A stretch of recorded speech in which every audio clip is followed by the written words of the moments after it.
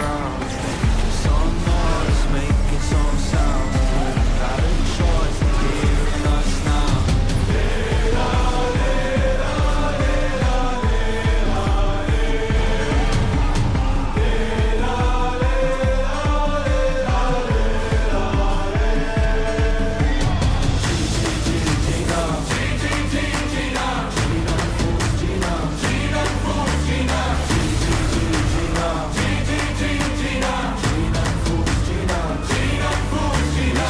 Paradise through dirt in our eyes for us. Oh, actually, I'll try, actually, I'll fight for us.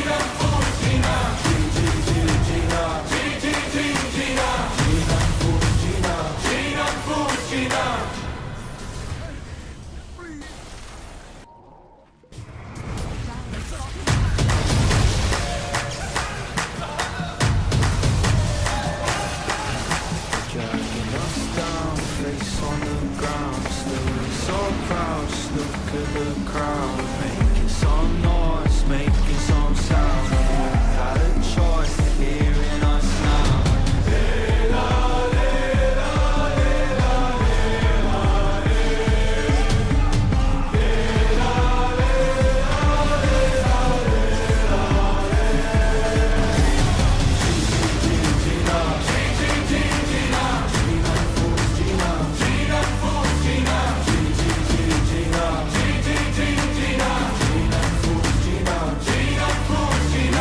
Paradise through dirt in our eyes for us. Oh, actually, I'll try, actually, I'll fight for us.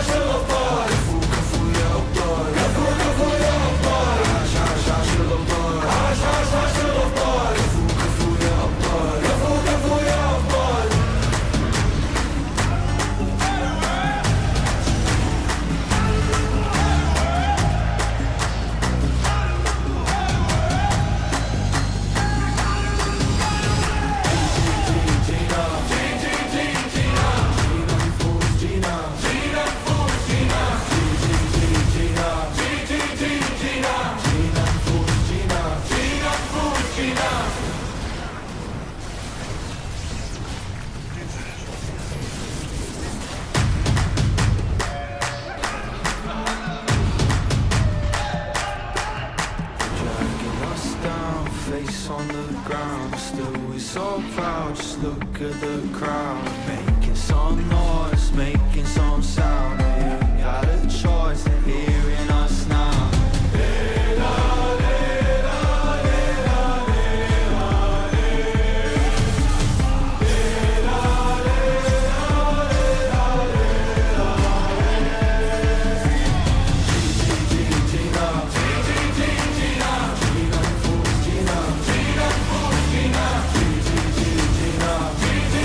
Gina.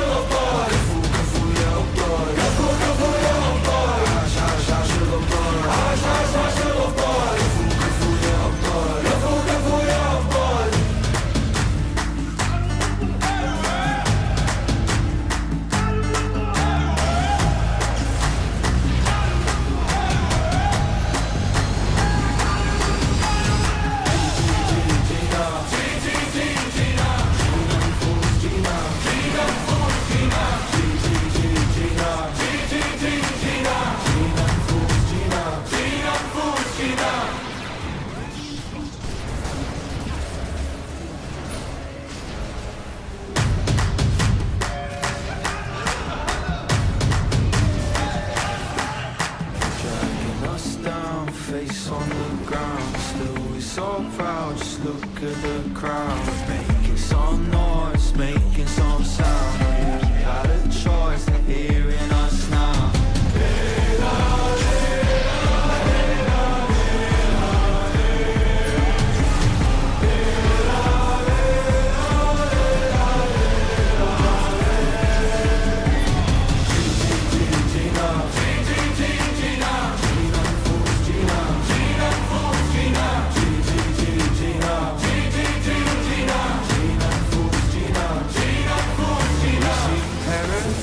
We burned in our eyes, but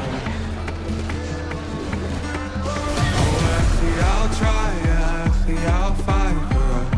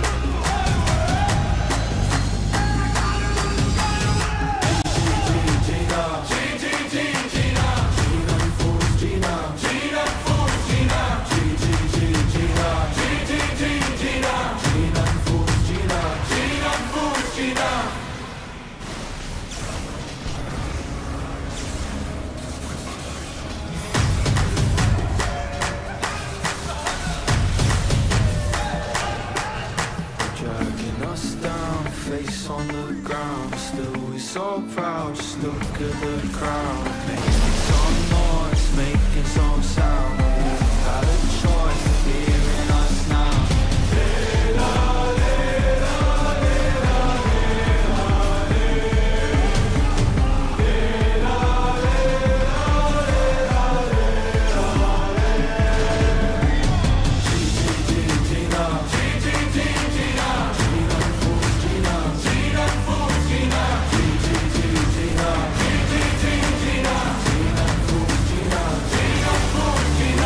Paradise, we burned in our eyes forever. Oh, actually I'll try, yeah, actually I'll fight forever.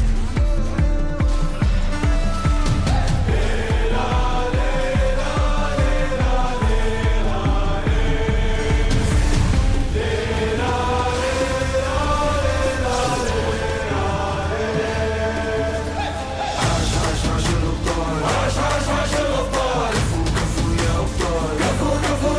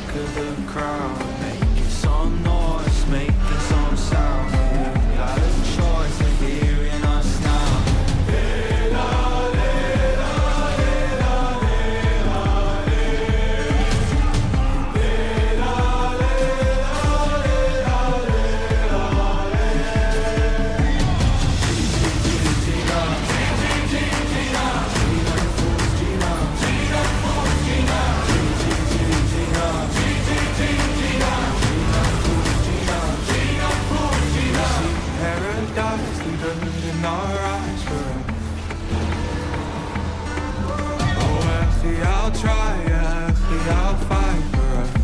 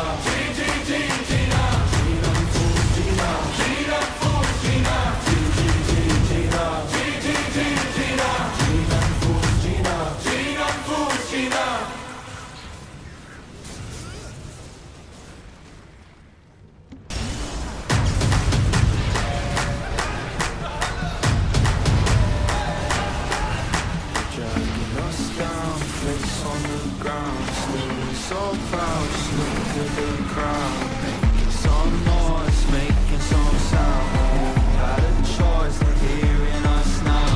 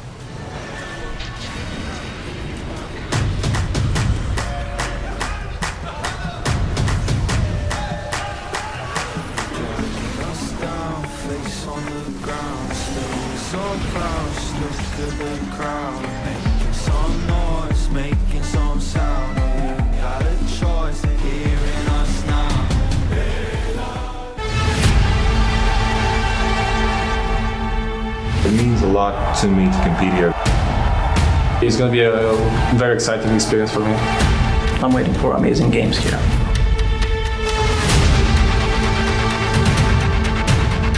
That's going to give him the rampage!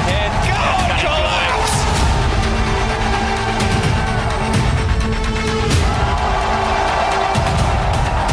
Welcome to the Riyadh Masters. Welcome to the start of day 3 for the Riyadh Masters. Day 1 as well of the group stages. We had a couple days where we had some play-in action. Denog, multiple teams battling it out. There were 6, make it 8 slots actually that was up for grabs. Those have all been determined. Now we get to the further stage here to see what really is in store for us and who's going to be able to take that $15 million prize pool.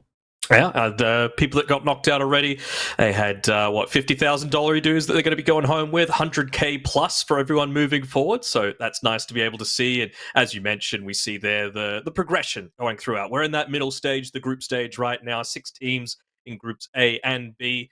Top 4 moving forward. 5th and 6th go to the lower bracket, and then 7th and 8th drop out entirely. So we're going to be losing 4 teams over the course of 4 days, and it's going to come from these 16 teams that we've got here. I'm going to ask you, Aries, is there anyone in particular that you're seeing as standouts of the absolute tops of the group, and ones that might struggle a little bit more based on what we've seen in past tournaments, as well as what we saw through the play-ins? I think Group A, I'd say Gaming and LGD Quest are an outlier for me. Big question mark, because in some of our casts, I did not think they would do too well without Amar. They've definitely proved me wrong, so I'm very excited to see how deep they can run. I'm concerned for Pandas and EG in Group A. What about you, though? Yeah, probably Pandas, EG, OG. They're the ones that are on a little bit more shaky ground, I would say, just based off of the plans as well as recent performances. EG really not stepping up to the same level as they have in tournaments over the year. They kind of bombed out of the Bali Major. Pandas had a decent performance, but it really is up and down. They're probably, along with Spirit, one of the teams with a higher variance between their absolute best and worst. And for Group B, I mean, Tundra and Bet Boom and Liquid stand out like a sore thumb at the very top of that. But, we can certainly see Talon put in some performances, especially the fact that they didn't play at Bali. They might be able to have hidden a few of the strats and really come out swinging.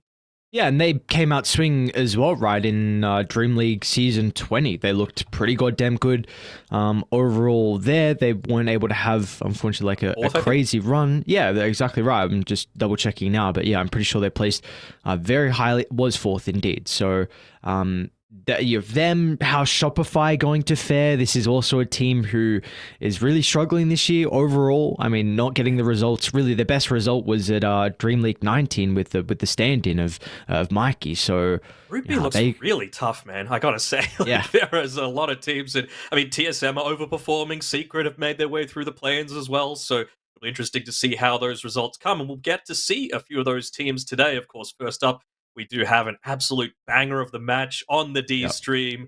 The best stream, of course. It's LGD taking on OG, and then Talon. We'll find out if the strats that they've hidden are going to be, the real deal when they take on some of their fellow countrymen.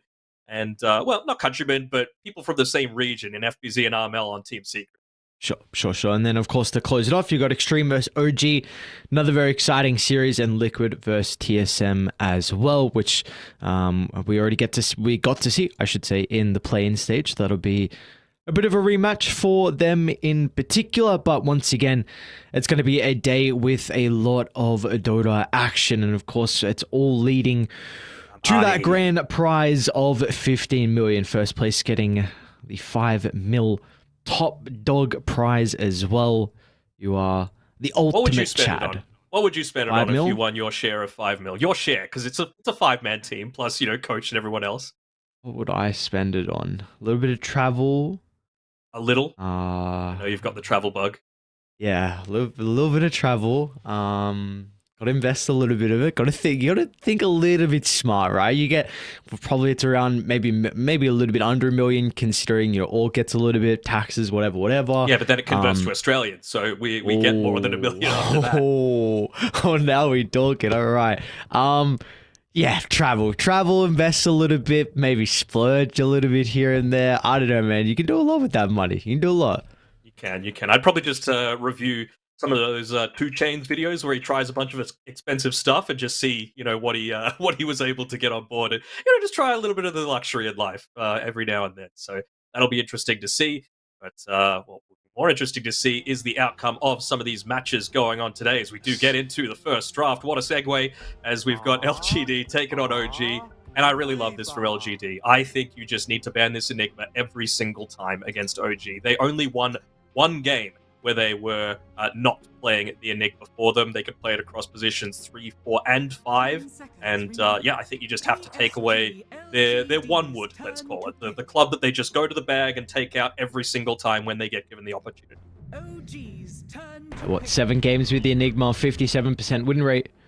So we will see LGD though go for something that they kind of showcased throughout the Bali Major, was the Elder Titan. Really kind of one of the few teams that were also picking up. Very interesting. I like. So the one thing that I was really having a few gripes with OG about during the play-in stage, which we didn't really get to cast any of their games, I don't think we did, is that they just didn't pick the Timber Saw. And DM plays a fantastic Timber Saw, and I'm like, why are you not giving this guy the Timber, especially considering BZM in recent times has actually been able to, pick it up a little bit more for himself. So you have that flex enabled. You haven't given away the lanes with, honestly, either of these first 2 picks. I really like this from OG. They've given themselves a ton of team fight and a lot of late game potential. And you also have already kind of addressed the Elder Titan in a way where the Phoenix is a pretty solid leaner to it. The Fire Spirits are really annoying for the ET to be able to trade, considering you have a bunch of damage, but if your attack speed is slow, then you can have some difficulties as the game goes on as well.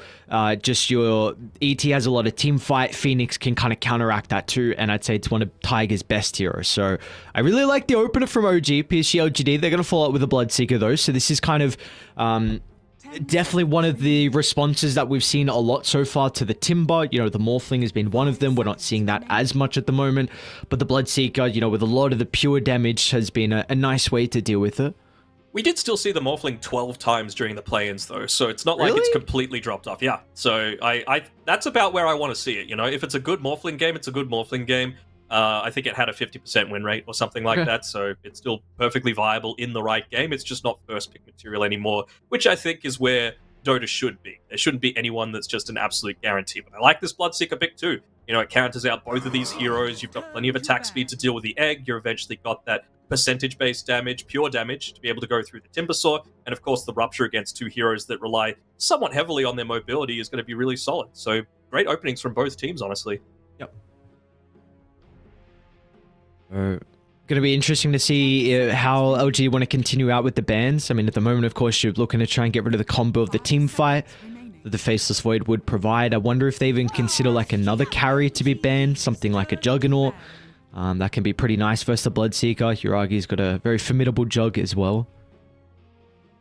He does indeed. I'm also just thinking, what is OG's strategy going to be based off of seeing this Bloodseeker? Because we've seen a bunch of other teams. I always reference, the old Execration, where if you've got Bloodseeker and you want to Rupture something, just give them, 4 or 5 options that he really wants to Rupture, and then you have to just choose one. One hero might get countered, but the others are going to have an absolute free time. And a hero that they've actually been playing a whole lot more on OG in both pubs as well as a couple of times in these pro games has been Razor. And we've kind of seen it come back to prominence a little bit more, mostly with Liquid, but we've seen a lot of people start to pick it up, even occasionally in a support role if the lane determines that it's going to be good. Who's doing the that? old Kuro Razor. It's actually LGD, I believe, have played it once in that support role. Okay, very interesting. We shall see, but Kuro's still having an impact, even though he's not in the tournament, man. Is to be expected with all the experience that he has. Some of the games leading up to the Riyadh Masters, I'm sure with whatever scrims were going on for Nigma and even through the qualifiers as well, maybe that was able to influence some of the thoughts from teams like Secret and Quest. Mm-hmm. We've been talking a lot about OG, though. I really want to touch on LGD, and in particular, for a lot of people that haven't had the chance to watch New play, you're in for a treat, man. This guy is... I get a little bit annoyed when people kind of forget about him when they talk about the big up-and-coming stars. He took a 2-year break during the COVID years, and he's only 22, so he's still relatively new to top Dota, and you and I were casting him during the China qualifiers for TI last year, as well as the Last Chance qualifiers, and he almost solo carried them from the off lane to TI itself. They ended up getting, 4th at the Last Chance qualifiers, so getting pretty damn close. And, I mean, LGD have gone from getting 0 points at Lima and Berlin Majors to getting 3rd place at Dream League 20 and top 5-6 finish at Bali since he's been able to come in and join the team. So I love that he's got a chance on a top team, and I've got high hopes for him and this squad altogether. Yeah, no, I think this is a major winning team, without a doubt. We got to see that firsthand at Bali. Of course, they made a deep run. It wasn't enough of a run, but it's still a new team.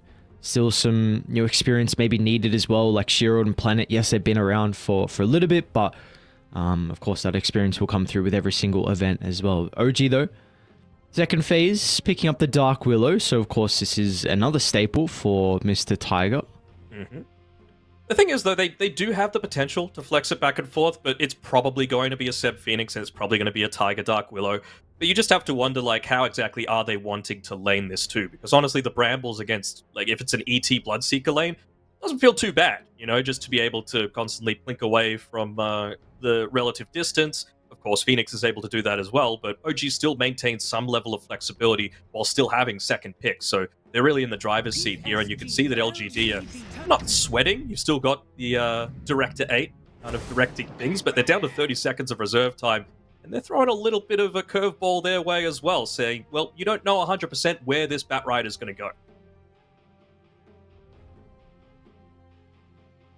Definitely would be. 10 seconds remaining.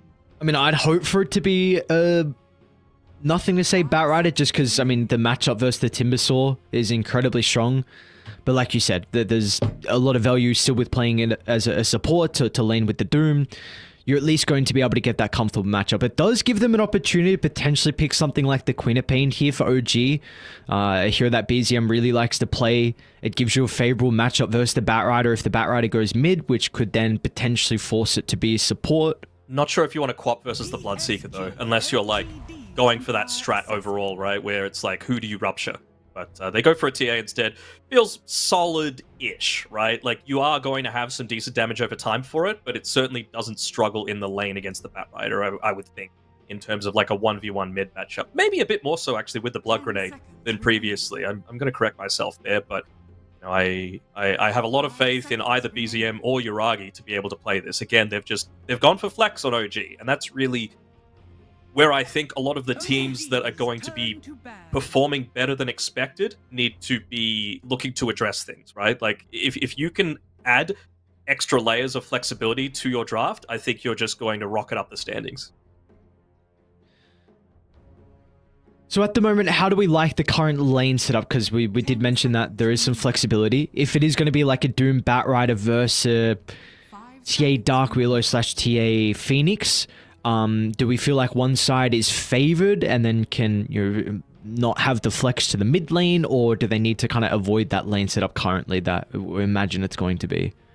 I mean, I would imagine that is potentially like the Bat Rider mid still, right? Because they've banned the QoP. So they're basically saying, well, this is really what we want. We want to be able to address the Timbersaw.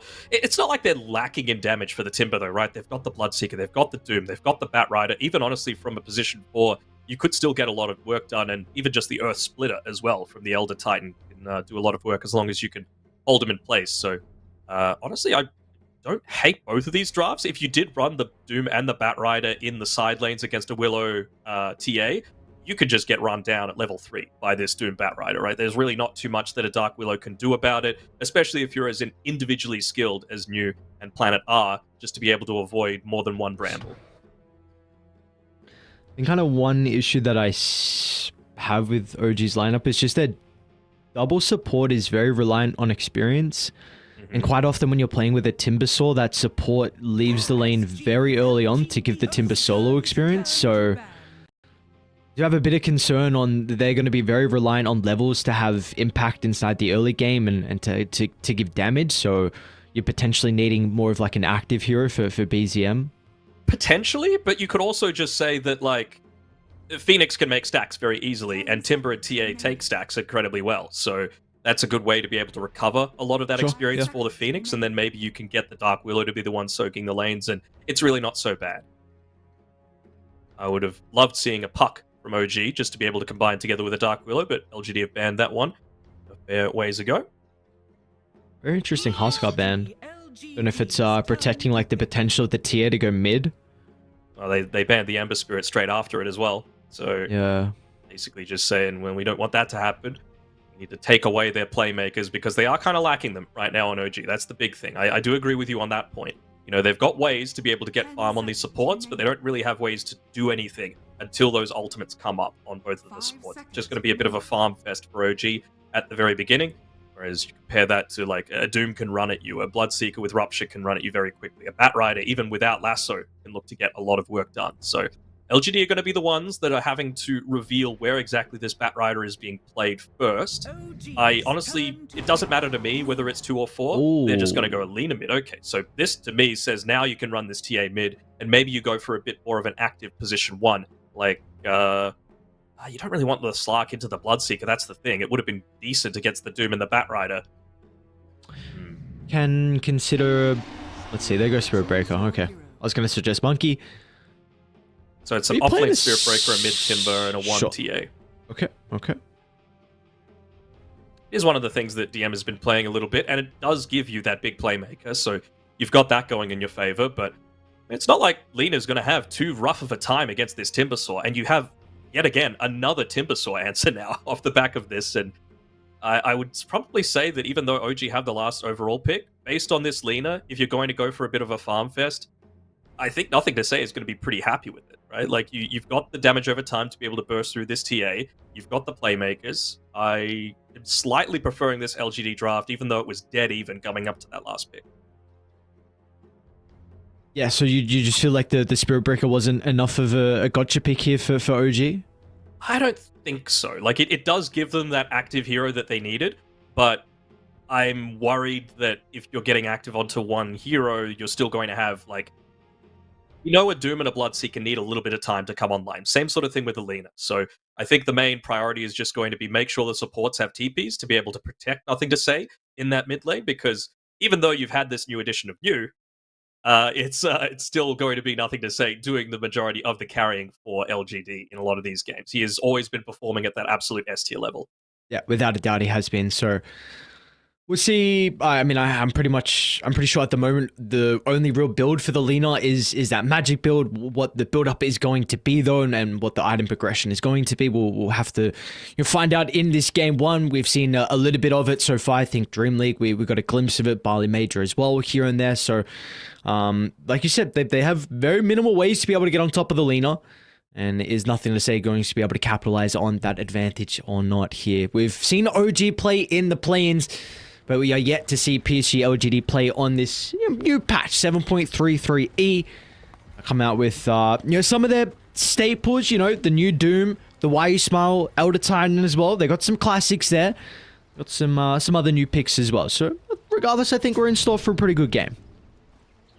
And Planet, of course, this is one area that OG, they have like 3 heroes that they hard ban and just almost never pick, and Planet on his Batrider, it is one of them. I'm a little surprised that they don't lean into it a little bit more, just because Seb does tend to play a little bit more of that greedy style, so you could probably get away with it, but the fact that it's been able to slip through all the way to this stage of the draft, it still feels like a top 5 hero to me.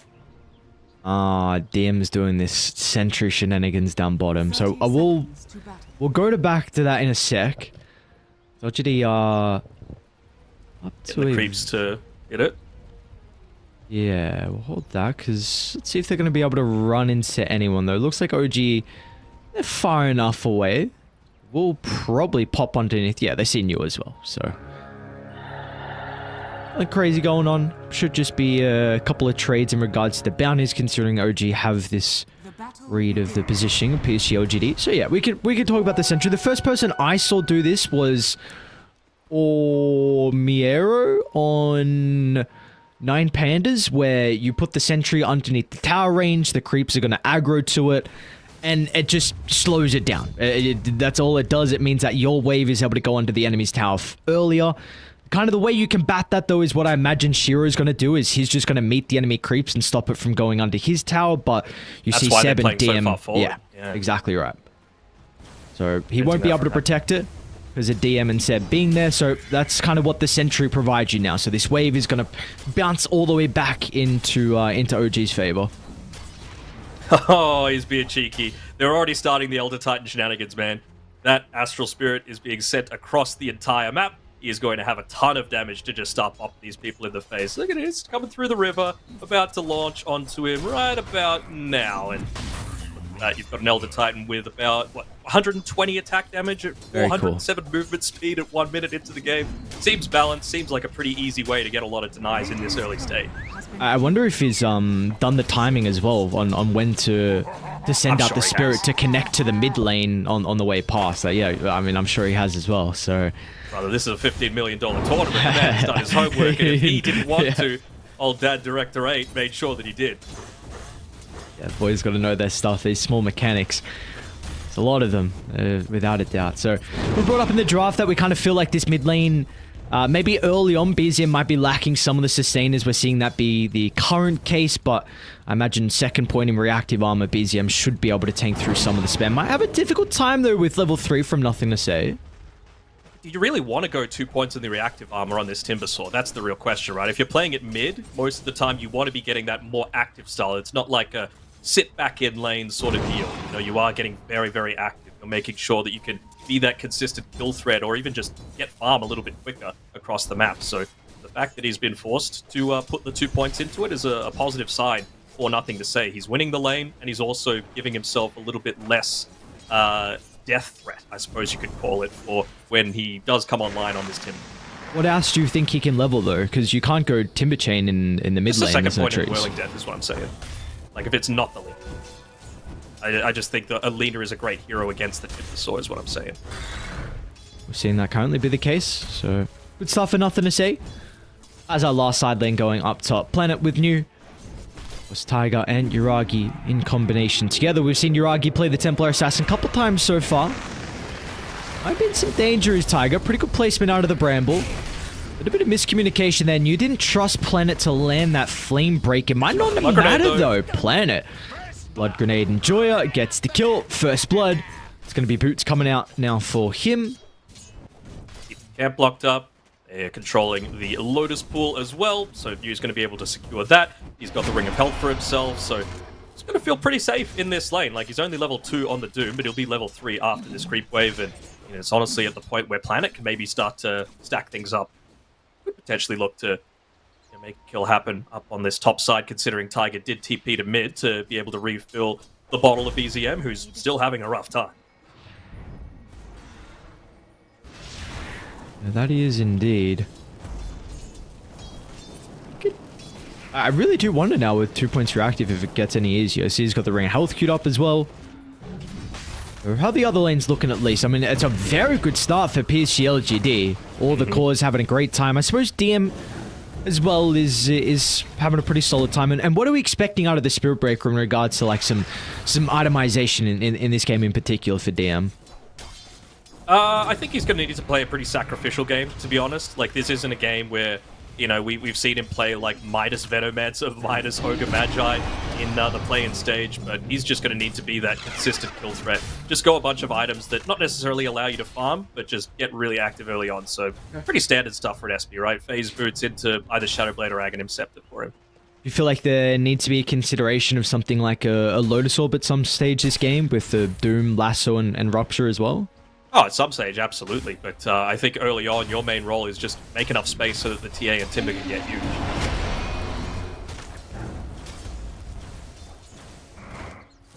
Okay, with a career.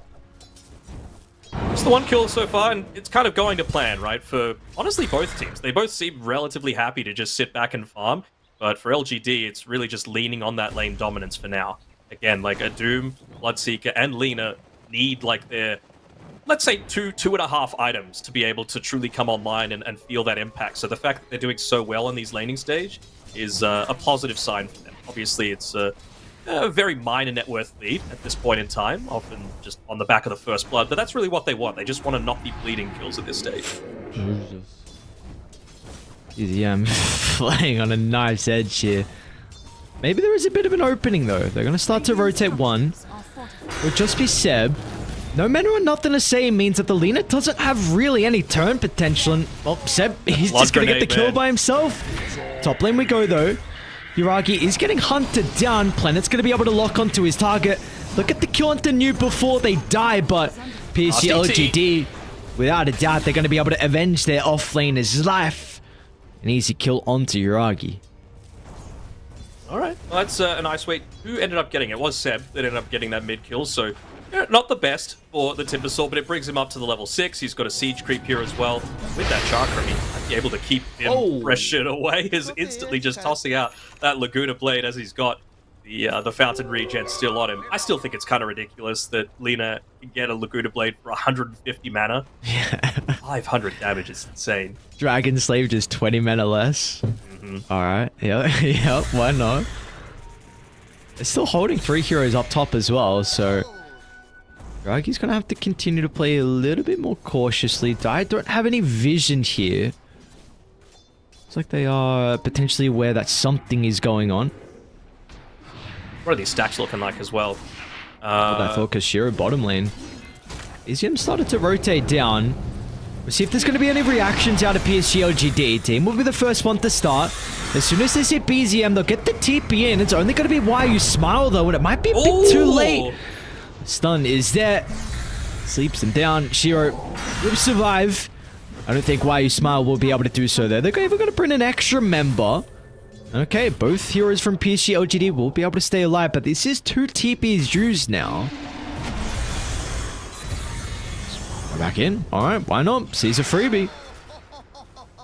Still, though, it's not Shiro that dies, and it's a lot of attention taken away. The plus side is that OLG didn't end up... Like, OLG, because I'm looking at Seb's tag.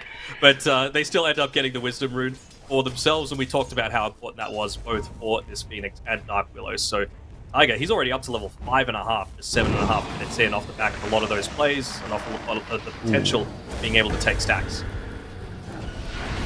Maybe if that Brambles connects there. Oh, they might still be able to get the kill. DM flies across the map with the charge, and now with BZM here. That's a gigantic kill. Couple deaths in a row onto nothing to say. And it might be a little bit more difficult of a chase. But we are starting to see what can happen when some heroes from OG collapse on this mid lane. He just got a little bit greedy, and I don't think he saw that Seb had the infused raindrops. Otherwise, he would have been able to secure the kill onto that Phoenix. So another good little skirmish going the way of OG, and that is that little 6 on Tiger as well. So he's now got the potential to be able to make plays with DM if the LGD heroes go too far forward. GLG do have a great ward, though, inside the jungle. They're going to scout out Tiger and BZM. They don't have level 6 just yet on New, which could prove to be a bit of an issue. BZM is going to have a free fight. Nothing that he really needs to fear. They want to try and target down Plan at the moment. BZM with the haste rune should be able to close the distance. There'll be a 1-for-1 exchange. Every single hero, though, from PSG.LGD makes their way to the top side of the map. And both Shiro, along with nothing to say, will get nothing out of that movement. So DM, he's free farming mid. Seb getting some much needed gold and experience down bottom as well. Yeah, this is the absolute dream that OG were looking for. Just giving a lot of space, making plays with the active heroes, and more importantly, it's around controlling those power runes, right? EZM has gotten the last 2, and it's really enabled them to pick up a lot of these extra kills when in OG's favor for now. As the charge comes up. Yeah. Bash, please. No bashes, DM. Well, they'll be able to get the return kill. He gets the Doom at least, so that's going to minimize some of the effectiveness out of the Timber, but DM, dying. He didn't even live. Tiger. It's going to be up to Shiro now to potentially get the kill, and well, they will from afar. But the Doom's about to expire, so BZM will be back in fighting shape, and even Seb is about joining as well. He's got the Supernova, that's why. He was just waiting for it, realizing that his effectiveness on this Phoenix is just going to ramp up heavily once he's got that one there. But much more important to be able to, again, build up stacks for the TA and the Timbersaw, get a lot of this farm for yourself. Phoenix, one of the best late-game supports in the game, so a little bit greedy, it's the Seb way. Charge for this mid lane. Is SA going to be alright? Looks like he will. Which, like, as we look at it, how do you deal with charge this game? Echo Stomp's incredibly slow. Rupture's really your only thing for the Spirit Breaker. But, like, I mean, you kind of said in the draft, like, sometimes it's nice to have multiple heroes that kind of want to be ruptured, or I should say don't want to be ruptured. So that means maybe Timber's not getting ruptured, which could enable BZM in some of the fights. So already been super impressed with DM's involvement this game, and it's only going to get even scarier once these items are completed. Yeah, for sure. I need to rely on some stuff like the Stomps, the Flame Break, Rupture, Doom, Lasso. Like, you've got stuff, but it's just a little short range, you know? Eventually, with a lot of these pickoffs that they're getting, DM 1, 0, and 2 now, he's gone straight into that Shadow Blade, so really embracing that aggressive playmaking role from the offlane, which I love. It does seem like so far it's really been OG that have kind of been the more proactive team, like the ones that have started a lot of the plays across the map. Do you kind of feel like that's going to be the case for maybe the next 10 minutes or so as well? I think it has to be, because again, like, this LGD roster is one that needs they're two big items. Like, Doom doesn't even have his Midas yet, but you know the Lina wants this Yule Scepter before she makes any plays happen. You know the Bloodseeker needs the BKB and the Maelstrom before he makes things happen. So it's this really awkward position where they can't really do too much on LGD, where OG really need to be super active so that by the time they reach those timings, hopefully they've taken like all tier 1 towers and a single tier 2, or at least something along those lines, and are able to go into Roshan. A glimpse of BZM TPing top, so... Well defended though nonetheless for OG.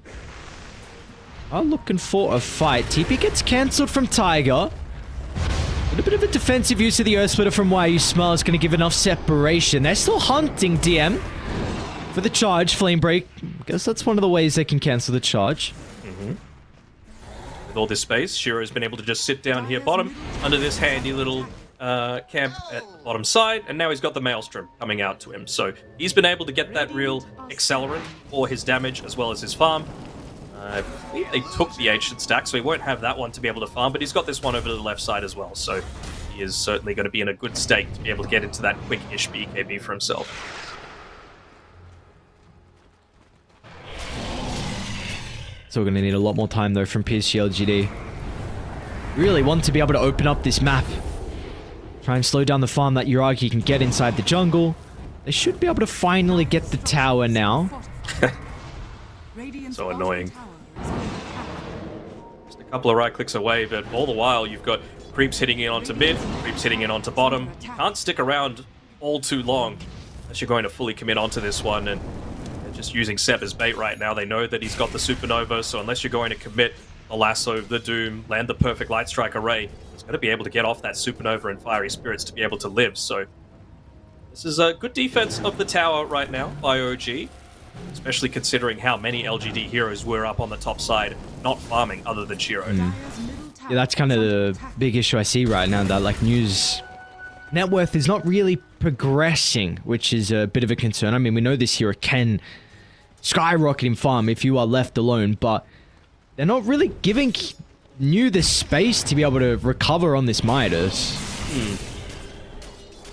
Yeah, I mean, it's going to be one of those games where the Vanguard really feels like it's one of those ones where it's just laning stage oriented, right? Like, it's not going to have too much of effectiveness as things go on. TA just trucks you, basically. Timbersaw, who cares, Dark Willow, it's magic damage, all that sort of stuff.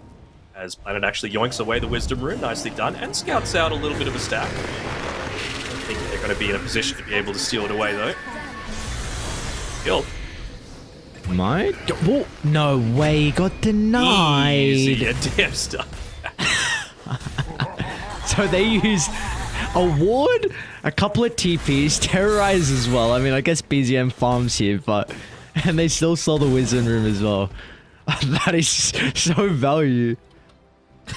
DM gets smoked and he's like, wait a minute. He can charge. He's actually... I was about to say, is he going to charge? Nothing to say, because he was farming underneath a ward on that bottom side, but it's like he'll be able to get away in time. No real connections to him either. Although they do have the Bedlam up on Tiger's Dark Willow. Avoid that ward. Place down. No protect, nothing to say. That's the mark. It's not going to matter though. DM wraps through the tree line. Should be able to bring him down unless the Echo Stomp DM. I think he sidestepped it. He did. Really nicely done. DM makes sure he doesn't get slept. That's the damage required to get the kill. OG rewarded with that as well. Very close to nothing to say, escaping, and then the 3-man rotation being for nothing, but they'll be rewarded. And still, you've also got Yuragi farming. You got Seb as well. Like you said, this man a little bit more greedy in regards to the supports. It's definitely showing in the net worth. Oh, absolutely. And I mean, this is the DM that I was wanting to see, and I'm sure you were wanting to see, and I'm sure all the OG fans were wanting to see. There are a few memes going out about how You know, they were promised the next 33, and they got the next Cuckoo for their team when he joined up. And you know what? I won't hear a bad word about Cuckoo or his Cuckoo Mancer, but DM is certainly performing in this one here. 2-0 and 3, and he's looking to get active again. That he is. On to new they go. It's been such an impressive start out of DM. We've just seen how well they've been able to combine together with the Timber. Like, DM offers the stuns, BZM offers the damage, and that is only going to continue to ramp up as well. Kaya about to be completed here for BZM. You do have a pretty big item though for PSG.LGD. Blink Dagger completed from Planet. Your Scepter now as well for Nothing to Say, which offers you like a little bit of an offensive setup and also defensive against the Spirit Breaker. Yeah, so it really does feel like the Batrider, ET, and Lina could be the ones to be making plays now, right? They might just look to fix the lanes out, get a tiny bit more farm for themselves. Looks like Nothing to Say wants that Fiery Soul Aghanim Shard first before getting too much done. But you could certainly look to combo skills together with Dual Scepter, with the Stomp, with the Lasso, and of course the Light Strike Array as well. Maybe just wanted his level 12 for that extra 200 damage on the Laguna Blade. Look at this ward placement though. So much vision. Sees 4 heroes. Vision wins games, and well, it does. YU Smile's going to take it away. They want to fight. Looks like DM's actually going to come through the portal. So they're ready to go on OG. How do they set up a trap though? I mean, maybe PSG.LGD won't want to venture into this area because they, of course, have that information that they were scouted out. So yeah, they're going to go the opposite way. No one is home on OG on this right side of the map. It's the exact 3 heroes that you want to be making the plays though, right? You still need this BKB on Shiro as well as New. And obviously Shiro is a lot closer being able to pick it up, and it means that he's going to be able to completely ignore Timbersaw, Willow, and Phoenix and really have a much higher level of impact in these fights. So I think up until this point, they haven't felt super confident in being able to kill Yuragi, but once he's got that BKB, they're absolutely going to feel like they can take him down, but they're going to need to take him down twice because they're taking Roche. Sam will hit, but it's a little bit too late for them to be able to react to this. Let's move over to OG. Second life to work with. What's the call now for them? Getting this Aegis. Are you looking to farm for a little bit, or can they go straight away to maybe get some objectives? I think they could just get this tier 1 tower top to begin with. I think it's really important just to open up the map, considering you know how farm intense LGD are looking to try and play things. So just getting rid of one of those avenues to be able to defend the Ancient Camp, both the one in the main area as well as over to the left-hand side, is going to be pretty key. But I think they can maybe just even rest back a little bit further, right? You've almost got the Shadowblade picked up from Yuragi. You've almost got the Blinkens, I believe, for DM. He's a little bit away from it, but we mentioned all of those big single-target spells that LGD have at their disposal. Just try and take them away as quickly as you can.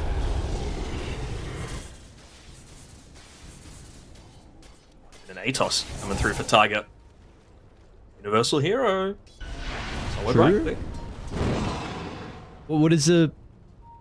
I swear I've seen people go like Scepter Moonshard. Yep. Like yeah. Is that?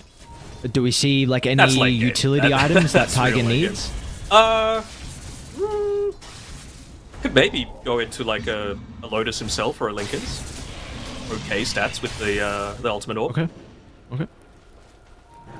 Let's see a fight breakout once again. They have an incredible observable that slips past the Sentry Planet.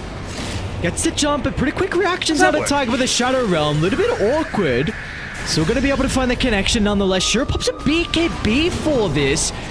Won't be able to get the kill into Seb with the diver. Wait, now with the BKB expiring, Shiro's in some danger, but New steps over, offers the control, mutes the Timber, and there's going to be no escape for BZM. Yuraga's going to have to stand idly by and watch, but they might just go for him next as well.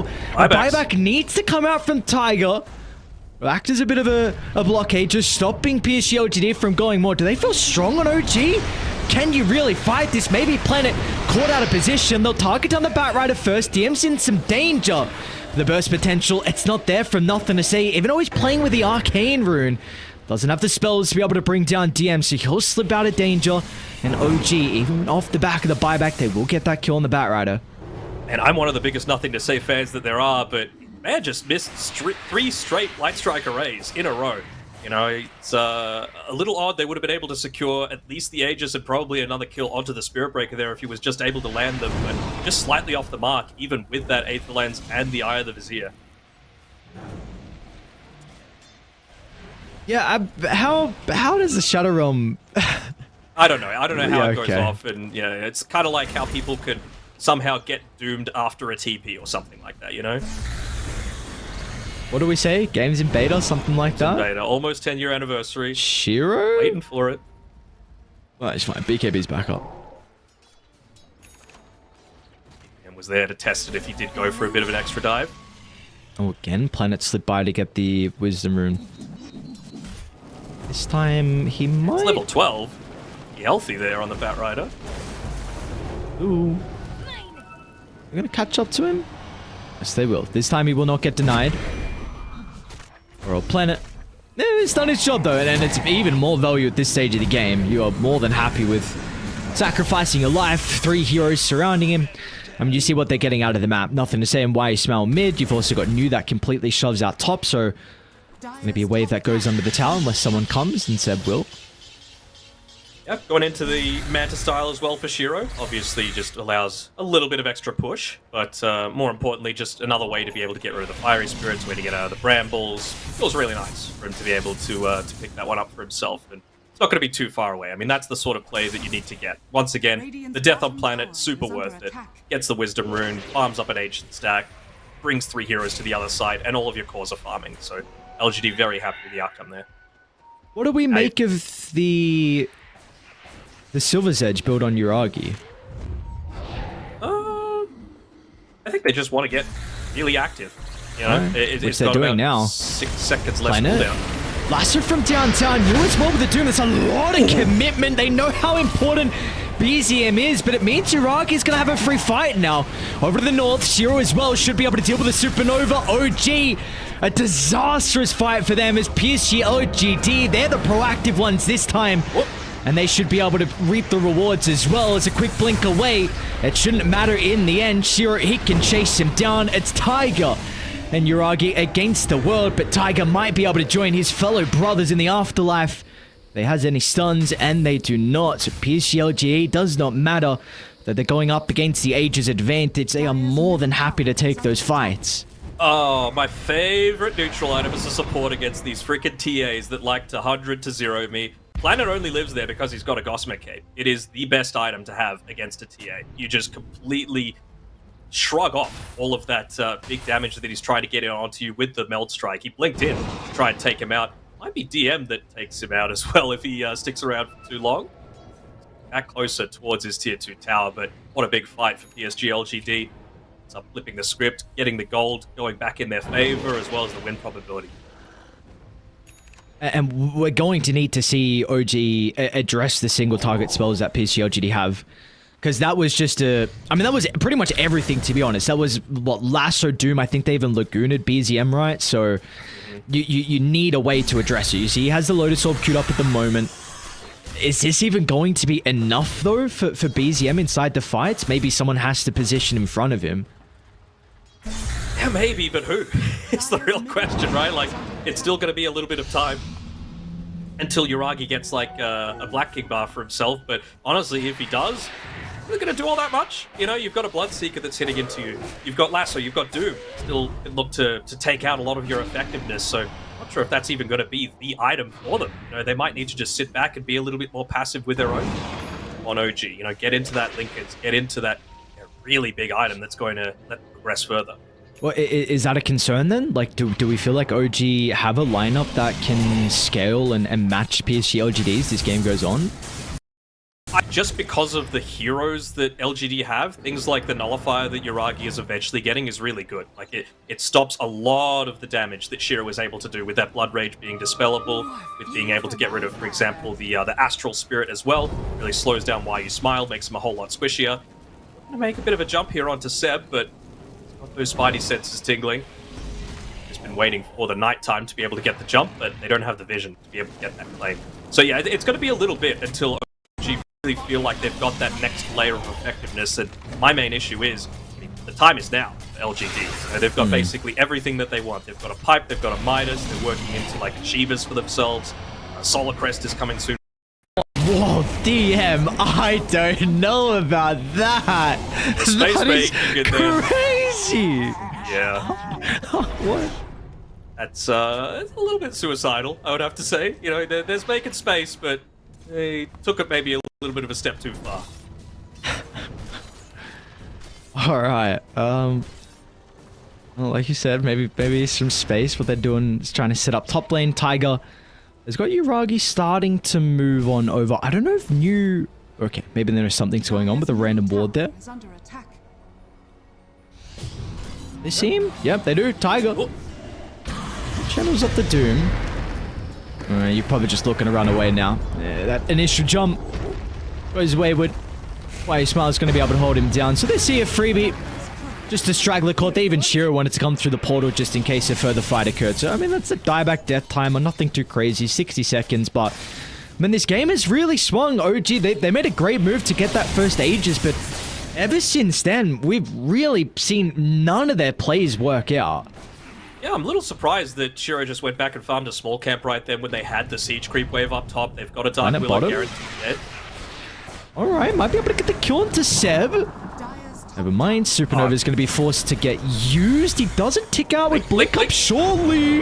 No TP though, he's going to have to make it all the way around. He's just like, don't let them see me. He doesn't want to let DM get the charge off. Oh, he's out. Planet, don't use the Lotus Pool. No don't way. use it, don't get the greed. Okay. Would have revealed his positioning, but yeah, he's going to be able to get on out. Ooh. But now, I mean, even more, you can absolutely take a fight, right? No Supernova. This Phoenix is squishy as hell. Roche is up in 10. So... And, alright, like you said, no egg for it. That was level 15 on Seb. We'll be spawning at that top side where you already have great vision set up for PSG.LGD. Unfortunately, the Spirit just left the pit as Roche spawned. Radiant's bottom tower is She'll be under right. attack. I'll get She it soon. will. Okay, let's see. We spoke about some of the single target spells being a bit of an issue. Also hold that because Tiger is deep inside the jungle. Do they want to go for DM? You's got to jump.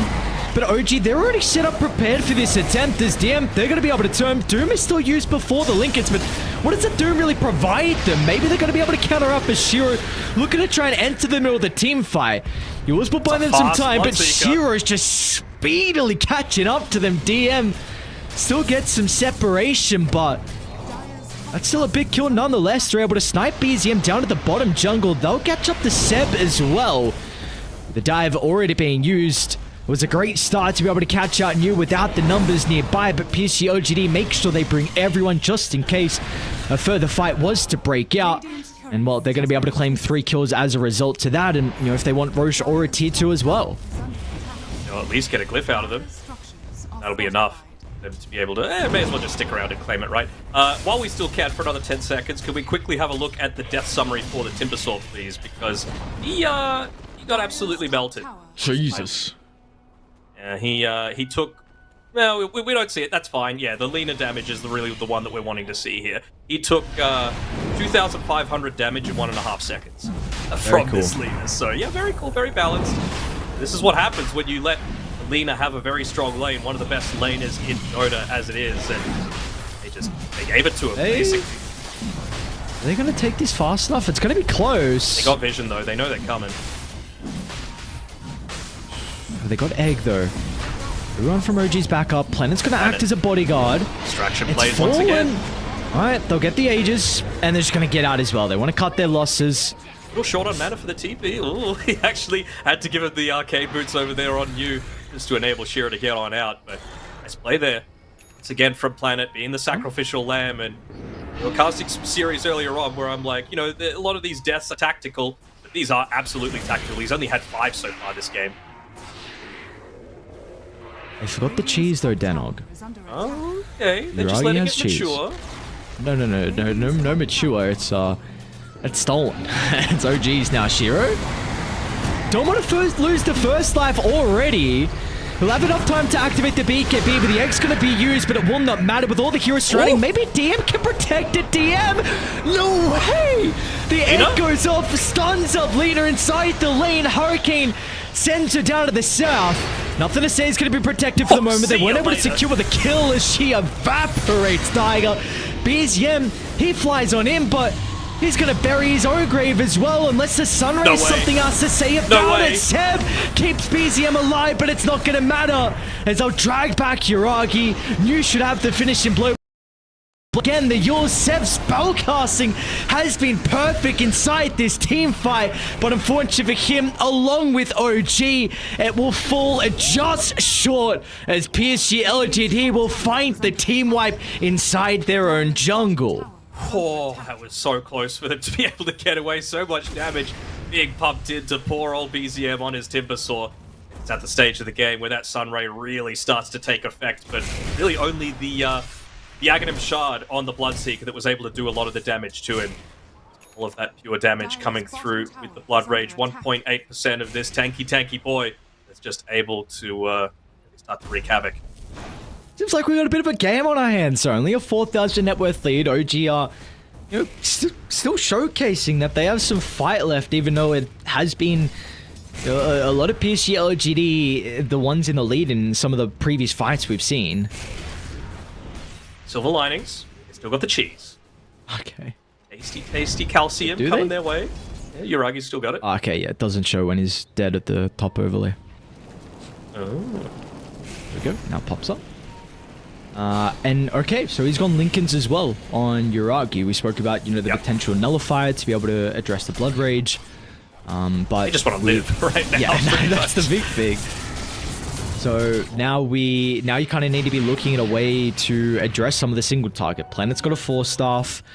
What's New going to be able to do? I mean, Hurricane's got a pretty long cast animation, right? I mean, so... Not that long. He's been using it defensively a lot to be able to protect Nothing to Say. Like, past 3 team fights I've seen him just use it as that, like, preemptive 4-staff away from him. So, I like the way that he's been using it so far, but yeah, like you said, they might need to just change up that sort of strategy, considering you're going up against Lotus and 2 Lincoln.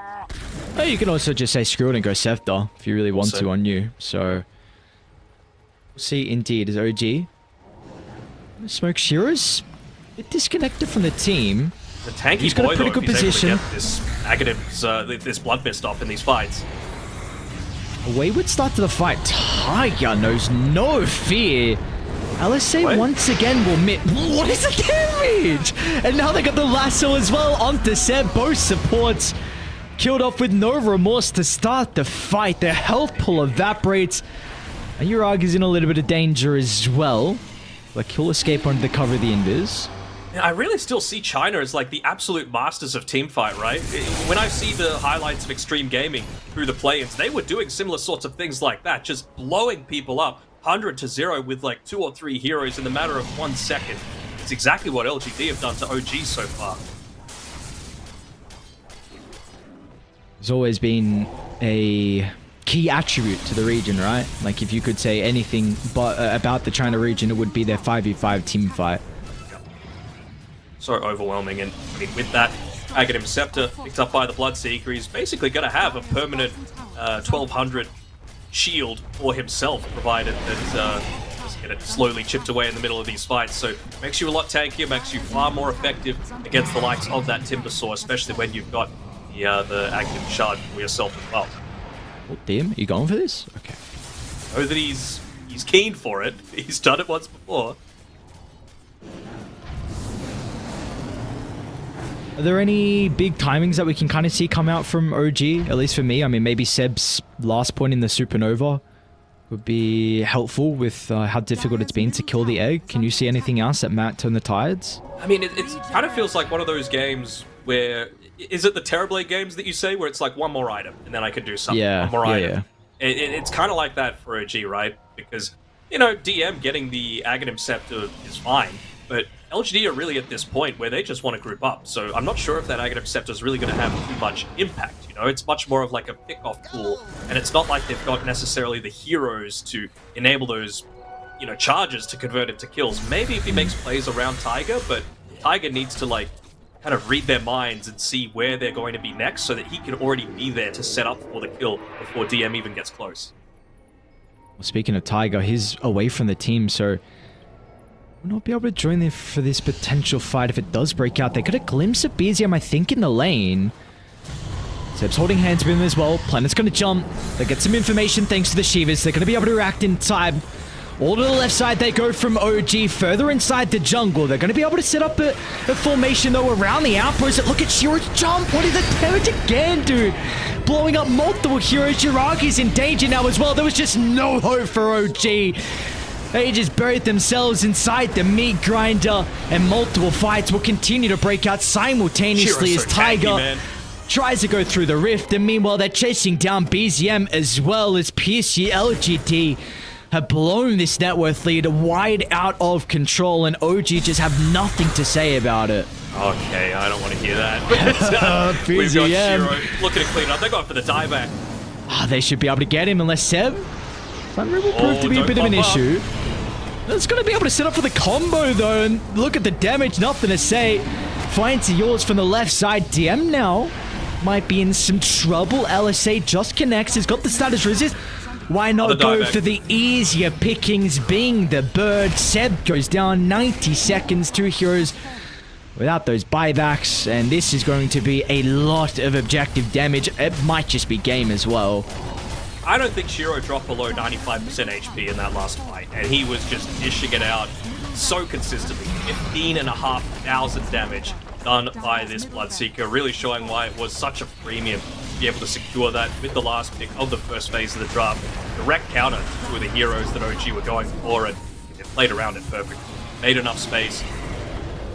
He might not show it on the score sheet, but Planet, he's the one that's made all this reality. Iraqi's getting a decent chunk of damage into nothing to say. Of course, going to be able to react in time. DM's still on the prowl, but stop short. No detection, but it's not going to matter in the end. Full set of barracks mid and top. Going to go for the last set as well down bottom. So he's hanging around a trap, but DM. Where are you running, my friend? They got Shiro. Shiro, hang on. What's going on the right side? Shiro might die to the side blade. We've been cautious. Somehow OG almost gets Shiro, but we'll be able to lifesteal back up inside the jungle. So, man, we've just seen multiple fights be like, hang on, what is the damage coming out? You got the Luna that like 2-hit someone. That last fight, top Bloodseeker, I think even 2-hit Seb as well. Like, these heroes are not lacking damage at all. Even the pro players are kind of messing up their item purchases here. Nothing to say. He's like bought and unbought a few times to be able to get into this Octarine core. And he's got that plus the Aghanim's Blessing. So freed up an item slot for himself. He was fighting those past 2 fights on like 6,000 gold. So farmed, and there's still a place for the Lina. He is huge, man. And he's got pretty lucky with neutral items as well. He had the Eye of the Vizier at tier 2. He's got the Psychic Headband now. So this guy is a monster. He's huge. Shiro is huge. New is also nearby as well. OG, they're going to try to take a fight in a similar position. But look at the initiation onto... Oh, there is no try. They show themselves for a second, and PSG.LGD, they are there to slam the door shut. Minus Laguna Blade cooldown, as well as the Octarine, so a 25-second cooldown for him to be able to nuke people. And would you look at that? It's the exact same cooldown as Flame Cloak. So every 25 seconds, you're basically going to be nuking people for about 1,300 damage. Very fun, very fun. See what magic they got left in this game. I'll try and attempt with the Supernova, but I think all of PSG.LGD will turn to try and bring down the egg, and they'll do so successfully. And now get the remaining member as well. As the G's are dropped, and the boys on PSG.LGD going to be able to start off their tour with a game victory over OG.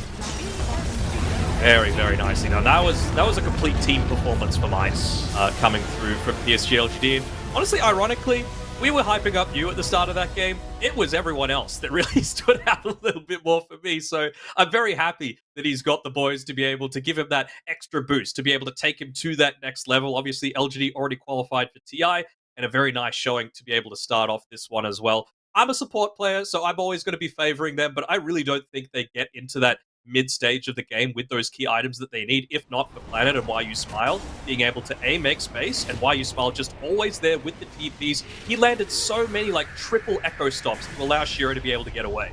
This is the fight, right? This is the first fight that they had the Ages, and then you lost the Dark. I think it was even just a 1-for-1 trade, and even Tiger bought back as well. Actually, no, they got BZM2 here, but ever since this moment, OG never got another foothold of this game. No, and it really felt like they didn't do enough in those earlier stages, right? That's why I was crying out for someone that could make some sort of plays, and they tried it with the Spirit Breaker last overall pick. And honestly, DM was having a pretty good start to the game. It just felt like they missed their chances, you know? Like DM dying just that one too many times on the side lane, giving up a little bit of a silly death when he played pretty much perfectly up to that point. It really ended up costing them. There was such a low margin for error for OG this time. Yeah, I really just wonder if it was just like, we kind of said it throughout that game towards the end, like China have always been a team that execute team fights incredibly well, and I think this game was really no different for PSG.LGD. Like it didn't look like it was many overall movement mistakes, or at least that we're able to see, or anything like that. We don't know like in depth from OG, but it felt like they were in a great position. Just some of the fights when LGDs win, sometimes that happens in games.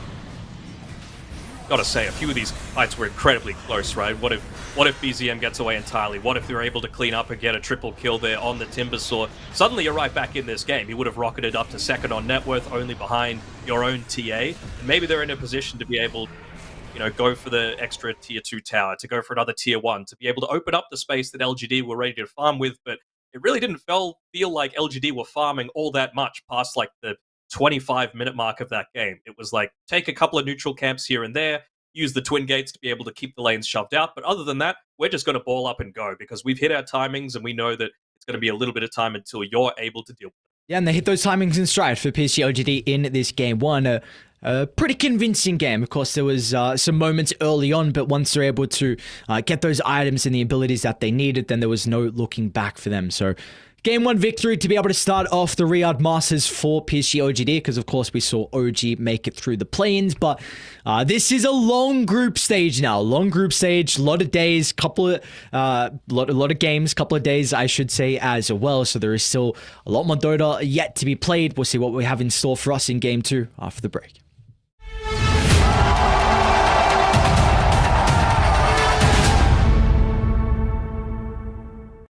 Progress is a race that has no end. After every finish line, another challenge awaits. How can we continue to push innovation in a sport at the forefront of technology? This is how.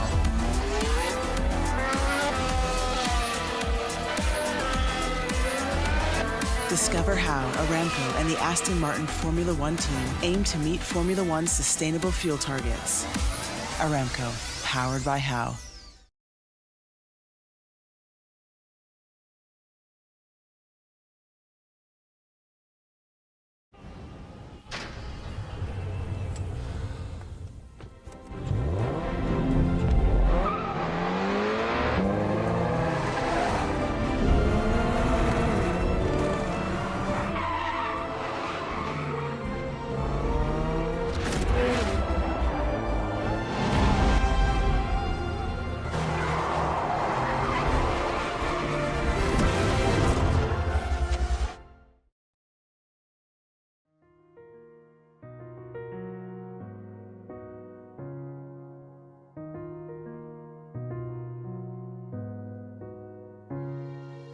الحياة لحن، ولأننا جزء من مقطوعة عظيمة تحركنا، تلمسنا، تصنع من لحظاتنا ذكريات بديعة.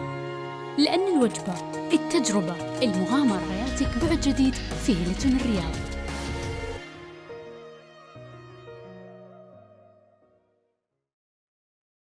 All new Honor Magic 5 Pro. Freeze even fleeting emotions in just milliseconds. Take marvelous night shots with lightning-fast exposure. The display reveals more details in bright areas with an astonishingly long battery life that just keeps going. The latest flagship chipset brings you exceptional performance. Unleash the power of magic. Honor Magic 5 Pro.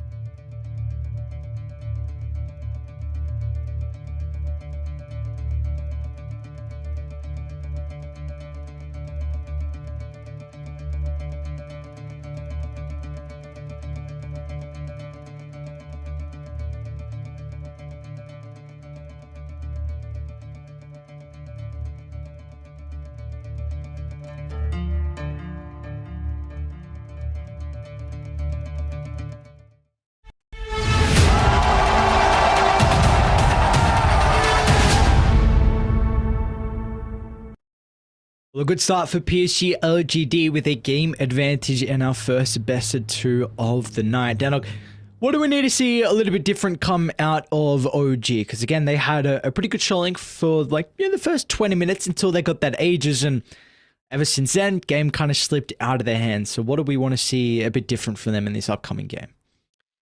I think you can't really go for like this, I call it like middle ground Dota, where it's like, you're not playing super fast Dota where you just get like 2 items and start running at people. Or you're not this like super late game, you're just going to carry because you're the best hero at carrying in the game, like a Faceless Void or something. It's this weird like 3 to 4 item timing, weird little niche that I feel like either gets out carried or gets outpaced. And I think maybe that's where they need to kind of just pick a niche and go with it. But Okay. LGD, to their credit, it was a lot of individual skill that ended up getting them to this point. And I would imagine they're just going to go ahead and ban out the Enigma again in this draft. Because again, OG, they've only won the one game when they haven't had this Enigma in their arsenal. All right. Well, we will see how the draft looks. I think I really liked their opening first phase where we saw the ET from PSG.LGD responded with the and like we were saying, those heroes. BZM looks incredibly good on the Timber. You said it's one of DM's, if not his best hero, definitely up there with top 3. And then we also mentioned like Phoenix is a very good way to deal with the Elder Titan. So I did like the first phase a lot from OG, the draft as well. So we'll see what adaptations they have. This time they're going to be on the Radiant side playing with first pick. PSG.LGD will be on the Die side playing with second pick as well. OG chose second pick, I believe. So OG chose Radiant. Took a little bit of time to make their first ban, OG. 20 seconds out of the reserve time, oddly enough. And would you look at that, it's just a snap ban of the Enigma. Why not, right? Like, they're just going to go back to this well every single time that you give them the opportunity to. The thing that I do like a lot about what LGD have mixed up as well, I'm going to talk about New again. LGD basically never played Darkseer until New came in. And I don't think they played it at the Bali Major either. But he has just been spamming that thing in pubs. He just wants there to be no holes in the draft to be able to be exploited. Like, Director 8 has just told him, you just need to give me all the tools to be able to formulate the best draft and have the confidence that you're going to be able to play and deliver it, and we'll win this game. Like, there's a reason that, he is one of the GOATs of Dota, Zhao 8. What do you think is going on with this Darkseer hero as well? Because I know Malik on Quest is having a lot of success with it, at least like on day 2 of play-ins. I think I saw that he'd played it like 4 out of 5 games or 3, whatever. That was a ridiculous, like he'd pretty much played it in almost every game and had a lot of success on it as well. And I think other people are starting to prioritize it too. Could be just a little bit of rise of like more of the melee supports coming into prominence. Like we were mentioning during the play-ins that we saw a little bit more of the Tiny, we saw more of the Clockwork. Occasionally we saw a Tusk as well start to come out. But also, Darkseer is good against melee cores, right? And if you're going to remove the Medusa and the Morphling from the pool, then you basically have 2 less range cores that you're just going to immediately go to as your first option. So why not just pick a Darkseer that's going to much more likely have a good level of effectiveness? Do we like this response from PSG.LGD going for the Undying Storm Spirit, knowing that more than likely the Lesh will follow with the Io? Don't hate it. I mean, you just need to make sure that you're like withstanding a lot of what the Lesh is able to do in the early game. And Undying, you just plant down that Tombstone. Lesh wants to be running at you. He doesn't want to be stopping to be able to take this one out. And OG, they're actually going to go a different directive altogether, going for the puck instead. Really good counter to the Storm. Of course, Undying doesn't have any of that that lockdown to be able to provide. So looks like OG are really just setting this game up for BZM. Is doing a lot of the... He's at least clicking the buttons. I'm not sure if it's going to be Misha or him, really, with the final decision with a lot of these picks. 5 seconds Well, remaining. if it is him, which, yeah, I'm pretty sure it's not, but he gives himself one of his best heroes as well with the puck, so... See what else they want to try and ban. We've seen the rise of Lion a little bit. I know Gladiators have... being really the ones that brought it to the forefront. Are there any other heroes that we need to be considering now to try and minimize the effectiveness of the puck? I mean, you've already picked the Storm Spirit, right? So it can't be something like an Ember or anything like that. would they consider an Earthshaker just to be able to get that stun from afar? I wonder if OG might even think about banning it, just because in the right hands, it certainly can make Puck's life a whole lot more challenging. You're able, of course, to combo together with a Storm Spirit very well in terms of lockdown. Also gives you a lot of team fight, which, of course, very effective against an IO too. And both Planet and New are very capable of playing it. I like the Sky ban a lot. I think this is something that we see Planet pick up. And of course, is a hero that offers you a lot of control and burst for the Puck. Plays a bit of Rubik and Hoodwink and even Spirit Breaker as well, if you're thinking of those as potential counters to the Puck. I think, yeah, Rubik definitely is one that I feel like you'd be looking at for PSG.LGD. We'll actually even see what OG try and ban out here. Do they want to go with another support, though? Currently, 3 out of the 4 bans have been supports. I'm really looking at what they're going to pair together with this Aya, right? Because both Seb and Tiger can play it. But when I think DM, at least with the way that he's been playing on OG so far, he hasn't really been that person to pair together with like a Primal Beast in lane, you know, one of the best pairings for an offlaner with the IO. We haven't seen him play the Slardar yet. It doesn't feel great with a Doom. It doesn't feel great with something like a Tide or a, you know, these sorts of things that he's been playing in the past. LC, he could play it, but again, doesn't feel great. Doesn't fit where he's been doing it. So I wonder if they're just going to go back to the well of like, I think I've seen Yuragi been playing a bit more of the Muerta lately. Maybe it's going to be like an Aya Muerta pairing.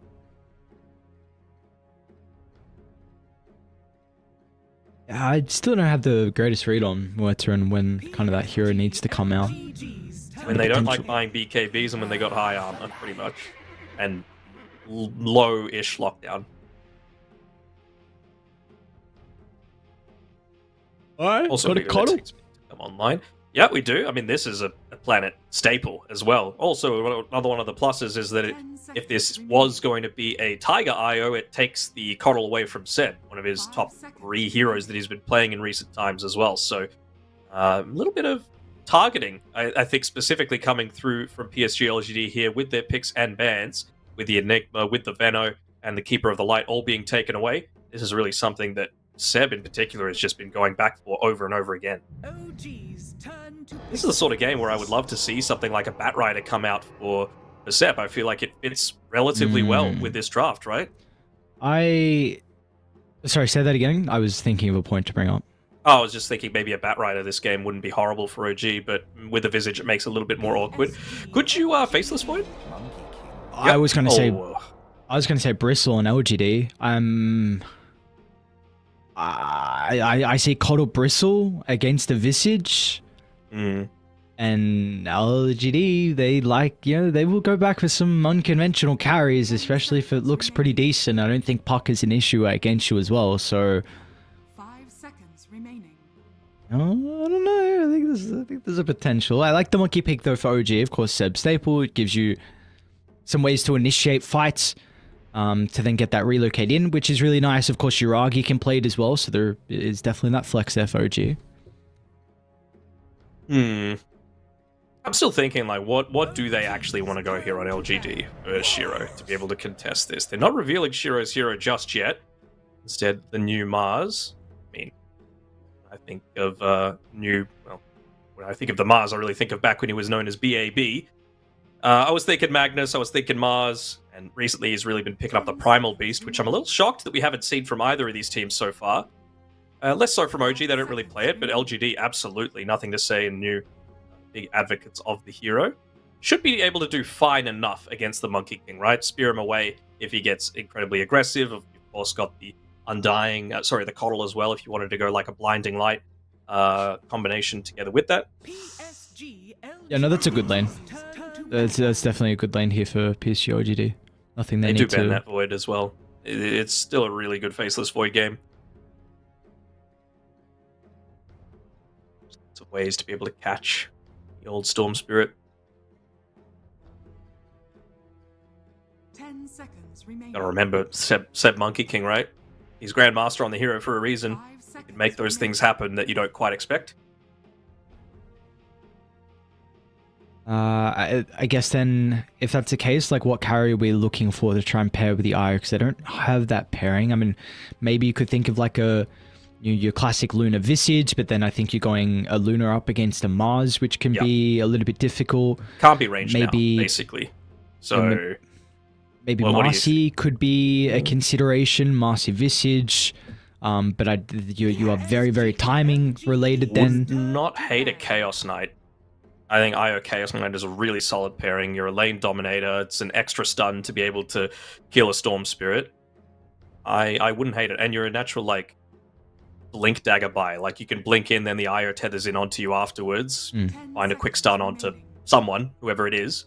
And it's a quick-ish timing draft, right? Like, Puck out-carries the Storm Spirit until Storm gets, like, a BKB, which he doesn't really want to do. Visage, level 12, you can take towers pretty quickly. Monkey King, early-ish impact. IO, similar sort of thing. And CK, really all you need is level 15, and you can potentially end the game. I don't think it was picked or banned at all, actually, at Bali, though, so maybe people just think that it's not so good hero. I feel like if anyone's going to be playing, that'd be like Skeeter or Duraccio. Mainly Skeeter, but if they're not playing it, then maybe the hero's not in position they'd hope it to be in, to be picked. But sometimes you need to go for something like that when a lot of carries are banned out, which they currently are. There's not many options for OG, so maybe they feel like there's a better route for them to go for a support. Sven. Okay. I was holding out a little bit of hope for the anti-mage. Wouldn't have been a bad game for it. What is the call now from PSG.LGD? You see the Sven. A lot of armor. Gonna have to go through. Need to consider about some sustain for the lane as well, up against the Visage and the Monkey King. Do they Muerta?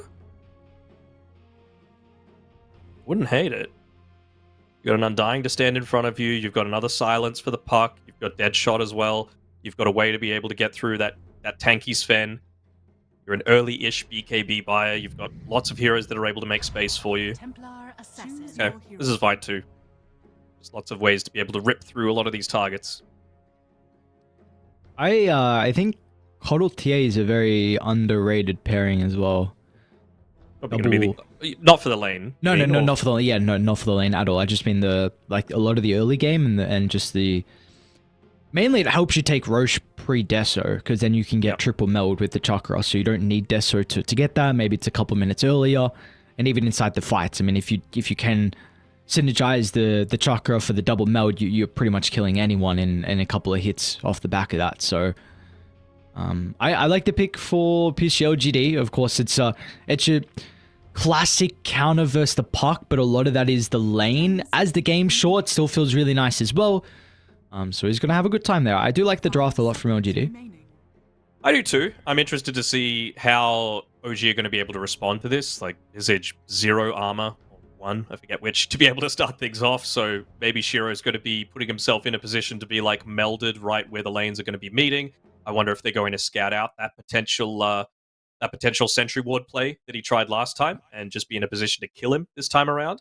I also want to see either Planet or Why You Smile be really aggressive in making sure they use a smoke early on to put a ward up around the area that OG are going to be making stacks for this Sven inside of that Ancient Camp area, because he needs them. You're playing with an IO, and this is a draft that needs to accelerate. You don't want to wait for those BKBs to come online, because then it really does feel like it's Sven 1v5 against everyone, Puck, Visage. They're not going to feel all too effective. Kind of feels like both sides have a very similar carry, right? You just mentioned the Sven wanting stacks.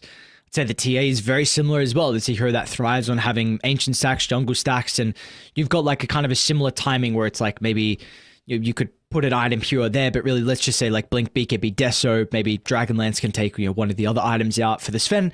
Kind of similar, right? Echo Saber, BKB, maybe put an extra +1 in there too. So I will say this is a beautiful thing about both these heroes that have that innate farming mechanic, so they can come online at a pretty early rate. It's just going to come down to how they're able to set up the lanes. And I think for PSG.LGD, I'd like them to start with a tri-lane with the Coddle going top and playing with like Blinding Light with Blood Grenade. I think that is a very good way to be able to slow down DM. Like you said, this is a hero that doesn't have a lot of armor at all. Seb says for Mr. Bonkers. So I'd like to kind of see them start with a tri-lane, but we'll see if they go for that or not. Yeah. For those that aren't aware, Bonkers is the manager of OG, Mr. Alan Cook, lovely fellow. Just doxed him. Cool. I mean, it's on his Twitter, so calm down.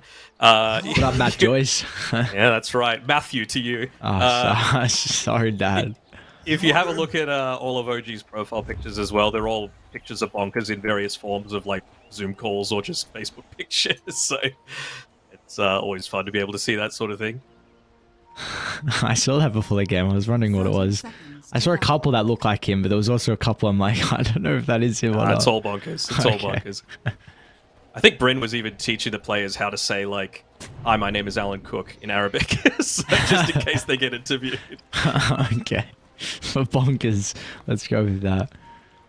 Like, what are you up to? They got a glimpse of Planet? I've no... How? What? Okay. Somehow we saw Planet. Don't know how. Have a huge fight. There's no Mars here, so it's going to be 5 heroes for OG.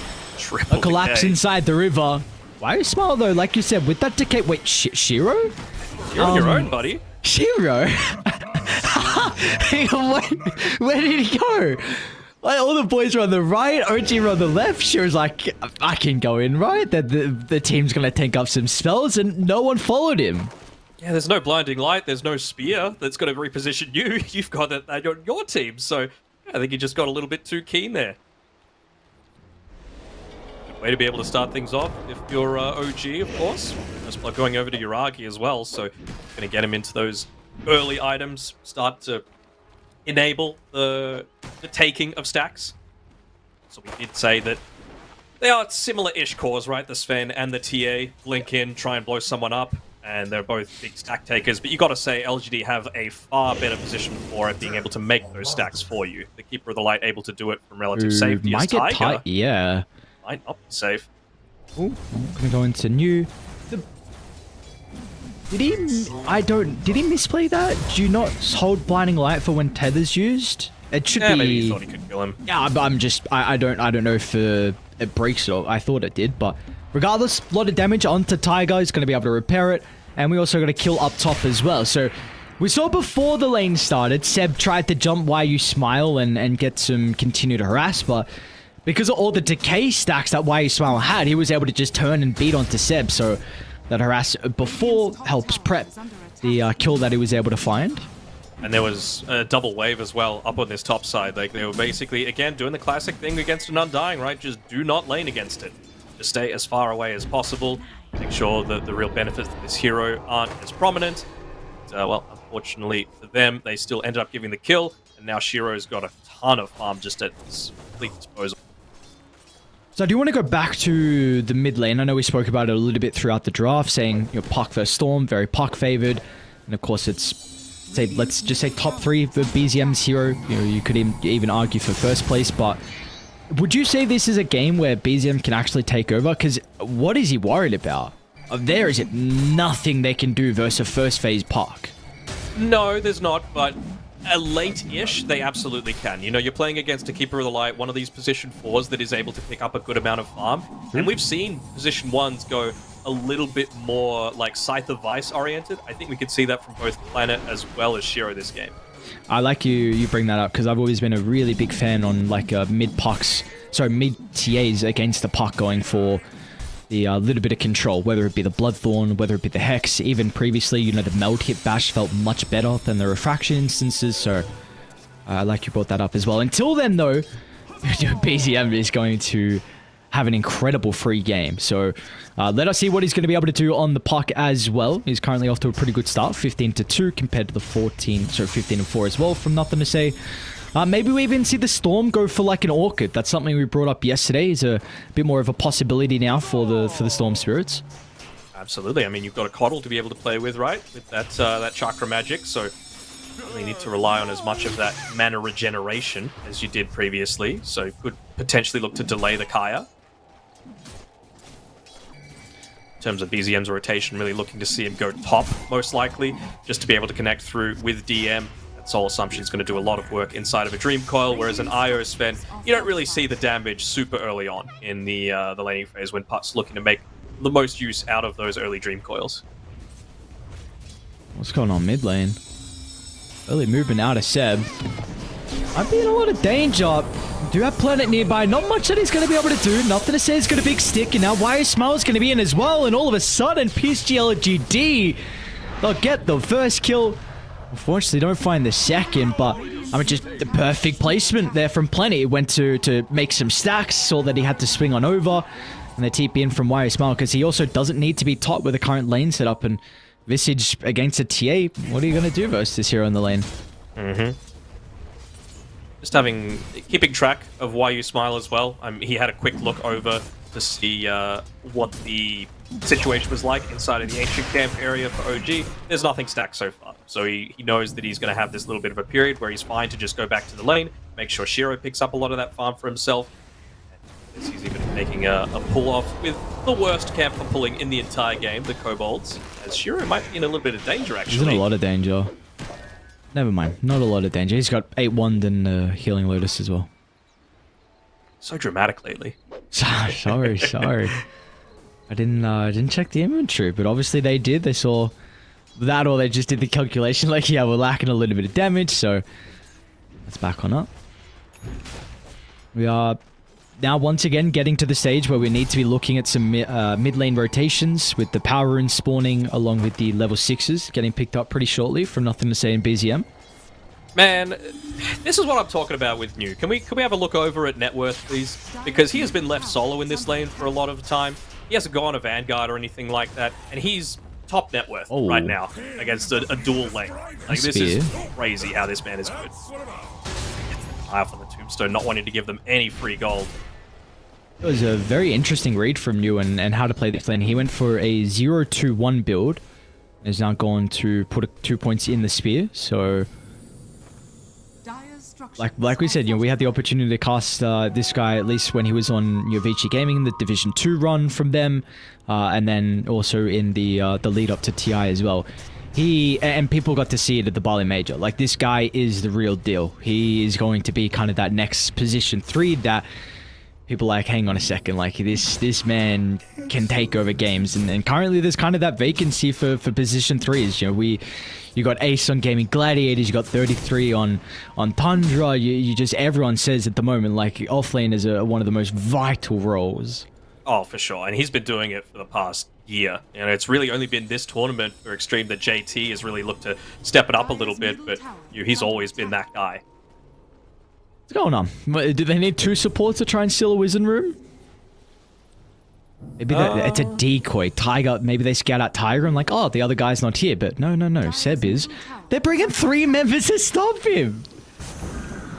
No way. And he got it. Oh, Seb. Worth.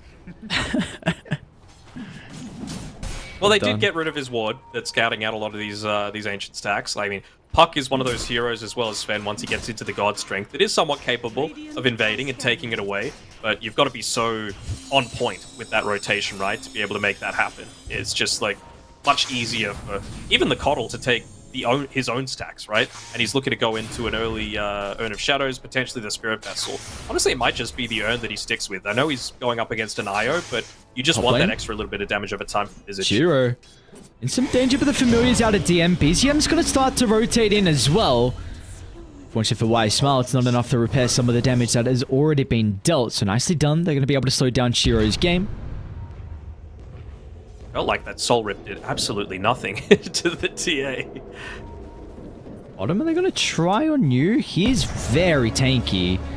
Ooh, even drops an arena just defensively, feeling like, I mean, there were Familiars coming over, so we'll help him get out of danger. But this is on cooldown now for 80 seconds. Doesn't have the greatest mana as well.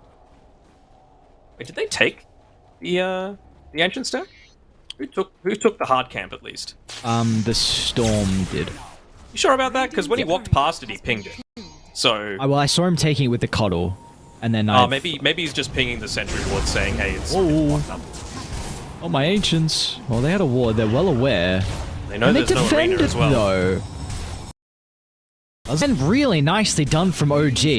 And like you said, I mean, no arena, so that's kind of set up from that previous attempt down to the Mars down bottom. You force the arena, or you get the kill, then you invade straight away. I mean, that's a good way to be able to get around the fact that you don't have good ancient stackers, right? Just take the enemies. Why You Smile's been able to go towards that area and take the Watcher for themselves. But yeah, nice little injection of gold coming through there for Yuragi. So good call, whoever was the one to ping that one out. I'm sure it was Seb. Like, he has been really heavily prioritizing getting a lot of wards around that area. He was just sending familiars continuously through the rift. Actually going to continue to play down bottom now, as we do see a bit of a split across the map. Like, some of the lanes have started to dissolve. You got Tiger now playing with the puck. He's even forcing out some rotations from Planet. They're going to go for this. Nothing to say. He's even got Why You Smile here, so they see a freebie onto Tiger. Oh, of course he missed. He'll still get the kill in the end. Let's commit a little bit more mana, but I guess that's not too much of a concern, considering you do have Planet. Really doesn't feel that worth it, though, to be able to commit all this, right? Was that 2 TPs? No, Undying held his. Maybe they just really want to be in a position to be able to play around the power runes, just to make sure that the puck doesn't make the most out of this really strong early game potential to have. Smoke coming through. No turn. Back of making sure puck doesn't have that. Yeah, they're moving down towards the bottom side. I mean, I guess it is important to be able to take away this tower just to prevent a lot more of those rotations, to be able to, like, invade your Ancients. They probably still just want to build up a few more stacks on LGD. So they're using you as a little bit of bait here. But I wouldn't hate a move onto the Visage either, especially considering... Oh, Draghi. It's an early arena. Gonna have enough time to be able to react, but it might be a bit too late from BZM. Lands of Silence. Yuragi's gonna try and turn with the God Strength as well. Might be in some danger, though, with Shiro coming through the portal. Seb's still got a couple trees to play with. Newt guesses correctly, though. I mean, it's just one tree or the other, so they'll predict it. It does mean Shiro's in some danger, with DM dragging the familiars down. Gonna get out of range, so tries to move back inside the lane. Refraction's gonna protect him for the moment. They might go for New instead. But another spear, he's back up for the Mars. Gonna get some separation. The Soul Assumption swipes away the remaining health. But Why You Smile? Now here's a big issue. Tombstone will now be addressed, but the damage has been dealt, and Nothing to Say is back alive. It's OG overextended, and they're going to be condemned for that, as Nothing to Say can turn to BZM. This might be a bit more of a slippery kill, considering the orb is still to work with, but the mana refresh from Nothing to Say means that he can jump over the tree line, and in the end, what a disaster from OG. It looked good to start, like you bring a couple members down to stop the dive, but they just went way too far. I mean, Shiro just lives at the end of all of that, and now he's up to level 10. I mean, this is all the TA really wants, right? You want those levels. You want to make sure that you've got, Refraction being able to be cast while you're disabled. You just don't want to get 100 to 0'd. It really feels like it's going to get to this point where Shiro becomes straight up unkillable. He's already got the supports behind him, but he's topping the net worth. He's going to make sure he's the one to be able to take this Ancient stack this time around, and it was all off the back of that new bait on the front lines. Radiant's middle tower is under attack. Just even standing in front of a T1 tower there, yeah. All right. What are you gonna? How do you not taking too much damage? How do you defend your Ancients now with a ward already there and a T1 tower that's going to get claimed? Planet top lane. Actually, we'll hold that. Seb does start with the relocate. They're going to try and protect him though. Planet will go down before the response. See, maybe a free kill onto Seb. Nothing says going to be cautious though. He doesn't have the chakra magic to play with. Oh, they leave Yuragi here. Maybe they're just thinking that, you know what, the only reason he's done that is because Tiger is close enough by, and he is, to be able to assist with this one. So at least with this God Strength, they should be able to get both the Ancients and the tower. Good positioning. Nothing to say is low-ish. Very good position from Seb. Actually going to still make the attempt. Yu does whatever he can to dissuade with the arena. That's going to buy enough time for Nothing to Say. And once again, it's looking like a disaster fight for OG, as they'll stop Yuragi from escaping, dragging him back with the Vortex. Might be able to get some other members out at least. BZM shouldn't be too concerned with the spells on cooldown, but they're just... what do you do when you go into an arena that sets up for the Tombstone to go uncontested? Then you got zombies chasing you down. It's like these early game fights are just looking so crisp for PSG.LGD. Yeah, for sure. I mean, Yu is just next level with this play. I mean, when you think some of the best Mars in the world, he is certainly at the very top, and he's just already got a Blink Dagger 14 minutes in. It's like with Seb dying in that past fight as well, he's not going to be in a position to be able to yoink away that Wisdom Rune. like Shiro will be able to claim it for himself, in addition to just making another stack for himself too. And yeah, you mentioned the Observer Ward that YU Smile had placed down. It spotted out a few of these stacks that are starting to build up on OG's side of the map. So I really wouldn't be surprised in about 20 seconds or so if LGD don't look to make another play. Nothing to say. He's got status to be able to make plays with full mana. He can potentially buy the Staff of Wizardry towards that Orchid. You're going to have that Blink Dagger and Arena of Blood up and available once again. Yeah, I don't know how you play the map now for OG. I think Seb just... You know, maybe it's on him, which he's currently doing, to play some of the side lanes, but look at New. Like, instantly on the jump in with the Primal Spring. Spells are a little bit off the mark, so he has to use the Arena to get the kill. It should make him work for it in the end. I don't think Seb's going to get away as long as they continue with the damage up. So, I mean, that's what you got to do, though. You're going to have to play a side lane, try and just cut some of the waves, because currently with a tier 1 down in mid lane and bottom, and with how easy it is for PSG.LGD to rotate, like, heroes are going to die from OG. There's just no other way around it. It's also part of the reason why I was really wanting to see OG pick up Batrider a little bit more, because then Seb would be able to make these sorts of plays without actually being as in danger himself. I know Monkey King has the potential to be, you know, dancing around the tree line as, well, look at that. LGD just going to take that Roshan the second that it moves up towards the top side. There's the triple meld you were talking about as well. So Roshan has 0 armor. Isn't that nice and fair? No He's Storm. Just, like, Pretty good ward as well that scouts out Planet. They got to go quick, though. Ragi's going to try and address the Tombstone with the orb will give them vision, but it's a little bit too late. It's a pretty good stun, though. Uragi's going to try and follow up with this, but they just shrug off the initial round of spells. And now with nothing to say, moving over the right side, they're going to be cautious. They still want to take the fight on OG. Arena's up in 10 seconds as well. Dancing in. Oh, they got the connection. It chucks out a spear, a Hail Mary to try and catch out Seb. Meanwhile, though, they're able to get the first life out of the Templar Assassin, but they have committed so deep inside LGD's territory. Is it going to pay off in the end as Yuragi standing strong, but they'll get the relocate out. Trying to cut their losses as best as they can.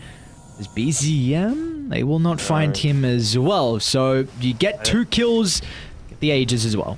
Yeah, I don't think you can afford to have him stick around to potentially allow the puck to get back to safety. That's just, again, LGD instantaneous movements, right, around their timings. They know they've got a good start. They know they've got this net worth. They had the Desolator at the start of that fight as well, so they knew that they were super capable of taking that Roshan incredibly quickly before OG are able to get there. They still get the Aegis. Sure, you lose it immediately, but it did its job. It just extended this net worth lead even further, and you're not lacking the potential to be able to take a lot of these towers. And now, Nothing to Say actually has the Orchid to be able to make plays with on the puck, so EZM, he's going to be in a lot more danger.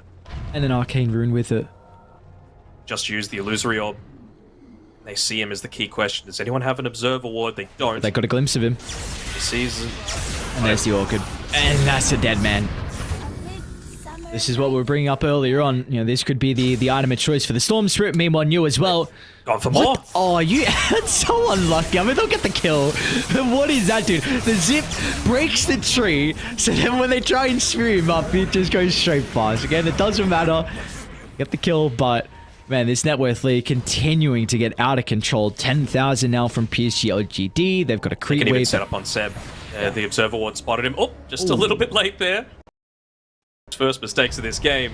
He's going to look to try and cut that next wave. They've got the Glyph as well, so they'll be able to play this one out a little bit.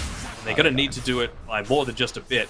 They end up getting Seb. It'll be another sacrifice that he's giving himself up for, just to make sure that Yuragi is able to truly feel impactful in this game. But until he gets that BKB, I really don't think he is going to, right? This does feel like the 1v5 sort of game that he's going to need to try and do, because they just haven't taken enough objectives off the back of this early Visage, and that's one of the big strengths of the hero.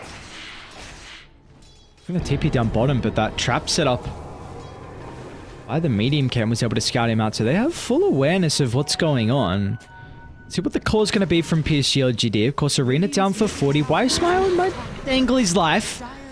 Also just, he says, screw it, I know you got a ward here. Feeling very tanky. Seb? Oh, Seb. What? Did that Remnant really seem? I guess so. 8 deaths. Oof. Remnant. Not sure if it was like maybe a zombie following him as well. I don't know. And this is it, right? Like the Monkey King isn't quite as busted as it used to be in terms of the tree dance and all the interactions involved with it. So Bat Rider just feels like much of a safer pick, right? But you go for comfort, especially when you're playing with someone standing in like Seb.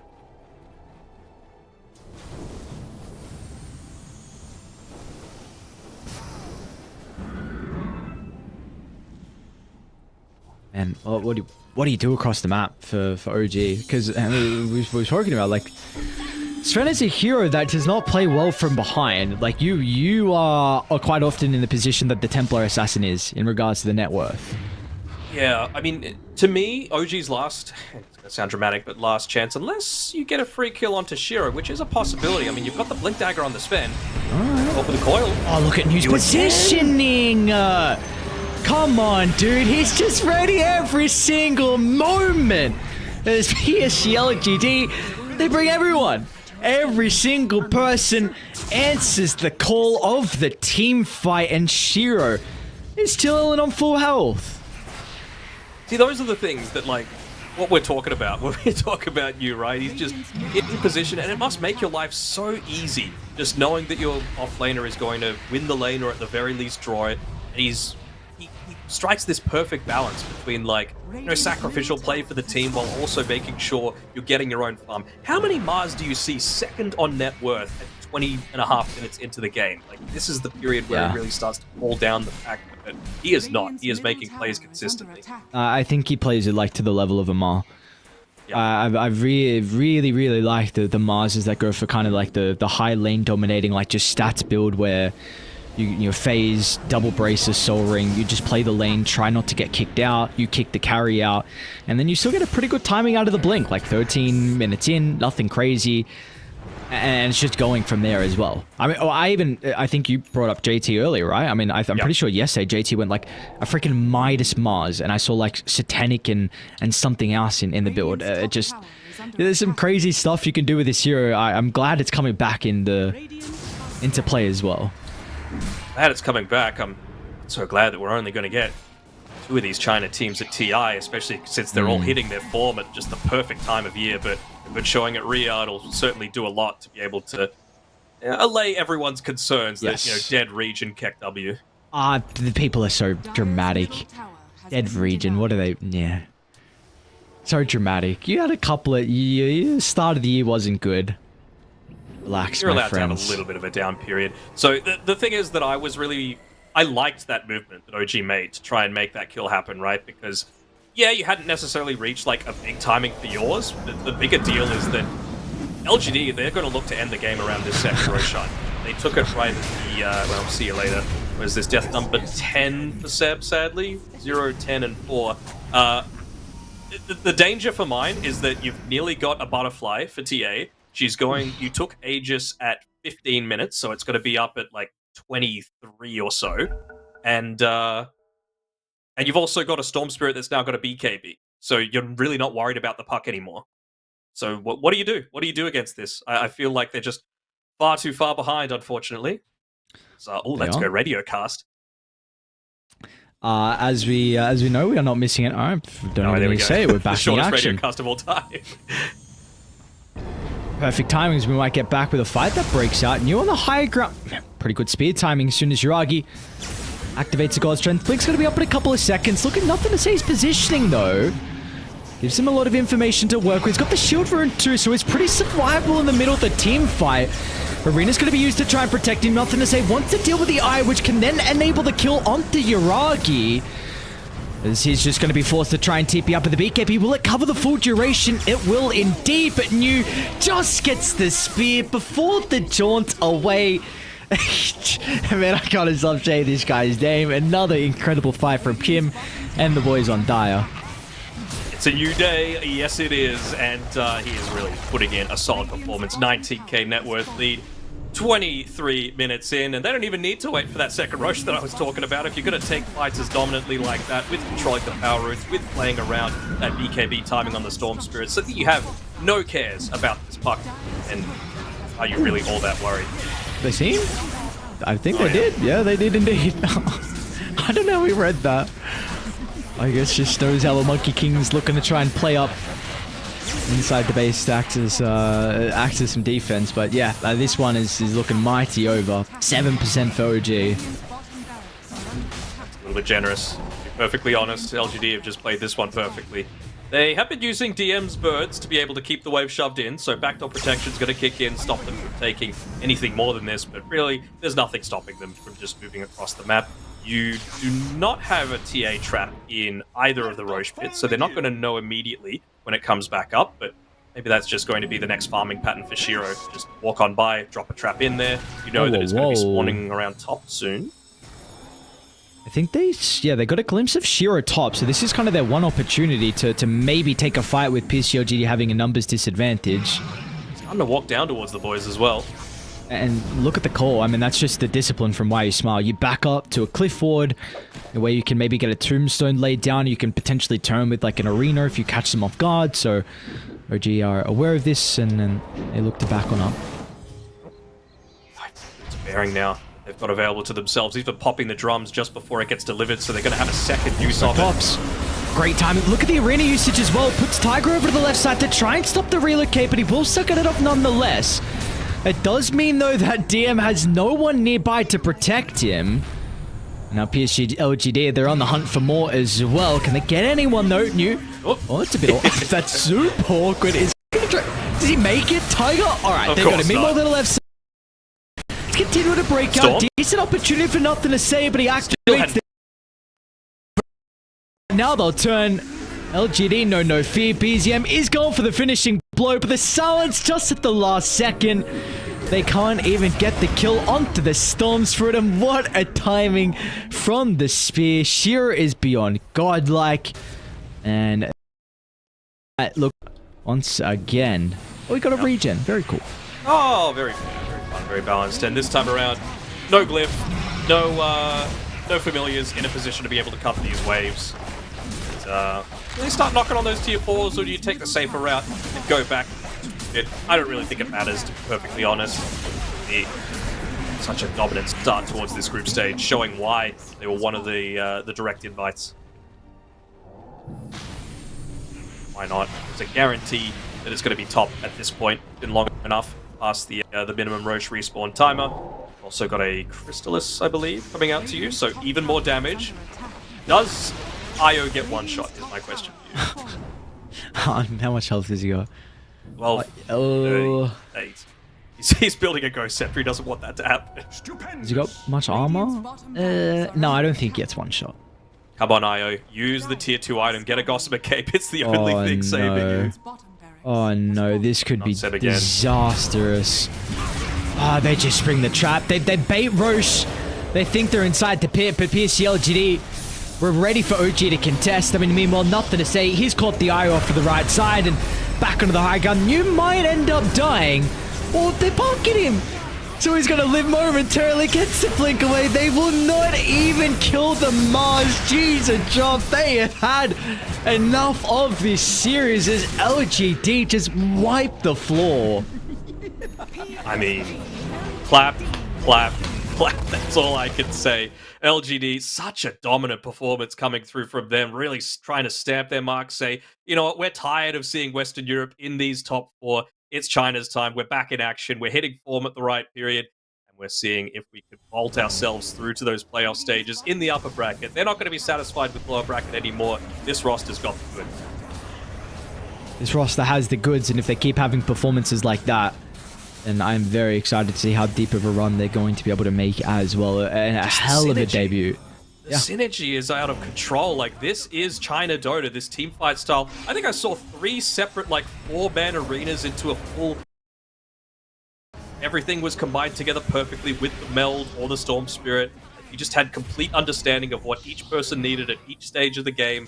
And we were kind of calling it for LGD after that draft as well. It just felt like they were able to get so much more active than OG were. And OG's window to be able to try and make plays was so small. And the fact that lanes didn't go too well for them minimized that even further. So it really felt like they had to play completely bonkers like a 5-man coil. But when you go these Blink Daggers and you have a Storm Spirit, you never really need to be clumping up that much. So it's just perfect understanding of how to exploit their heroes, their draft, and they did it section. What do we feel about this Coddle hero currently? Because we've spoken a lot about the Pugna being the battery. Of course, definitely was the better one out of all the available batteries. You know, the Ire and the Coddle. Of course, we saw Pugna nerf. Do we feel like Coddle may rise in popularity now?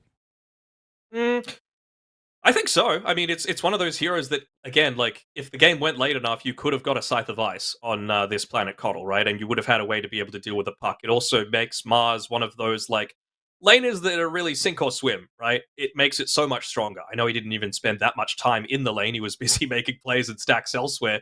But it's such a versatile hero. You've got the blind, of course, which is much more regular now. I really value the hero. It's one of those annoying, super fast supports as well. So you could afford to play it against the likes of, you know, an Undying if you eventually do go up against it, just because you're never really going to be feeling too threatened. Well, this is just our first series of the night. A 2-0 victory, though, nonetheless, for the boys on PSG.LGD. A great way to start their debut here for the Riyadh Masters. We're going to have another team who has yet to play so far. It's going to be TALON, a direct invite versus Team Secret, who were able to make it in from the play-in stage. So going to be very exciting to see some battle of C in Western Europe, and maybe C and, you know, a little bit of C brothers in there as well. Sprinkled on Secret. Yeah, sprinkled in here and there on top of that. So we'll be about a half an hour break though until our second best of two is ready to go. So get some drink, get some water, well, get some food and water, and you also have plenty of streams to be able to fill the time as well until we have that exciting series of TALON versus Secret. So that being said, bit of a break. When we come back, we've got our second series of the night.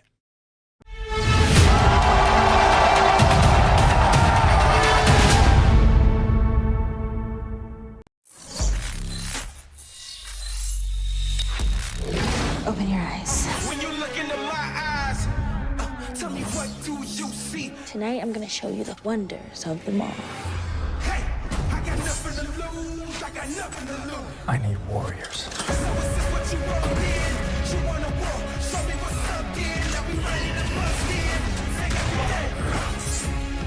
Take everything, leave 'em with nothing.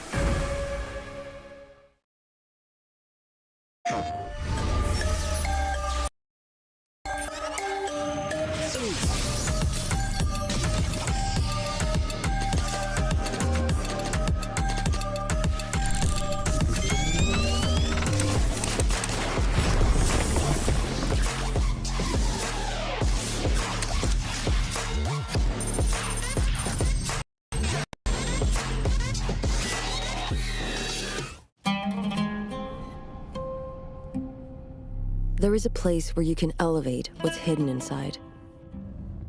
Where you can reframe yourself. Sonomi means the new you.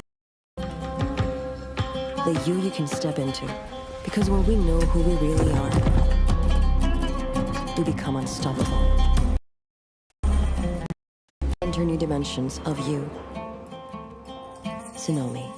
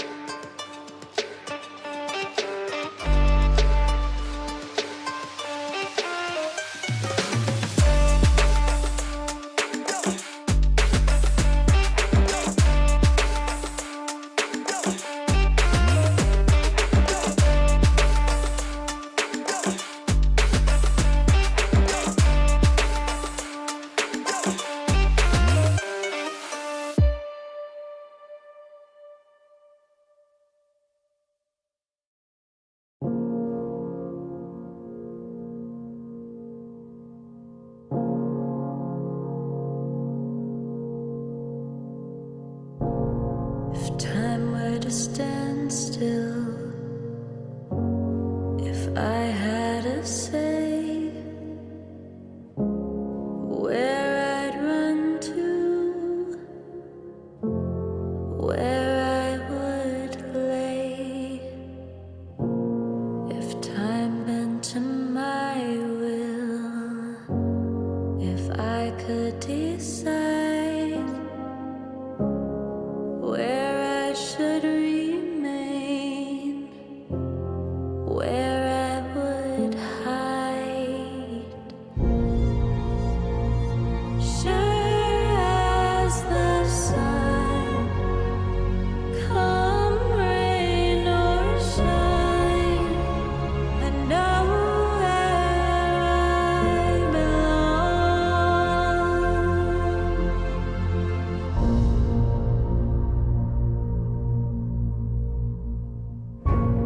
If time were to stand still, if I had a say, where I'd run to, where I would lay, if time bent to my will, if I could decide where I should remain, where I would hide.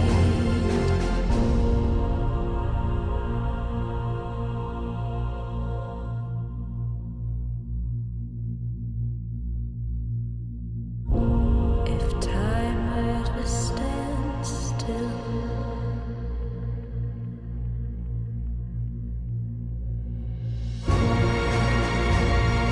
sure as the sun, come rain or shine, I know where I belong.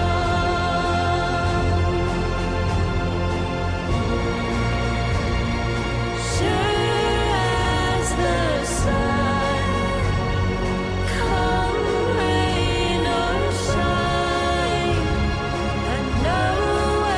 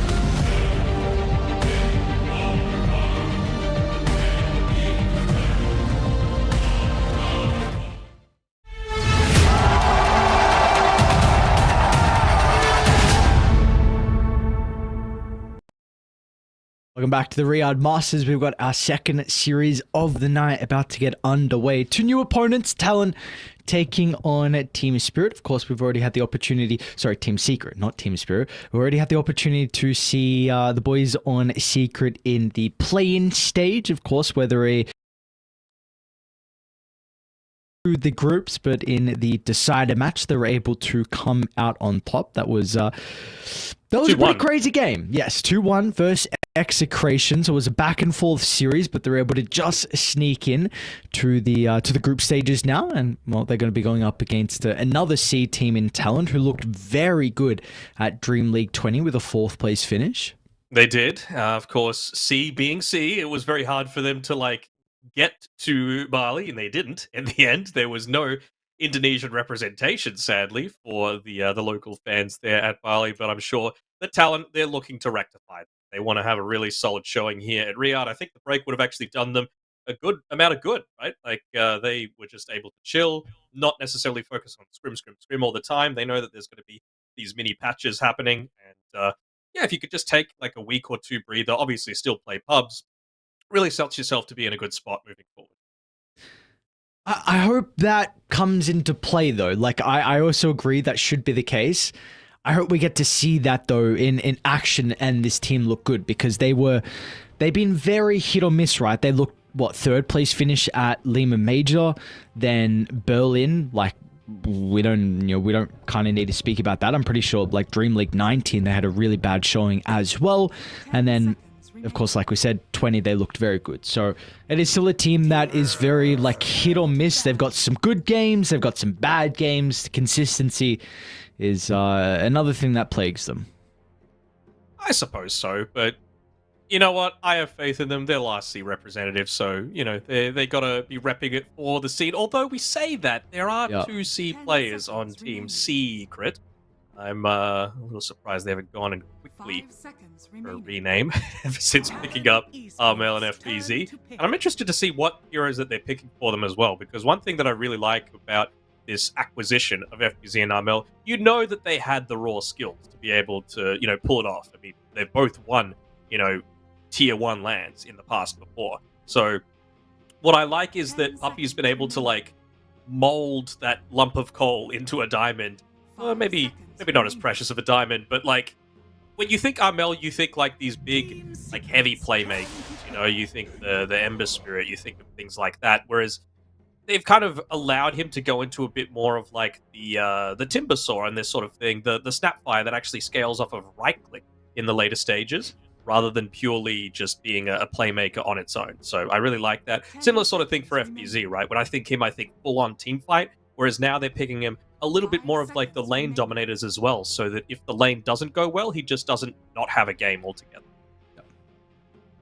Yeah, I like how they're looking to try and utilize these new pieces to the puzzle, where maybe some of the previous teams with Armel and FBZ weren't able to do that to the best of their capability. So this is what happens though when you go to a new region and you go to in general a person who probably one of the most experienced in Dota. But we're going to draft. We've got an interesting draft as well. So, Talon, of course, this is something we see kind of often. Some teams will look to target ban Crystallis, so the Monkey King Bloodseeker getting banned out in the first phase. Then they look to snag the Enigma, which is something that, of course, Puppy, it's one of his best series. They've been picking up a crap load as well. Secret, their response is going to be the Snapfire and the Elder Titan, though.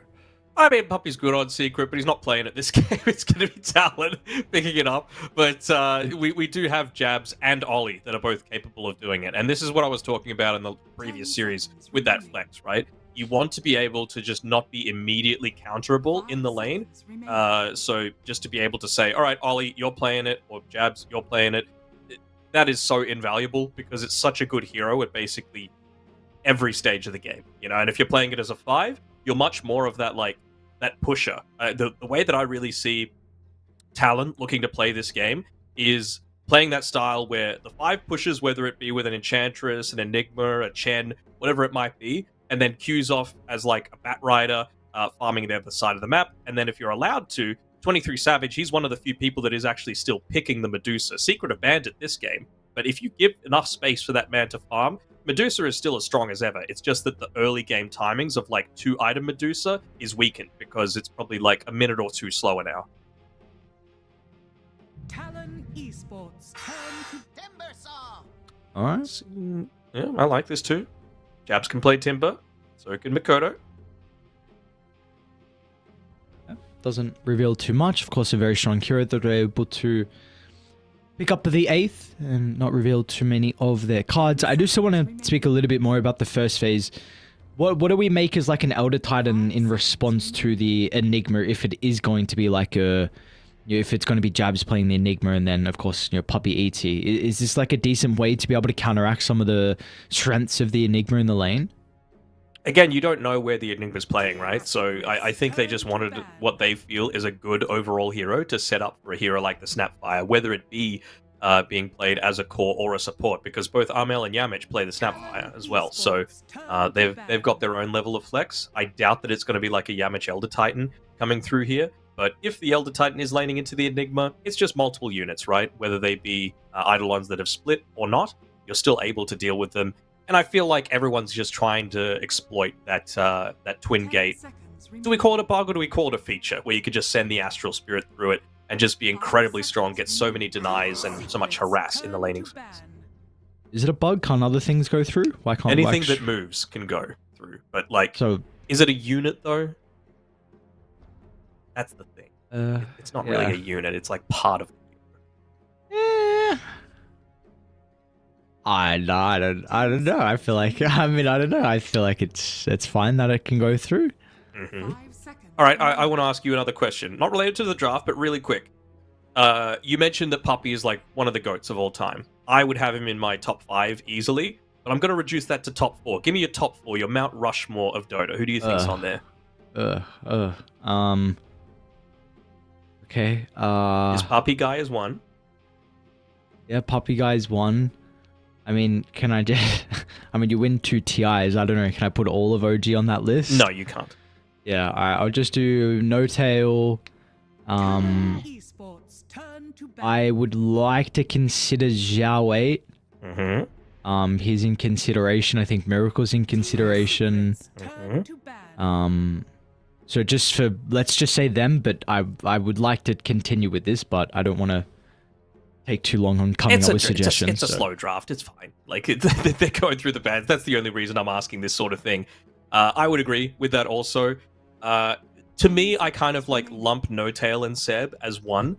You know, they both count as 1. I mean, they are. Like, the thing with Seb is he has the longevity over No Tail, but he was a coach for half of it. But he still won those TIs together, and he was like that moral fiber going through the team. Whereas No Tail, he came from Hon, he went through this big journey, wasn't really just part of like one team for the entire time. He had a lot of struggles, and it was really when they came together they were really strong. The one other name I want to throw out there for you is AUI. I think he is easily in contention to be a top 5 GOAT. TI as a player, TI as a coach, across 2 different regions. He's great as an analyst as well, so the man is good.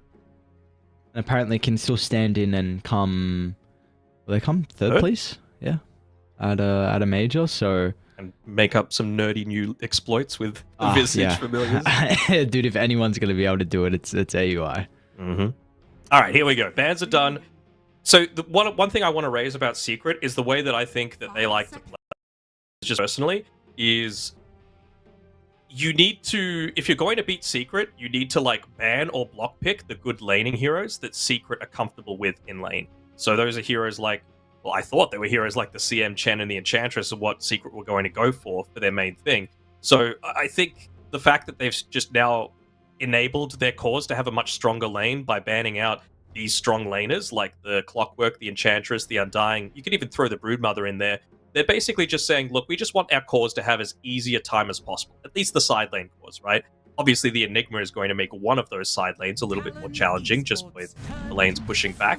But there we see the CM as well, right? It's just one of those lane dominators. It's actually Yamich that plays this more than Puppy as well. So now you've kind of got responses to the Eidolons in both of the side lanes. I know the Eidolons still have a bit of magic resistance, but early on, the Crystal Nova can do a good amount of work. And you're already looking... Confirms that Snap's mid now, though, right? They've given up that flex. Yeah, I suppose FBZ can play, but yeah, I think more than likely it would be Armel picking up the Snap 5. This is an interesting pick, though. Yes! I will quote you what I've written down in my notes. Okay, let's I let's really see. want to see Q play Tiny. Please, he's so good on it. So, Alright, there you go. I'm so happy now. So this basically not confirms, but Tiny Enigma is still just as strong as it used to be. Like, this is a irresistible lane to have to go into, and maybe they're just feeling that, you know what, against this Snapfire, we feel like Timbersaw is going to have a fine enough time and a decent amount of kill threat as well, if they are able to pick up a hero for Ollie, let's say, that's able to make sort of rotations and hold him in place. So I'm not sure if you want to go something like a Chen just because you're probably against a Crystal Maiden in lane, and it's just more food for the Astral Spirit as well to really be powered up when you eventually try and push. So the real question is, what do you go now? Is it going to be something like a Spirit Break play, a Lich, or something along those lines? Lich could be interesting against the ET and the Snapfire. I think there's a lot of value with the Lich getting picked up for talent. As a hero, I'm quite surprised has fallen out of popularity. Maybe it's with the Nullifier trend, but yeah, I don't know. But we're going to see Talon, they'll pick up a Templar Assassin, so this also continues to flex. Makoto and 23 Savage have Nor's playing it a little bit more recently, and he's getting a lot of value out of it for sure. I wonder if they're trying to bait like a Morphling pick coming through here, because Morphling against both TA and Timber feels incredibly solid. And, you know, this is the period of the draft that you want to be picking it up. It's actually one of the heroes that Crystal is a little bit more of in recent times as well. What else could you potentially consider? Like, I don't know if you could go Muerta, although you have to be able to clear out Eidolons. You could Razor, I think. Yeah. Possible. Okay. I thought they were going to keep a little bit of flex with their snap, but I don't think FBZ's played it in like the past 2 months. Okay, sure. So now you pick up a hero that we're seeing a lot at the moment with the Darkseer. Especially against the TA. Yeah, but yeah, especially against the Templar Assassin. So I mean, what is the flex potential now? You can put the tier mid, so you can put the tier safe lane, run Tiny Enigma, look for like a 5 that has a Dispel, Enchantress already banned out.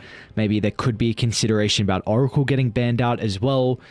You could still run the Enigma as a 5, like as an absolute like worst case scenario, but I'm in agreement with you. I think you do just want to have some sort of way to offensively dispel. They've already taken away the Enchantress, so both against the Darkseer and the Elder Titan, that would be amazing to be able to have that offensive dispel. Could they even consider going like I doubt you can Brewmaster with a Tiny pairing. Doesn't feel that great. I mean, Ollie's from China region, and they do not hate a Brew 5. So True. I mean, he's Malaysian, even though he played a lot in the China region. I mean, sure. I mean, you know what I mean, though. Yeah. They also love their Death Prophet, which I want to see more of. More DP. Yep. Good hero. So let's see. They currently feel like the Invoker? Support Invoker. Okay. Yeah, there's the Oracle that gets gone. I mean, maybe not support Invoker, but we could look for a mid lane Invoker if that's something you still want to be considering. Yeah, it's possible. You can absolutely get kills with a tiny rotation onto a Snapfire with an Invoker. Yep. I don't know how that lane actually goes if you play Coswex though, because I mean Snapfire is such a stupidly strong laner mid. It feels like you. I don't think you do though. You've got a tiny, right? Avatos combo plus Sunstrike. Someone's dying. I just mean in the lane on like Snap Invoker. I don't like besides rotations and stuff like that. I think Invoker would be fine. Oh, okay. I love to see this out of Talon. So who is playing this? Is this going to be a 5 Pudge? Surely. Is it going to be Q playing it and then they put Ollie on? Q has to play. Does he? Q tiny, I mean. That's what I'm talking about. Oh, I thought you meant the Pudge. All I know is we need a Chrysalis hero. And we need probably a melee hero to pair with the Darkseer. Do you not need the Pudge? The Razor? I feel like the Razor's just as good now. Chuck Lifestealer out real quick as well. Yeah. No. Okay. All right, so it is going to be the 23 Savage Pudge. 23. Okay. Let's go Cabbage. I want to see it come on through. I mean, they really just didn't want this Pudge laning into the the TA laning into the Darkseer is the way that I feel about it. And you can have a totally fine time against the Snapfire. You get to see the cute Tiny. Let's go. And it is that Ollie Enigma. Man, it's so interesting. Like, we have a lot of timings in this game where I think the Pudge matchup versus the Terrorblade can be very Pudge favored early on, but late game can be very no good for the Pudge once the items start to be picked up, like Scardy. Any high right click damage, considering Pudge has low armor, is always a concern. How do you look to play the lane setup as well for Secret? Do you try and run the double melee with the ET Darkseer? Because then if you do that, Terrorblade and Crystal Maiden, like, there's a lot of kill threat there. I think we're in store for quite an interesting game. Yeah, me too. I'm the Dota fan in me is favoring. I want to still be playing the Morphling, but he's been picking up Meepo and he's been picking up the occasional Pudge on 23 Savage. So the man's an entertainer, and I'm here for it. I want to see how this Pudge Enigma pairing goes, because if you saw that in the pub, your finger would be hovering over that report button pretty damn quickly. So we'll see if they're able to pull it off. This is Pro Dota after all, and this is the first series of the group stage for both Talon and Secret. Yes, that it is indeed. On the break, I was watching Xtreme play against Quest, I think it was, and JT was playing the Pudge, of course, as a position 3. I'm not sure if anyone else so far at the Riyadh Masters has attempted the Pudge, and even as a core anyway. So it's going to be exciting to see how the hero really shapes up as a whole, because, again, like we said, this Pudge versus Terrorblade matchup, it could be fine, but it can even go back and forth. Like, once you get level 25, some of your talents can actually be pretty decent versus the Terrorblade. So I'm very excited to see how this game overall is going to shape up with Talon up against Secret. You think we're going to get to that late into the game? I don't. I think if Talon have things their way, they're going to try and end this one as quickly as possible. They know the threat that a late game mid Snapfire is going to provide. They know the threat that a late game Darkseer provides. ET only gets stronger and stronger. And you mentioned before, the Terrorblade with a bunch of those items is just going to be able to absolutely rip through the Pudge when he's at this stage where he doesn't have that much armor. And I'm actually having a look over at Savage's quickbuy right now, and he's already queued up a Blade Mail for himself. So he clearly realizes that he is going to be the one that a lot of these fights revolve around. So I would say no. Oh, look. Okay, there's a lot of things. I think late game, like Enigma, I guess it's a 5 Enigma though, so how many items you're going to get. But you always first need to look at, do you have a way to go through BKB Black Hole? And they do not on Secret. So that's one thing, but again, it's a 5 Enigma. I feel only like... Earth Splitter, right? Sure. Only Earth Splitter. Yeah, I mean, that is something.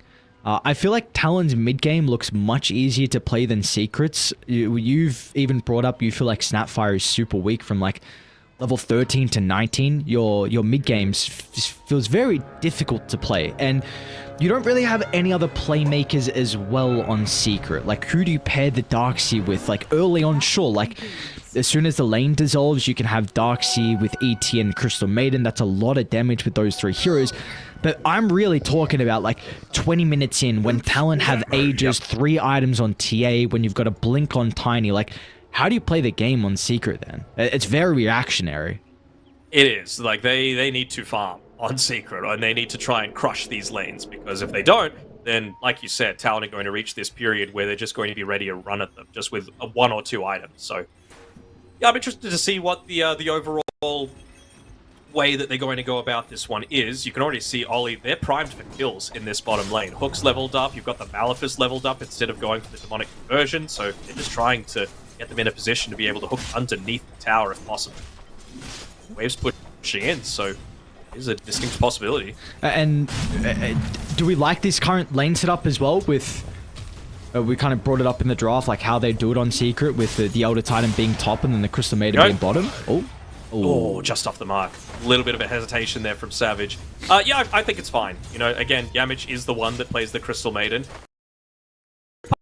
But it's really been a Yamich go past month or two. Yeah, but- So against the Eidolons is fine. It's fine. Puppy can play the ET, but it's like he can play it in the other lane, right? So I think it's fine against the Eidolons that are eventually going to be coming. sure, okay. This time the hook's on the mark. FBZ eats a blood grenade as well. Yamich will chuck his own blood grenade out, so Talon... Actually, Ollie might be in some danger, Yamich. Still over in 2. Careful. I still hate this wolf, but it's okay.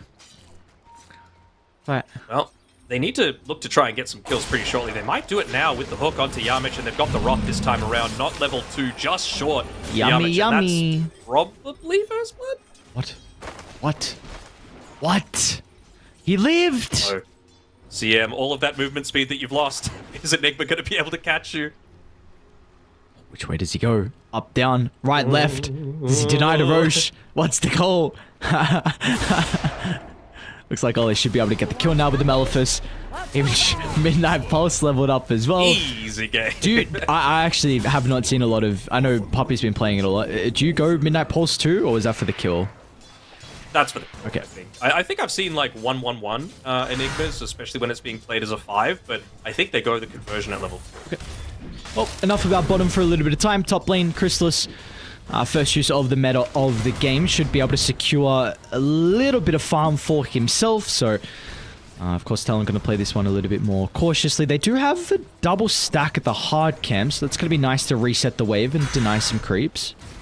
And Amel is doing really well in this mid lane. He's opened up like a 300 net worth lead over Mikoto. He's got more resources than him as well. He's just constantly poking and prodding. 5 denies versus the 1, more last hits overall, and this isn't an easy lane matchup for the Snapfire. A lot of your damage comes through from the burst, and Refraction stops that completely. I don't remember what game it was yesterday. I saw him play the Snapfire, but he was also just bodying his lane. This hero's laning stage is just... it's just dumb, man. I feel like you really don't lose a lot of lane matchups, so... Amel's off to a good start. I think that's doing Amel a disservice. I've always seen him as like the most consistent mid laner from the C region. Like he has always just been incredibly solid. And the one before that was like Moon for a good 2 or so years. But Amel's the new breed and really showing it so far for Secret. Which I must say I'm very glad to see as well. Really hoping for the best from him and FBZ too. Any of the C boys that make a trip to another region. Need a C player in SA now, and they'll be everywhere. Oh, I guess Eastern Europe too. That's true. Trying to think of anyone who's made the trip over, but no, doesn't spring to mind. I mean, do you count Ishka maybe? Nah. Usually plays for like stacks. Nah, I wouldn't say so. I think that's just a cool player though. That he is. Best with it. When are they going to make another go bottom? Maybe now. As he eats the Malefice. No points in Surge just yet as well for him. He's done a fairly decent job. I mean, they're just baiting them to try and go onto them, right? Because Yamich is there. Now he's level 2. He's got another blood grenade available. And FBZ is a little tankier. Like, he's run out of tangos, sure. But he's got that ring of health picked up. So much more survivable in this lane. Night time's coming, though. Busy. In a lot of danger. Hook back.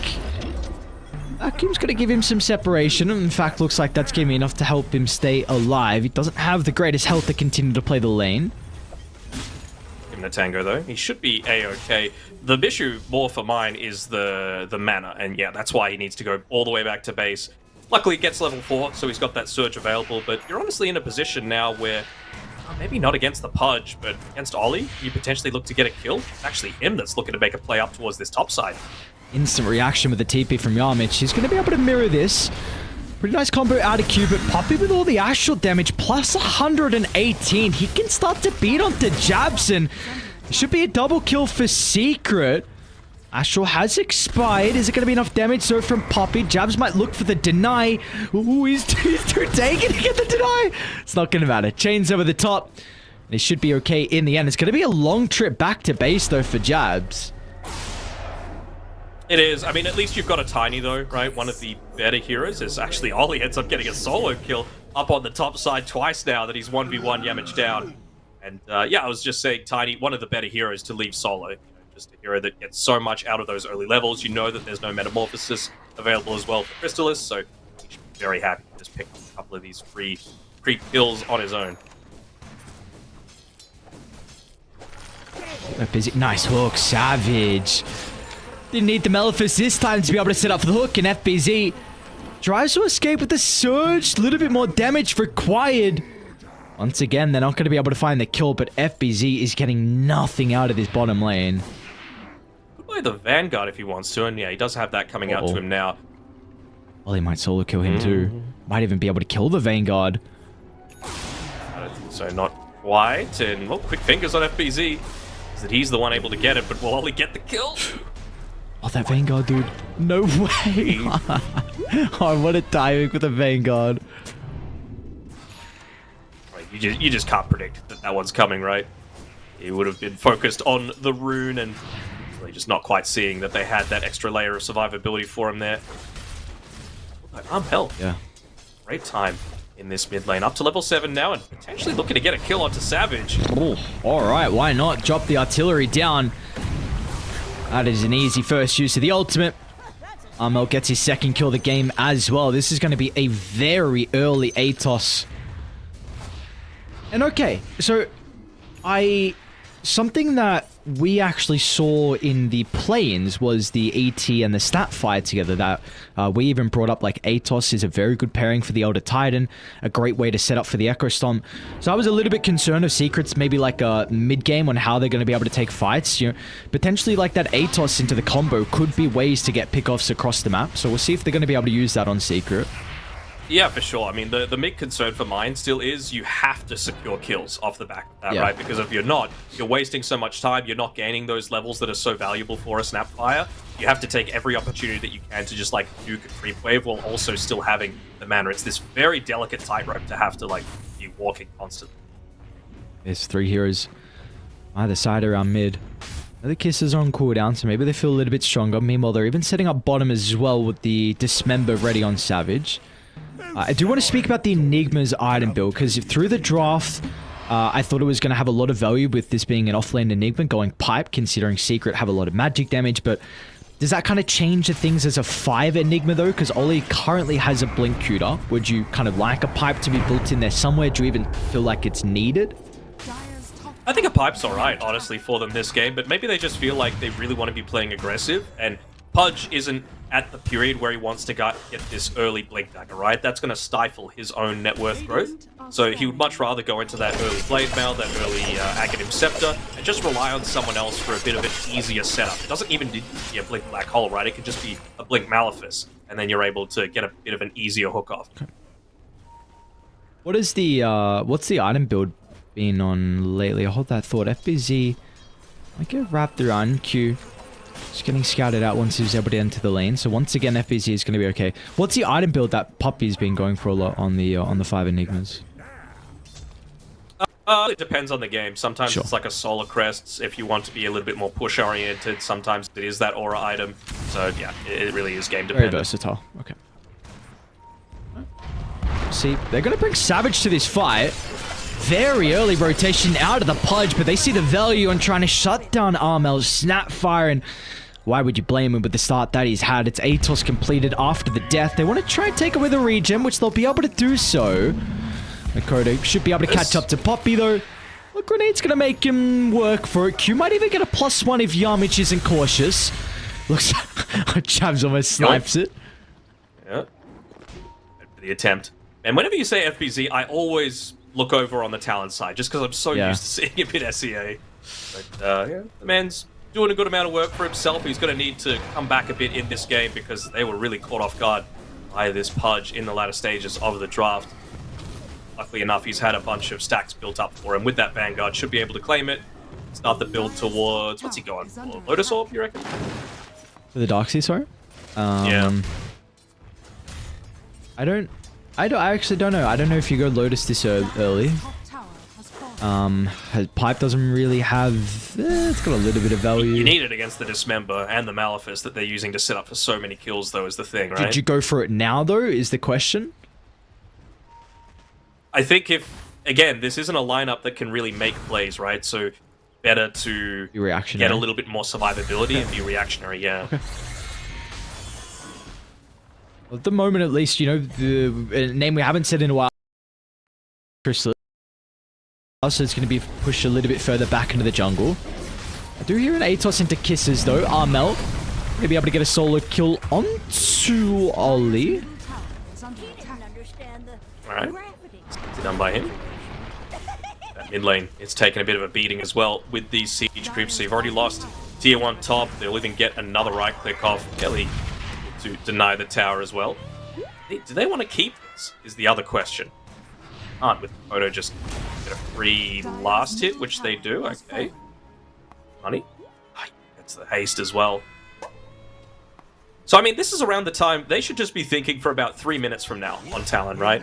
Like, how close are you to the Blink Dagger? Yeah, like 400 gold on Q's Blink Dagger. You should absolutely have that by the 15-minute mark. And that's when Roshan's going to go top. You've already taken the tier 1 tower up there. You've got a Blightstone as well, picked up for yourself. Timbersaw, very capable of taking Roche as well. So I can absolutely see them looking to make a play around that area for now. So maybe just move down bottom for now. And look to take away the tier 1 tower, reduce the amount of space that they've got to be able to pick up farm with this much until like the, say, 30-minute mark of this game for Secret. See if they can get there, though, Secret. Do have some ultimates to work with, and that still is the biggest strength for them, you could say. So how are they going to be able to use them together? Lineup that relies on 5v5s. Don't get to that stage, it could be a bit of a concern. This is an interesting build, though. 23 Savage going for the Blade Mail. I don't know if this is a core build now on Pudge, because again, JT went for the exact same build as an off-lane Pudge. Vanguard Blade Mail into the Scepter. There is a little bit of value with it this game overall, like bonus armor, very important versus the Terror Blade. Snapfire too, and a little bit of uncontrollable damage, so I don't know if it's just game dependent or if it is kind of the build that we're getting out of Pudges now. Yeah, I mean, you get, what is it, 15 armor off the back of your level 10 talent plus Blade Mail plus Phase Boots. I think it gives you a lot of value there as he goes for another hook, but just off the mark against FBZ. You also have the potential of just being tossed into the middle of a team fight by Q. And then you can just pop the Blade Mail and deal a crap ton of damage. Speaking of Q, Blink delivered. What a time as well. Secret looking to try and make their own play. Same time as Makoto's gets delivered as well. It's actually just coming in on the Korean now. Some trouble. Dude, that's so much hate. Kisses along with the wall just for measly old Oli. They're going to try on Savage as well. I don't think you're going to be able to kill this man, and look at the rebuttal out of Talon. Q tries to jump in, and they're just going to beeline for Armel. He'll try and TP, but the Avalanche, it's back up. Instantly stops it short, and up is the next one they want to chase down as well. Another round of the spells for Jabs, and FBZ is going to be pretty cautious of his own position, because he sticks around for a little bit too long. They will try and hunt him down as well. If they're able to retain that Wisdom Rune. But it is going to be that tier 1 tower going down. Honestly, a move that it didn't really feel like they had to make. You know, they commit so much for this kill onto just an Enigma. Sure, they get it, but they end up losing 3 and a tower, and it's right before that 15-minute mark where Roche is going to go top. So I wonder what the next plan of action is. Just looking to set up a little bit of vision around the Ancient stacks to see where perhaps a lot of people are looking to farm. They got a body block, a couple of them as well. And now they're going to go straight for that smoke. Maybe roam up towards the top side, pick up someone on the way, and just secure Roche for themselves, I feel. Well, going to get caught out here. Do they have any vision? Oh, they place one down just as he's left a small camp there. So won't be able to land it. So we've spoken a lot about... I'll actually hold that. I think they might try and portal through the top. This could be a very interesting play from Secret. They will be ahead of Talon before they get set up for Roche. Have they got any wards to place, though? Poppy's got 2. They've got one kind of inside the jungle as well, just covering the area around the Watcher to the south side of the outpost. So can they kill him? Caught a brief glimpse. Chrysalis is coming over. Meta's at the ready. The rest of Radiant are relatively nearby, but Jabs might not be taking enough to survive through it. Blink is getting delivered on Ollie. They've got to be cautious about the potential black hole. Not if they just blow him up before the fight. 23 Savage going to try and make amends, but now he is isolated. Tries to TP out any stuns, all the damage. That'll do the trick. But they don't have enough. But finally, though, Secret, they bite back a little bit. They get 2 big kills. It just comes to the life of Puppy's Elder Titan. It is, but I gotta sound like a Talon fanboy. They had to pop so much. Every single ultimate except for ETs, and they're even gonna get Armel off the back of this as well with that double damage picked up. And now they have no ultimate. They have no meta, they have no freezing field, they have no wall, they have no kisses, they have no snapfire, and Roshan is still top. So you basically use nothing on Talon for that previous fight, not even a BKB. Have it, that certainly helps, but yeah, this just feels like a free top side of the map for them for the next minute or so. Ollie, I don't believe... maybe they scouted out this blink. I'm not sure if he passed under ward, but... he died before it was delivered previously, so he's ready to just drop this black hole into a solo core. They'd be happy with that. Who's going to lead the charge? Trying to give them the information they need. They've got to be cautious because there Ollie goes. It's stopped short pretty... It might be enough to turn around with a vacuum out from FBZ as well. It's going to be up to Armel to start to pump in the remaining damage. But meanwhile, look at Savage with the wraparound Lance Hook. Drags back FBZ, but no one else is there to follow up. FBZ is going to be okay for the moment, but it's an all-out retreat from Secret. And Armel, no, there is no retreat for my brother. This Snapfire has nowhere to go. Runs out to the left, but Makoto jumps over the top, and what was looking like an okay start in the end, Talon still buy back. Seem to think that they've got Vision up there, but the only one with Vision at that point is Talon. Uppy's just perfectly on point with that Echo Stomp. They're going to be able to take maybe this tier 2 tower. I mean, got some of those ultimates coming off cooldown now. Wall of Replica back available. Snapfire almost level 12. Would love to have that before you take this next team fight. Force them to have to make a bit more of an defensive play. And I don't know if they're going to be able to take Roshan now off the back of this. So they got a minute and a half left on the top side. Odo's only about 300 gold away from his Desolator, though. Maybe just waiting for that.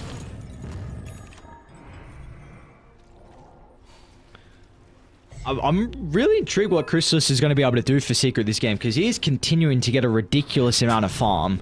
And it really feels like they're putting a lot of importance on him. He hasn't shown up to too many fights. He does have Manta with the Dragon Lance and Growbow. I think Skardy's really is going to be his ultimate timing, at least anytime soon.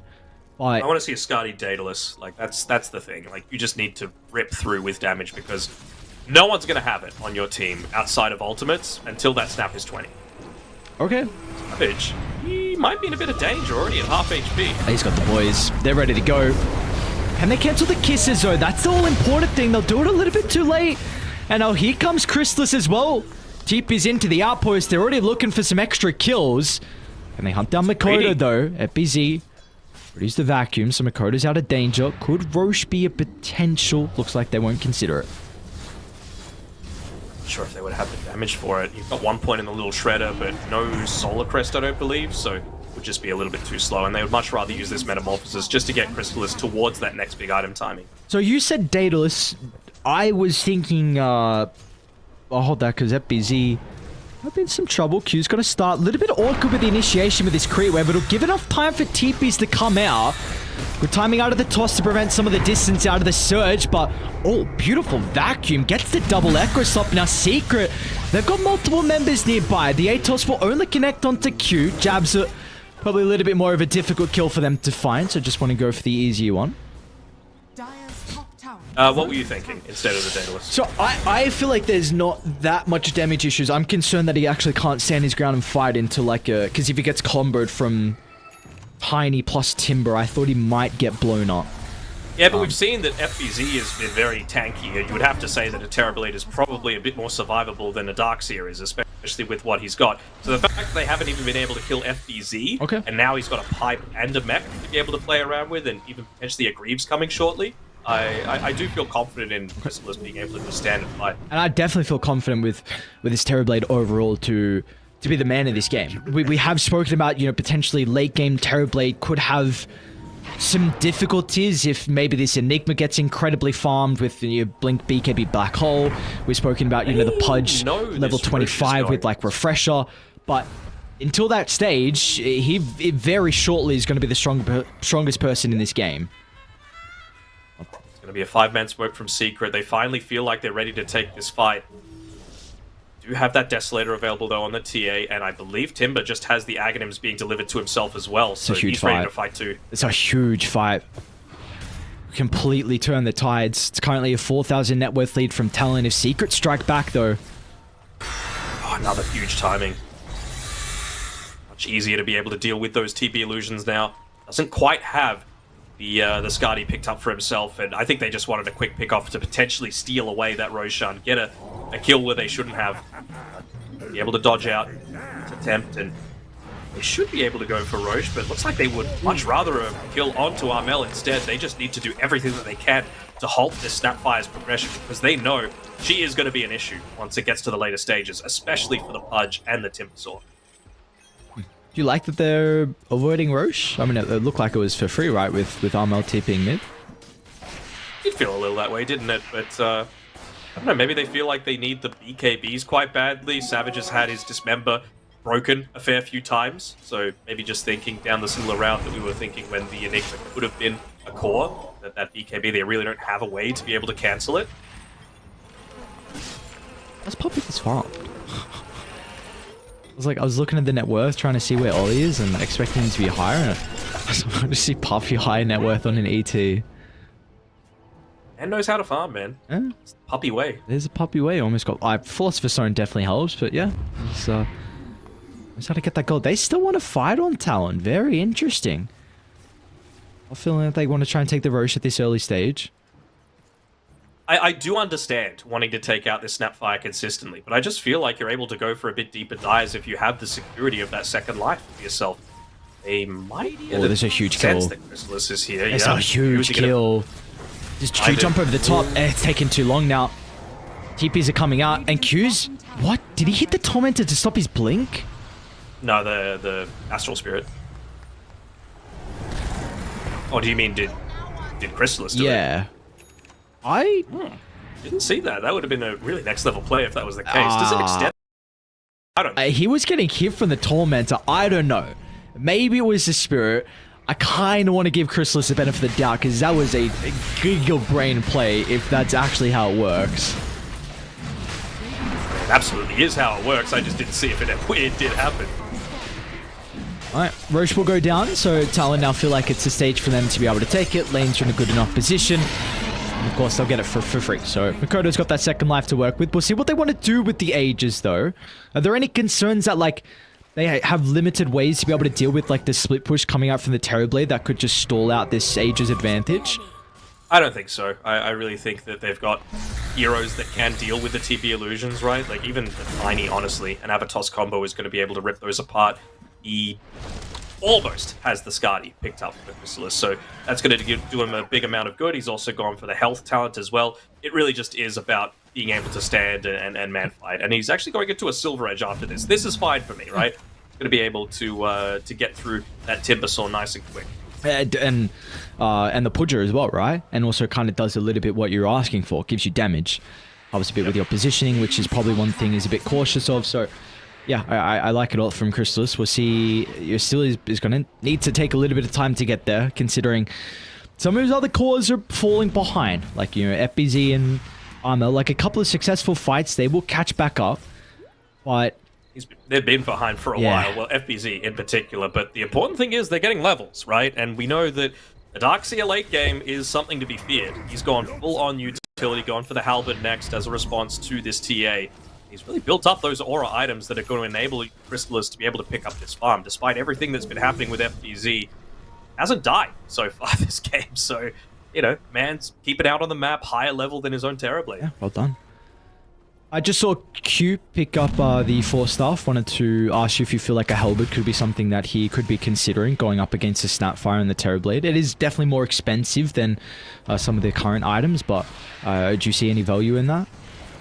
Oh, absolutely. I think it'd be value. I just don't think he feels like they need it yet, because they know that Secret aren't quite ready to fight. So a lot of the damage that has been coming out has, again, been from these ultimates as opposed to right clicks. So it really just is a case of, you know what, he'll get it, but probably around the time that Snapfire is going to get up to that level 20. Also, what a neutral item for him. Gossamer Cape. I really just even, I mean, the 20 plus movement speed is huge for him. He went back for the for the phase boot, so it will be very easy for him to get himself in a position to find that blink and toss back, which is always something that Secret need to fear. You see how hesitant they're positioning as well.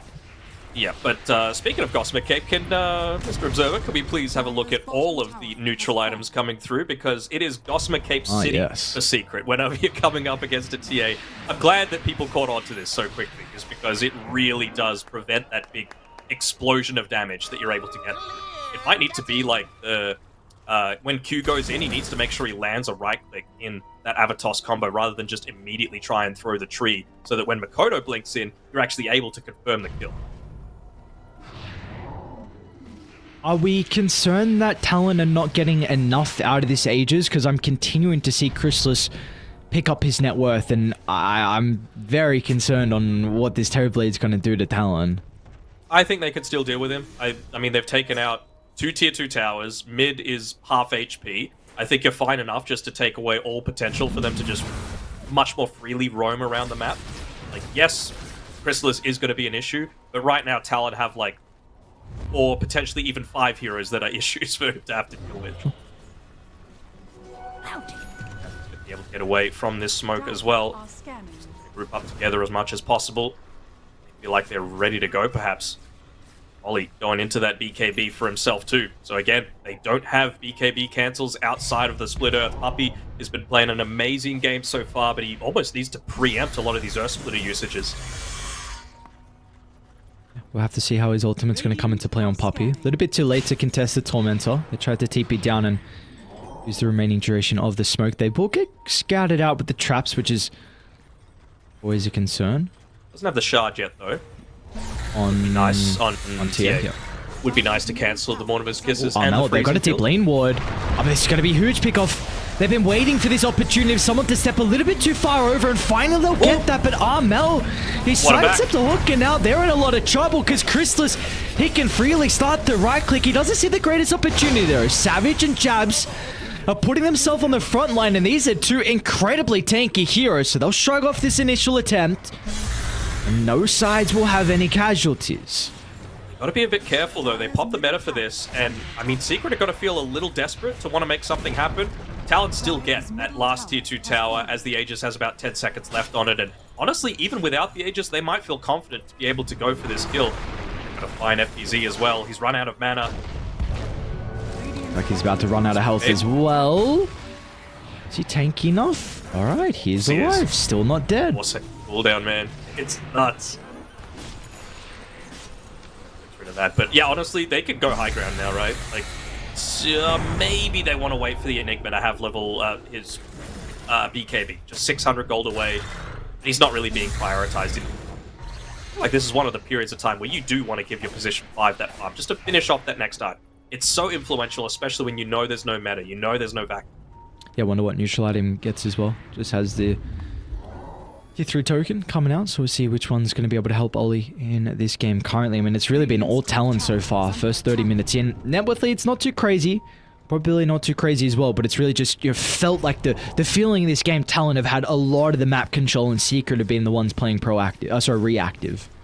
Yeah, and it's the way it was going to be from the start of the game, right? We were predicting this one to come through. Oh, I don't know, dude. Look at this. There's so much vision for Talon. They scout out FBZ. We saw how difficult it was to kill him prior, but with Jabs here, maybe it'll be a little bit easier with the Timber Sword damage. They're going to jump the black hole. Okay. So, first death of the game for FBZ. Now they're hunting for more as well as Armel. He needs some support to protect him, but they will not be there in the nick of time. It's now Q as well as on the prowl for Yamich. The base is not your home. As Talon finally, man, they have been up in the face of Secret, waiting for one mistake, and this time, they're going to be able to capitalize and get 3 kills and potentially knock on their high ground. Oh, not just knock. They're going to break down 2 lanes of racks, I feel. No buyback on both the CM and the Darkseer. That's the last glyph that they've got. And they know that this is their period where they can move on forward. Aggressive glyph being used by Talon. Savage, all the while, he was just pushing that mid-wave in, knowing that the boys have got it. Maybe they're going to be able to just lose 1 wave here. I just don't think Chrysalis feels incredibly confident to fight yet. He's 200 gold away from that silver edge, and he might have lost 1 lane by then. Oh, he's coming. I can sell the wand, I guess. Yep, there we go. Sells the wand. Silver's edge picked up. So what's on cooldown? Still lost it, though. Black hole down. They can just get out, though. Yeah, I'm in there. No reason for them to stick around. Let's look at Puppy. They know that, They know that Roshan's coming up in about 30 seconds, potentially. So that's just where they're going to be playing. They're going to be continuing to try and set up on the bottom side. They've still got a tier 1 tower there, man. You don't even need to use the outpost. So things are just going to continue to favor Talon from here on forward. You might just... Now you've got that BKB as well on the Enigma. It is Black Hole down for 90 though. So Secret might just have to brute force a fight knowing that this big ultimate's on cooldown. She'll see. What are they going to be able to pull out of the hat? Poppy leading the charge, trying to give them some vital information. A little bit off the mark with the jump. 23 Savage still going to commit the dismember as well. Poppy's pretty survivable as FBZ tries to drop the wall as well, but the damage, it's kind of messy. Secret splitting their attention. They're kiting Chrysalis incredibly well. Inside the river they go, and Secret, they just haven't been able to lock any members down to enable. Chrysalis finally is trying to stand his ground around the Secret shop, but he doesn't have any remaining casts to protect him. Sunday's out, but it does not matter. Talon, they could just easily... Well, maybe they're lacking detection. Maybe that is the one issue. They have to kill the Terrorblade, but everyone else, there are no issues. They have to go up against the Talon, find a 4 for 0. Yeah, 4 for 0. Chrysalis? I don't know if he can be. Oh no, Q once again. This observable is still nearby. Easy kill for them to find it. Well, in the... Oh, they're even going to tap out. All right. So, geez, Talon, a good start to the Riyadh Masters for them. Yeah, they really showed the potential of that flex. The Q tiny, I got to see it, and I was rewarded for patiently waiting months and months. This guy can solo carry games on it. Wasn't needed this time around. It really felt like a good balanced team performance. But for me, the big issue was just Secret's draft wasn't capable of doing anything in those early stages. You know, we saw they had to pop so much just to get a singular kill onto the Enigma. And, you know, it feels good occasionally to get a kill. But as soon as those BKBs came out, there was just nothing that Secret could do to be able to combat this. Yeah, Puppy. Even he was trying to build a Yules to be able to stop the Timber Aghanim Scepter as well from having an impact just to instantly dispel it, but Jabs just couldn't die once he picked that one up. Very cool punch pick as well. You know, it's something that is very popular, like, well, the TI stage, and we haven't really seen it too much since then, so I wonder where this hero is currently positioned in the meta, but a game where Savage had an incredible performance on it, and I think just probably for the next draft, we're looking like it just... Maybe Secret having some easier ways to play the early game. You know, we kind of brought it up multiple times. They just had difficulties in that regard. Yes, you have this like Terrorblade who has some pretty good core matchups, but when you're this far behind and maybe all your other cores are struggling, we never really got to see it come into play. Yeah, and I was actually even talking up the fact that Secret have given Armel a bit more of like the game carrying heroes, which you can absolutely do on the Snapfire, and he's had a lot of success with it, and they've given FZ a little bit more of those lane dominators. They would start to the game rather than purely for the team fight, but they kind of went the opposite this time around, where they just went too heavy on that late game, and it never really gave them a chance to even get into this game. It felt like Talons from minute 5 onwards. And indeed. So it's going to give Talon a lot of confidence because, I mean, we still need to see what Game 2 looks like because this is still a team that is plagued with inconsistency, but they're going to start their tour off with a victory over Secret, who have also looked... They've had some good games, they've had some bad games so far in the play-ins, but, you know, this is just game one. Just game one of the group stages, like we've been saying a lot. It's 4 days where you're up against, 7 other teams, so a lot of series, a lot of games that you need to be playing. Just game one, wipe it clean, look to the next game, come up with a different strategy, and see what you're able to pull out of the hat. Just, you know, don't let it worry you too much, because again, there's still a lot more left in store for us. And with that being said, game 2 should be coming around the corner. Secret up against Talon. We'll see you guys soon.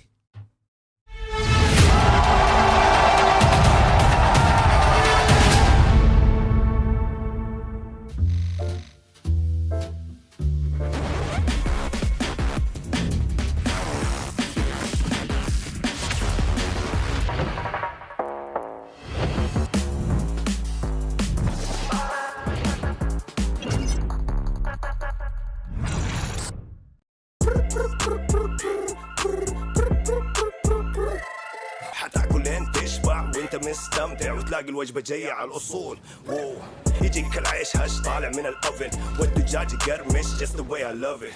وتسوي كده وتسوي كده وتسوي كده مع الحشمة. وإن تبغى راب خفيف أجيب تويستر.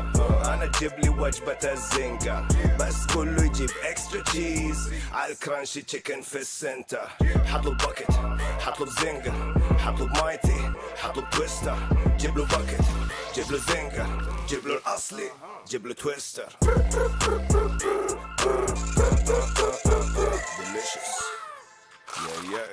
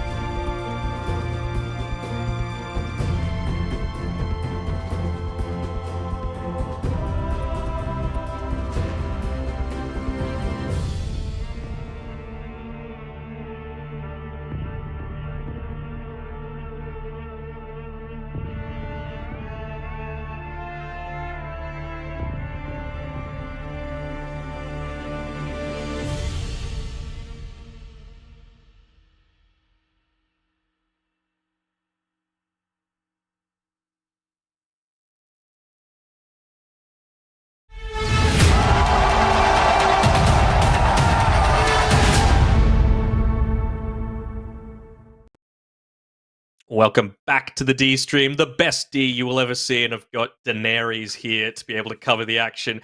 And it's once again, we're going to be continuing the C brawl a little bit. You know, let's say 1.4 of the teams here are involved with C players, and I'm interested to see how Secret are going to be able to respond to that one, because it really just felt like not Secret Dota. You know, they look to get a little bit greedy in the early game, typically with their support style. But then it's just all systems go, and it never really felt like they got out of second gear that game. What do you reckon, Lockie? I don't know why I don't know why I let you intro.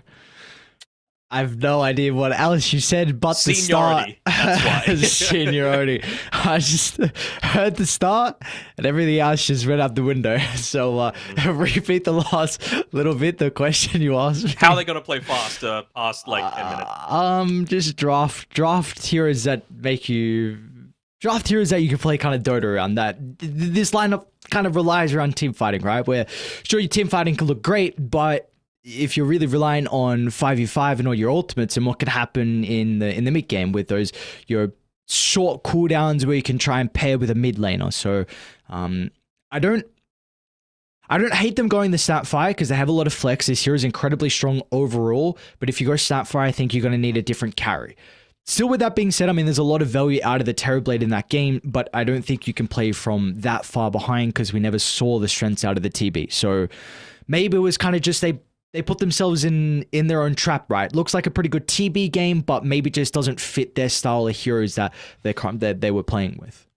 I don't personally think a Snapfire can be a 3. I think it has to be a 2 or a 4. There's no other options. You know, like it needs to be a little bit of that skirmishing style support that wants to get a bit active, that has the potential to rotate, that can stack from the low ground your ancients, yada, yada, yada. Or you need to get levels. You need to hit that level 20. I've even seen people like go Midas on Snapfire just so that they can get into that level 20 as quickly as possible. And past the 7-minute Wisdom Rune, they're the ones taking it. It is that important to get the Snapfire out of this dead zone. And I feel like a lot of teams are exploiting it. This time around, Secret actually chose to have first pick. And I think that's because they want this Timbersaw. It's a hero that kind of does the best of both worlds. They can dominate the lane with it, and they can farm, and they can also have this ability to, like you said, play Dota. And of course, with first pick, you can pick it up with the last pick of the first phase, guarantee that it's not going to get Giga counted, and then be ready to go from there. That's the way I see Secret taking this one.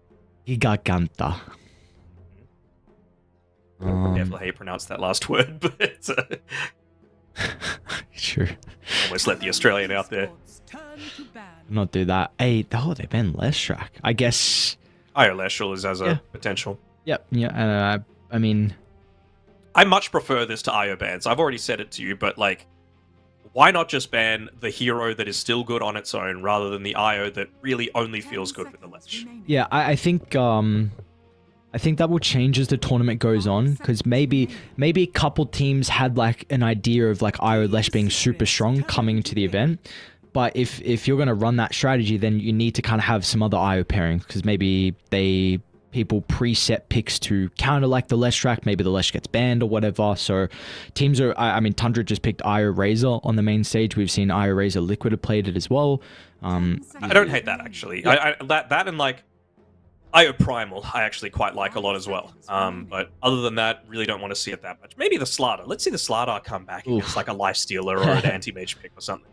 Yeah, it needs to be super situational on what the carry is, but I agree until like teams get more IO pairings, and then yeah, I agree. I just prefer the Lesh to be banned out, which does open up Talon's draft. They don't go for the Timber, so Talon, if they want to, can look to Timber +1.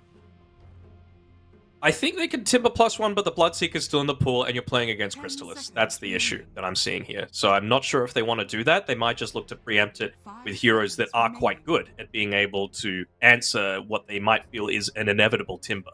So stuff that does plenty of pure damage, for example, stuff that doesn't care about armor. I'd love to see them pick up an Enchantress, honestly. It's something that Hugh can play. It's something that Ollie can play at a very high level. Ollie's actually been spamming it in his pubs. And it's one of those, again, heroes that Secret kind of don't want their opponents to have, because Secret's all about greeting out the laning stage, getting their items, having slightly more farm on their supports than the enemy team, and then using that to snowball over the enemy team. You can't do that against an Enchantress. The Enchantress is going to win 90% of her lanes. And like you said, I mean, they have the potential to play it on 2 supports, and I think they along with like... Has Jabs played it? I feel like Jabs has played it once or twice as well. Probably. I'd imagine so. Okay, that's like when Snapfire was introduced to Dota, this was one of your classic kind of counters where kisses, you just counter with Global Silence, very easy. Nothing too difficult about it. They're going to follow up with a Storm Spirit as well. Not as crazy about this one, if I'm being perfectly honest. Like, I guess it kind of does prevent Timber from having as much effectiveness if Team Secret still do go down this route. They would be revealing 2 cores in the first phase, which I'm not sure they want to do, but I don't think they're going to have the luxury of picking up a Timber later on. If it gets left in, they're going to be the ones that need to ban it, because Talon will absolutely pick it. But the Storm and Silence are on its own. Yeah. I don't know. I don't feel amazing about it. Like, I feel like they're almost saying, all right, this is going to be a Snapfire. We're going to lock down a lot of those big ultimates as well. Here we go. We get to see a Medusa come through. How do I feel about it? They're getting rid of the Anti-Mage. Jabs has actually played the Anti-Mage into it as well, so good ban overall. I don't know how I feel about this, just because you are a little bit slower, so maybe Talon just up the tempo now, and it's going to punish you even further if this Snapfire is indeed a core. I think it has to be a support now. Yep. Snapfire. I agree. I think more than likely you look to play it as a support here. So we'll see what how they're going to try and protect that overall for Secret. And even what the call is going to be for Talon as well, on how they try and address the Medusa. So, are there other bans we need to look at to... From Secret? Yes, for Secret. Well, it's not going to be a Pango, because Storm's already been picked, but I think this could be a Morphling game, that if 23 Savage wants to play it. I was so sad that we didn't get to see Savage Morphling at the Bali Major, obviously because they weren't there. But he's still going to pick it if it's a good game for it. And when you've got the last pick of this coming phase, I think that's certainly a possibility. It's the Darkseer, that normal punch, able to really turn the Medusa's damage against her. But other than that, and maybe like a Slark is also a possibility, just because Dusa is again going to be like that 2 or 3 minutes slower to be able to get into her items, because it's one of those things where you need all of your spells, right? Previously, you could get away with going like a value point in the split shot, but these days, it is really bad at level 1. I think it's like 35% damage output, down from the 65 that it used to be. I'm just throwing random numbers out there, but it really does feel like a big hindrance in the lane, and you need Mystic Snake, and you need the Mana Shield as well. So it's like, pick your choice, because Talon, they're going to be able to exploit this one way or the other. I think another hero that we've seen kind of drafted to address the Deucer has been a Shadow Demon. I don't think that's a route you can go down for this game. I just feel like a Shadow Demon Silencer sounds like a bit more of an awkward support duo where... Too passive. Yeah, too passive. So I don't think that's something that Secret need to be considering with this last second phase ban. I'm still down for the Enchantress, man. You can run it on Q and then just bully this Medusa in lane. Is a bit of a block pick as well. I mean, maybe takes away the potential of like a Chen to be played for Poppy. Of course, then he likes his Enchantresses. Maybe you just... And you can't really play Elder Titan then if it's an Enchantress laning into it. Uh-huh. So I'm also thinking as well, any of the cheese, like could you Oracle against the Medusa and then just spam the Purifying Flames on it? Ah, okay, yeah. Because you don't get the health back, you're just doing the damage. She has no health. Does feel it'll do nothing though, to be fair. Even the Silencer playing as a 4, right? Go Glaives, steal the Medusa's int, deal like double dip on damage. I feel like that could be very volatile. Oh yeah, for sure. Yeah, good. Could look kind of cool in the lane, then some bad stuff could happen afterwards. So there's a Slark ban. Another support I think Secret could be considering. Clockwork also comes to mind as well. Clock Snapfire, very, very strong. Good to get onto the Silencer. Offers some control versus the Storm. Just trying to think of melee 5s for the Medusa. But see what Talon do, because they're going to have to reveal their first pick into the second phase. Early Underlord. If they go for something like... Can you get away with going like Ogre on Team Spirit? It's something that Puppy picks. He's got the potential to go like Midas if he wants to greed it out. And against the Global Silence, at least you can, a lot of the time, have the Bloodlust already cast on somebody. So it really doesn't impact the... it doesn't have the same level of effect as like against a lot of other supports that just feel completely useless when that Global is used. And then another start against the Storm Spirit feels quite nice too. I think if anyone's going to play, it's going to be Poppy. At least as a 5. I mean, yeah. He likes his Ogre. I just don't know like why you would pick it instead of some of the other ones we mentioned if they were available. But at least they've got the balance right this time around on Team Secret, right? We were correct in the fact that it's probably going to be a Snapfire support. Once the Silencer Storm Spirit came out, we get an Ember Spirit, which Armel famous for. I would say it's probably the hero that he's most synonymous with outside of maybe the Lina.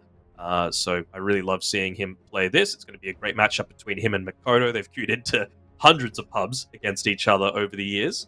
So they've got that active person now. The balance of the draft is a little better. Now they need to address it with a little bit of push with what they've got remaining. FBZ, well, it's kind of his oyster with what he wants to go for. Very good call. Very good Could be call. off lane. You never know. You never know. But I kind of want to see FBZ go something... I don't think you can like it, but I'm just wanting to get like more push and a way to deal with this silencer. Maybe even a Dragon Knight, to be honest, right? Like a DK doesn't feel like it'd be going down too easily. It's more frontline for the Deucer in these early stages. It's a decent lane pairing together with a Snapfire, and you've got some of that tower push, especially if early on the Ogre just wants to be playing with you. You can Bloodlust the DK. 1 point is super value. Yeah.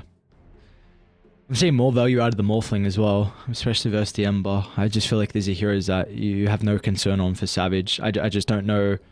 Maybe more Silencers, a bit of a meh lane. Maybe you also don't want to pick your carry here as well, considering maybe there's multiple options for Savage and feel like he is not worried about his heroes getting banned. They do Shadow Demon. Okay, so definitely more value versus the Ember Spirit, right? I think this is one of the better heroes that you can purge, gets rid of Flame Guard, the slow for the Remnant, really makes your game difficult to play. Save versus the Ogre's nice. I mean, I guess even the purge for the Bloodlust too, so... we spoke about the value versus the Deucer, but now we even see it a little bit more versus the other heroes. I'm a bit concerned on their support duo, though. Yeah, I'm concerned that Makoto is going to have no one to play with, basically. I mean, the plus side is, at least you're not going up against, like, Team Secret really now need to go for this full-on pushing hero, right? Because you need to force them to have to defend. You need to force that Global Silence to be used and make Silencer a much weaker hero to be able to play around with so that the Ember Spirit can have a good game, can have that first 15, 20 minutes that's going to set up the Deucer for success. You don't do that unless you put pressure on. So that's really where I'm looking with this last pick of the overall draft for Secret, because if not, Talon could just build up a bunch of stacks, they can sit back, they can farm. Storm Spirit's somewhat capable of just, getting farm in the jungle, and then if you dive a little bit too deep, then obviously you're going to get punished. So Tide Hunter ban naturally builds into the Meteor Hammer these days, so kind of would fulfill that role. And they're definitely lacking team fight as well for Secret, so yeah, help out in that area. Any other pushes you can think of? I mean, Beastmaster's still in the pool, but doesn't feel amazing against the Underlord. Would give them a nice extra stun, though. But again, fine with the Beast. Actually, no, I would like the Beast. I would Yeah. like it, because you need a fine Silencer and Shadow Demon, right? So that's just going to enable the Ember Spirit so much more. Yep. Buffs up the Deucer. I mean, it's... Yes, I'm sure you have like save versus raw, but I feel like just this hero, you provide so much like overall. So the Beast, I think Timber's still in the pool as well. That could be something else you're considering. Honestly, it would be worth like roaring just the Shadow Demon on his own. Just get him out of the fight, and then you don't have the save, and you don't have the ability to make the Medusa illusions. The FBZ staple with the Brewmaster getting banned out. So what's even left of the pool? What, like a Naga's left in the pool? Talon, yeah. I mean, Morph is still there. I'm just thinking, like, why these bans, basically? Because Brew isn't that pusher. It is team fight, but it's like team fight that you want against illusions or stuff that's dispellable a lot of the time. And there's not really anything, unless, like, Global comes out after the Primal Split, who cares, you know? I don't know if you can say screw it and go like a... Well, let's see what Secret pick. They do base. Okay, so... Sniper could be a consideration. Lane vs Beast is quite nice, you do have very limited heroes to play in front of you. That is my biggest concern with the sniper. I also don't know if you just have to go melee hero because the silence a lane. What about an Arc Warden? 5 seconds I know you love the hero. I don't like the hero, but doesn't feel bad against a Deucer, and you can push towers incredibly quickly. If you go in onto the Ember Spirit, you can get hexed. Like, it's very easy for Arc Warden to go down that sort of build. Standard. Terribly boring challenge. Boring. So I mean, of course, I prefer Secret's draft. I can see the ways for it to work, but Talon have shown that they're a top team and they can make drafts that probably shouldn't work at the end of the day. So I think the onus is really on Team Spirit to take advantage of the strengths of their draft. They have the ability to know when a lot of these stacks are being built up. They've got the heroes to be able to clear out some of those stacks, and they've got heroes that are going to be able to get a lot more active than what Talon are able to. So it's really about playing around FBZ and Armel in their early timings. So Puppey, he's going to be a bloodlust spot for Crystalis. He's going to make sure that the lane doesn't go horribly for them. But for the 15 to 30 minute mark, I'm really expecting to see FBZ and Armel being at the center of a lot of these calls. Yeah, I 100% agree. I mean, it seems like it's the opposite. I mean, maybe this draft, like, Talon don't have as much team fight as what Secret did last game, but it definitely seems like Secret have a much easier way to play Dota this game. Just that the heroes look, there's a lot of synergy between them and what they're able to do. So I like Secret draft. I feel like they were able to fix some of the issues we saw in the previous game, and if they're able to execute, I think they can take the series 1-1 tie against Talon. Me too. I'm interested to see what Puppey's build is as well, because ever since Ogre has that like dumb luck, as I said, just never can get intelligence, I'm always like, what do you build on this hero these days? Some people go into the Midas, some people go like Soul Ring.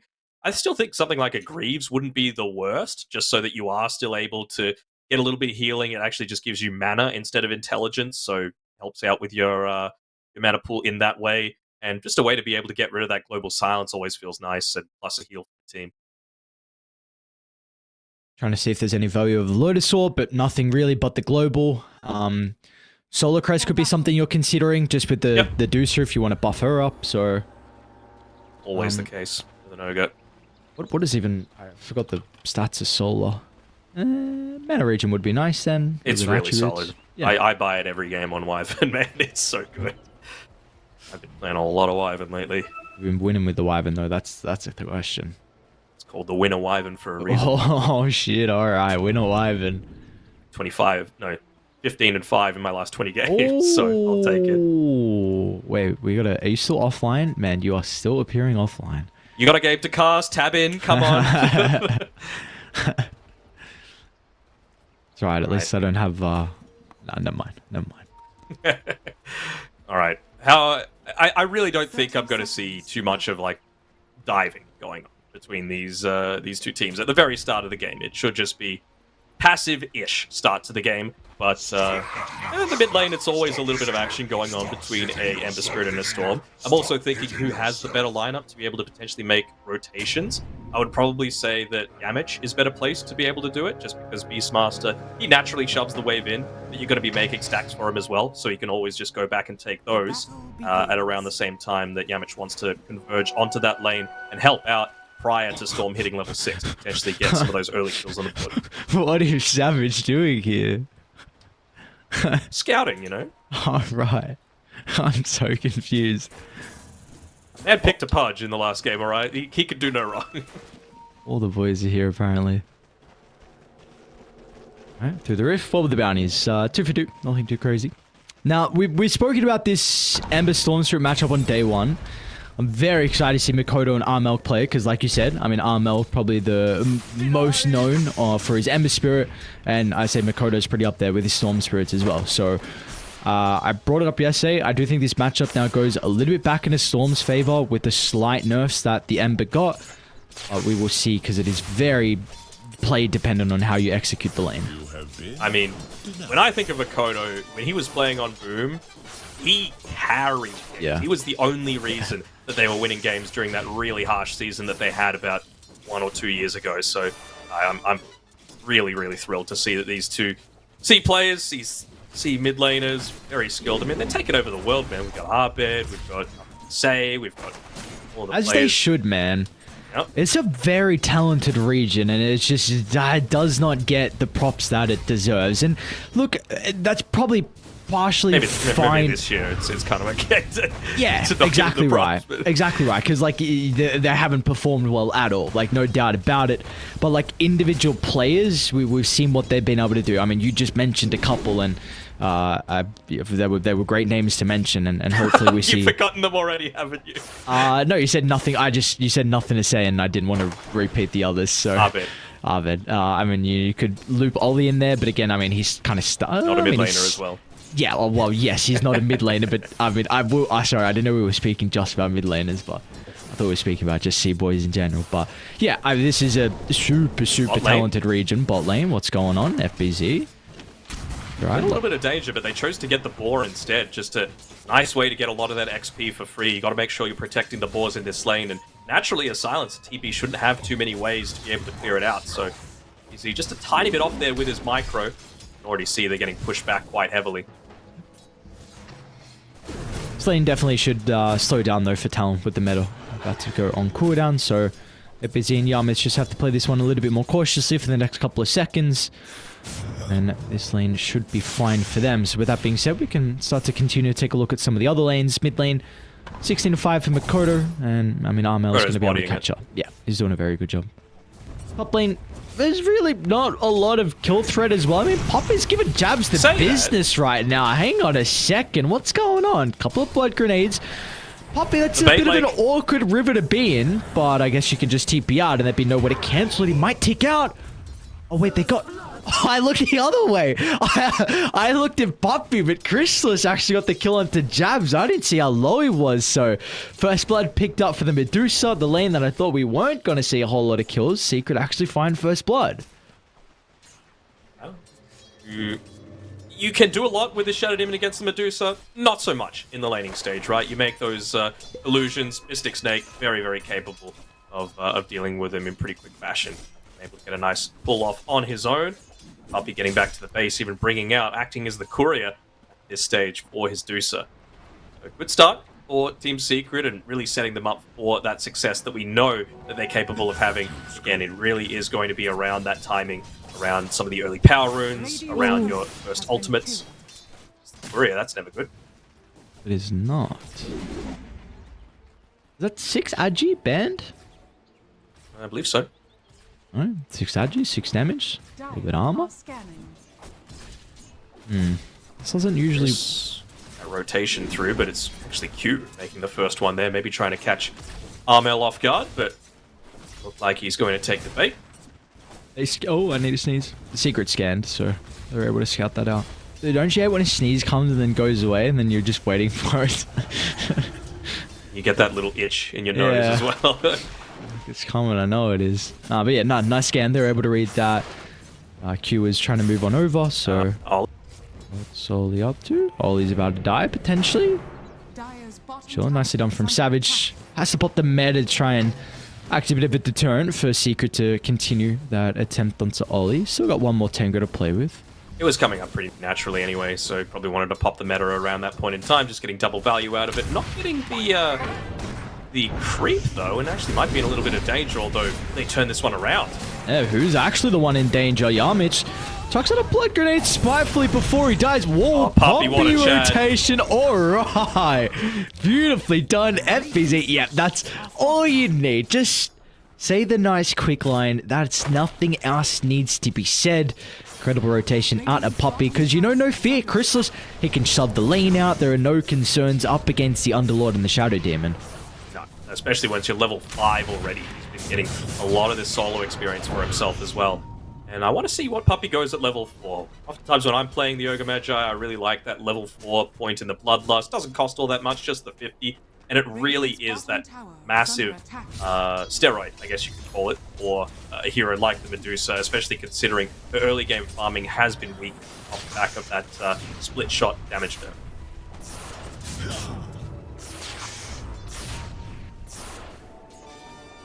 Big stacks in the jungle, though. And this is definitely one of the big benefits of the Shadow Demon. So Who really takes them though? You're going to share it with Jabs. I mean, Storm Spirit would love the hard stack, because speaking of the Storm, does get scouted out with the River Ward, so they're well aware that he's moving down, but this haste rune means that he's going to get to the lane a little bit too fast for Secret. Yamich tries to get back to the tower, but Makoto can dive with no concerns. He'll be just fine, even has 2 bounty runes to be able to play with here.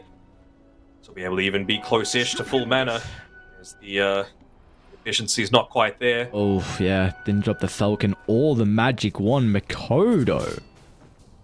I know the Falcon Blade doesn't give back. Sorry, more one. My bad. Sorry, I just say something bad about Makoto. Well, yeah, true, Puppy. No, Makoto, you're a genius, dude. Look at that. You didn't need the extra... Wait, don't let him... No. He needed it. Never mind. Puffy. Nice deny. Oh, the Korea. Oh, no. The Korea got killed by the H's as well. Everything is not an up Millhouse right now. Makoto, it all started with you not dropping your Falcon Blade. At least they get the Wisdom Rune, though. Yes. Dude, Chrysalis is balling out, man. He's so farmed right now. What did he go? Value point and blood. I want to see him max out the Ignite from this point forward. And I'm really not sure if he wants to go more points in the Bloodlust or more in the Fire Blast, actually. It really can go either way depending on how the team's games are going. If it continues to be a passive game, just greed it up. Let the Medusa get to that point, because I like Medusa against the TB in this game. Radiant's bottom tower is under attack. His bottom tower is taking quite the beating. Like Talon want nothing to do with it. Yeah, it might be a little bit too late, especially with Armel showing bottom. I was going to say maybe you could sinner about putting Jabs down there, but could be a bit too early on without max out Firestorm as well. So tower's going to go down. It does mean that... Yeah, double damage on Makoto. Yes. That is the big thing. So we'll see what they're going to be able to do with it. Is that enough damage so to kill Chrysalis? They know they were under a Watcher all that while, so Chrysalis is able to back up closer towards that Observer Ward, north side of the tower. You can see just with where FBZ is farming, if he absolutely needs to, he's got the potential to go through that Twin Gate and support his carry.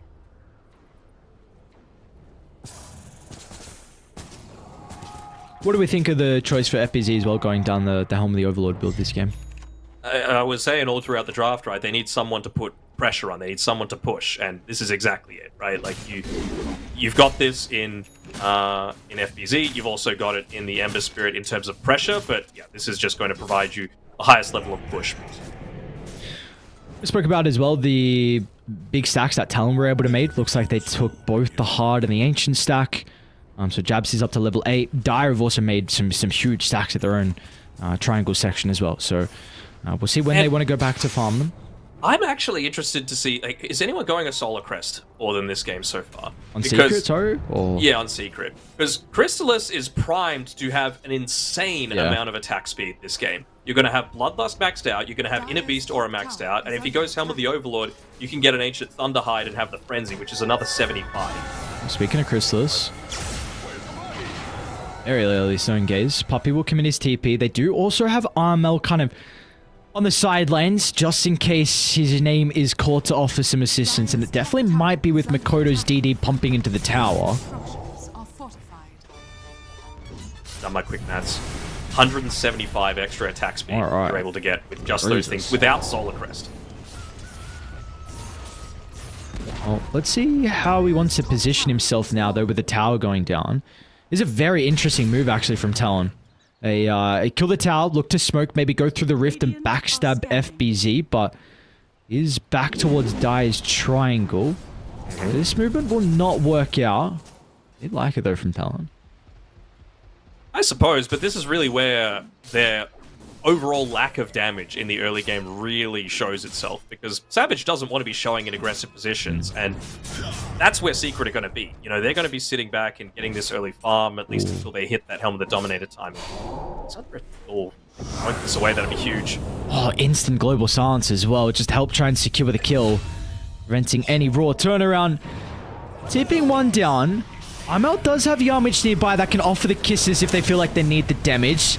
Meanwhile, Jabs is also going to try and use the Rift to join the fight if required. Kisses will split the middle. Meanwhile, Makoto's still going to act aggressively because, yeah, they're just going to yoink the stack. It's a call now. How do you protect it? Chrysalis, he'll swing on over. We've still got a little bit of mana to try and zip one out, but with that being used, he's now completely useless if a fight does break out. Looks like it won't, though. Cookie being off the mark, Secret, they're going to have to back on off. So they do lose a decent chunk of their stack, and FBZ does also go down for the first time this game. Savage also able to scout out up on this right side of the map just to see if there were any stacks there. They're not, so he's just going to use the rest of the Metamorphosis to be able to take that one away. Forces someone to defend the tower push as well. I think it was like one siege creep hit into the tier 2. Really nice movement there from Talon, but you can't really blame FBZ. He was farming in the safest spot possible.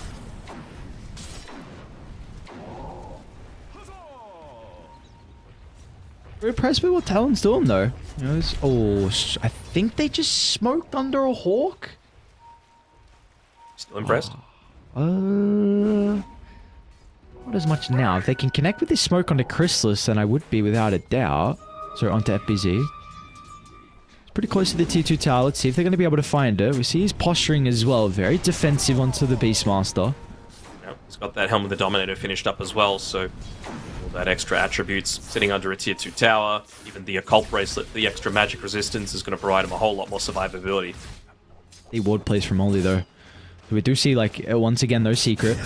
So, a bit more of a lineup that wants to, you know, you can control the tempo once FBZ gets his items, but until then, you're still looking to play this one a little bit more passively. So this Deep Observe ward could potentially set up for their next team fight with the Global Silence up from Oli. Still wondering, like, you can have this deep ward all you want, but are you actually going to be able to confirm any kills with it, you know? Like, that's my main issue. It's still going to need to be, like, a Global Silence plus a Storm Spirit. The plus side is Makoto has been, you know, playing like a boss, as he always does on his Storm. So once he's picked up that Orchid, maybe that is a factor that is going to happen. You know, the Demonic Purge proccing around the same sort of time that you get the Silence from the Orchid. So decent synergy. I'm just a little bit worried about how deep they're having to go to find a lot of these. Do you feel like Secret are too concerned with the current status of this game? A tiny bit. I think they'll be a little concerned that they lost that stack. They were going to be depending on that to be able to get into that quick Helm of the Overlord timing. But you know what? As long as they get that that 14-minute Wisdom Rune, as long as FBZ gets at least into the quick Vladimir's offering, I think they could start to take fights. Like, see Puppy, he's got his level 6, he's got 2 points in the Bloodlust. Medusa is a threat, even this early on into the piece. And she even wants to get involved to potentially defend the tower. See what the call is going to be. Maybe they just drag the creeps away. Savage can continue to right-click. Meta's got half duration left to work with, and that'll be enough to get the tower. Will they get out, though? And it looks like they will. So, I did want to sing the praises just then of FBZ. We spoke about that Deep Observer that was placed from Oli. That Hawk usage from FBZ was able to scout out the 3-man setup from Talon just before the tower push. So, that could have been a kill into an objective. Nonetheless, they will still get the tower. So all tier 1s have been claimed off the map, which will make it much easier for Talon to make any plays. This is just Savage playing his signature Terrorblade, though, right? Like, this is how the man got all of his MMR, who is one of the top in the world, Grandmaster on his TB. And basically every single one of his meta usages has been both for farming, for kills, and for tower pushes. So really good communication by the team to make sure that that happens. Just not singular usages like we see from a lot more passive players. I think that really makes the best Terrorblades as jabs.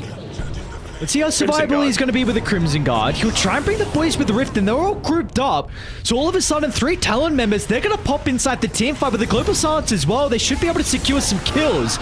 Jabs will swipe at the life of Yarmich. Does Secret have the damage at the moment, though? It's really looking like that's not the case. Maybe with the Crystal showing up. They'll get the kill onto the Underlord. But it showcases truly how much farm they really need to be able to deal with Talon at this stage of the game, as they finally was able to kill off the Underlord, but man, it took some time. It took some time. It's still a core for a support, right, at the end of the day. And you know that, I guess you use Stone Gaze for it, but Global Silence being on cooldown feels pretty nice just to be able to withstand a lot of that. 20 seconds left until the Metamorphosis, so I don't think they should feel too scared of having to play around, having to defend their tower too much. And You've even got Puppy sitting behind you as well, who is going into that Solar Crest as well, by the way. So this is just a classic 4 Protect 1 style that Secret are going for with Crystallis, who's still top of the net worth. Zone attack speed for that Silver Edge. Boyamich, I believe that is the Orchid reveal. Nonetheless, it gets the kill for Makoto. Killing spree for him. And can they put some pressure onto this tower? I mean, Savage is farming around. They've got that ward that you were talking about. And there's the meta. So, no glyph available. Just use this one to push on in. Use positioning. Solid as always. Just there, ready, right on the edge of the disruption range to be able to get the save in onto Savage if he needs to. Can Makoto solo kill Armel bottom as well? He started to TP down to set up. Armel's going to show on the lane pretty shortly. Maybe with the Flame Guard activated, he might not be able to get the kill. Yeah, he's going to rim there now. So Secret not entirely taking the bait, right? You could have thought, okay, everyone needs to TP back. We need to completely gimp our farm. But Armel, despite being at the bottom of all of the cores, he's still slowly progressing his item. Getting towards that, I would assume he's going to be going for a BKB next. Feels totally logic. Yeah, the Silencer against the Pit of Malice, against the Storm. And he do the time picks it up. I want to go back to what you said about the Terrorblade, because I think this is like the comparison between TB and Deuce in this game. We're really feeling the impact of Savage, but then Crystallis, not really. Like, he's been a gigantic reason of why Talon have this 4,000 net worth lead, and the best Terrorblades do that, where you... Okay, hold that, jabs. Crystallis going to run into him once again, looks to try and rift. Is he actually going to escape through the rift to bring the boys? Global Silence going to be used to protect him. This time Secret are deep in Talon's territory, so this is not a fight they're going to be able to take. They'll just have to cut their losses with Puppy. So I just want to go back to the... No. One thing before you did that. Normally I'm expecting a +2, but that was a +0 because they killed an Ogre Magi and he has no intelligence. Wait, really? Did he get... Oh, true. It was +0. Wait, true. What the... Okay. There you go. I've never thought about that. Alright, back to the TV. So, again, this is what the best Terrorblades do, right? You try and combine your meta with farming and then getting involved in early team fights. And because he's done so, they've opened up this map. They would not have been able to do so if Savage has not been involved. So there's a big reason why you see there's only one tower claim for Secret, and for Talon, they have so much more map to play. This is just because Savage is so goddamn comfortable on this Terrorblade. Yeah, and I have to wonder how much, like... Does Crystallis need to go all in on the damage at this point? Like, I know it's important for him to get some at some point, but you've got a lot of attack speed already. I think you just need to make sure that you're actually able to attack. I wouldn't hate seeing, like, a BKB as his next item, just because the Skadi is almost completed by Savage. It doesn't go through. That is a deep position. He almost never makes a positioning mistake like that. Yeah, I wonder why Crystallis... Right? Well, I wonder why he's avoiding Skadi. I mean, Skadi versus Terrorblade and versus Underlord kind of feels nice, so...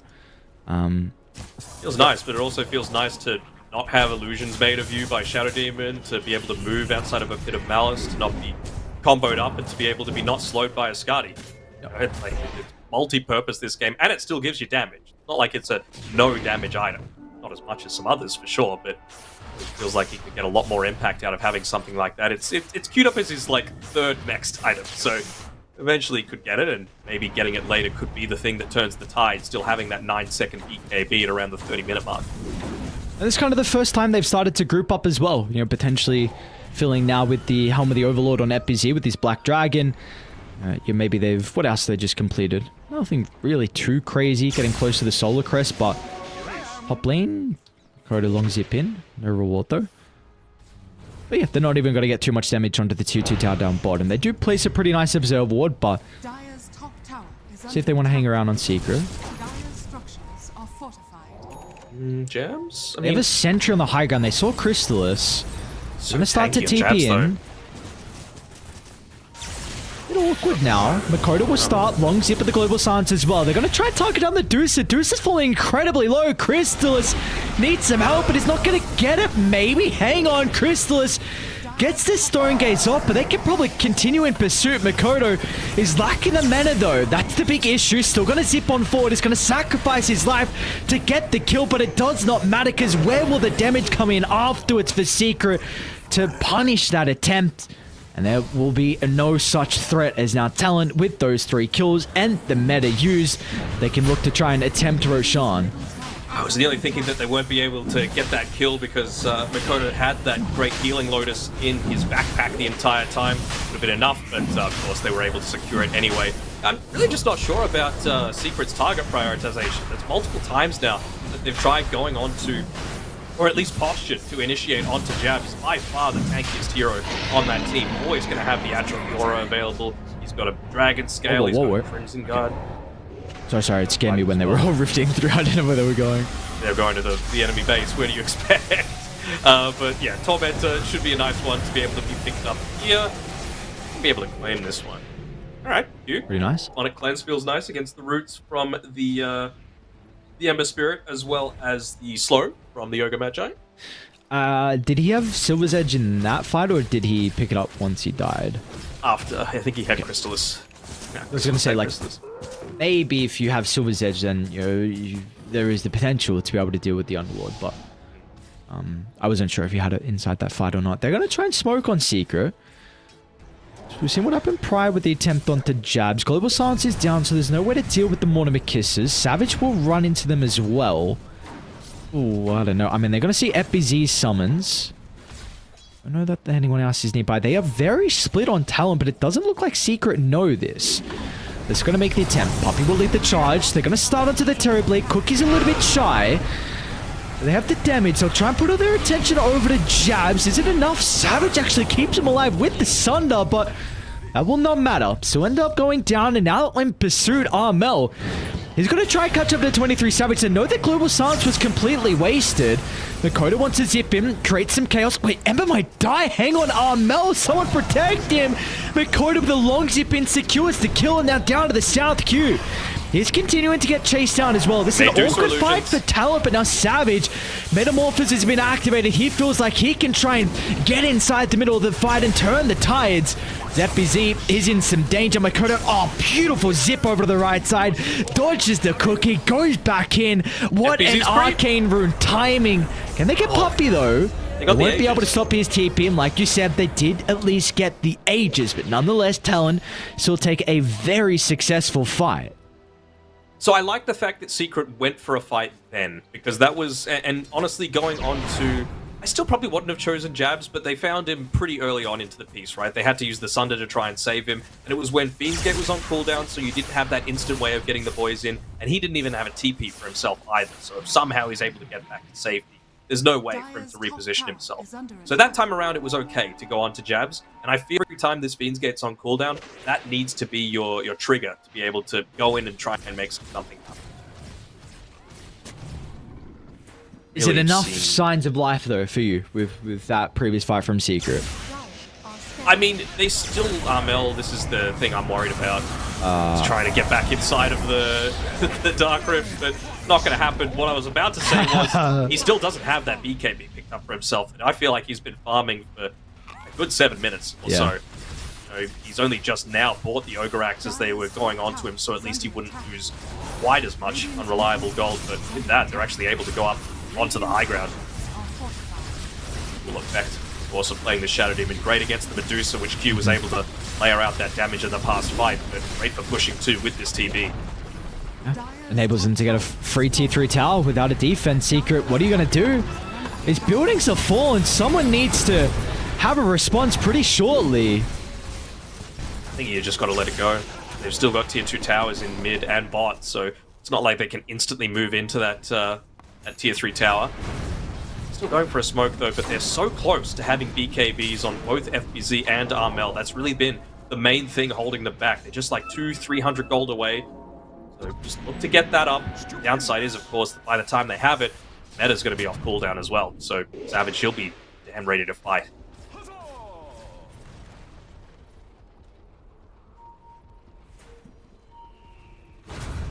Going back in, Talon.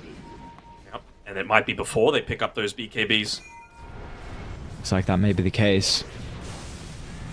Getting delivered now for FBZ. It's 20 gold away on Armel. Gonna poke Chrysalis. Want to try and force some reactions. He will help reposition. It's a decent chunk of damage. I mean, he's losing a lot of mana in rapid succession. Makoto will poke, but the poking, it's starting to get dangerous. A defensive roll, but it's just not enough. Their carry goes down. The 4 Protect 1 style that they're trying to play with is just not working at the moment for Secret as Talon. Just have their number, not only game 1, but now in this second game as well. I mean, and I only just noticed it actually. But I mean, this Shadow Demon, we know why it's good against the Medusa, right? You can just make those Medusa illusions, but the Demonic Purge, Medusa's all about having a little bit of that mobility in team fights, but also, or Protect 1 style, that needs you put everything onto the 1. They tried a Parvis, they tried, not a Glimmer Cape, but they had the Bloodlust, they had the Solar Crest on him, all dispelled, just as a result of that Demonic Purge. So, Q is playing a great game so far. Oh, I hear an Orchid Makoto. I think he's going to be able to get the kill, hoping to force out a BKB on Armel, but will not be able to do so. Got it at least. What went wrong for Secret this game? Just very little item progression started coming through at a certain point. You know, there's periods where you need to get greedy, and there's periods where you need to sit back and farm. And I feel like they just didn't get the balance quite right. I honestly think Chrysalis not getting this BKB is a pretty big deal. There's twice now that he's died when he probably shouldn't have, if he's just able to get away from a lot of this consistent magic damage that they've got coming out.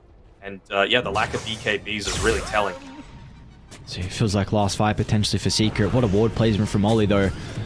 Global still down for another 15 seconds. Meta's on cooldown as well, but they might not need it with how far ahead they are. Lotus Orb's going to be able to protect them against the roar. If they got the damage, Armel's going to continue to hold Makoto into place, but it looks like it will not matter. Chrysalis is pumping into jabs, but the Crimson Guard just shrugs it off, and Secret, they used everything, and they just tickled Talon. It's an all-out retreat, and they might not make it. Jabs doesn't catch anyone with the pit. The Secret will be able to step away. Like they're going to refill up in the resources and maybe look to go again. Well, luckily enough, there's a regen there as well for someone. Honestly, it feels like Boom. Sorry, I'm looking at FBZ now. It looks like Secret are happy to back on off. You know, if you're going to pop, well, they didn't even use the meta for that actually. So they used everything. They just got to wait until everything's back off, cool down for themselves, look to try and go again. I don't hate this itemization from Yamich as well. I think they realize how much of a menace Q is being on this Shadow Demon, so he's like, you know what? Let's try and get a little bit more offensive. You know, the ATOS provides a good amount of extra control. It means that you might not necessarily continuously get chased at, and you're able to dish out a little bit of extra damage as well. Dire's bottom tower is under attack. You're just gonna walk on? Radiant's middle tower is under attack. Just got the... Someone just had MPV for the turn. Yeah. Looks like they're just going to walk up high ground. They got a pretty nice observer ward laid down already. Got meta. So anyone shows is probably going to be jumped if they're by themselves. Last clip of the game. Armel at least will have an Aghanim Shard. Now's the time to be able to buy everything. If you don't have buyback, you better finish your item. Who do they want to start the fight on? Tika will bring all 5 back. What's all going to be? Very difficult defense for the boys on Dire. Amel's going to try and start the fight instantly in with the BKB, but it's a little bit sloppy. It's a pretty good chainsaw to the Silencer, but a global silence means that Oli at least has done his job. If he does go down, FBZ turns with the roar, but the BKB from Makoto protects him for the moment. Savage needs a Sunder target, might be forced to use it on Jabs, who now is in some danger. It's looking a bit messy, but it will not matter with how far Talon are ahead. They can dive deeper and deeper. Makoto's got so much mana to use, and Dire just do not have the numbers. You can hope for the buybacks to turn the fight, but you've used everything in that for that initial team fight, and now there is nothing left in the tank. Wait for this quick wave to come on portal. He didn't even really gets the quick one. Oh no. I mean, once again, like, I was just watching Q that entire fight, and basically, like, how's his positioning? Are they able to get on top of him? Not entirely, and... Oh, they're going in, actually. In. Jump in. Savage finds a Sunder. It's just on an illusion, though. Illusions are doing a lot. So there we go. So, good bands, good tips coming through from the Talon boys. Mikoto could have honestly gone for a dive there onto the Medusa, but you look at it, you still have that natural reaction of full HP, can't kill, even though you're up against a Medusa. And now they know that Roshan would have spawned by now, so they can just look to push out the waves with the illusions, move back, maybe yoink away these ancient camps, just so that the Medusa has absolutely nothing to be able to farm, and Chrysalis is having to go for a bit of an expedition just to be able to get out on the map in some capacity. Look, so you're going to have a pretty good ward down bottom. Got a few good wards. Yeah, they're going to run into Jabs as well on their way down, who's very split from the team, but you got Crimson, Pipe, and Lotus. Is that all going to be enough to keep him alive?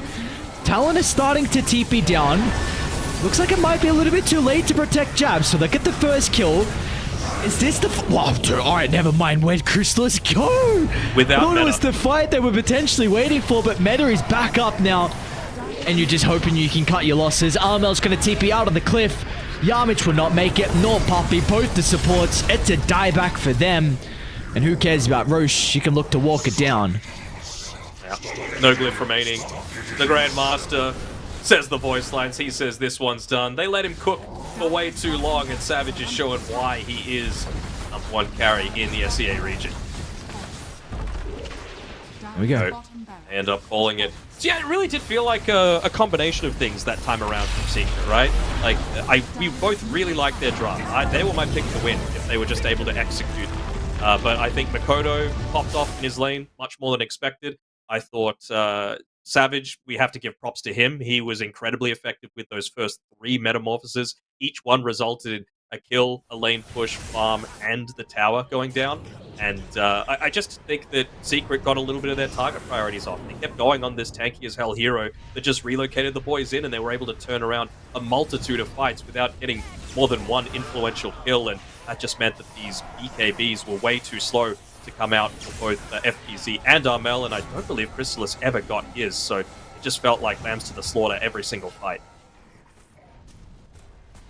I mean, Talon have to be very happy with the start now that they've had. Is this both our games with 2-0s, right? Yeah, PSG.LGD were able to 2-0 OG, so that was a good start for them. And then yeah, Talon start with the 2-0 as well. Which what do we feel like expectations for Talon for this tournament, considering this is a team that placed 4th at Dream League Season 20? What are we expecting out of these boys now with them seeing them 2-0 Secret as well? Well, if you have a look at my tier list, I've marked them down for like mid to late playoffs. Okay, so like 6 to 8. Okay. I would all right. Yeah, like maybe 4th to 6th. 4th to 6th is where I've really got them.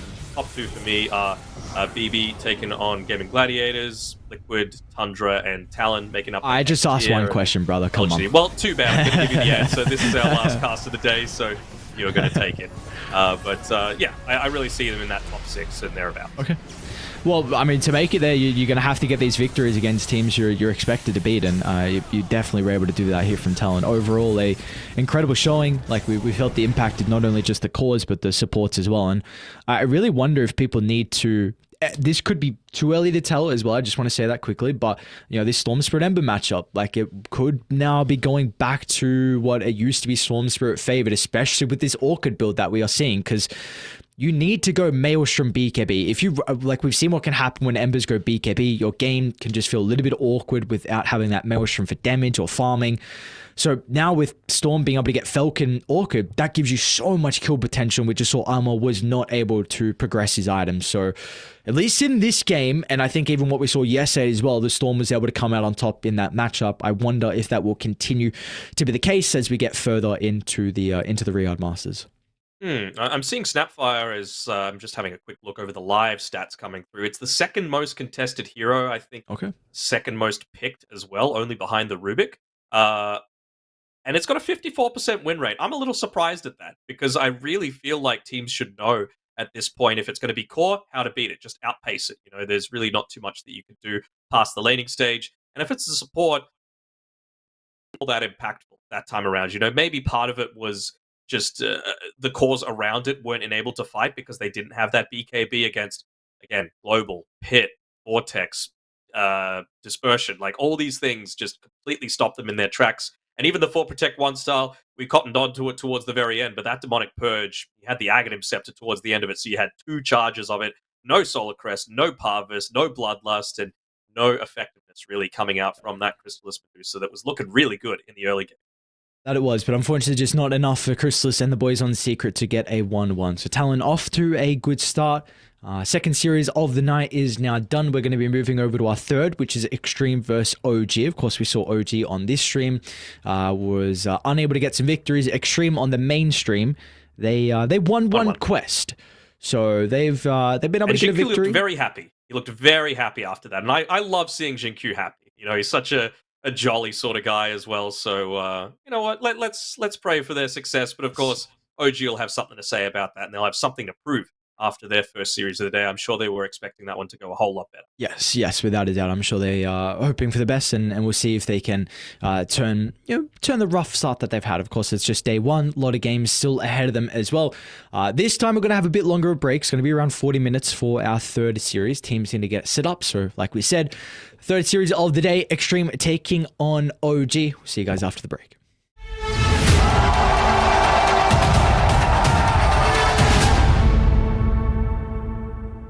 Progress is a race that has no end.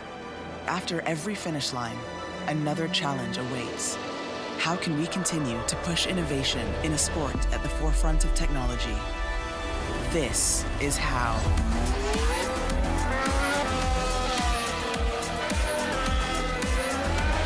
Discover how Aramco and the Aston Martin Formula One team aim to meet Formula One's sustainable fuel targets.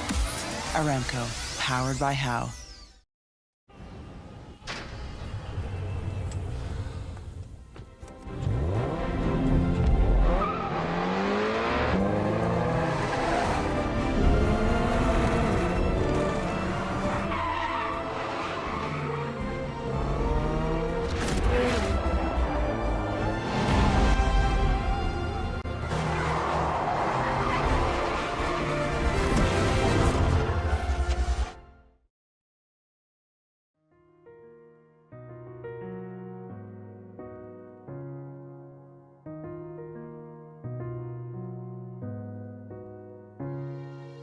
الحياة لحن، ولأننا جزء من مقطوعة عظيمة تحركنا، تلمسنا، تصنع من لحظاتنا ذكريات بديعة. لأن الوجبة، التجربة، المغامرة، حياتك بعد جديد في هيلتون الرياض.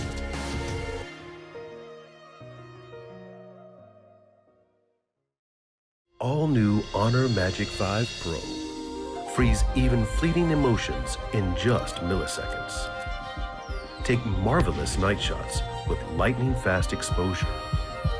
The display reveals more details in bright areas with an astonishingly long battery life that just keeps going. The latest flagship chipset brings you exceptional performance. Unleash the power of magic. Honor Magic 5 Pro.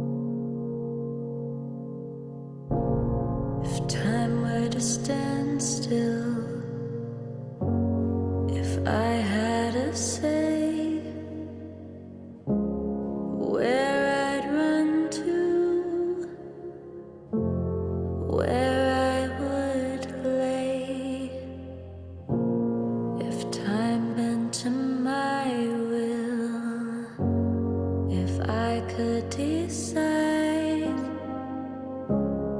where I should remain, where I would hide, sure as the sun, come rain or shine, I know where I belong.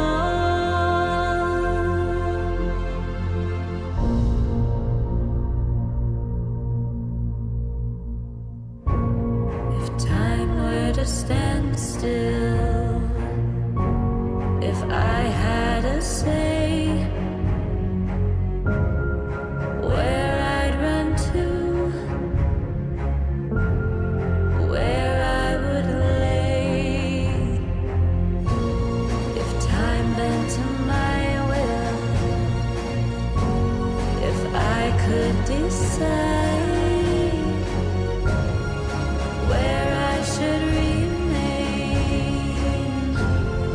where I would hide.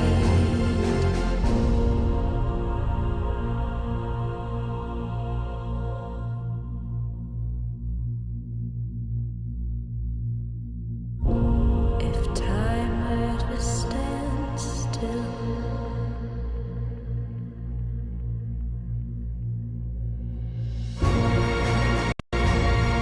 sure as the sun, come rain or shine, I know where I belong.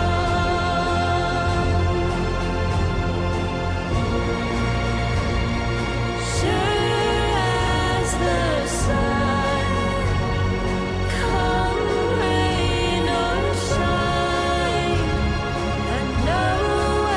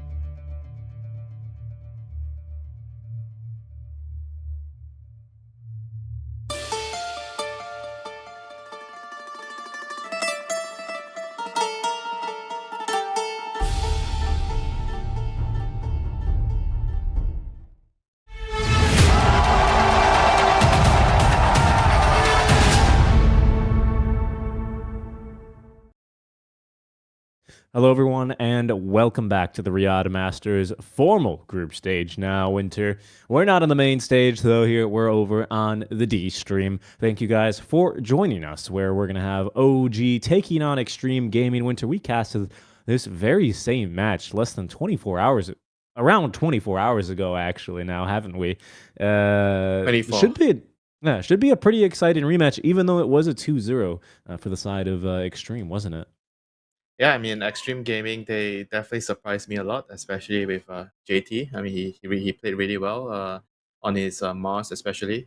I think he's been the person that's been surprising a lot of people at this event. Like before this event, I think everybody is saying that JT has been underperforming for quite some time, probably at least a year, And this event, he's shown that he's back to his old self again. We'll keep talking about that in just a second. As first, we'll take a look and we can examine the format here, of course, of the Riyadh Masters. Very different to the format that we had last year for the 2022 event. We last casted OG Xtreme in that very top left section in that round robin for the play-ins.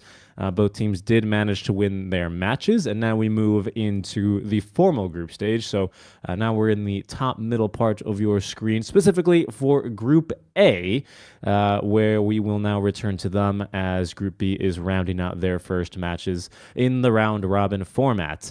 Group A, of course, having Evil Geniuses and LGD so far sitting undefeated at the top. Evil Geniuses moving on to face, who are they playing next? Team Spirit. And it is going to be then LGD moving on to take Gaming Gladiators, who's actually sitting in third place, tied for third place, where we also find Spirit, Quest, and Xtreme Gaming. They're all tied at 1 apiece, Winter. And then taking up the rear of Group A is 9 Pandas and OG, who have yet to find a win in their first best of 2 series. Yeah, time for them to figure out what's happening in the meta right now. Like, the game has been changing a lot every week. Like, even though the patch has been like just a tiny balance patch, but every week different heroes are emerging. And right now, guess what is the most picked hero? The most picked Rubik. Oh, damn it, you knew. You know what else I know, Winter? I know that there's a lot of money on the line here for this event. We've already bid adieu to a number of teams. The 17th to 20th spots occupied by Beast Coast Entity, Virtus Pro, and Execration. So the Filipino C team already eliminated, but they've gone home at least with 50K in their pockets. The next couple of teams to be eliminated out from the group stage are going to take home those 13th to 16th spots, which is 100 and 200K respectively. And moving on to playoffs is going to net you an additional 100K minimum payout of 300. Of course, everyone, Winter, in the race to take the lion's share, that $5 million for first place. It's a good amount of money, isn't it? We'd be remiss if we didn't really at least bring that up. Yeah, I mean, money is a pretty big motivation for the players, for sure. You want to get that vacation fund set up, go to Bali, go to Maldives. Go to Bali, go to the Seychelles perhaps instead this time of year. Hopefully it's not nearly as rainy. For one particular member, in fact, Winter, one of your compatriots here, JT, seems like that money for him has really been a huge motivator. Or is it perhaps something else? Could it have been perhaps the roster change that now sees him in a much more powerful position, or at least playing much more confidently than what we used to see from him? Yeah, I mean, the roster definitely affected him a lot. I think the roster change reinvigorated his lane. It's quite obvious that he's winning his lane more right now, and I think that has been like the issue with like Kaká a lot. People always say that when Kaká joins the team, he makes the team really strong, right? But because he's a very, very strong personality person. When he says something, you need the whole team to follow him. And you can sometimes only take so much when you have this particular kind of player on your team. Or for instance, you take it well for the first 3 months, and after that your players just get tired of it. Yeah, and a bit tired. Eventually, people are just gonna get bad. You play worse and worse. And right now we see a very, very different team for Xtreme. The way they are moving as unit, and you see JT playing Pudge. He was very, very impressive with his Pudge the other day. Yeah. What kind of OG? By the way, once again, we're in draft for game number 1, best of 2 series here, folks. In case the OG fans now logging on after watching their daily True Sights. Winter, did you watch your True Sight today? Did you get your True Sight in Today? Yeah, today. No. All right. Well, I'll make sure you get on that right after we finish. All right. But for OG, once again, Seb back for one last ride again. The power of family, all that good stuff here for them. If the Enigma has been available for OG in the first pick, they have always picked it. That's always been the case, but it hasn't always been Seb or even Taiga playing it. I believe you were talking about DM had his opportunity to take a whirl at the Enigma yesterday. Wasn't that right? Yeah, it's a very flexible hero for them. That's why they like to open the draft with it. And they also chose to remove Snapfire and Elder Titan. Not a very common opening ban in the first phase. I think Elder Titan is particularly a ban against the Enigma. So this is telling me that there is a chance, very high chance, that this Enigma wants to be a core. Because against Elder Titan support, it's very good against the core Enigma because you get the damage and the armor from the summons, in the laning phase. Yep. This Enigma has been a pretty powerful flex for the side of OG. This Rubik now immediate, kind of a counter pick, just a very popular hero as well.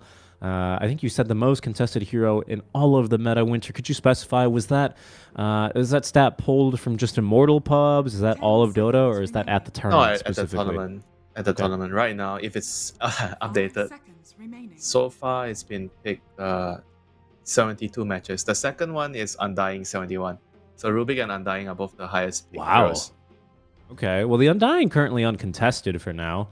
I gotta say, Winter. Sorry, he's been banned. Yeah. Pardon me.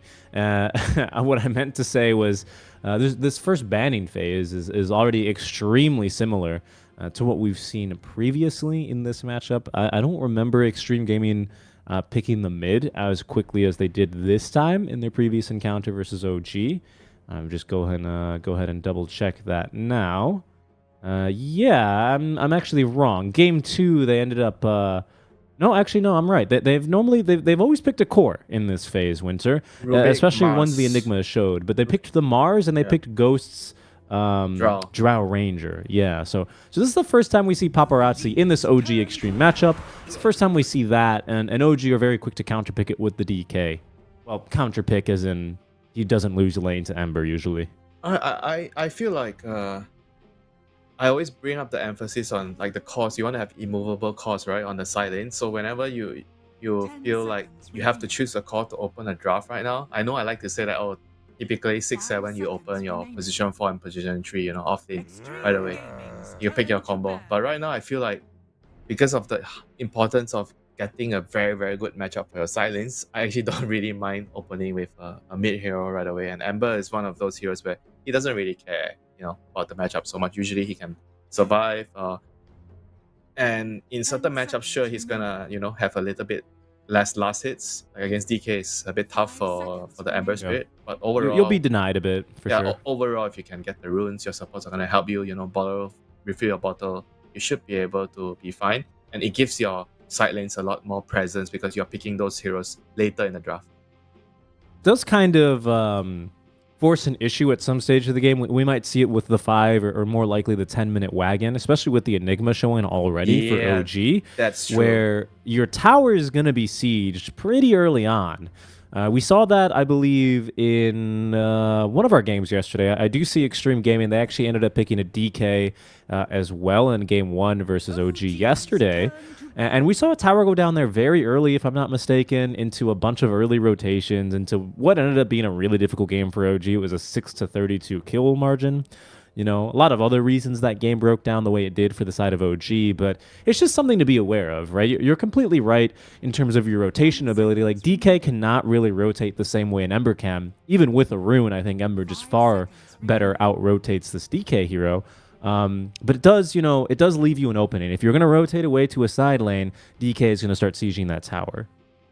Yeah, DK is a little bit more greedy. He wants to sit and get his creeps, Get his soaring into Blink, or sometimes we see players rush Midas. I'm not really a big fan of it. I personally like getting the Blink first. You help your team, and then you get the Midas. Yesterday, Paparazzi did the other way around. He got a Midas first. That he did, yeah. And paid off for him. JT followed suit in game 2. We've yet to see the JT hero. For now, a couple of core bands coming out from the side of OG. I'm seeing Pangolier in these bands. I'd be surprised. I like that you actually brought the Midas on JT up. I think Midas is actually a very, very key item in the current meta because the map is a lot bigger. You get to farm more, so the games are like in the early portion, like it's really important that you itemize to farm as efficient as possible. And on the Mars, especially, we were talking about, that game he couldn't really kick out. It was the Slug or Juggernaut, right? And he couldn't kick that particular hero out. So if he gets a Meteor Hammer early, it doesn't really help him accelerate. So he just gets a Midas and just ensures that he scales, he gets the levels, and he feels strong, the moment that they reach the middle of the game. Would you say that it might have something to do as well with, the map is bigger, Midas pays off, but we're also not really seeing too many timing or tempo-based lineups these days. Like the way SMG used to show us all in Tour 2, in the spring tour of DPC, remember? And also Liquid and Gladiators. I think those are the only two teams right now that I feel like they can really play a very fast-paced game, It's difficult because everything needs to click among your players. Everybody has to be very clear about where they have to be moving during the game, so you don't really waste time, or I would call it garbage time. The team has very little garbage time. I want to make a stat next time, like garbage time. Garbage time means like the amount of time that a team is not doing anything and just hitting creeps. Okay. That's what we call it, when I was playing on the team, and we tried. Really, you guys called it garbage time? Yeah. But did you understand like if you go, garbage time? Oh, I'm pushing a creep wave to force a response. Is that still garbage time? No. Yeah, it depends on why are you pushing that wave. If you're doing it with purpose, with an intent, then it's not garbage time. But if you're farming for the sake of farming, then it is garbage time. Okay, I see. Well, we'll see if we end up getting any garbage time in here. As OG, they might be thinking at this point, Winter, of downgrading this Enigma. They did ban out that Medusa, another potential counter to the Enigma core, with the Stone Gaze and all that. And here's the Beastmaster immediately as a response. I believe that's 16 now Beast. So seems like this Enigma is going to be a support, but whether it'll be in the hands of Seb or Taiga, that's still yet to be determined. I think do you like this? Do you like this Xtreme really focusing on shutting down the Enigma? No, not really. I think it's like too much commitment. Like Rubik alone, I think it's already enough. Like both the supports are like really weak against a very fast-paced hero like Beastmaster. Like Beastmaster gets a good start. I think this game is gonna be very hard for, especially a Silencer. What are you gonna do? You can't really do too much in that kind of scenario. And if you think about how the game is gonna progress, so they have a Dragon Knight against Ember matchup, right? So the DK is going to be fat. And then when it comes to the 6-minute rune, the catapult, the supports are going to be there pressuring, and you're a silencer. You don't want to be involved in those kind of moves, but you have to, you have to defend your tower. And if the tower goes down, and the Beastmaster's having a good time, DK kill your mid tier 1, so the game will close in on you very quickly. You'll lose your safe lane tower very quickly. Right. And that is not the kind of game that Silencer enjoys playing. Oh, okay, Xtreme Gaming, yeah. They want Silencer because Silencer and Meepo is very, very strong in team fights together. Meepo jumps in, you pop global. And JT is also, apart from the punch, Meepo is also a hero that he played really well recently. He's a Meepo player. He showed it off as well in this tournament. Yeah, Xtreme Gaming, they have not been shy to. Very, very strong right now, Richie. Like seriously. Why? Because he's big. You can mega Meepo.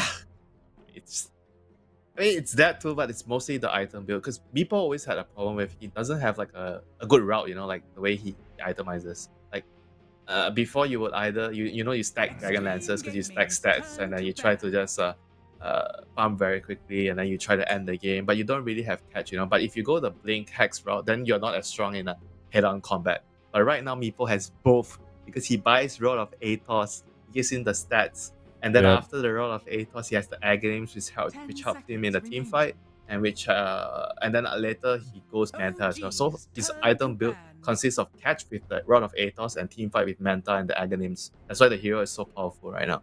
Yeah, I mean, it is an Xtreme Gaming side that didn't really desperately need the catch, but you talked about this Silencer, maybe even Rubik a little bit, Ember Spirit, not the biggest control heroes. I mean, it might actually be a response to the DK because that DK is going to have a good start, so he's going to pressure your tower. And maybe they feel like the Meepo can actually come and help defend the first tower, the middle tower at 6 minutes here. Maybe that No might way. be the thought process.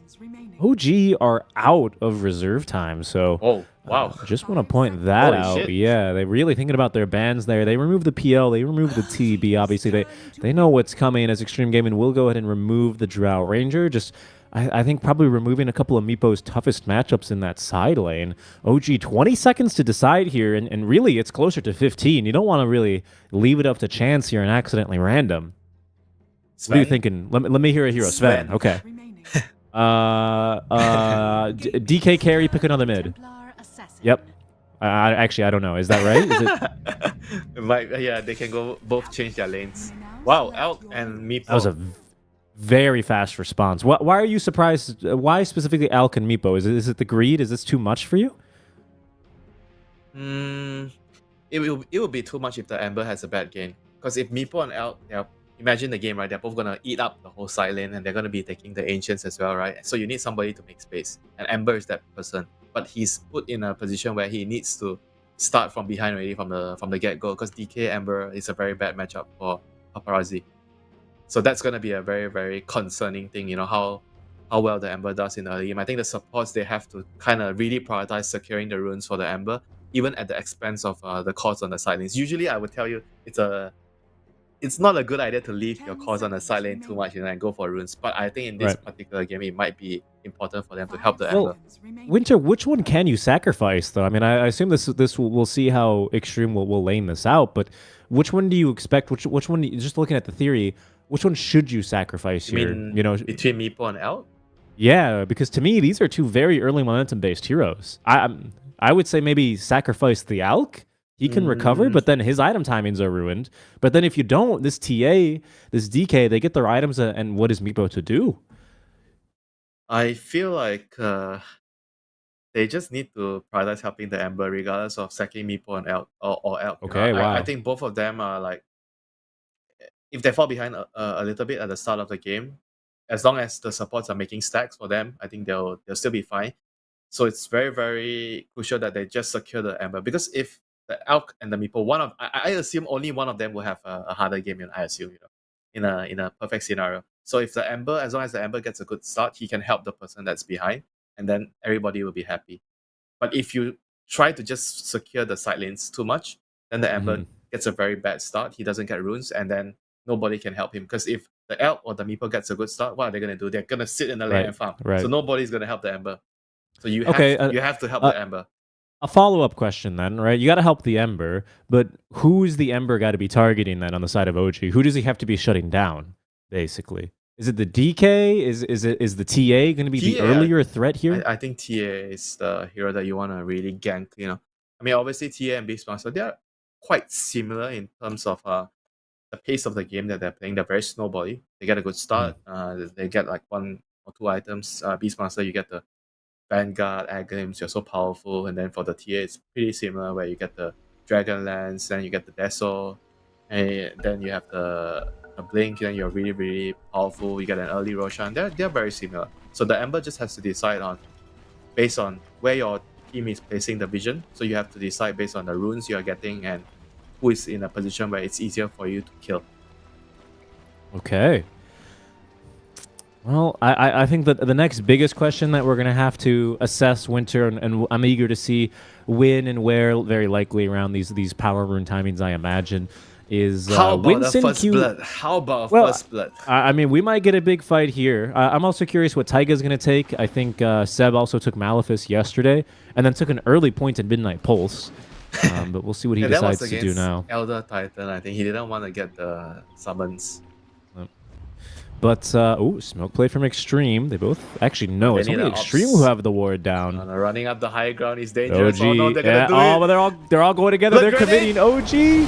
Will they go in? That's a 3-man blood grenade. Ghost as well. He's already channeling up the unstable concoction. Will throw it the way towards BZ. And that's another blood grenade connecting on a 3 or 4. Paparazzi worse off for where the auto attacks not nearly enough. He's been holding on to a fairy fire the whole time. Xtreme Gaming, they'll come out on top here in this first little fight. 5 on 5. Woo. Oh, Shinkyu got the first blood. Dream start for position 4. I'm gonna have a quick boots. I'm gonna have a stick. And you know all those Ruik players casing with their Fate Bolt? Yeah, this is what happens. That's what happens. I think it's gonna come at the cost of all of the bounties, though. Yeah. Oh, no, okay, then that's let's see. Yeah, Seb knows. That is He not is worth it. gonna go Oh, collect no. his tax. So 4 bounties. Still a little bit of an advantage here for the side of OG. It's And 100% tax, Richie. yeah, 300. 300 gold additional. DY also dropping Paparazzi a tango on his way on over. BCM scouting that, drops him a tip. Yeah, I mean, they know that Ember he's gonna need as much help as he's gonna be able to get. And now he's keeping top. Yeah, they had the boar there, actually, so that's a pretty big move because now they're going to get a little bit of free damage onto DM in this top lane. Ghost, is they going to be able to get on top of him? They've already used the Arcane Curse. Is this going to be another kill here? Doesn't quite look like it was Seb ready to get to stand in between. That's a lot of free damage there. Heads up play, I believe DY ate the arrow and then immediately TP'd. He also blocks the hard camp, so Seb's going to have a hard time reestablishing equilibrium here. Yeah, nice start from XG. He has a sentry on the Mirana concept, so he'll be able to deal later. Still, though, I think getting that second point here for Ghost, I assume it'll be Acid Spray. It's going to be pretty big here. If they are going to be able to take down DM or Seb, DM especially in this lane, it'll be with that minus armor. I'm not sure whether it's the right choice to get the ball at level 1, you know, since the Mirana wasn't in the lane. I think whenever you're alone for a bit, you have to get the wild axe so you can actually circulate the range creep. He got his range creep denied, so he's having a tough time right now on the beast. Okay. I think he's level 2 now, so the lane should start to stabilize. He did take Inner Beast, though, so he's committing into the summons build. I guess then he's getting a helm this game. Yeah, he's going to get a helm. Yeah, going for the helm. See the diadem and the quick buy. Yeah, trying to basically play around the Templar and DK timing with the helm and not get Vanguard Aghanim's. I think that kind of makes a lot of sense with the draft. Okay. Well, we'll see. I think that'll depend, again, on how well BZM can perform in this mid lane. So far, they win swimmingly 12-5, a CS advantage as we expected. Again, eager to see when and if these supports do start to rotate on over to offer some assistance. Another range creep denied, though. BZM excelling in this lane, in this matchup, as you'd expect. Yeah, and on the bot lane, TA is still farming okay, but once the Meepo is trying to go aggressive on him with the grenade thrown out, but Yuragi should be fine here. Yep, JT has got the Meld debuff. Oh, they threw a blood grenade at him as well. Was that a casual blood grenade? Just a little blood grenade, one for the road. Okay. Yeah, I always enjoy watching all these blood grenades spam in the lane. Yeah, that one. Taiga was waiting for it, I suppose. He did take the demonic conversion at level 2, so he's not following the Seb play style. Top lane, though, DM, he might end up going down here. Ghost, I think, is going to have to desist from his pursuit. It is going to allow DY at least to secure the Lotus. Seb, not super happy with that, but at least happy that DM is able to salve and heal off all that damage. Yeah, I mean, so far, the lane has been pulled back, and so DM is going to be able to last hit under the tower. So the next minute or so, he should be doing fairly well. He's going to get his helm, and it's going to help his laning phase a lot. That extra armor against the stun from the elf. Yeah, that's a good point, actually. All that physical damage, right? With the Acid Spray and Unstable Concoction now level 2. Yeah, DY is going to start to have to be more careful. You know, right now they have a level 2 ball, so they can easily kill the Silencer in this lane right now. Yep. And that helm, like you said, is going to be a big changing point here as well. AT taking a fair amount of damage, but otherwise A-okay here on the Meepo. Level 3 already. I believe he is, going for those power treads. So he's coming along pretty nicely here. Sin-Q doing a phenomenal job, but you know, we're 2 minutes out now, Winter, from our very first power run. That's our favorite thing to talk about, isn't it? And it'll be pretty crucial here. You were talking earlier about how important it is for the supports from XG to rotate and help out Paparazzi. Again, he's still holding his own pretty nicely. Yeah, this is because of the level 1 shenanigans, because the DK took Breathe Fire at level 1 instead of the stun. So he didn't have stun for the first couple of waves. To deny that's how you lose as Ember, you know, when he has stun at level 1. Well, maybe no, it's no kill attempt there. Top lane, DM taking another bit of damage, but Ghost being beaten back in response. Seb with plenty of damage. Could threaten a chase because he's already got these brown boots of speed. 1-1-1 build for him. Okay, hold on. Yuragi will persist. He wants this kill actually onto SinQ, but there was a stick the entire time. JT does not have enough cooldown there on the Earthbind to actually secure the kill. Nice little bit of back and forth there, as they're two constantly going at it. But I think it's time. I think Paparazzi, we'll see. He might just have to run home. Doesn't have a TP scroll either here, Winter. He has to go back, and right now the catapult wave is here. Dragon Knight's level 6. Alright, the supports need to be aware of this and they have to really defend this tower. And Seb's ready. He's actually stolen the bounty rune. Paparazzi didn't even bother checking. He probably just assumed that Seb had already taken it. And look at the supports. Jinq is low. And DY, I mean, he has a TP, but he doesn't really have much mana. But he's already heading towards mid. I don't think the Rubik will bother about this. No, he's it doesn't. too low. Doesn't seem like it. Ooh, BZM maybe trying to connect on that ranged Dragon Tail stun. Seb waiting in the wings. Is going to avoid DY, I believe. DY might catch a glimpse of him now, but Seb is going to be all the wiser here with the Observer Ward down. Power rune spawns top. It's a DD rune here, Winter. That's a big one. This is bad news for them. Oh no, this is like the worst rune. Right. BZM, he can just run and look for a stun here. 2-1-2 build on this DK. So they need more heroes here, Richie. They're coming, and they're coming. SinQ reinforcements have been hailed. And in they come now. DY ready to body block the arrow, I assume. Seb's yet to actually throw it. In fact, they're going to go on to BZM instead. Plenty of damage with the last ward and the Arcane Curse. They will take him down. BZM a bit too aggressive with the DD. JT is here. There's a Meepo here. It's not the Meepo Prime. It's still the Meepo's going to help defend the first push from the DK. There it is. Taiga will be taken down as well. JT's actually still CSing casually in the bottom lane with Meepo Prime. What a move out from the side of Xtreme Gaming, as OG, they just get a bit too aggressive there. I mean, he underestimated the Flame Guard damage from the Ember Spirit, so he's playing like a little bit too far forward. But I don't really blame him at the same time, you know, because he has the DD. He wants to abuse as much as he can with the DD, but maybe just a little bit too far up, you know, like half a step too far up. Sometimes that's all it takes, you know, like half a step too far up and then you die. Repositioning as well, very useful from the telekinesis.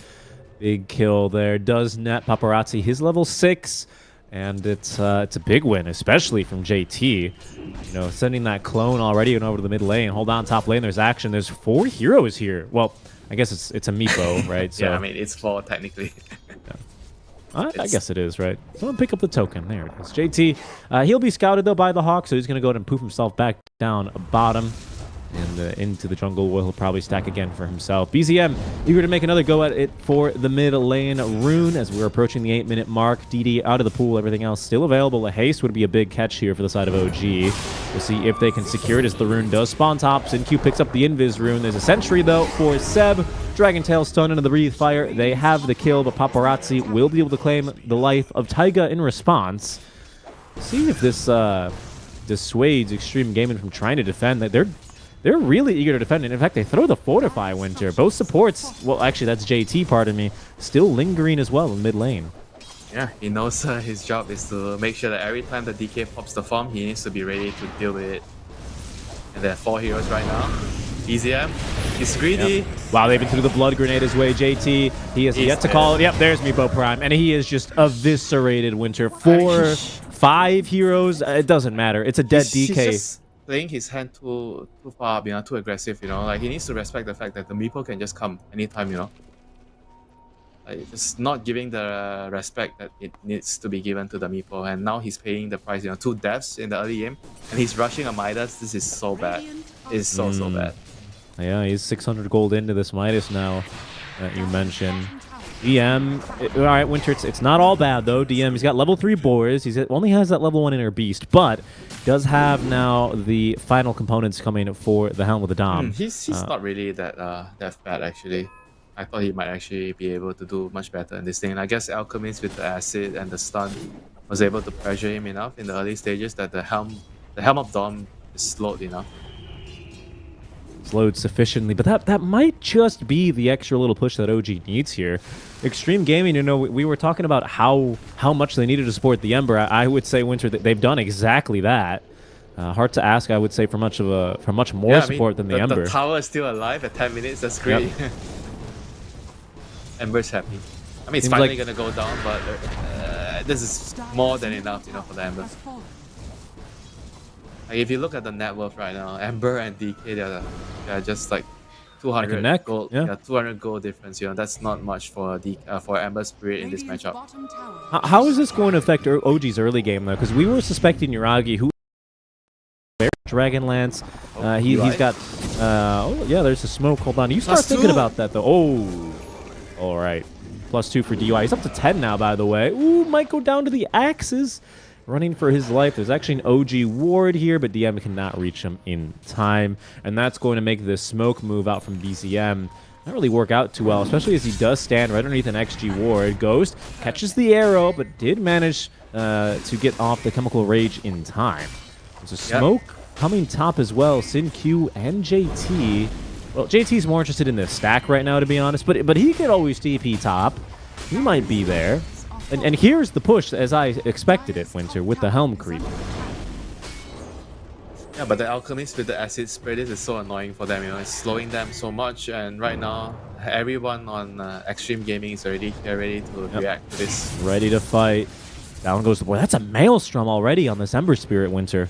Holy before shit. the phase boots. Wait, hold on. Yeah, I was about to say before the phase boots. That means he has to use the Remnant out there. He got body blocked by all the skeletons. Oh, they've got the Sentry Ward down. Zeb trying to sneak in OG under the cover of the Moonlight Shadow. Will be repelled there with the last word. And Ghost is just farming the entire time. He's just being chilling here.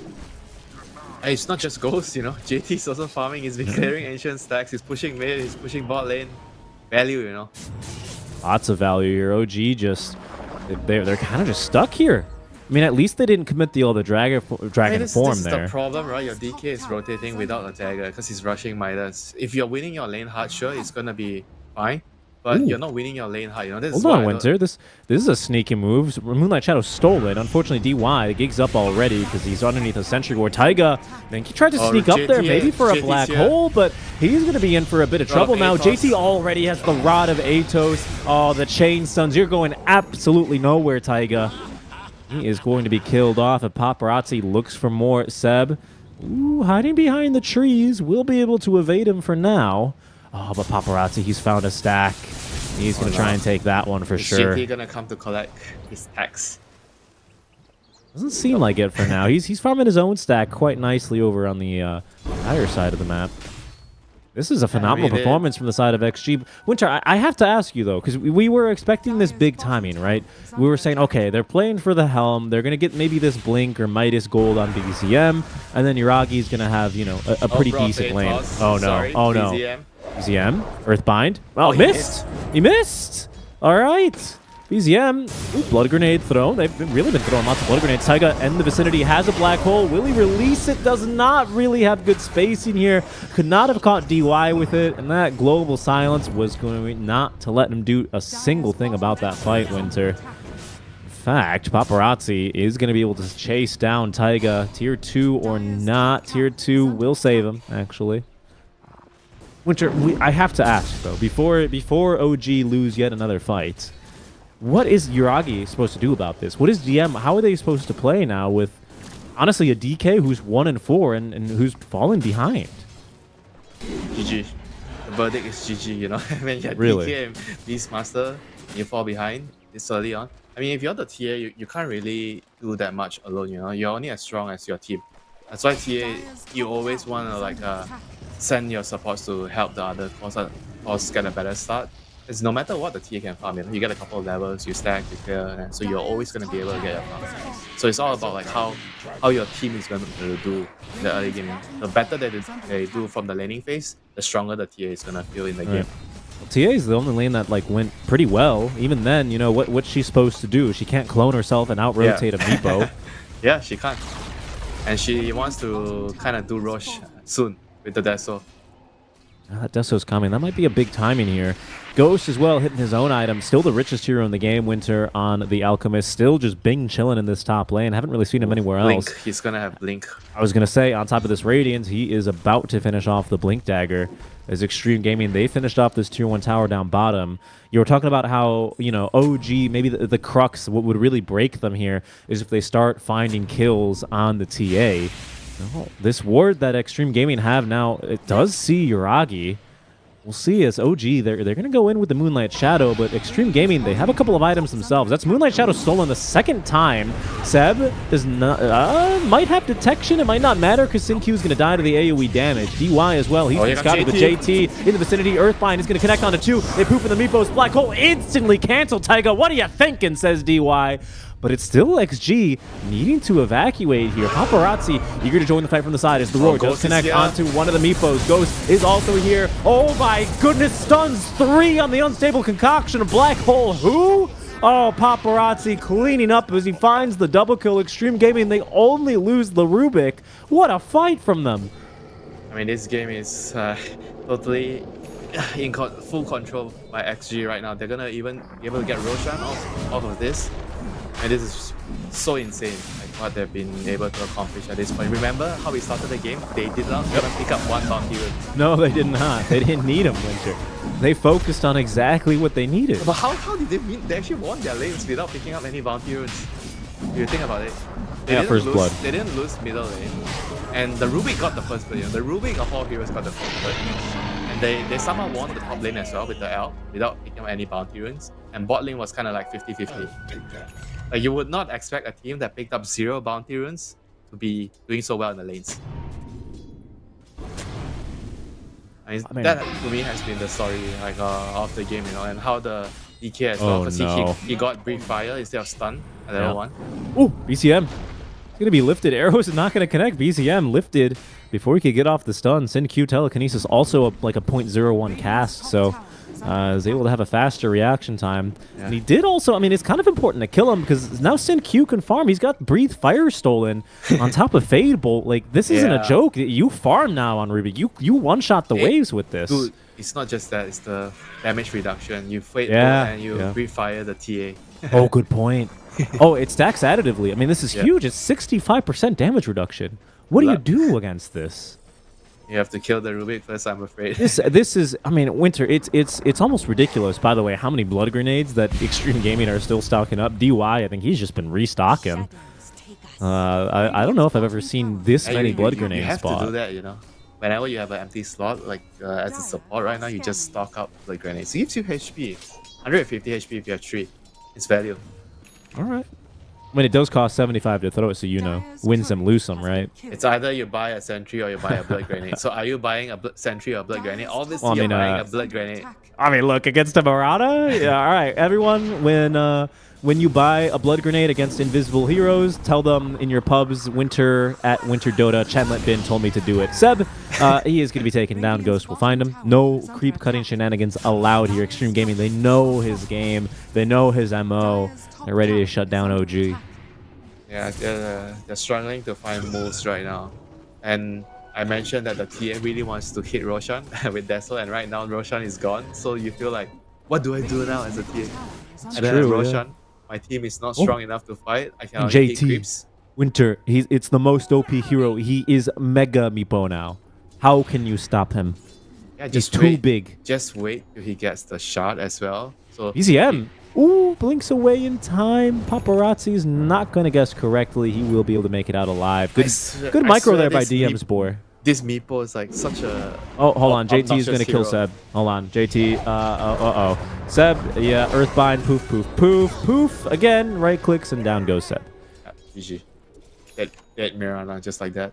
I mean, well, hold on. Maybe OG have an opportunity. They did scout a failed smoke attempt.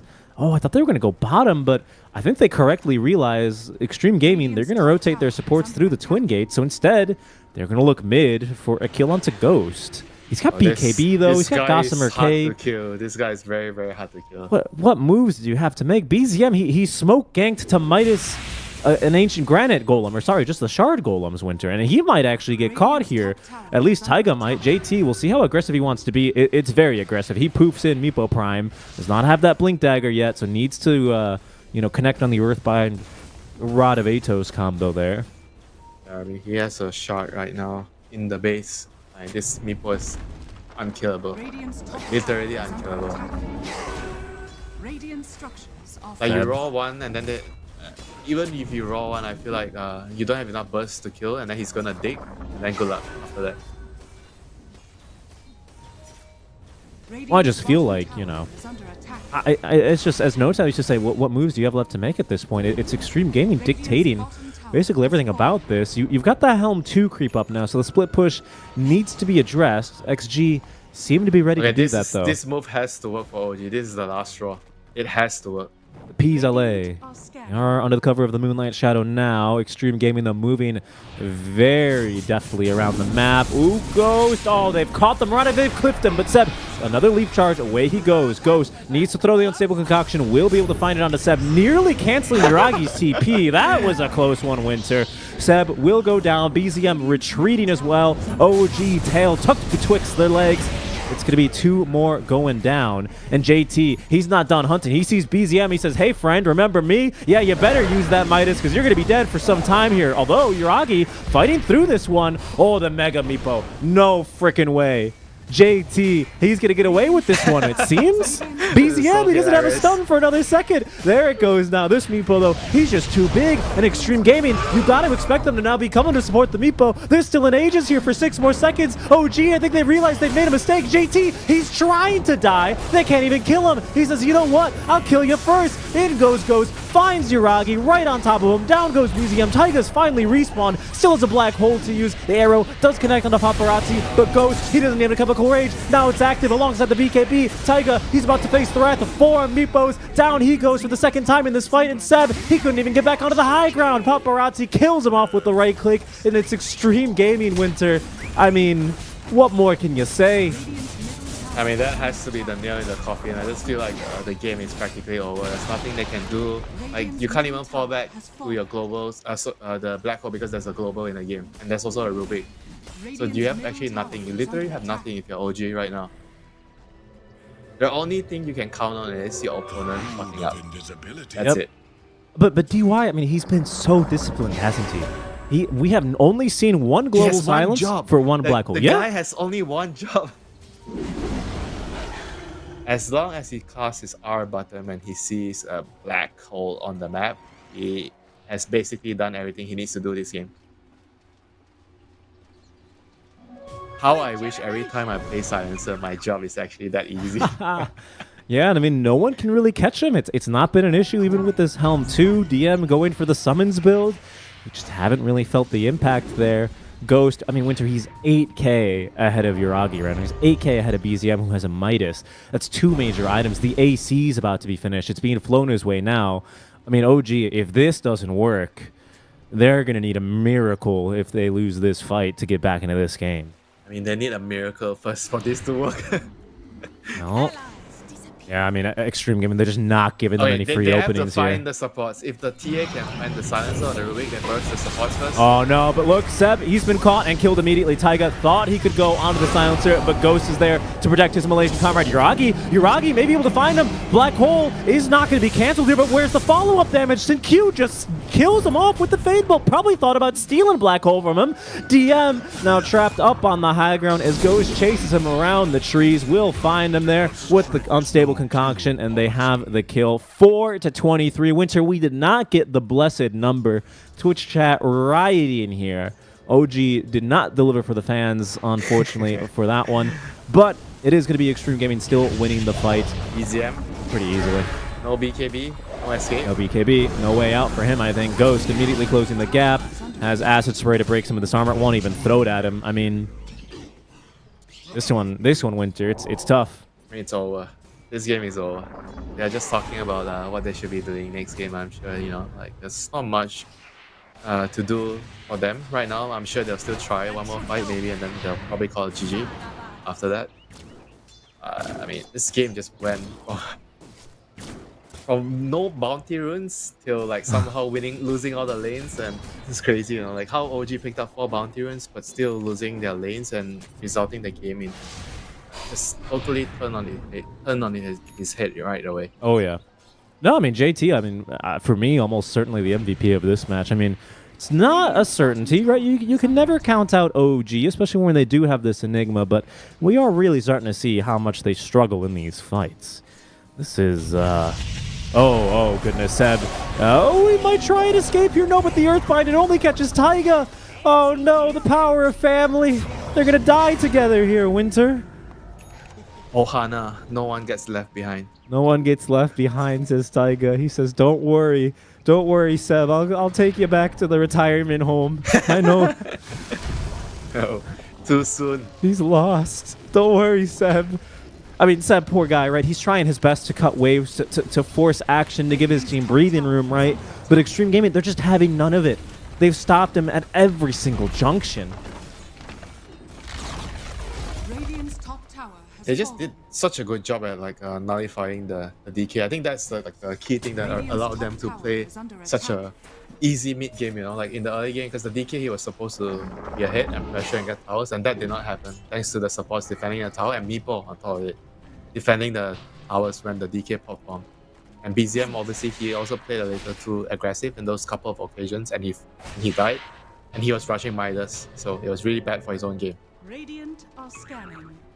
I mean, and again, I really have to commend how well. Hold on, they're gonna try and hunt JT here. Seb, he's found his man. Oh, there's CP's coming though. That's in queue, and they've just poofed out. They've just poofed out. He just poofed out right in front of him. Seb didn't throw the arrow in time. That is very, very, very, very sad to see right now for OG. They're really trying, but just nothing is working. You know, sometimes no matter how much you try. If it's just too difficult, it is just too difficult. Radiant's top tower is under attack. Yeah, I mean, especially when your opponents are playing as disciplined a game as Xtreme Gaming. Look, DY is just sitting in the Roche pit. He is just going to let them know, hey guys, don't worry, Roche is going to respond. OG, they're pushing a tier 2 tower. XG are like, yeah, sure guys, that's cool. Have they even taken a Tormentor this game?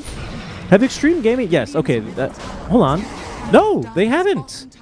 Only OG have taken a Tormentor. They don't even need this fancy new technology that Ice Frog is trying to give them. No time.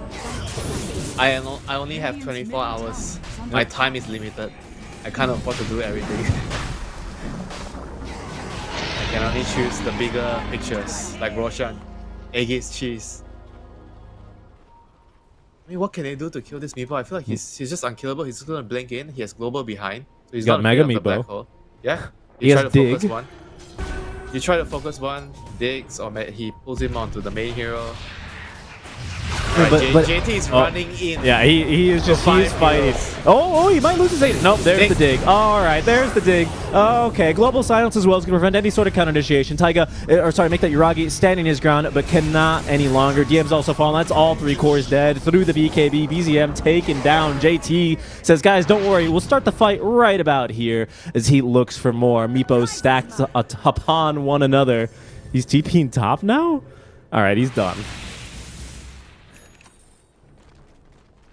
He wants to catch. I think he thinks that somebody's gonna push out top. So he's already there early, you know, getting ready. Yeah, I guess he is. OG beaten back yet again. 4-29 scoreline. You've got to commend them for sticking into this game. It's been difficult for them. Seb, once again, is going to try and cut a wave, give time to respawn here before they push up to the high ground, but he's going to be forced to leap up and away. That's a full Abyssal Blade now, by the way, for Ghost. He's 10k ahead of Yuragi.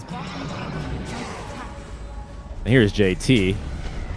We'll be doing a number here to the tier 3 tower. First time we've seen Xtreme Gaming to go up to high ground. And again, just goes to show how clean they played this game. They've not really put themselves in a position ever, Winter, to make any, grievous errors, have they? BZM making the jump in. Oh, the Scythe device onto Taiga. They're going to try and force staff him away, but the damage of the control, it's too high. Even DN, he's caught here and killed. The arrow from Seb has caught one of the Meepos, but it's now BZM who's in trouble, and Seb just calls it. GG, well played. Very well played here, Xtreme Gaming, as they take their 3rd straight game against OG in 2 days. That has to be very demoralizing, losing to the same team over and over again. I imagine how the players feel, you know, in OG right now. They have to try to find answers right away.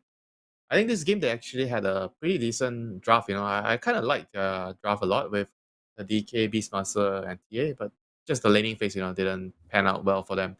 You see 15 minutes right now into the game, and they are not ahead, you know. Their lineup is supposed to be ahead at 15 minutes in the game. Right. I mean, and you can see that was the only one of 2 black holes we saw all game. One of 2 global silences to follow, right? I mean, that second global was just to prevent any sort of counter initiation from OG, preemptive to support JT. I'm sure we'll have a clip of that later, but I mean, oh, this moment as well, where they try and kill the Meepo, even with 10 seconds left on Aegis. Like, even if they kill him here, Winter, I just don't see how this fight turns any differently. As you can see Meepo fling his way at his opponents, relentlessly chasing down OG, goes connecting on this fight. Just such a difficult game for them. Yeah, I mean, it all just boils down to the lane. I feel like with this kind of lineup, you can't afford to be behind. Like I know I'm harping on it too much, but sometimes when you get brief fire at level 1, it just makes a big amount of difference for the lane. Not having the stun, so the Ember actually gets a very, very good start because of that. And on top of that, the Beastmaster also opted to go for Ball. I think you get Ball if your support's in the lane right away, because Seb decided not to TP. He was, I think, Right. fighting. He was fighting. Well, he stole the bounties, right? He stole Yeah, the bounties, and then he was harassing DY. He stole the bounty and he was fighting. Yeah, he was fighting the silencer, so he couldn't go to the lane and abuse the ball together. Because I feel like whenever I'm Beastmaster, when I have ball in the lane, I want my support to be with the ball together. So you're harassing either the core or the other support together, so you can abuse it. But if you're alone, then you have the ball. You're playing against the elk, and you can't really bully him as much. And then he couldn't last hit the range creep. I think the silencer also, he TP'd back to the lane. He arrived first to the lane. Yep. So And then they immediately beat back DM. they That beat lane was just... It was a cursed start.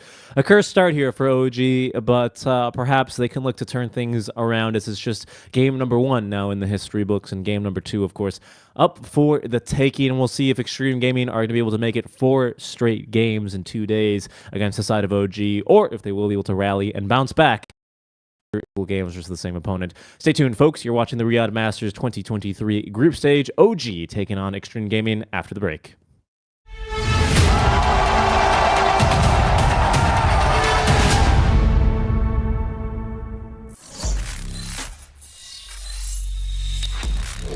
Open your eyes. When you look into my eyes, tell me what do you see? Tonight I'm gonna show you the wonders of them all.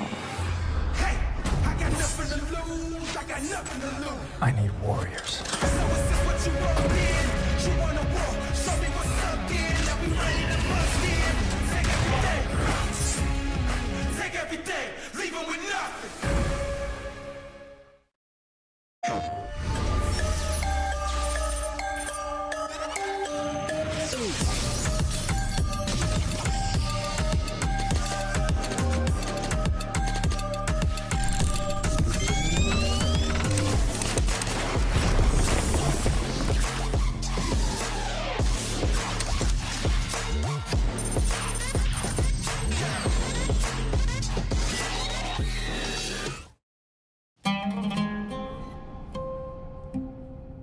There is a place where you can elevate what's hidden inside, where you can reframe yourself. Sonomi means the new you. The you can step into. Because when we know who we really are, we become unstoppable. Enter new dimensions of you. Sonomi.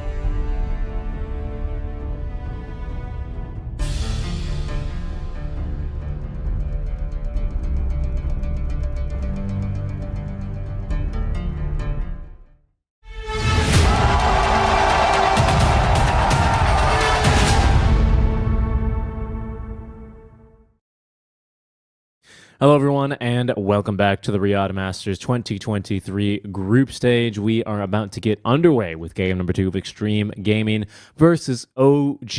And so far, Winter, at least here in Riyadh, it's been a one-sided affair between these two teams, with Xtreme Gaming taking now 3 games consecutively against the squad of OG. OG, though, you know, they showed us some mental fortitude yesterday. They were able to bounce back for the play-in stage here and win those matches against Entity, if I'm not mistaken. What does it take? I mean, you've played Dota for a while, Winter. There were moments where you lost some games. What does it take? A lot of games. Look, yeah, I wasn't gonna bring it up, right?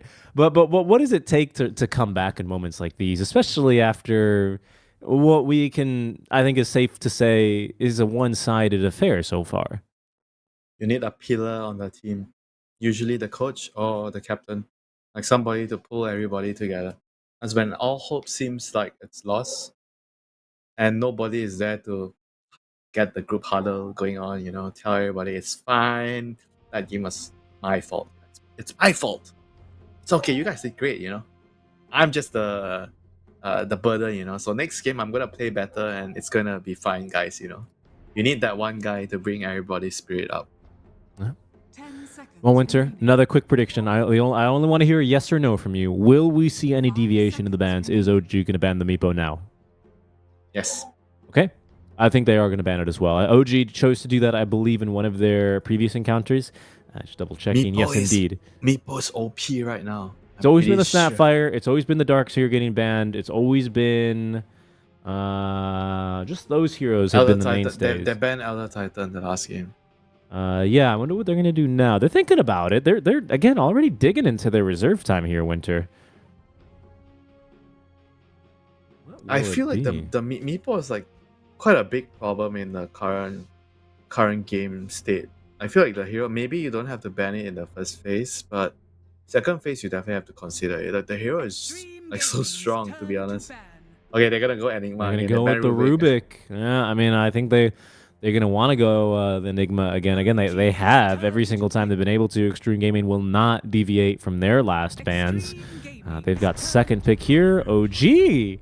All right, they've changed things up here, Winter. Now they're going to be the ones playing the ET. ET is Meepo counter, maybe that's why. Oh, he's so good, yeah. I mean, if you're a core, sure, you know, but if you're a support, I hardly feel like it's like that big of a problem. I mean, the stun is annoying, but I think that the Elder Titan only truly counters Meepo when you're fat. You know, you have items and then you get your talent, your cleave talent. But apart from that, I don't feel like Meepo is actually really scared of ET if it's a support.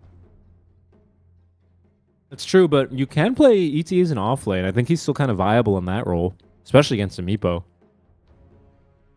And what do? You get Midas? Usually it was like Echo Saber Ags is what you tended to see. Wow, we're really changing things up. Yeah, Echo Saber, because then you disassemble it for the Ag Scepter, and then you get probably Shard. Because every single time But I feel like you kind of want to get Midas too, because you need your levels. You want to get your talents quickly. I don't know, because I don't play the hero as an offlaner. Yeah, I haven't seen the hero played as an offlaner for some time, but you definitely hate seeing clockwork in your game if you're called at ET. That's true. All of your cast animations are pretty long and meaty, even your attack animation.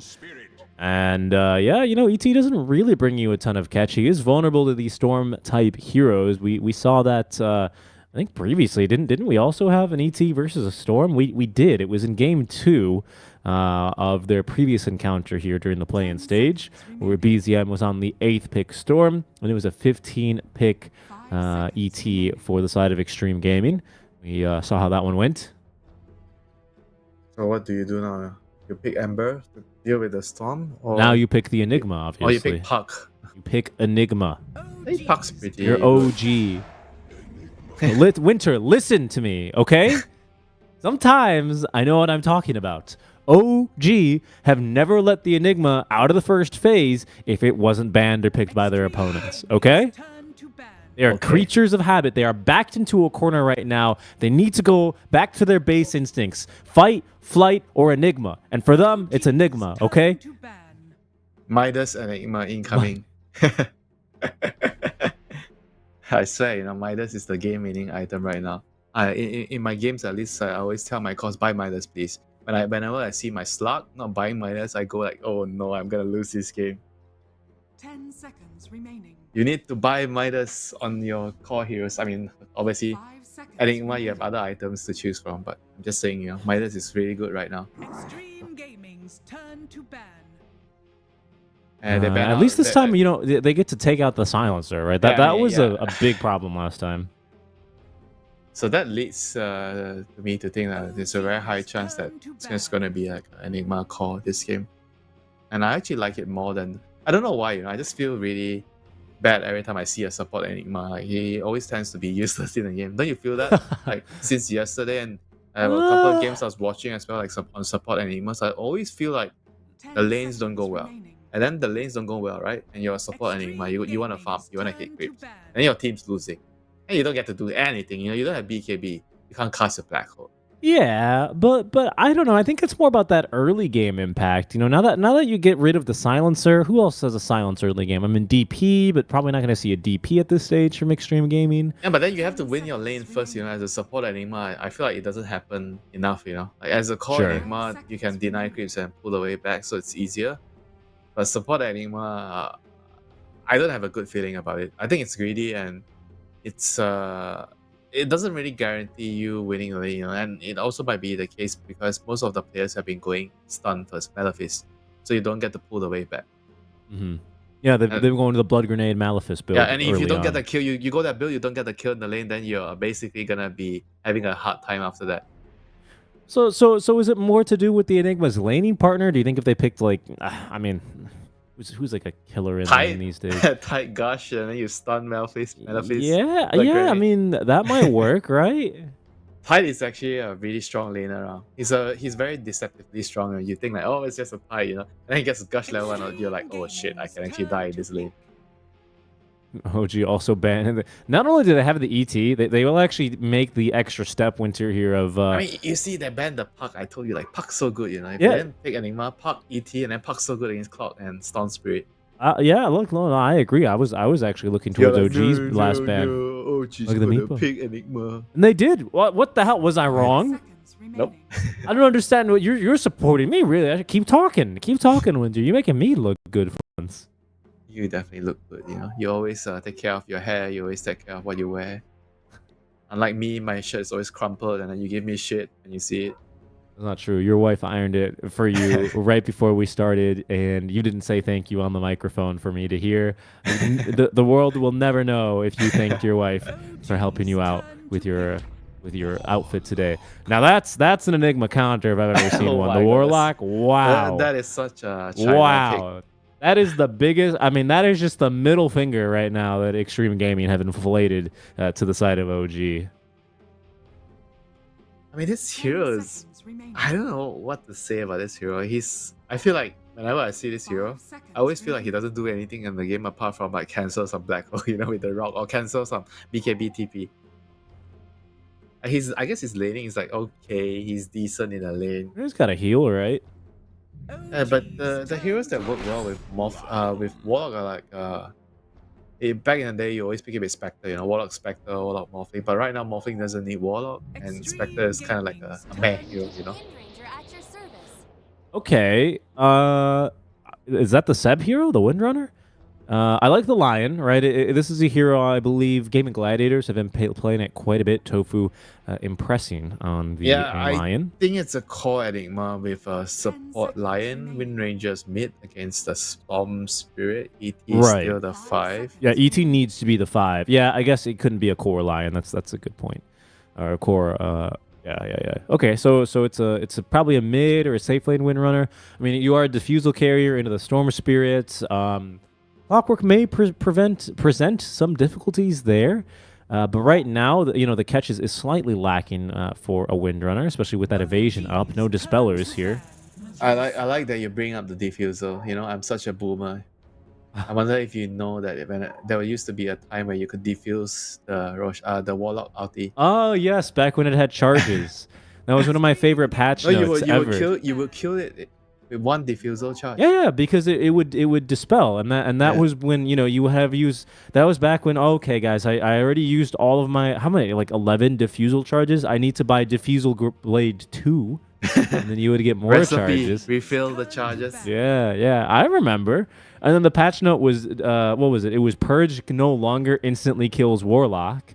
And then Purge, thank you, as in the thank you Purge guy on the desk over in Riyadh on the mainstream if you want to catch him, had a very funny reaction to that. I remember that. I'm also a little bit of a Dota boomer.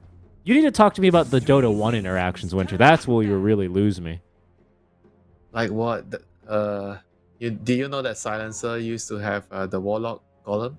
I did not know that. I did know there was plenty of shenanigans with auto attack modifiers. That seemed like a pain in the butt. Yeah. It's anyway, like Medusa, you can't buy all the items, all the ob effects. Right now, Luna used to be the same way. Yeah, and right now you can do all of that. Thank God. Speaking, of course, of wow, this draft's really moving along. Okay, it'll be the Slark. AM and Naga were very strong picks here into the Medusa, but it's going to be at least 2 diffusal carriers here now with the Windrunner and the Slark showing from OG. Xtreme Gaming, 23 seconds left of reserve time here with last pick overall. I think we're going to have to see an offlaner, the JT hero. There's still Primal. I think Primal is still in the pool. Primal seems pretty legit. Can win the lane against Slug, pretty decent against the Wind Ranger. You can catch her out. Yeah, what else would you want to go for? Definitely not the Tide Hunter anymore. Kind of always the go-to that I end up wanting to see. I mean, there's still Doom, I guess. All right, Primal, there it is. See, sometimes you know what you're talking about as well. We called the Enigma, we called the Primal. I would say when you cast OG these days, the Enigma's basically guaranteed, but good call there, my friend. What do you like about the Primal here? What strengths are you seeing here this game? He's just a really strong hero right now, and he's a hero that I feel like does so much with his net worth. Like whenever I look at core heroes, I always think about, okay, how much does this core hero need to come online? And Primal doesn't need much, He needs like a mana item. Usually you get a soul ring. He needs levels though, right? Yeah, I mean, sure, every core hero needs levels, but true. Like I'm just talking basically on net worth, like you buy a Blade Mail on him, he just does so much in the game. And after Blade Mail, you get BKB, or you just skip Blade Mail and you get BKB right away, and then nobody can touch you. I feel like this hero is just, when I see this hero in my game, I go like this, oh no, oh no, oh no, it's that hero again. I'm gonna have a hard time. I see him running at me with DD. I see him running at me with Haze. I am dead again. The line seems like a pretty good solution in that respect, though, don't you think? It's Seb on the line, by the way, because you have the Hex, which fixes your move speed, if I'm not mistaken, on that Lion Hex. You've got the Mana Drain, which is a very good range slow, right? The thing has slowed for a couple of years now, and the Earth Spike. Seems like of all the supports to have, maybe you're not playing the worst one for the side of OG. Where are the pain points here? Like, what difficulties does this Primal then present to the lineup of OG that does make you a little bit more concerned here? It's also more about like their lineup on XG, right? They need like somebody to stand in front, initiate. It's nice for the Storm, and he doesn't have to be the only person that can jump. Like I feel like whenever you're Storm, you have a much better time if you have somebody that can be the secondary initiator, so you can go in later and choose your targets better. Right. And Primal does that for you. And if you talk about against OG's lineup, I think Primal is just good against Slug in general in the lane and in the game, because you can damage him through his Shadow Dance with your Trample, and obviously against the Wind Ranger as well. Like I brought up, against Wind Ranger you want a hero that can just charge at her and catch her right away, so she can't just stand in the fight, focus fire, and deal damage. Primal Beast is perfect at doing that. I gotcha. We'll see how it goes then. You're talking about ease of execution, basically. You got 3 heroes even who really want to go in like that, don't you? Here with the Clockwork and the Primal and the Storm, right? Like this gives you a lot of redundancy. I feel like it helps this Medusa, helps her feel pretty safe in these fights. You have this Medusa into the Enigma Black Hole. E.T., I mean, he's good and he's bad into this hero, right? Because of the sleep, of course. You need to take HP damage to wake up, and Medusa almost never does unless she's about to die. But the ultimate's also way worse against her because it is percentage-based now. Well, it always has been, right? But percentage-based max HP, so your ulti doesn't do a lot against her either. Yeah, I know how those percentage spells, HP spells suck against Medusa, you know. Ask Bloodseeker. Bloodseeker knows all about it. Yeah, but I like that you brought up the sleep. The sleep is actually a pretty big deal against Medusa, so you can disable her for a long time in the team fights. But normally I feel like that is not that big of a deal, you know. Like if the game is going correctly, it's actually quite hard for the Elder Titan to achieve that all the time in the team fights. Hold on, OG. They're trying to be sneaky here down bottom, but Xtreme Gaming, look at the patience. They're not showing. And in fact, they know. They're going, well, they're trying to go top lane. DM I mean, able to protect himself. Enigma doesn't need any support, you know, so they are quite careful at the bottom side, you know, until they see the support on the map. Look at JT, man, he's so safe. What the hell? He's not even last hitting. Oh my god. He's playing it safe. He's not leaving anything on the wrist. DM, because it's a core Enigma now, of course, going for that level 1 demonic conversion. OG and their tri-lanes, you know, they did a tri-lane as well the other day. It did not work out, and it was also a bit of slap. I mean, XG is just reading the situation perfectly right now. They know Enigma is like playing very defensive, pulling the way back, not really showing any signs of any support around them. So JT is just playing really safe, and now they see everybody. Yep. Now they're very confident. They've assessed the situation here. It is onslaught level 1 for JT. Not sure if he's going to be super happy with this mid lane ward off, which may give just the advantage that Paparazzi needs. They have to control the wave. Like, the last time when OG did a tri-lane, the mistake they made was they allowed the two-man lineup to pull the wave and get the wave back towards their tower. So this time they're doing it much better. They're getting the wave in front of the tower, controlling it there. So making sure that the two-man team is not getting anything. DY, on the other hand, he managed to drag 2 melee creeps away. Yeah? So he just needs to pull it in front of the tower, wait for the next wave, and the Primer would be able to get some XP. Seb unable to interrupt there. Oh, nice. He actually leaked 1 creep on purpose. Okay, this is huge. This is actually huge. It's the flag bearer. Yeah, all these mini games right now in the lane. All this nerd Dota, as we like to call it. I mean, working out pretty nice for Xtreme Gaming. They have finally... Well, they've unblocked the camp. I think they had it blocked. They still have it blocked, in fact. OG double blocking this camp, by the looks of this. Because they just denied a sentry. I go worse off for wear here when it comes to HP. Has 2 blood grenades. With the Astral Spear buff, he's going to be easily able to outtrade. I mean, the good news is DM definitely holding his own top lane. It's coming at the cost of his CS, though. 7 CS denies. Primal's also having a hard time, so it's like a trade-off, you know. But I guess that's true, right? Oh, nice double stun from Seb. That could start kicking things off. They have way more blood grenades to throw, as they will be able to focus down onto DY. Your Aggie, my Aggie, as it's going to be now Slark maintaining and receiving his first stack of Essence shift. Or sorry, his first permanent stolen Essence. Aggie. Yeah, it's very, very important that you get kills if you're tri-laning. Otherwise, the tri-lane is not going to be worth it.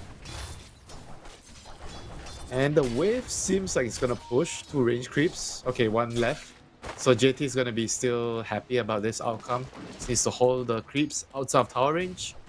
But Stark's going to force it into the tower. Yep, nice job there on the aggro. And now DY already moving on. Yeah, playing Warlock in this kind of lane just does not feel good, does it? Not really much you'd be doing as a clockwork here. It's a difficult lane setup for both of Xtreme Gaming supports, isn't it? Yeah, I mean, but what can you do, you know? Your heroes are just not able to deal with this kind of tri-lanes, and so all you can do is like hope for getting levels, because Warlock and Clockwork, they are very, very strong when they get levels on those heroes, especially Warlock. When you get your ultimate, you get your Fatal Bonds, you do a lot of damage in the team fights, and hopefully in the team fights you are able to utilize your spells and win a couple of them and get your team back into the game.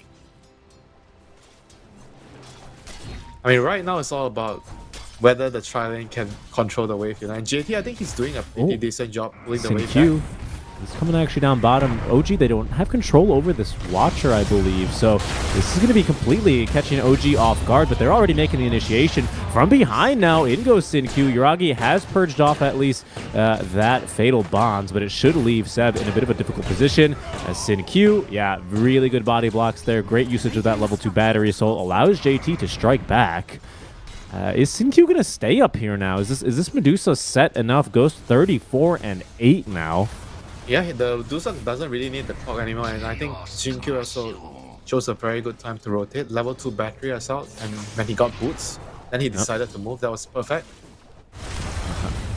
Yuragi forced back now as JT able to play a bit more aggressively. Does have himself that level 2 trample, the boots of speed, so he's more threatening now.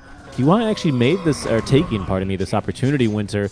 He TP's mid, he refills the bottle, and he's lingering in the area, ready to contest the minute 6 power rune. Seb, in the meantime, he's gone top lane, I believe. No, he's TP'd back mid to do the same. They see him with the Watcher, so Ghost knows he's around. Yeah. He's playing safe. Shouldn't really catch him out here. Mid lane is where we also have action brewing. Blood grenade thrown at Taiga. Rune is going to spawn top. It's actually a really good rune as Paparazzi easily avoiding the Echo Stomp there. BZM will lack the damage to secure the kill there, focus fire or not. And we can see Ghost safe and sound up in this top lane. He's already got a Falcon Blade up, by the way, on this Medusa.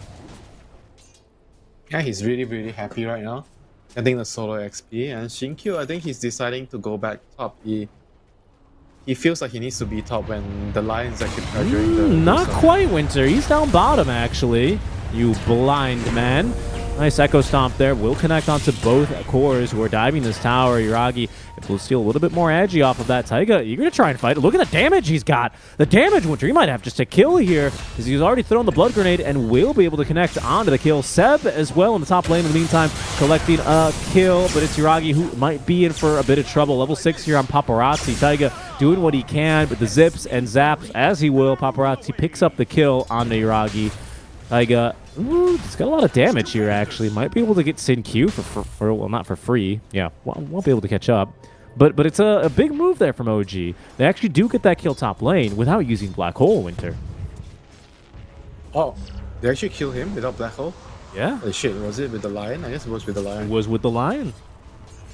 I was looking at bot because you called me blind, so I had to move my screen all the way to bot. And that took forever because you have edge pan and you had to mouse drag it. Top lane Ghost. They're gonna make another play for him now. This could be another big kill. TPs are incoming. Black Hole is committed. Taiga not doing as much damage as he nearly would like to, but they have gotten through the mana shield and Ghost is taken down. Sin-Q is here, but BZM is as well. Another rotation out from Paparazzi. Makes the jump on to Taiga. BZM laying into Sin-Q, but not really having a ton of damage. There's still 4 stick charges. BZM committing for the kill. Dive underneath the tower, pulled back now by that level 1 electric vortex. You can really see actually now how big that nerf was. That was basically a mini stun there on the Storm Spirit. Either way, BZM is going to be able to get away with this one scot-free. Another kill here onto the Medusa, and maybe Winter, another kill? There's no shackle shot here. Paparazzi has 2 bottle sips. Another zip. BZM... yeah, with the Arcane Rune, could have chased nearly forever, but it did time out. He'll have to desist. Yep, bot lane. JT just got his level 6, so instantly asserting dominance onto the start. So you see the result of the early game, right? One team has decided to set an Enigma, and Enigma still has some farm, but the Primal also managed to find his own farm by dragging the creeps back, and he's level 6 right now, same as, the Enigma just popped level 7, but both the offlaners managed to, I would say, survive the early game being alone. And when it comes to the mid game, we'll just have to see who's going to be more useful with lower net worth, either the Primal or the Enigma. They're going against top lane, by the way. BZM, he is really out here to destroy anything that shows itself top. Ghost is not here, however. He's actually already in the triangle. As OG, they even bring over Yuragi. They seem to be wanting to push this tower now, Winter. Yeah, so far the tri-lane has proved to be successful. Slug is on top of net worth. He's getting a diffuser right away, not even getting a Midas. Enigma is pretty decent net worth wise, and Wind Ranger as well having a pretty good start so far. Yeah, managing to out-rotate the Storm very effectively so far. Dude, this next rune spawn is going to bring us OG, though, in a pretty dominant position here out of the lanes. Yuragi even returning down bottom to collect the minute 9 Lotus. He's feeling that confident completely by himself down here. In fact, he's pinging. He might want to make a play here. He is under a ward. Sin-Q did spot him. Eyes on over to the mid lane as DM takes the tower down top. See where this rune spawns. It'll be down bottom. A shield rune now into the hands of Paparazzi. See if that will make any sort of a difference here. That is an item purchased very early on, though. Yuragi already having this Diffusal Blade online. Just enough mana there remaining for JT to get the onslaught to safety, however. I mean, you'll see the difference right now between the Enigma and the Primal. Enigma still manages to down the tower, but Primal, he's gonna have a hard time doing the same thing, you know? All he can hope for right now is just trying to catch up in farm, get his... He's getting a blade mill still. I'm not sure if I like it because you're behind. I mean, it's certainly good against the Wind Ranger, Focus Fire, the Slug, and the Enigma. The biggest problem here is that he can't give the boot to the Slark, can he? Slark seems very confident here. You know, the Enigma is now farming top lane. Xtreme Gaming, you know, they're here to defend their tower. They do have themselves now that Chaotic Offering, so they do have a Black Hole cancel here. But it's going to be difficult now for Xtreme. Actually, maybe not. They decide they are the ones who are going to make this move now aggressively. They're going to smoke their way towards DM. Eyes on bottom, though, where Ghost is farming somewhat dangerously, but it seems like the smoke now. Ooh, they haven't quite caught him. But JT will be able to catch him now with the onslaught. Beautiful hook shot as well, connecting the RTP and over. Taiga letting loose now on the Echo Stomp, immediately canceling the Pulverize onto 2 into the Black Hole. Look at the combo now from the side of OG. A thing of beauty. In comes the Chaotic Offering now, but it's too late to save the life of JT. Sin-Q also finished off by one more power shot. This Golem is actually kicking some butt. Taiga, he's going to be taken down. Paparazzi Shield Rune active. He makes the play immediately towards Yuragi now, but he's got Shadow Dance now on Yuragi. The Shield Rune keeping Paparazzi safe, but out of mana now. Is not going to be able to dive any further. BZM still maybe looking for a fight here. He's going to go ahead and just take things easy now. A 2-for-2 trade. Just about even there, isn't it, Winter? Minute 12 rune. Hold on. Paparazzi leashed up.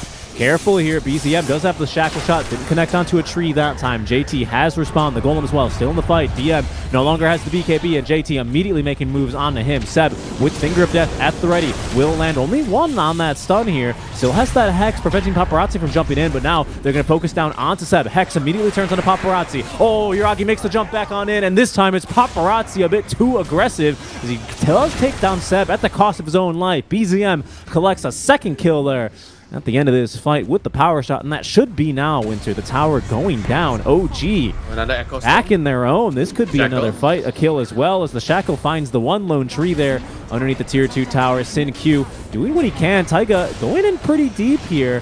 Taiga is going to end up going down for this one. Yuragi getting involved here to steal a little bit more agi at the very least.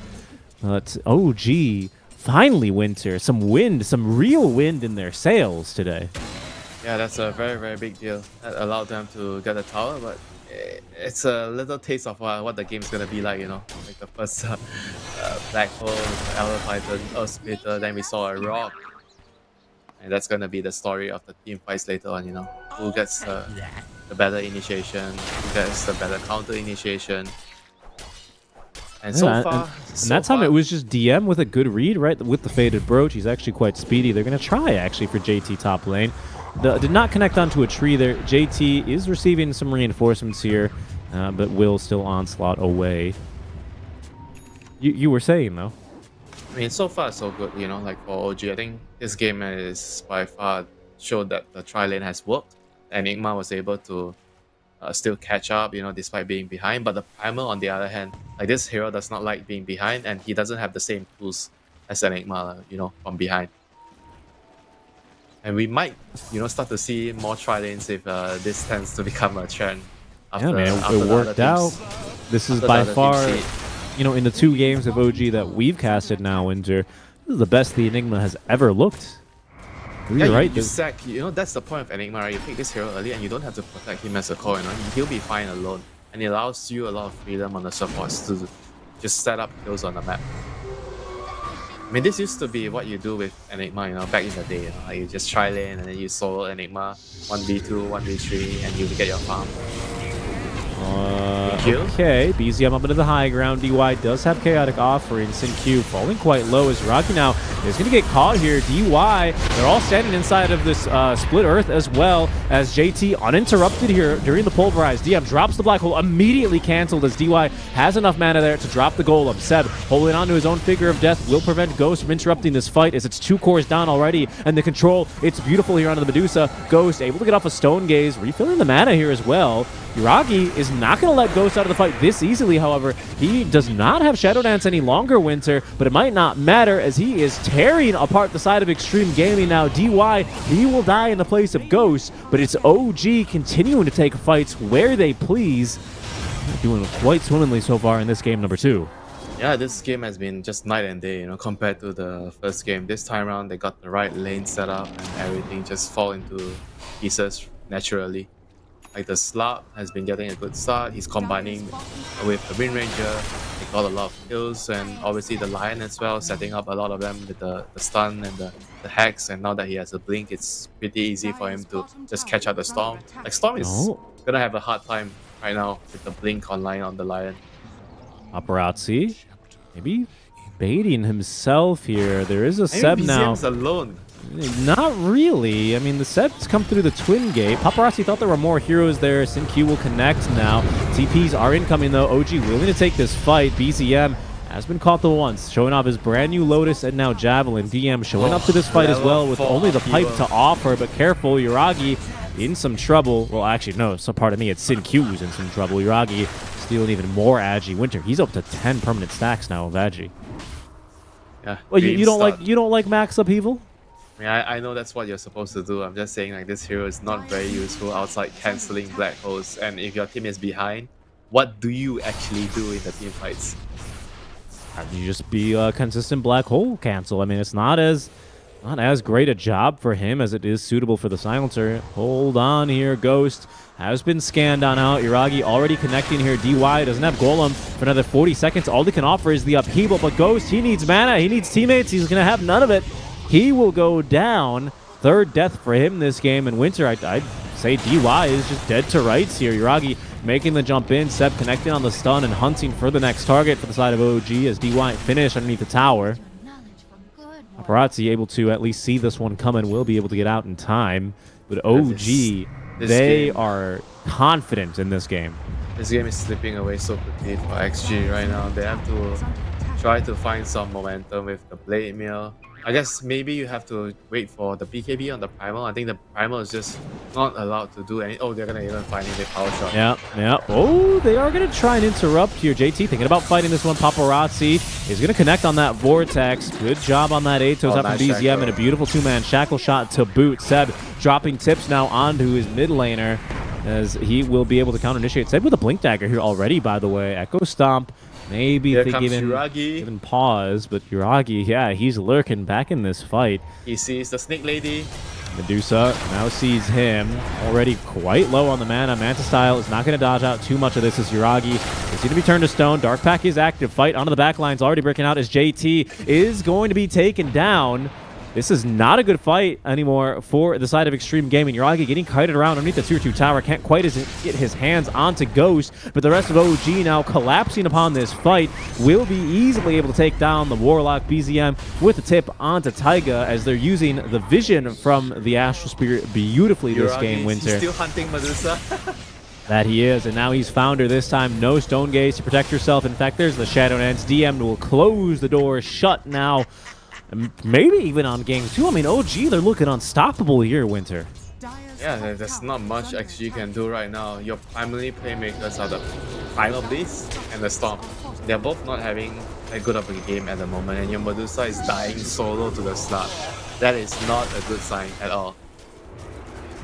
When Slug gets Diffusal and it's a hit of net worth against the Dusa just can't play the game.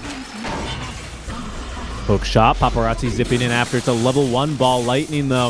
Shackle shot only stopping SinQ as they will force back Yuragi there with the cogs. It's a big kill, Winter. Signs of life now from the side of Xtreme as they do deny their tier 2 tower.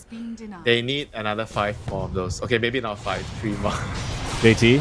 He might end up dropping here. DM has already dropped the Malefice as JT just slowly ticking down here to the Midnight Pulse, to the Eidolons now. DY does actually save his life. He's okay for now. Sinq as well, even going so far as to block the Eidolons with the cogs. Okay. How did he even survive? I have no idea. I guess the Warlock heal was just enough. Level 2 heal. The Warlock heal, yeah. Really, the Warlock heal, the Pavis as well, you know, absorbing some of that physical damage, certainly making quite a big difference there, isn't it? Yeah, right now they have to somehow create enough space for JT to get a BKB and hopefully win a team fight out of that. I think the Storm is also gonna need some time farming. He wants to finish his Kaya, deal more damage. You don't have enough damage right now. Like, sure, you have the Rock and the Hook Shot to stop the Black Hole, but the Black Hole is not even a problem right now. The Slug is too big of a problem. Like, they don't have the right tools to kill the Slug. I mean, that's the issue when you have Warlock as your support, right? Like, Warlock doesn't do anything to a mobile hero like Slug. No, he does not. Pounces to get out of Upheaval. Of course, all the Dispels to get rid of Fatal Bonds. I mean, there's really no point to even putting a Shadow Word, honestly, onto a Slark. 2 Pounces now, by the way, for Yuragi, who has himself the Ag Scepter. With that Oblivion Staff, that was the Echo Saber. He's going to turn that now into the Mage Slayer for even more magic resist. Sinq, he's going to be the one getting jumped now, put to sleep. Rude Awakening now. JT counter-initiating. Actually, the Shackle Shot only connected onto one. Sinq got what he came for, though. Guys, that Wizard Room with BZM with the DD Rune active tears right through JT. Another jump. They're going to try and take down Yuragi. They need way more damage. The Storm is just dead, Winter. Eviscerated. JT is going to buy back. Yuragi, he's fallen low. Does not have a Shadow Dance anymore, but he's out of here in time. That's already the Hex out from Seb. Ghost showing up to this fight, trying to make a difference. Can't really change much now as OG. They're going to look for round number 2. Oh, the Gleipnir catching both. Set up beautifully by Taiga. Now, as the Black Hole immediately interrupted. Oh, JT doing what he can onto the BZM, but it's not nearly enough. The upheaval canceled immediately. Seb as well, just draining away the mana, the resources that Xtreme Gaming have to fight DM. He's killed off by JT as Xtreme Gaming still looking for a way back into this game, looking for a way back into this fight, Winter. We'll see what they can find as Seb blinks away. Yuragi has still a pounce charge. He's just regenning his HP. And that is as much as Xtreme Gaming are going to get for the buyback of JT, Winter. They only find themselves the offlane Enigma.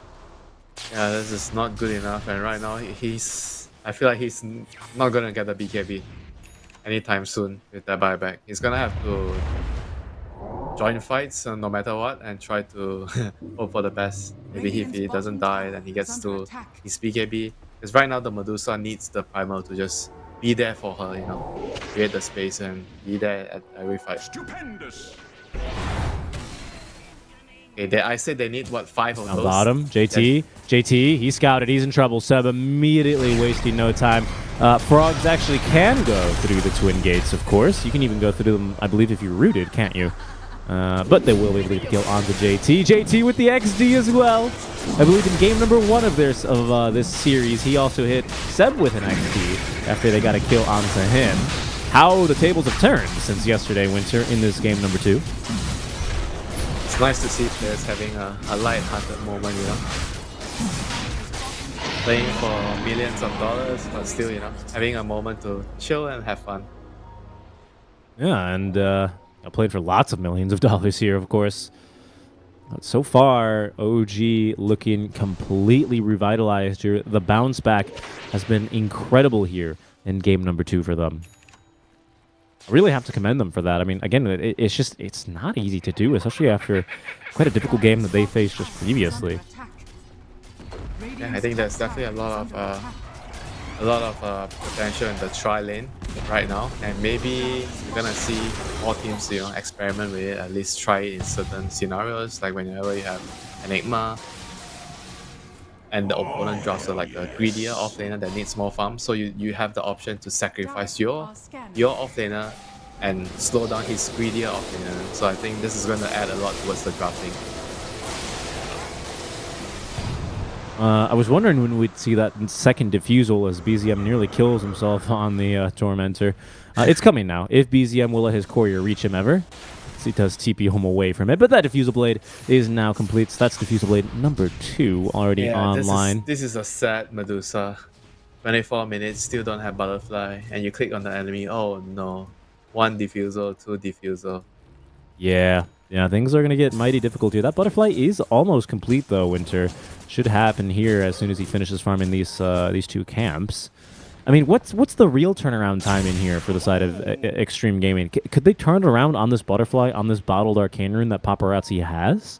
Is this enough of an opening, or are we at the stage of the game where OG just needs to make mistakes?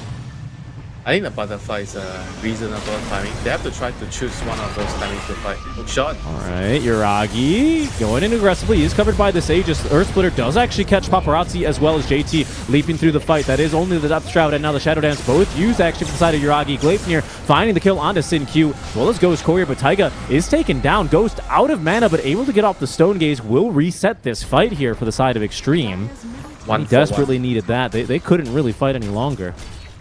And that's not bad for XG, but they still lose the tower at the end of the day. I mean, it was a pretty decent fight overall, I think. They didn't need to use the Golem, so they still have the Golem. They only used the Stone Gaze, and then they're gonna have Hook Shot up very soon. Yeah, not a whole lot used by the side of OG either, though, right? Just Depth Shroud and Shadow Dance, basically. Which are not exactly spells with long cooldown. Yeah. I mean, Slug just likes to just keep poking you because all his spells are just such low cooldown.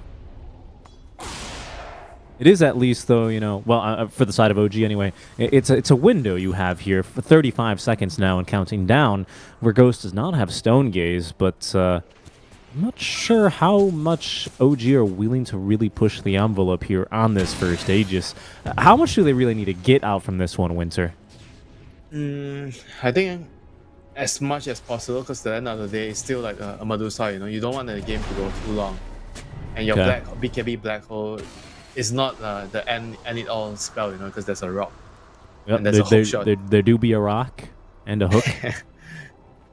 So you definitely need to farm the map, choose your fights wisely, make sure you limit the Medusa's access to the ancient camps, and Yuragi is in, he does he's in.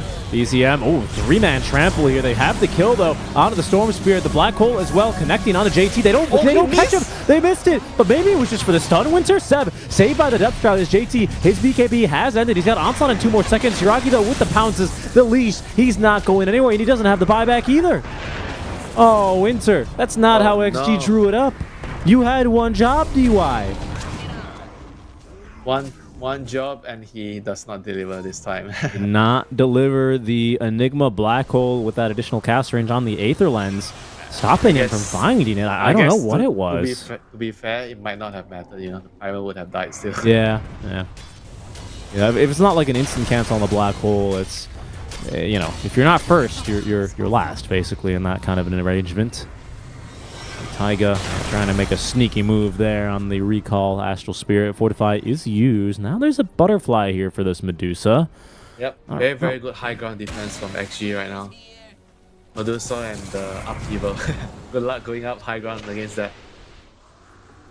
I mean, sure, if they go out of the map, it's easy for you to kill them with the Slug, Night Vision, Wind Ranger, and Lion hunting them down with the blinks. But what if they just sit on the high ground, and wait? Slug is not the best sieger.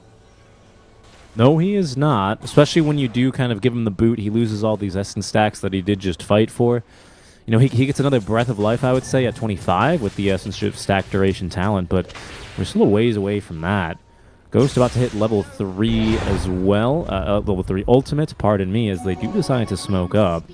See what they can find. For now, only Taiga the one showing. Onslaught on forward. JT will find him here. Should be an easy kill. The question is, how strong can OG counter-initiate? Earth Splitter is only going to catch one. Yuragi, though, he's already on a Paparazzi. The stun. Oh, the damage. Yuragi unable to find the kill in the power shot just barely off the mark. Is this an opportunity now? Ghost taking a lot of damage here, standing in the in-between as another pounce does catch Paparazzi. Still able to just barely zip away, but it's Ghost now, trapped, isolated from the rest of his team. He's going to end up going down. Yuragi doing his best RTZ impression, cliffs himself, but the rest of his team has more than enough damage. As Seb, well, who's going to get the kill? It's Seb. All right, just needed to decide whether or not he wanted to use the Finger of Death, and he decides, yeah, you know what? I'll let one rip. Why not? Plus 200 bonus damage, Finger. #worth. Just need need to give yourself an excuse that you want to Winter, use the quick finger question to for get you. kills. What was Ghost doing in that fight? Tanking damage. He used the Stone Gaze initially to try and, I guess, save the storm. And he did that, but Paparazzi continuing to stick around was mighty aggressive. Did he get stomped? I think that was probably what happened, and nobody hit him. So Nope. He got, Nope. They killed Taiga before he got an Echo Stomp off. wasn't really sure, you know. I knew that he ran in with the stone gates, and after that he did nothing, and he lost all his mana. He saved the storm at the very least. I mean, if you're on the Medusa and you're saving the storm, I'm not even sure if that's a good idea.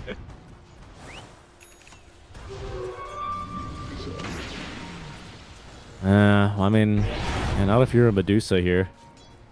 There's just an arcane ring chilling on the high ground, by the way. I wonder whose that is or what purpose it serves. Oh, maybe it's Paparazzi's? No? Yep, they see actually smoking up.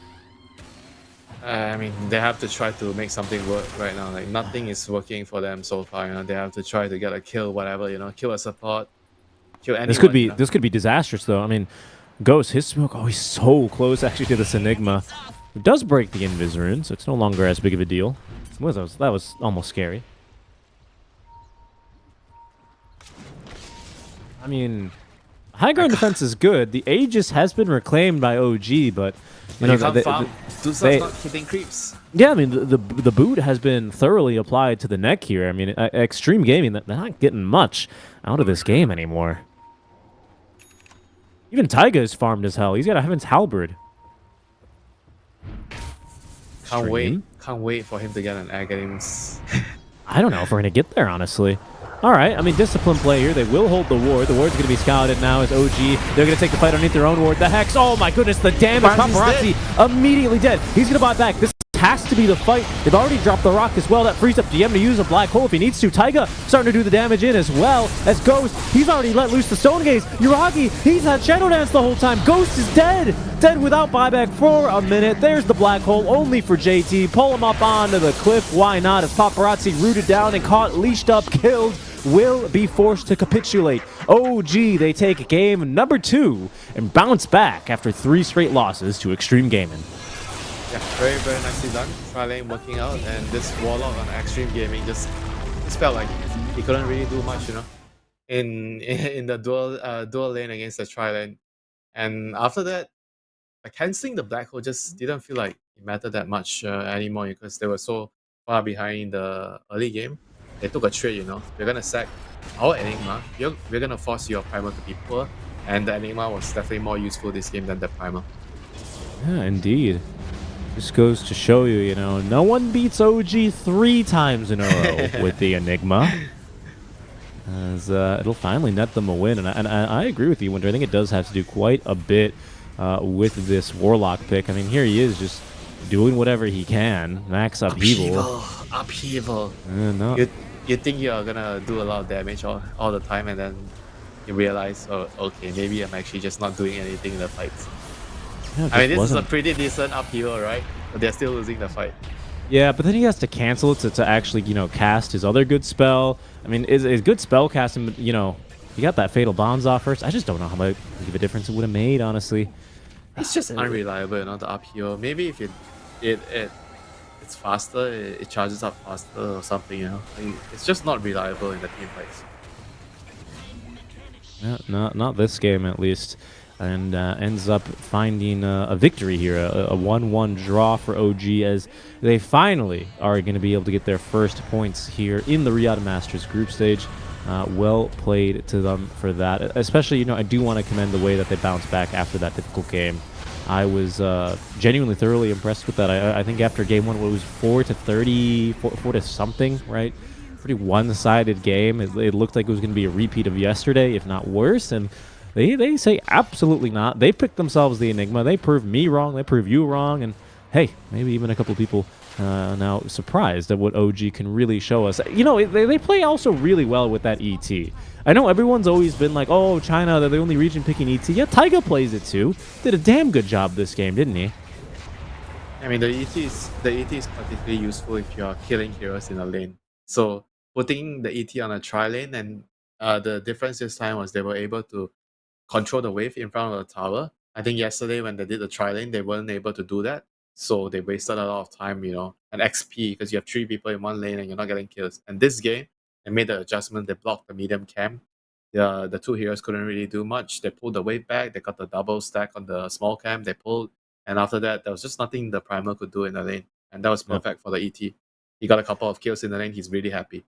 And ended up being a bit difficult for them there as Xtreme Gaming unable to bounce back after a very successful tri lane, from the side of OG.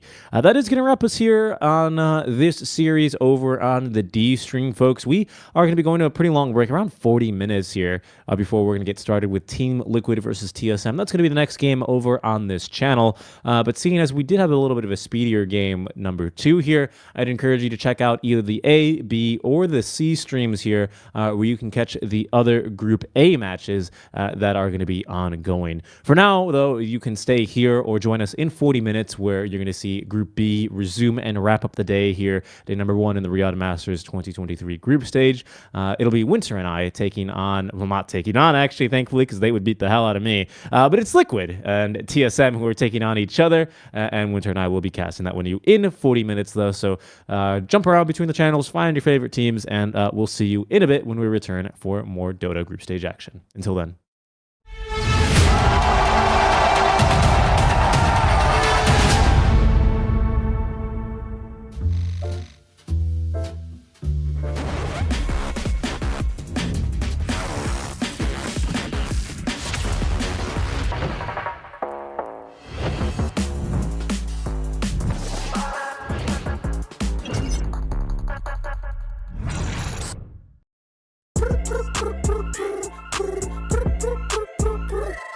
حتاكل لين تشبع وانت مستمتع وتلاقي الوجبه جايه على الاصول. يجيك العيش هش طالع من الاوفن والدجاج يقرمش just the way I love it. وتسوي كذا وتسوي كذا وتسوي كذا مع الحشمه وانت تبغى راب خفيف اجيب تويستر. انا اجيب لي وجبه الزنجر بس كله يجيب اكسترا تشيز على الكرانشي تشيكن في السنتر. حطلب باكيت حطلب زنجر حطلب مايتي حطلب تويستر. جيب له باكيت جيب له زنجر جيب له الاصلي جيب له تويستر. Delicious. Yeah, yeah.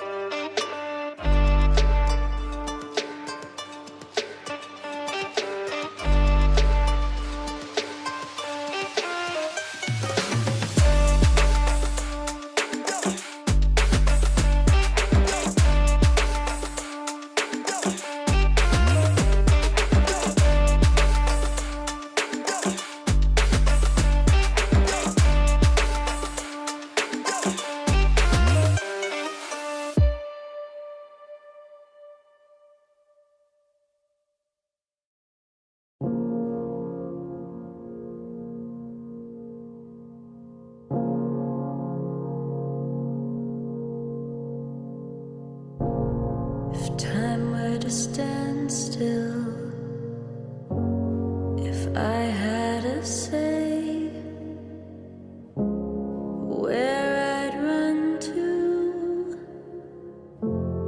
where I would lay if time bent to my will, if I could decide where I should remain, where I would hide. Sure as the sun, come rain or shine, I know where I belong.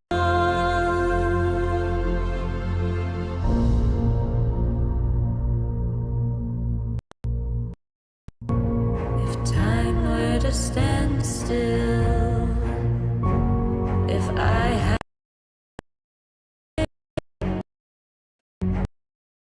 I'd run to, where I would lay, if time bent to my will, if I could decide where I should remain, where I would hide.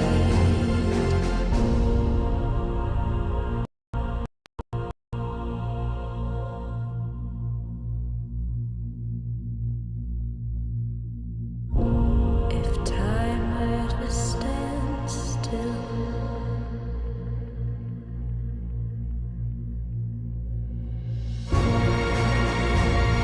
sure as the sun, come rain or shine, I know where I belong.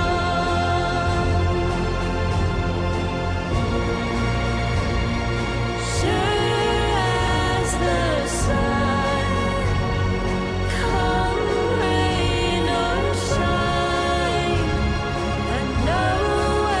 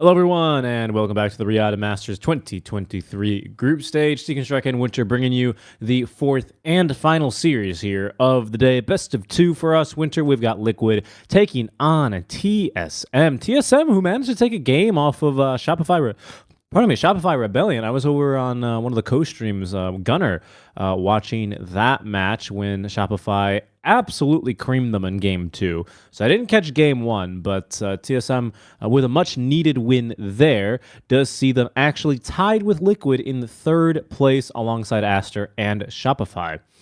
What's your opinion on this on this match here, Winter, as we do have a little bit of time before our match begins? It should be a pretty lopsided match just based on history and based on the rosters and the strength of the teams.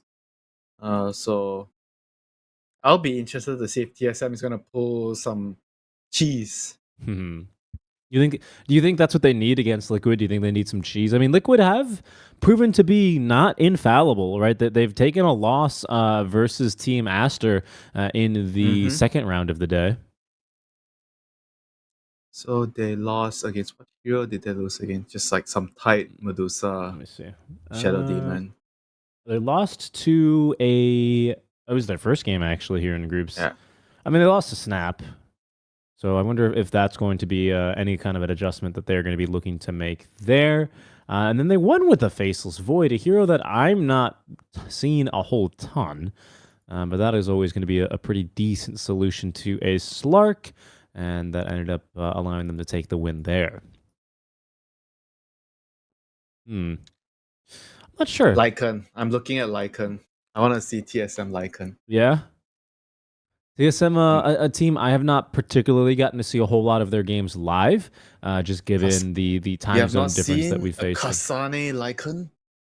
I have in the replays. Trust me, I've seen the good old Dota digests and all of the YouTube channels that end up making the highlight reels. Right, I've seen a handful of those. Don't get me wrong, but as far as like actually catching their games live, it's not a team I've managed to catch too much. They went to Lima, they went to Berlin perhaps, and then did not qualify this most recent time out to Bali, right? Now in Esports usurping the normal second place NA team. And, now this time around, it's TSM who are able to get on through into the play-on decider as they deny Beast Coast the opportunity to make it into the main group stage for them to be here. We'll see what they get going now as our first draft just now. About to get started here momentarily, Winter. So you think we're going to see some Kasana Lycan then? Anything else that you're expecting to surprise you here, and any other usual suspects you think TSM will draw back to? Visage. I think when you're playing against a stronger team, you need more like a timing based lineup. You try to push, you try to wrestle control of the momentum of the game, and I kind of like Visage and Lycan for that matter. You can force a lot of things, provided the laning phase goes at least even, at least you get a game, then you'll be able to dictate play. I don't like going against a better team. You know they're stronger than you, and you just go into like a macro farming game, That's what I dislike a lot.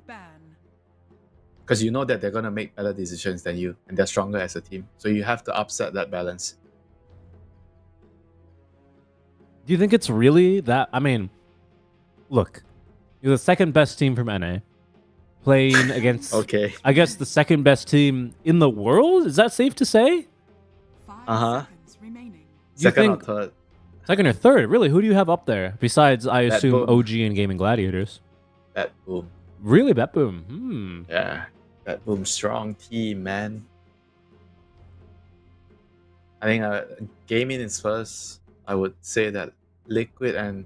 I don't know, I feel like Liquid just doesn't have a very good matchup against gaming, So I would say that Bad Boom has a better matchup based on just laning phase, because Bad Boom is also very strong in the laning phase. But as a whole, I think Liquid is definitely like at least the top 3 team, at least. Yeah, I mean, I certainly agree with you. And just a look at their grand finals appearances on its own stands to prove that, I would say, fairly easily. We'll see how things proceed for them, as you know, the usual suspects in the first banning stage here. Winter, nothing too crazy. Two supports from Liquid making an appearance here, with TSM, you know, looking towards that Wisp, but of course removing that Darkseer. He must be one of the most banned heroes of the meta now. Certainly, I mean, I feel like we're seeing him basically every single first phase. With the nerfs to all the other offlaners and especially Timber, so I think Darkseer is just basically the best offlane hero right now. I haven't got to play the hero a lot, so I'm not 100% sure. But I suspect that because all the others are nerfed and Darkseer is universal, so his laning is actually pretty decent right now. You don't have to draft Darkseer with a melee hero, so that opens up a lot of options for the draft. Well, I'll tell you what, Winter, it is not Darkseer as the most banned hero. He is currently sitting down in 5th place. It's actually Broodmother who is the most banned hero, edging out Undying by 1 at 57 games banned. This is not one of those. Refresh your page. Refresh my page, okay? The latest one is Undying 78. 78? What? Were you getting 70? Wait. Brood is 73. 73 matches contested, right? Banned. I'm looking at banned rate, Winter. Banned. Oh. Okay. Come on now, Windsor. My bad. Yeah. I need my copy. That's okay. It's okay. Go get your copy. If you want to cham last week, your copy OC. I'll get it for you, my friend. I'll get it for you because I mean it's Liquid that's gonna need it, right? Because they're gonna be facing the spiders, the Kasane spiders. Man, what do you do against this? This hero is the most banned. Let me see. Only 17 games now, not counting any of the others currently ongoing that this hero has been allowed through. And there's another very highly banned hero, actually. 50 bans for Timbersaw. He's currently 3rd in terms of most banned, Winter. What does this say to you that we have so many usually banned heroes in this first phase? 10 seconds remaining. I think there's still a lot of like experimenting and changing, in terms of like what to ban and whatnot. But I feel like teams are already starting to figure out a couple of them. Like Darkseer, I think it's one of them. Darkseer, Undying. Maybe it will change. Like normally during group stage and playoffs, a lot of things will change. So sometimes the bans are gonna shift. Teams are gonna start to realize, oh, this hero is actually beatable. So we're gonna just let this through and trade it for another hero. Right. So, it's the tournament meta life of a hero, right? Are you saying that it's already expired for Broodmother? Is that what you're suggesting? No, I don't think so. I think the hero is still definitely very strong, but maybe not every team sees it the same way. So everybody just feels like it's just better to ban it right now. Because the hero is definitely very good with how you want cores that are immovable on the side lanes. And you occupy the side lanes, you farm every jungle camp. Broodmother is just made for that, She's like, oh, great. This is my area. I'm sitting here on my web. I'm farming everything. And if you come, you die. Sometimes that can be the downfall of a Broodmother, though, right? Where she does kind of enter that latent period where, either she's just not finding relevance because the enemies are playing around her and outmaneuvering her by just playing in the other 2 lanes, or if she is actually just hard countered and focused down and ran out. At least with like a Beastmaster, he has the ability to like summon his boars, to split push in other lanes. Whereas for a Broodmother, if you don't really make that transition from pushing the bottom tier 1 tower, chasing the core through the jungle, and then connecting to the mid tier 1 tower, it does feel like this hero can occasionally, kind of fall off in terms of the impact. That's to say nothing about how ridiculous right now Insatiable Hunger is. This hero still fights like a madman. But just when you talk about those immovable heroes, are you worried at all that Team Liquid, their immovable hero, is a frickin' Timbersaw? Kinda. Timbersaw is a pretty scary immovable hero because he kills everything that he touches. I think Brood especially has a weakness where if you have heroes that can hunt her down, like Storm, Spirit Breaker, then she becomes easily kickable out of the lane. But Timbersaw, on the other hand, it's even though you can have counters like Bloodseeker sometimes, but if he gets a really good start, those counters doesn't really scare the Timber, And especially when you are playing against Timber, I think it's important also to have magic damage because Timbersaw doesn't build magic resist item early. So the only way you can kill the Timber early is by magic damage. So you see heroes like SF being picked by Beast Ghost during Bali against Timber that worked really well. So wondering if TSM is going to go down something similar. You pick a magic hero to be able to kick him out. Because if you don't kick the Timber out, it means that the Timber's going to farm everything and kill everything. Right. Yeah, it's this idea you talk about just occupying a part of the map, drawing your attention away, because if you can't kill him, you don't threaten him, he's going to like push your buttons, and then basically there's a whole other enemy core on the opposite side of the map that is really thriving in that space. Speaking of those cores, we'll take a nod now towards some of the bans that we are seeing. The Naga Siren, a must ban against the Broodmother. The lane is completely unplayable, and you just never have a game. Monkey and Slark will be the other bans out from TSM, as they do look to try and guarantee as strong a lane as they can for the Broodmother. Bloodseeker, pretty common ban against the Timber, right? Or when you have the Timber. And the TSM, they have been a favorite of the Batrider, I have noted so far in their Riyadh Masters appearance. So Liquid doing their research, of course, and making sure that hero is removed from the pool. Yeah, on the other hand, they do have Clockwork. Clockwork's very good against the Snapfire. You can cancel the Multimus Kiss, and it's pretty decent at killing Timber early. Your battery assault does a lot of magic damage, so if you can catch him, there's always a chance that you can kill the Timber. So pretty decent hero, I would say, overall. And Clockwork's also a very strong hero at contesting the Wisdom Runes, contesting the Lotus. I kind of like this hero a lot in the current state of the game. Enchantress. How do you feel about an Enchantress now? Very likely for Insania. Support position 5. This sometimes a really strong counter pick to summon type heroes. More like the Beastmaster, sometimes even a Lycan, where you just kind of steal the summon. I think against a Broodmother who only gets the Spiderlings at 6, probably not the case here. But is she so strong enough to withstand the laning pressure that's coming her way? I kind of like the healing build right now because they nerfed the enchant and the impetus, so I feel like she's still pretty good in the laning phase, so she's just not so like snowbally and she doesn't deal so much damage in the team fights. But if you go for the healing build, I think she can still secure you the lane, and in the team fights she can also contribute a lot.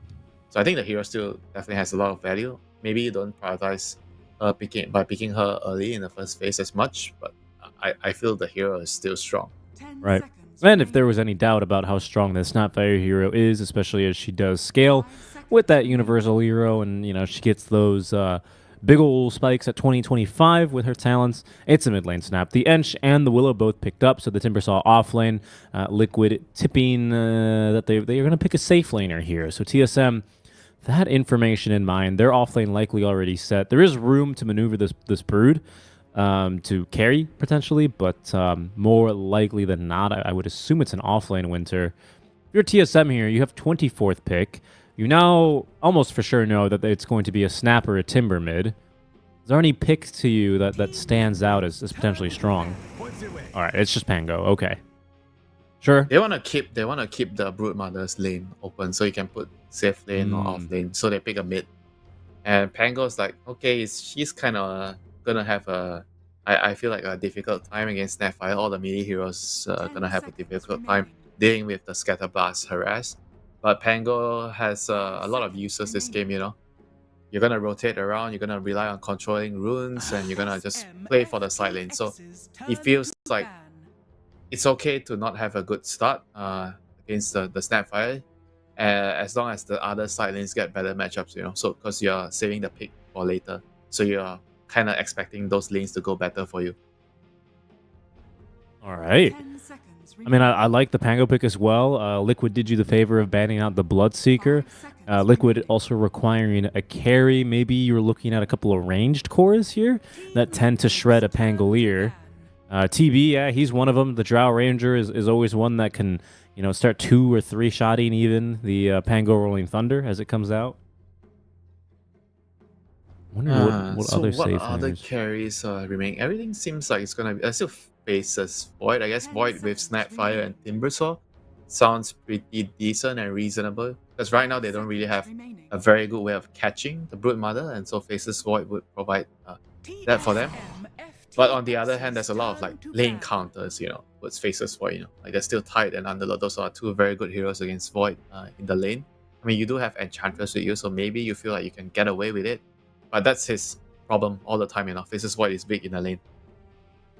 And you don't want to get abused here in the early game because the hero is already innately greedy, you're slower pace. So if you lose your lane, then good luck, I'm wondering what else they're considering here. Other ranged cores that come to mind. Winter, even Liquid going out to ban out the Morphlane. Ranged cores just seem good for both teams here, don't they? Ranged core, but I mean, I guess Liquid already have a ranged core. I would say TSM might be looking for one. They do ban out that Faceless Void. Okay, no Faceless Void. So you need like I think ideally a stun here, like some Kill Snipe. Some kind of stun, some kind of catch. I feel like that draft just needs like a carry that can win the lane, can deal with Root in the lane, and play like a very fast-paced game. You play for the Timber and Snap can kind of be like the carries. So the safe laner just needs to have a good start, have a good lane, and that's all that matters. You play for the Timber and the Snap. Okay. I mean, going down that route, would you consider something like a Kunkka carry and then just rely on the Snap Timber? That's someone that survives the lane. Kunkka's not a very good hero, but yeah, something along those lines. So, okay, like... a Lycan. Lycan, alright. Lycan is definitely something that you can use to play for the other lanes, but he doesn't really have a stun. No. So your lane with, if it's Lycan and Enchantress, then I feel like the lane could maybe be a little bit clunky because you don't really have much kill potential. So it's either a Tide or Underlord here right now for TSM. I feel like those are the natural heroes you pick against Lycan, and you make sure that he can't kill you in the lane, and then you're just gonna build all the aura items to mitigate the damage that the Lycan and the creeps are gonna bring to the table. Well, we'll get back to that Lycan pick in a second. I also thought we were going to see an Underlord. So Juggernaut against Lycan. Normally you don't pick like Jug against those Zoo heroes, because Omni Slash is not reliable. No, yeah, it tends not to be. This is like a crazy pick to me. I know Juggernaut is a very strong carry right now. Like he's probably arguably the strongest late game carry because of how the talents help him out a lot. The Blade Dance 50% lifesteal talent. He basically can just fight any other hero, like even the Terrorblade. But against a Lycan, Enchantress, or like Dark Widow, all these heroes are just very good at dodging the Omni Slash, and Juggernaut. Whenever you get into a situation where your Omni Slash is not reliable, it means that you're not going to be dealing enough damage in the fights. I mean, could you be just playing around your 20 talent and, I guess letting Kasane be a little bit more of a carry potentially? Because I tend to agree with you. I take a look at this lineup and it's not one where Omni Slash looks like it'll, end up winning you a TI, for example, after picking up a DD rune. It just doesn't seem that crazy. Even if you talk about lanes, right? If you want to make an argument, okay, they picked the Jug to win the lane, and you look at the lane, it's against the Timber, like Timber, you skill chain early, you can't really kill the Timber, So even then, I feel like Timber has an advantage in the lane against the Jug. So I think it's more about like scaling for them. They just want to pick a carry that's really, really strong. Like that I feel is the reasoning behind the Juggernaut here. But I just don't know if they can survive to that stage, because you already have a Brood, right? Brood is also a very, very greedy core. Right. They are both gonna be farming for 40 minutes, like 30-40 minutes. Yeah, I guess what's the build gonna be, like a Butterfly then in that case to try and take it into the late game? Juggernaut? Yeah, for the Jug and scale. Like I see what you're saying here. I'm also kind of curious, like, we didn't really get to ponder too much about the Lycan pick. We do now, as we do have a little bit of a pause before we jump into the game, folks. We'll get going in just a second. Pardon me. But I wanted to ask you a little bit on how you think the Lycan fits into this lineup. It was a 23rd pick Lycan here from Mikke on the side of Team Liquid. What kind of timing do you see this hero having alongside and considering, your other cores are a Timber and a Snap? The first timing is I feel like you go, I guess you don't really go Helm anymore. You get Echo Saber, you get the Harpoon, and then you get sometimes I see people get Manta. If you can delay the BKB, you just get all the typical universal hero items here. Talking about universal, look at Liquid's lineup. They have 4 freaking Universal Heroes, so That's they true. already won. They already won the game. Timber, Snapfire. They Dark already Willow, won like- the game. Are we still in that phase though? I feel like Morphling, he's gone. I feel like your usual suspects are gone. I mean, I know Broodmother tends to get pretty ridiculous, but are we still in those days, Winter? Back in the day, you'd be on panel and you would say, well, it's quite easy. This team has 5 Universal Heroes. How can they lose? Did they change anything about the Universal stats? They didn't, but I would say that they certainly have adjusted the worst offenders that really made those guys look very balanced. If anything, nothing Morphling is like a buff to the Universal Heroes. Oh, you know what? Speaking of Universal Heroes and Lycan builds, an item that we just haven't seen in that long because he was one of the worst defenders and has been sent into the nerf jail, never to return until Team Spirit start picking him again before TI. That's Magnus. Remember what he would build all the time? Harpoon. I reckon that we're going to see Mickey probably try and get his way up towards one of those kinds of items, maybe even a Hand of Midas if he feels like, you know, he needs to be in a little bit more of a position I know to scale. I said Midas is the item right now, but probably not like that. Like you need your items quickly to snowball so you can play with your shapeshift. You don't really need the attack speed as much. And they're gonna run into Boxy, Blood Grenade to slow him down. Brown really wants the first blood here. Well, they do. They might be able to reach him. Another Blood Grenade here, by the way. This Boxy, not really anywhere for him to go, will be taken down. Multi-rune situation. They've got at least one secured. I don't believe they'll be able to make it over to Mickey in time, as he is microing the wolves to try and deny. They denied the bounty runes. So They did 0. That's unbelievable. Okay, Mickey commanded. He denied it with the wolves. I was wondering what he was doing. He was standing still there for a second. I was panning my camera over to see where else Liquid were positioned, and oh wait, nice move from him. Richie, look at the lanes. Mickey is going to the off lane. The Timber's on the safe lane actually. So they want to, I guess they want to put they want to dodge the Lycan against the Brood lane because that lane doesn't sound fun for the Lycan, but Timber on the other end doesn't care. They're gonna look for another quick kill here still on the Boxy. Wolves have now expired, but Team Auto needs to focus on CSing and cannot be chasing for this kill on the Boxy forever. This is not a very good start. The wave is going to push right now, so Lycan is going to be very, very happy about where the wave is going to meet later. And he's always going to be safe against the Clockwork because you have the wolves to tank up the battery. I saw the Dark Widow has the Shadow Realm to dodge some of the battery damage. Ooh, and Boxy even looking to turn alongside the wolves, might have a kill here. They don't have crippled these wolves as they're only level 1. They can't quite catch up to allow Boxy to secure that kill.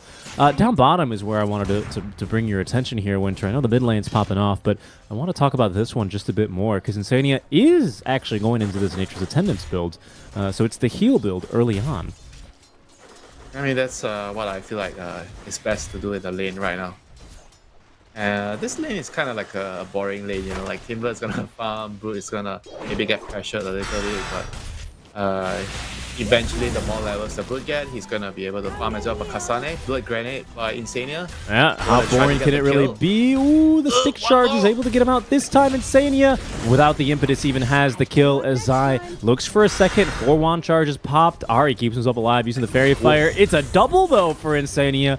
Kills secured, as he does now have that enchant leveled. Top lane as well is not going that well for TSM. While that was going on, Whitemon and Timato tried to get a little bit more aggressive onto Mickey and Boxy, and I just think they're underestimating how much damage this Lycan does, Winter.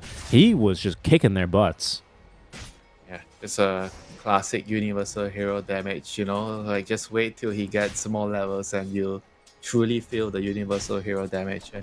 And mid lane, like I expected, the Tango's gonna struggle a little bit more right now. Nisha has a lot more denies, like more denies.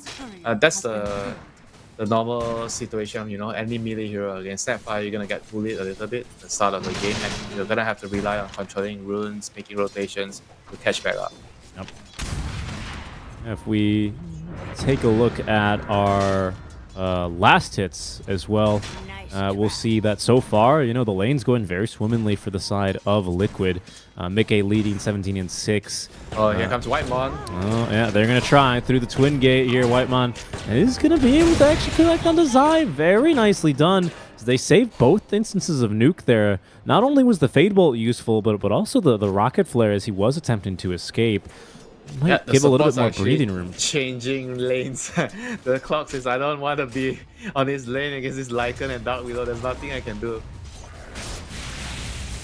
Top lane as well, Timado. Actually, it's Ari who makes the rotation through the Twin Gate to relieve a little bit of pressure. Seems like it's just a support lane swap here for now, Winter. We'll see how long these lanes persist as we do get ever closer to the 6-minute power rune timing. Mid lane, we haven't talked too much about. I feel like, you know, you thought the bot lane was boring. I think the mid lane's a little bit boring. Basically, they just kind of use their nukes on each other to secure the range creep, and they can't really kill each other because they've got a little bit of mobility until the supports come on over. Yeah, I mean, it's gonna be quiet, I guess, for the next couple of minutes, but once you get runes, you get the level 6 online, then the game is gonna start to come alive. But right now, just players are just sitting in their lanes, trying to farm as many creeps as possible, being as efficient as possible, stacking camps, using the twin gates whenever necessary. Yeah, maybe even, again, getting aggressive on a white man down bottom. They have thrown the blood grenade. I don't think they can quite catch him. Actually, with the enchants used aggressively here, Zai has the kill. Last Whirling Death underneath the tower. He's got him. Zai able to go for the 1-1-1 build here. Has enough mana and heals thanks to Insania to support it quite easily here, Winter. Makes it quite difficult for Kasane to trade through it to the point where he actually doesn't have the point of Insatiable Hunger even. Ooh, there's that pure damage. I mean, the Timber is just like doing a really good job pairing up with the Ange, going for those kills, but Kasane right now finally getting a point in Insatiable Hunger, so Zai has to be a little bit more careful. Doesn't really have the Vanguard yet. Yeah. So ooh, yeah, it does have a bit of heals. He only has that 1 point in the reactive armor. Really playing it to the edge, man. I mean, the whole entirety of Liquid is so far. I mean, look at them as well. They're starting to really pull away. Zai, he might pay the price here, trying to juke around the towers. Whiteman still connecting onto him. Ooh, the infused raindrops making the difference here as the TP is cancelled there. Oh, Whiteman with the so kill. Many creeps under the tower. He's missing out on all those creeps. It doesn't have buyback and, oh, neither. Wait, what? Liquid killed Ari? Huh? What did that? Oh, right, of course. Pardon me. I got confused there for a second. Pardon. Quick little kill in exchange there as they were contesting over the bounties. We'll see what can happen now. Power Rune spawning in. It is top, and it's a DD for Nisha. I mean, not the craziest rune for Snapfire, at least.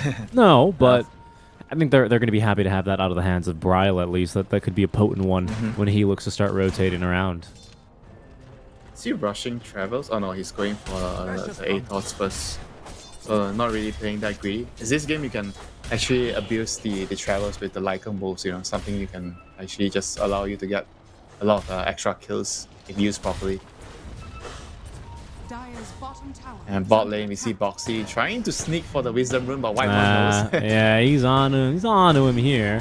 Kasane. Don't you dare take my Wisdom Rune. He's kind of caught in an awkward place here. Will decide to chase for this kill as Boxy is finished off here quite easily. Kasane going so far as to activate the Insatiable Hunger, but Nisha makes the rotation. Kisses being dropped. This is going to be a challenge. We'll see how well Nisha can find him, and he has been practicing his Carnival games, folks. Catches Kasane there despite his best efforts. Another rotation through his Bryle. Will TP in. He's low on mana, even if he has the Rolling Thunder. Not enough to use it with the DD active now, and the creep still beating down on this tier 1 tower. Liquid, they continue to fight now on the pass as Whiteman is still actually being a bit of a nuisance here. Does buy Bryle enough time to try and catch Nisha, but no. Nisha, there's just no way you can squeeze in there as the Pangolier. Did not pass his driving exam. Kasane TPing back on in, did not get denied because Bryle was too focused on making sure he could get this bottle refill. Liquid able to find the tier 1 tower here even before Zai hits level 6, Winter. Yeah, this is really, really rough right now for TSM. Like, committing heavily on so many heroes to the bot lane. They didn't get any kills, they didn't deny the tower. And this is not good. Like, Nisha is also still farming really, really well. And once you get the Atos on the Snapfire, that's when you have a lot of kill potential onto the Pango. And Zai now, he's going to be able to be, now especially with Vanguard online, right? He doesn't care. Whirling Death level 3. Look at where he's playing. That's what I mean. This is exactly what you call them, the immovable cores? immovable stone. Yeah, well, he might be a little bit more movable now. We'll see. 10 stick charges, completely out of mana, but again, with this Vanguard, he's just not scared of these supports. You watch the strongman events, he's like the Atlas stone, you know? Strongman events, huh? And Nisha here, even running up. I'm surprised, Winter. Your knowledge of is striking, to say the least. It's not pop culture, it's just sport. Oh, yeah, sport. I didn't know you were into the strongman. What else do you know about these events, Winter? Farmer's Walk. Wow, okay, he actually knows a little bit. Do you know DeHawk has competed in them as well? Bryle in trouble, does get that magic resist as he gets off the Rolling Thunder. Stack is on its way to be stolen, Winter. Anisha, not too sad that he missed out on the kill. Not only does he get that stack, but that was actually a Mortimer's Kisses used with an Arcane Rune active, so he's going to have another one in no time. TSM, they look like they're going to try and defend this tower, and it'll be a little bit more doable now that Whitemon has taken out the ward that Liquid had on the cliff. They're trying their best to defend the mid tier 1 tower, but I mean, eventually it's still getting good. Oh, the cookie onto 2. Nisha cleaning up onto Ari. As Bryle is being beaten back by Boxy. Whitemon doing what he can, able to at least find the pickoff onto Insania as Timado deciding to TP on in. Has an Omni Slash. Ooh, cannot use it though. The blocked from the Cogs and maybe even the Wolves there, Winter, not allowing him to reach his mark. Liquid just a step ahead of TSM right now. That's such a heavy comment as well. Like, he feels like he doesn't even want to stand in the top lane, you know, he can't really farm comfortably against the light against pressuring him, so he decides to, oh, that's an opportunity to rotate mid. I'm going to go mid, but doesn't get anything from it. Look at this time wasting now by Boxy. He's daring Timado to try and use the Omni Slash. Ari as well will at least be able to help secure the kill. But Mickey's been just casually farming up here. He is quite rich as well. He's only second to Nisha in terms of net worth. Almost has his Echo Saber online already for this Lycan. And Nisha has brought Athos now, so the killing is going to begin. He's going to try to hunt on the Brood Mother, the pesky Brood Mother here. Are they going to use the smoke? Yes, they are. So they're going to immediately try to catch most farm hero. And let's see if Kasane can sniff out what's happening right now. He's definitely being a bit more cautious, you know, retreating towards the ping gate. Yeah, and this is what I was talking about earlier when I was saying, you know, for a Brood Mother, it can be hard for her to find, you know, a place in the game when things do devolve to this state. As you can see, Liquid doing a great job hunting her. Yeah, but at the same time, if you're allowed to farm, you're gonna be very scary later. And right now, she's still getting a pretty good amount of net worth overall, you know, compared to the other cores. So I feel like she's still having a pretty good game. See what they can get. The rotation from Liquid, not finding anything with the smoke, and now TSM up to bat, will connect. Ooh, they do get the Cog pushback. Boxy able to at least get off the Shadow Realm, but they should have enough AoE damage. He's got 20 HP in there and will die to the Whitemon. Not sure if it was the Prophet Battery's ult or the right click. Kasane, though, rooted by the Rod of Athos. Oh no, not the trees. Those aren't your friends. Even if you are a spider, nowhere to go. Cannot run, cannot hide. Nisha collecting yet another kill onto the Kasane Broodmother. Yeah, that is the most valuable kill that the Snapfire can get. Like he got rewarded with his patience, you know, he waited, the smoke didn't connect initially, but he still hang around, you know. I feel like a lot of players would be like, alright, smoke didn't connect, let's go back to farming, you know? Yeah, as you call it, back to garbage time. Ooh, Whitemon at least making Zai, you know, work for it here. Is that Chakram Soul? No, it's Timber Chain Zai. But a bit of a miss there. I don't know if it'll really, I mean, other than not getting the kill, make that big of a difference as Zai. Good telekinesis here. Things starting to look a little bit spicy for him as Ari is not missing on his own Timber Chains. Do they have the vision on his Zai? They do, but Nisha is here. Ari is going to be able to collect the kill, actually. It's Bryle with the swashbuckle who will find it. Hook shot. Gotcha, creeps. Whitemon perfectly connecting onto the Hill Troll. Where you think you're going, boys? Alright, that would have actually been a kill if he landed the hook shot. So quite unfortunate there for Whitemon there. Yeah. And right Unlucky. now, so back to farming for the Brood, for the Jug. Lycan is super farmed, has his Echo Saber already completed, and is really happy with the state of the game. All of for himself. TSM are Bring the stack together. Everyone but the Jug. I'm not really sure who that went to, but they were all eager to get a little bit of gold. Things are rough out there right now for TSM. The net worth difference, like you're saying, it's not too bad, but it's these core items that Liquid have just gotten that much earlier that are making these pickoffs and these fights. And bot lane, Nisha is on the hunt again. You know, they know that they can't let this ball stop. They have to keep pressuring, keep tossing kills, keep making rotations. All right, good micro there on the spiders. Kind of confusing Liquid there. They might get crossed up a bit. TSM still has a very strong late game drop with the Jug. I feel like Liquid has to be very careful, not letting the cost get too much farm. Top lane. Yeah, I'm sorry, make that mid. They will actually look for a kill on a Brile. The Kisses minimum range will be able to finish him off after the Radavetos and the Terrorize connect. Yeah. Quick kill there onto the Pangolier.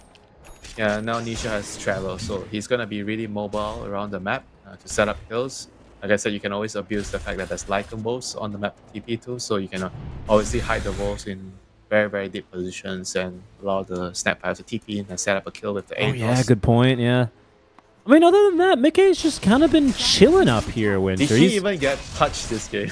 I mean, maybe a bit. He's got 3 assists, right? So clearly he's been doing something, but I don't believe we've yet seen a shapeshift, at least not when there were enemies on his screen.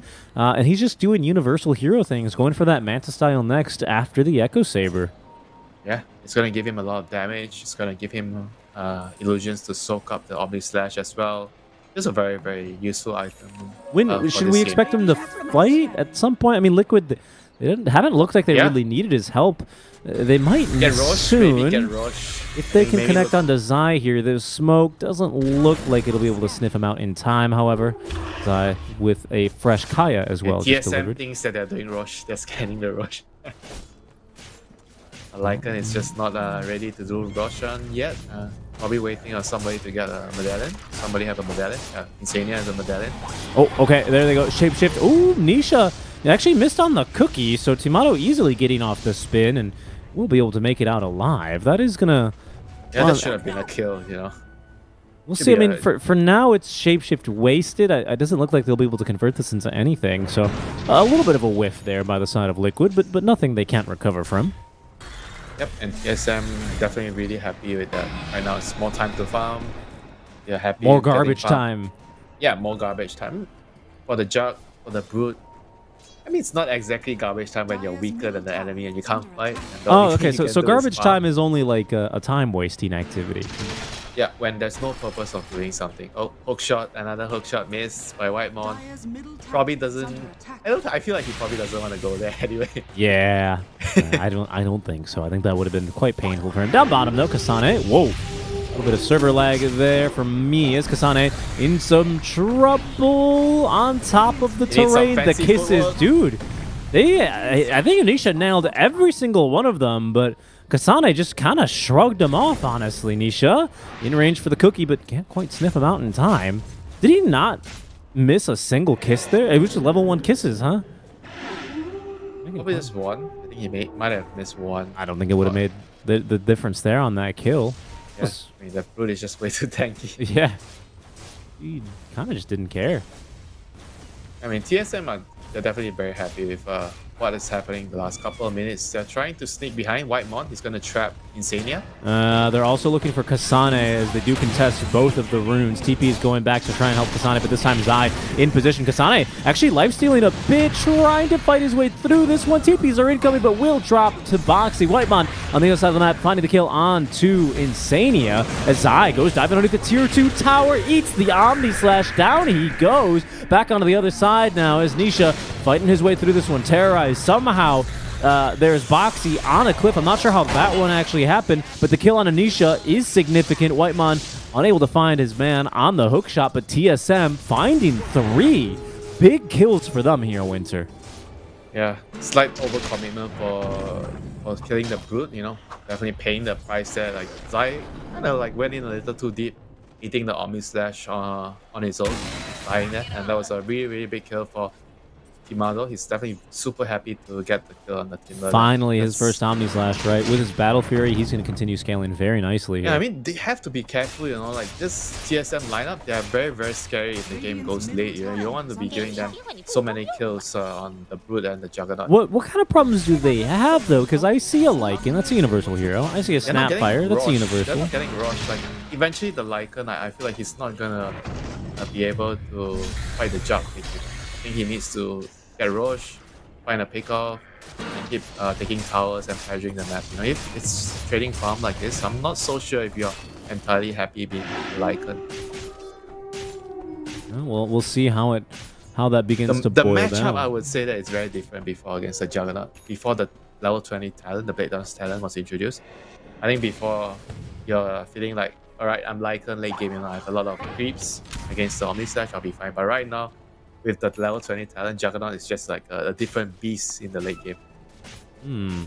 Well, we'll see. I mean, right now, Timado making pretty good progress towards that 20 talent as he's just now hit level 15. Imagine he's going to go for the... Oh, he actually went for the Healing Ward cooldown reduction.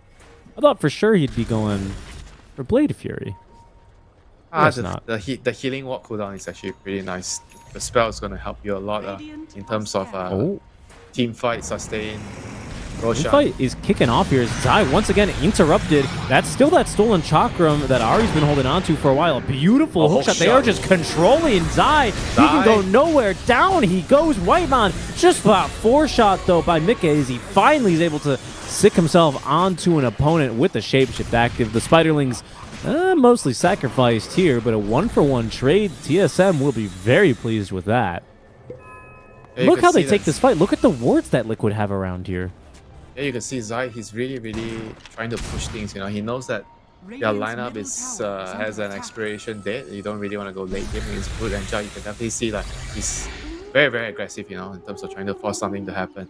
And this is the downside of having a Dark Widow and Huntress as your support duo. You don't have the easiest way of initiating, you know, apart from the rod of Atos from Snapfire. You don't have very good means of catching people out.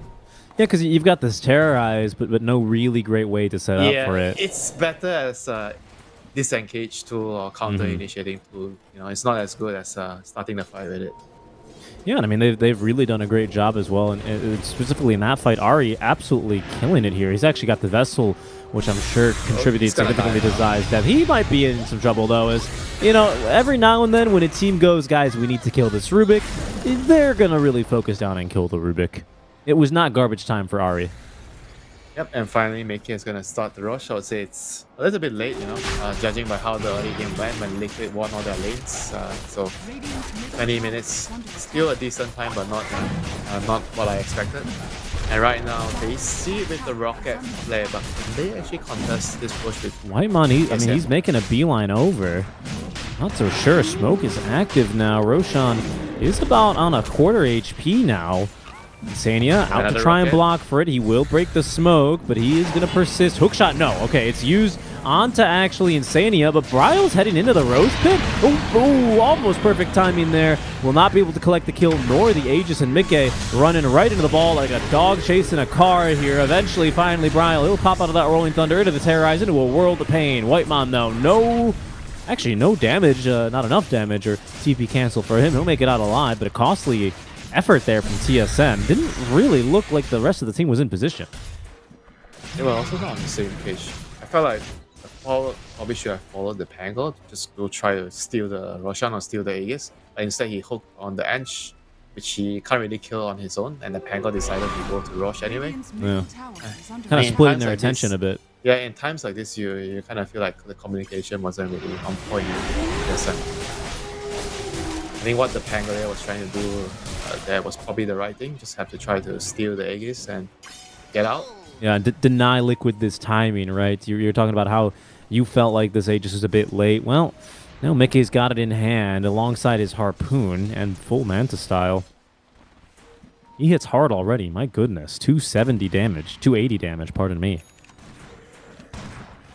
There's a BKB for Kasane, though.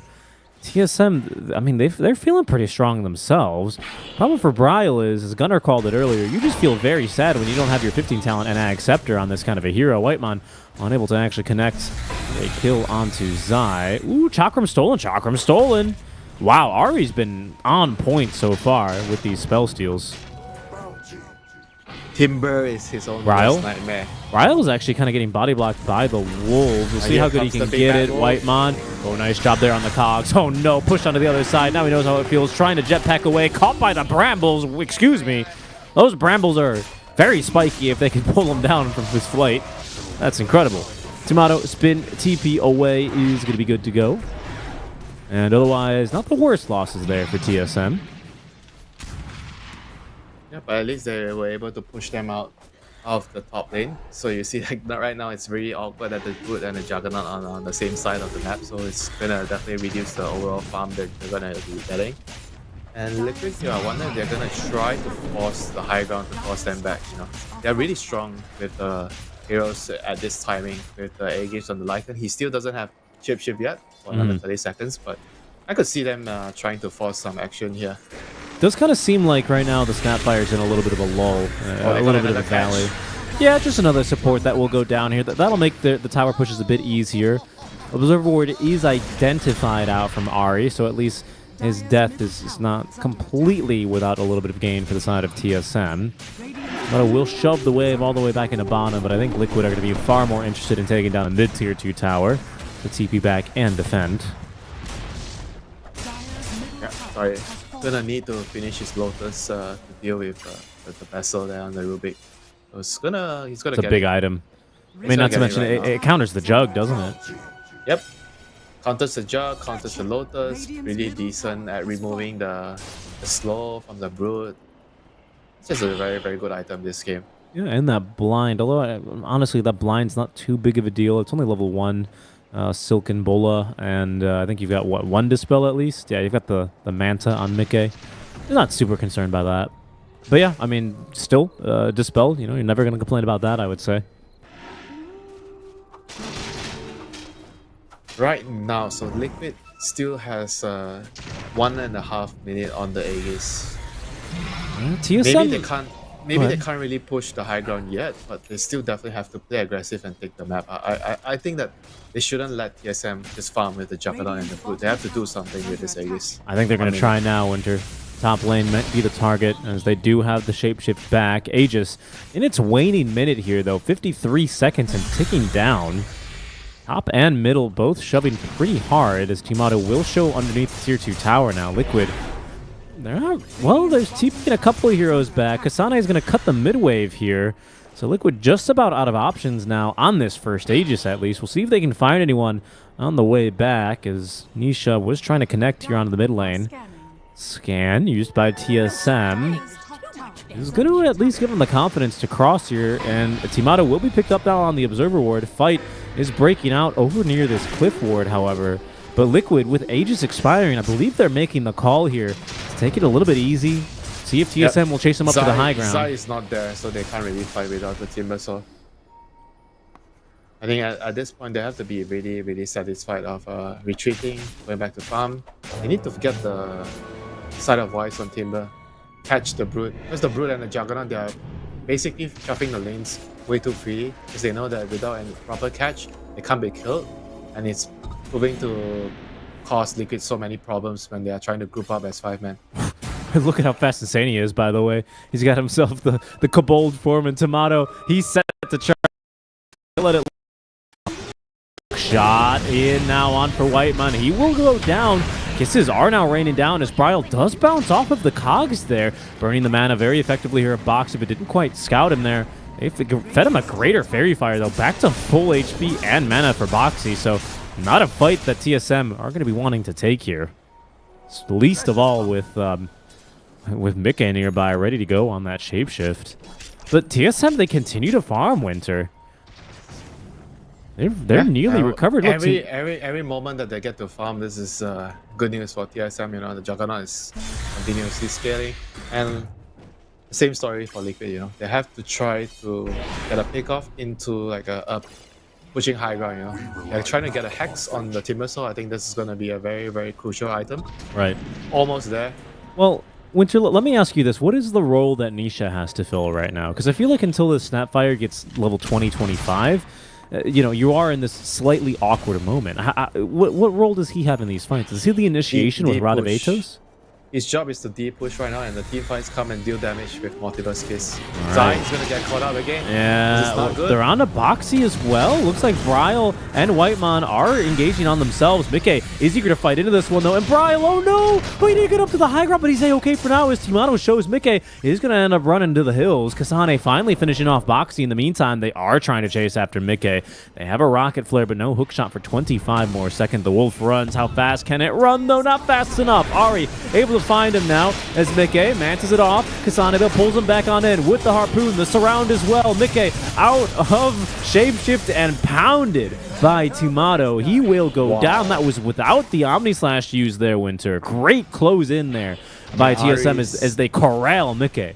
Ari is the MVP there, realizing that he could just TP, and he made it by the skin of his teeth. Yep. He got in range, rocket flare, game vision, and he got the leap, and that was it. Like, I got caught. And got caught, and that's such a big kill for them. This might be a bit of a point of inflection in this map. TSM, they're the first to push up high ground here. That tier 3 top's taking a lot of chip damage now. TSM pushing confidently. Nisha is approaching this 20 talent though, Winter. Doesn't have a crit modifier quite yet, but is making very good progress towards that silver edge. Yeah, I mean, you asked me about his role. I think he has to farm and get into the late game right now. Like, it's gonna get to a point where the Timber and the Lycan doesn't deal enough damage. Oh no, They're TSM on to the Timber. Zai, he's got himself a Lotus, so they can't jump in and Omni Slash him, but that Lotus about to expire. Nisha waiting behind it now with Mickey respawning. It's Liquid who are looking to push back TSM. See what they can find. Insania trying to draw them back into a fight, but TSM will show where they're restrained. And we'll back off for now. We are in this Roshan window as well here, Winter. It'll be spawning bottom. Both teams are going to be aware of that crucial fight now. Crucial objective upcoming. Juggernaut also has Battlefire already completed, and Lycan is not a hero that likes to get Monkey King by. So this Butterfly is going to be very, very annoying for him. But like you said, the Roshan is going to be spawning soon. So it's going to be a very, very important objective for both teams. Nobody wants to give away the Roshan right now, so it's going to be very, very important that you get there as soon as possible, set up your observer wards, and take over the area. And for now, TSM able to escort a wave down bottom, but they're kind of alone here. Timado just blinking up to the twin gate. That was bold. He had no idea what awaited him there. He knows he can't die, right, if he has spin TP. Yeah, I guess so. I guess unless you blink up there and there's literally 5 enemy heroes. I mean, I'd be a bit more scared now. Nisha, he does have his level 20 talent taken. Lil Shredder uses his attack damage. He doesn't quite have the triple kill machine that is the 3 times Lil Shredder multi-shot, but he's got those +2 attacks from the 10 talent. He's got himself now the casual Crystallis finished up. He's going to slot that in. So be on the lookout for that. That might catch TSM unaware, but they should know it's coming. Do they have the Hex already done on the Timber? You buy the... Oh, he bought something else? Something's coming to him. It is the Hex. Scythe of Ice on its way. And this is going to be huge. If they can smoke right now and get a Hex initiation on either the Pango or the Juggernaut and kill from full to 0, they're going to put themselves in a very good position. Yeah, there's the smoke. They're going to move out now with the Wolves pushing the creep wave here. Zai ready to jump in. Ooh, they're not going to see them in the Roche pits. Pretty sus behavior right now from Liquid if you're not pushing Roche. Bryle, he's only got level 2 Rolling Thunder as the fight's about to kick off. They have a shapeshifted Wolf now giving chase. We'll see if they knew that they were body blocked there, but TSM very disciplined, holding the high ground. Liquid instead, they're going to double back. They're going to go take Roche, Winter. Can I do it fast enough? Oh, they're pretty... Alright, it's pretty fast. Yeah, it's pretty fast. There goes Roche. Rocket Flare. They just sent a Rocket Flare. Roche was full HP. They sent another Rocket Flare. He's already dead. They can definitely still fight. There's no shapeshift. No shapeshift. Let's see how much they want to push this now. Rocket Flare is going to see Zai going for a retreat as the jump forward is from Bryle. Hook shot on in. Who have they caught? They've caught themselves only Insania. Okay, the little Shredder didn't actually kill Tomato. He's still pretty healthy. And Bryle bouncing around in the fight. Off of the cliff. Out goes the Omni Slash. Already dead is going to be Insania. And they're right on top of Mickey as well. Mickey, not holding ages, falling low, is going to be able to live. He consumes the cheese and will live to fight another day. The buyback out from Liquid is out. Comes the Omni Slash now. Oh, Nisha, he's tanking it. Down he goes. Tomato is holding the Battle Fury. He's cleaving right through them all. Stolen Terrafire as now Kasane making the jump on in. Cookie, however, is going to displace him as Kasane will fall.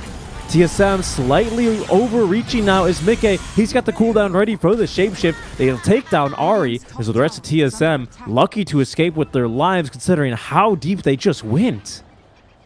Yeah, just a little bit too overconfident there. I felt like the first hook shot, they got a kill on the edge. I think that was probably the time where they should be thinking that maybe that's enough for us, you know, we can't really go in, but they just decided that they wanted to go for more since there's no shapeshift, and then Chandra's fought back, and the fight just got really difficult because they were in enemy territory. Oh, they did get the Aegis though, Winter. Yeah, they got the Aegis and 1 edge kill, so it was 2 kills for 3 heroes. It's pretty decent.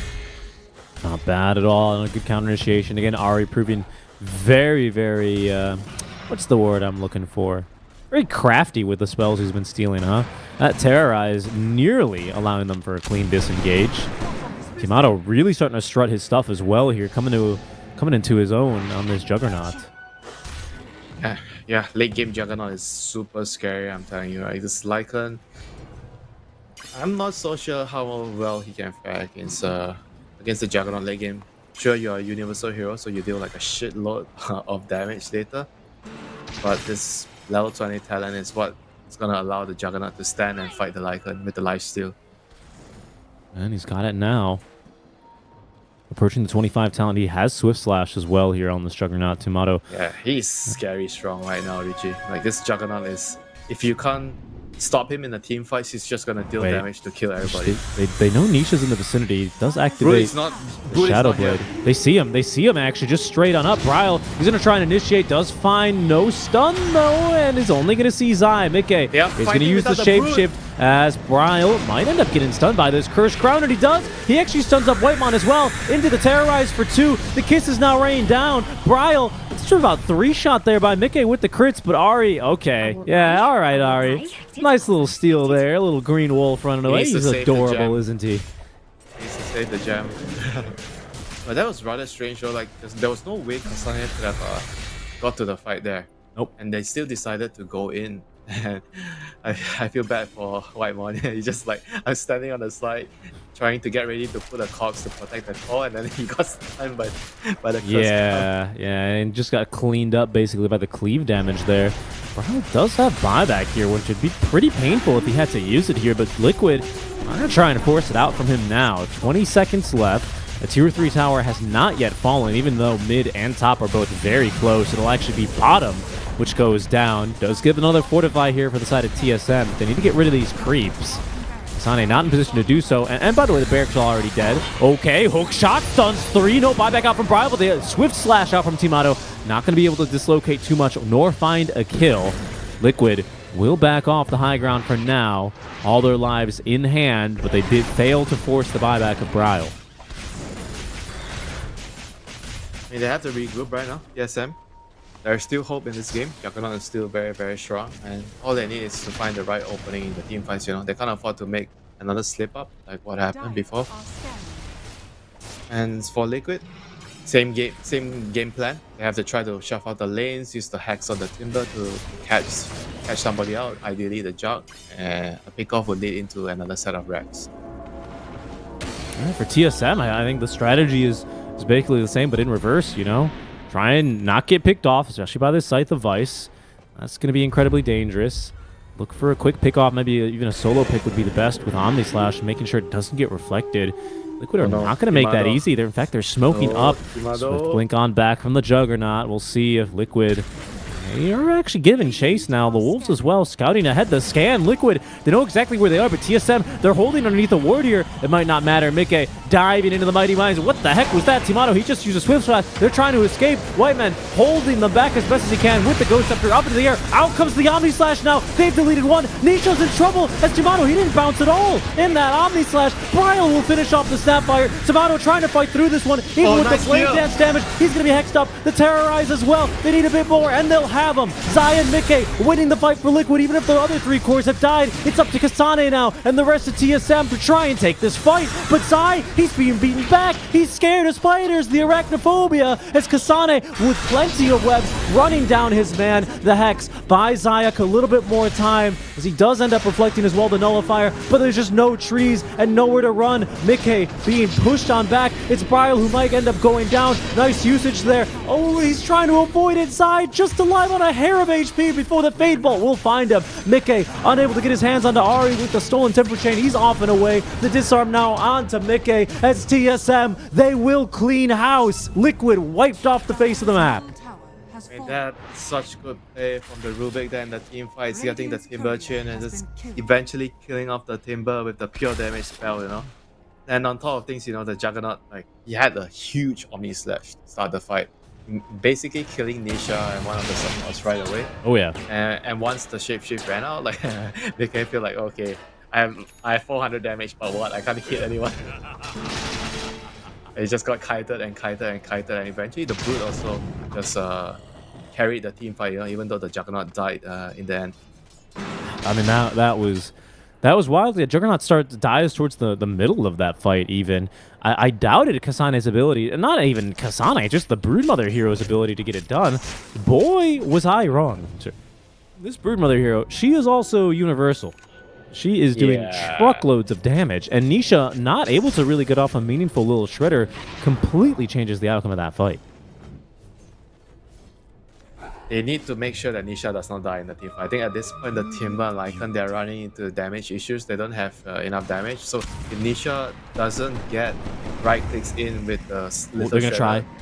Try for Nisha to jump on forward. They can't quite catch him. Ari, as best as he can try. I think he was just outside of Geometry sight range. Doesn't allow him to actually find the kill. Yeah, he has the Psychic Headband, you know, so the Rubik has a very, very long reach. So a bit lucky that Nisha was able to get away. If they gotten that kill, that would have actually mean that he might have to use his buyback, or at least a set of racks would have been taken. What's kind of crazy is that obviously the gem AoE 900, right? So it's just shy of like the 1200 Vlads and all of your other standard auras. That doesn't increase, obviously, with Arcane Supremacy or the Psychic Headband.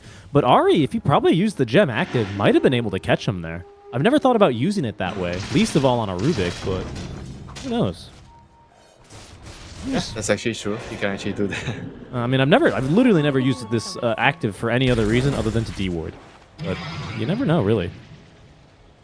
Okay, for now, Liquid live to fight another day. Tomato Train has left the station, up to 25 already, so he has that plus 1 second Omni Slash duration here, Winter. He's starting to get real damn scary.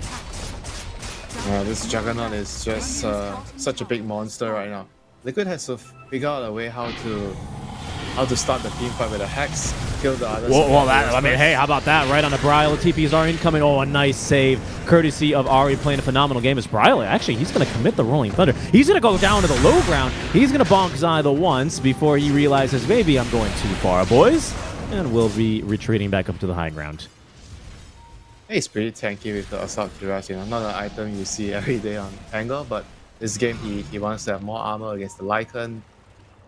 And, you know, so kind of buffs your whole team up. It's a very, very good team item to have. Definitely useful this game. And Liquid, you can tell, you know, they're desperate, you know, they're looking for this opening with the Hex. They have to basically start the fight with a Hex on one of the cores. A Hex and a kill. Yeah, blow him up right away from full to nothing. But it's Liquid who are playing without buybacks in this engagement. TSM, they all have buybacks, Winter. Roche has respawned. He's going to be bottom for another 3 minutes here as TSM. They're going to be the ones to get the ward onto the high ground. Oh, Whiteman, he's in. Oh, and he's just dead that, Winter. He was just deleted. It wasn't even half a second. He will be posthumously awarded with a Medal of Valor there. Oh, no, and they're on to Ari as well. He's been the true secret sauce for TSM in this engagement. He's taken down. Winter, they just haven't gotten it right. TSM, they made the right moves, and maybe nerves got the best of them. Right, they don't see him. I mean, Whitemon, this game, I feel like he made a lot of pretty reckless hooks, you know, and that was one of them. Like, he just went in a little too early, his team wasn't ready. He just needs to calm down and figure out what he needs to do in the team fight. You know, I feel like in the team fight, he just basically need to wait for the Snapfire to show. I think he doesn't need to do anything else. Like, he sees the Snapfire, hookshot him, and follow it up with the Juggernaut, going in with the dagger and killing the Snapfire off. I think that's the only thing that Clockwork needs to focus on in the team fight. Yeah, that Clockwork basically just kind of hookshotted himself straight into like a paper shredder right there. not a good look for him. I mean, all right. Fortunately, TSM, they don't have to commit any buybacks, but two of their heroes have bought out here, Winter. Crucially, Kasane, he's bought out for the full Eye of Scotty. Bryle is bought out for the AC, I believe. No, sorry. Make that the Lotus. Lincoln Sphere. Final answer. They're kind of the same item, Lincoln and Lotus. I don't blame you.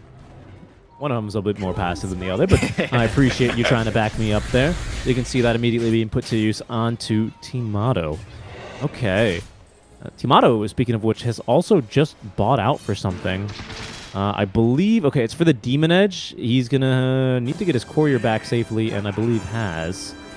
So that's good work out from him as he does try and get his way up to the MKB. He needs the MKB against the Butterfly from the Lycan. Oh, hold on, Winter. It's time. Everyone, make sure you hit record now, especially Nisha. Get your YouTube and Reddit posts ready to go.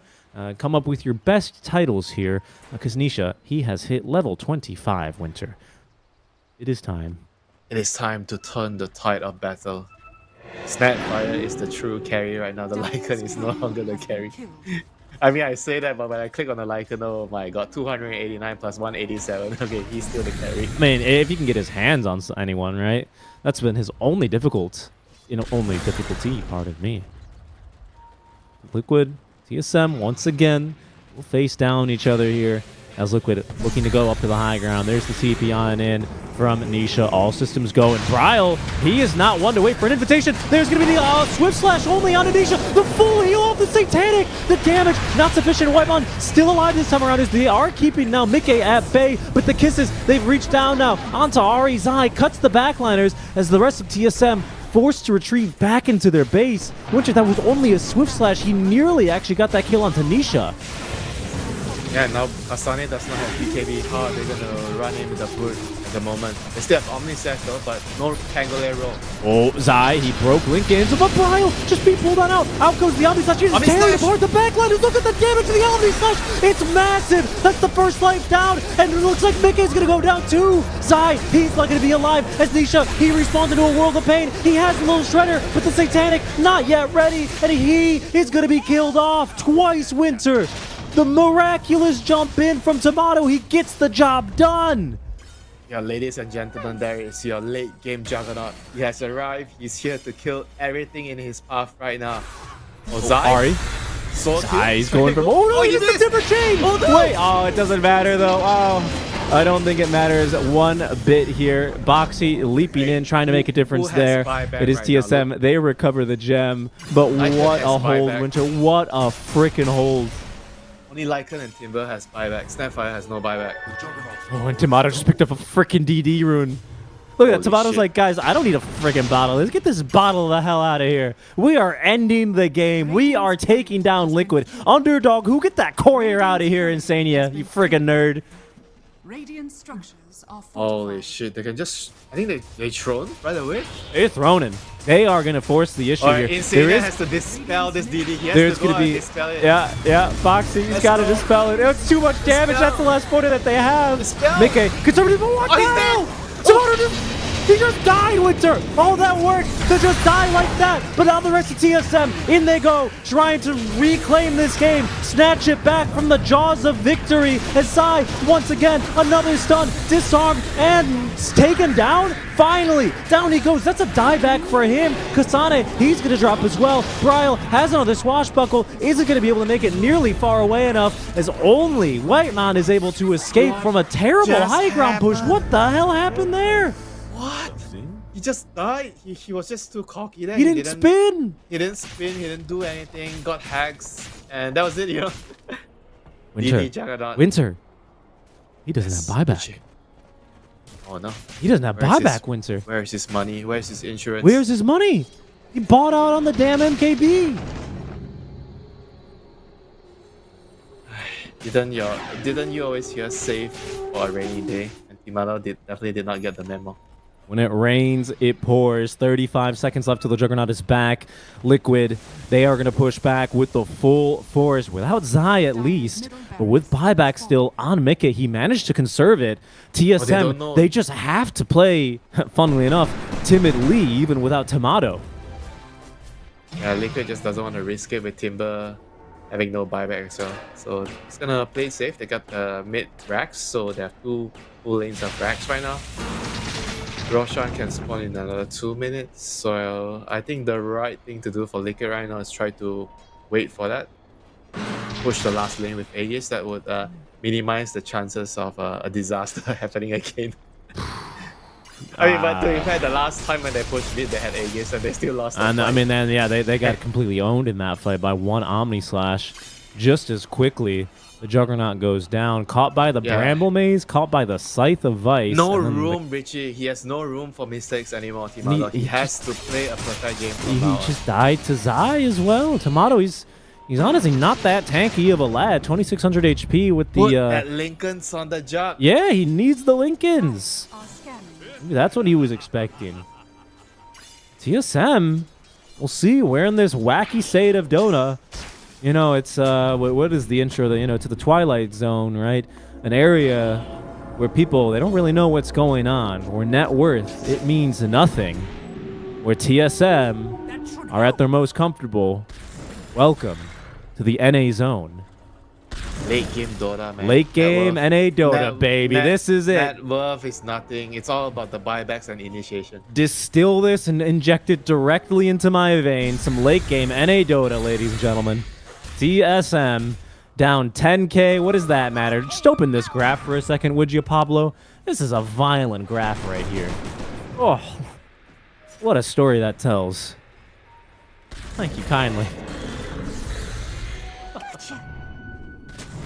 That is wild, man. That is wild. 40 seconds to Roshan. If it's a quick spawn, it will benefit Liquid. Liquid definitely wants to quickly just get Roshan and the game, you know. Yeah, but TSM are in position. It's daytime now. He's gonna be down. Daytime is the right time for them to fight against the Lycan. Yo, someone please take this Lotus pool. I beg of you. Let's get 5 Lotuses being Let me ask you, 10 Lotuses. when was the last time you seen a block of cheese?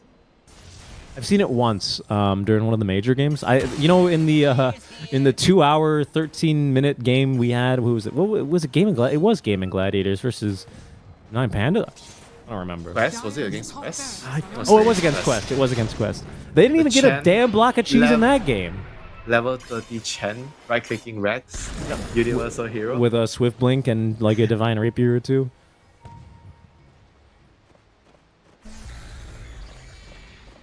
It's getting tense, getting very, very tense right now. Roche is up. Roche is bot.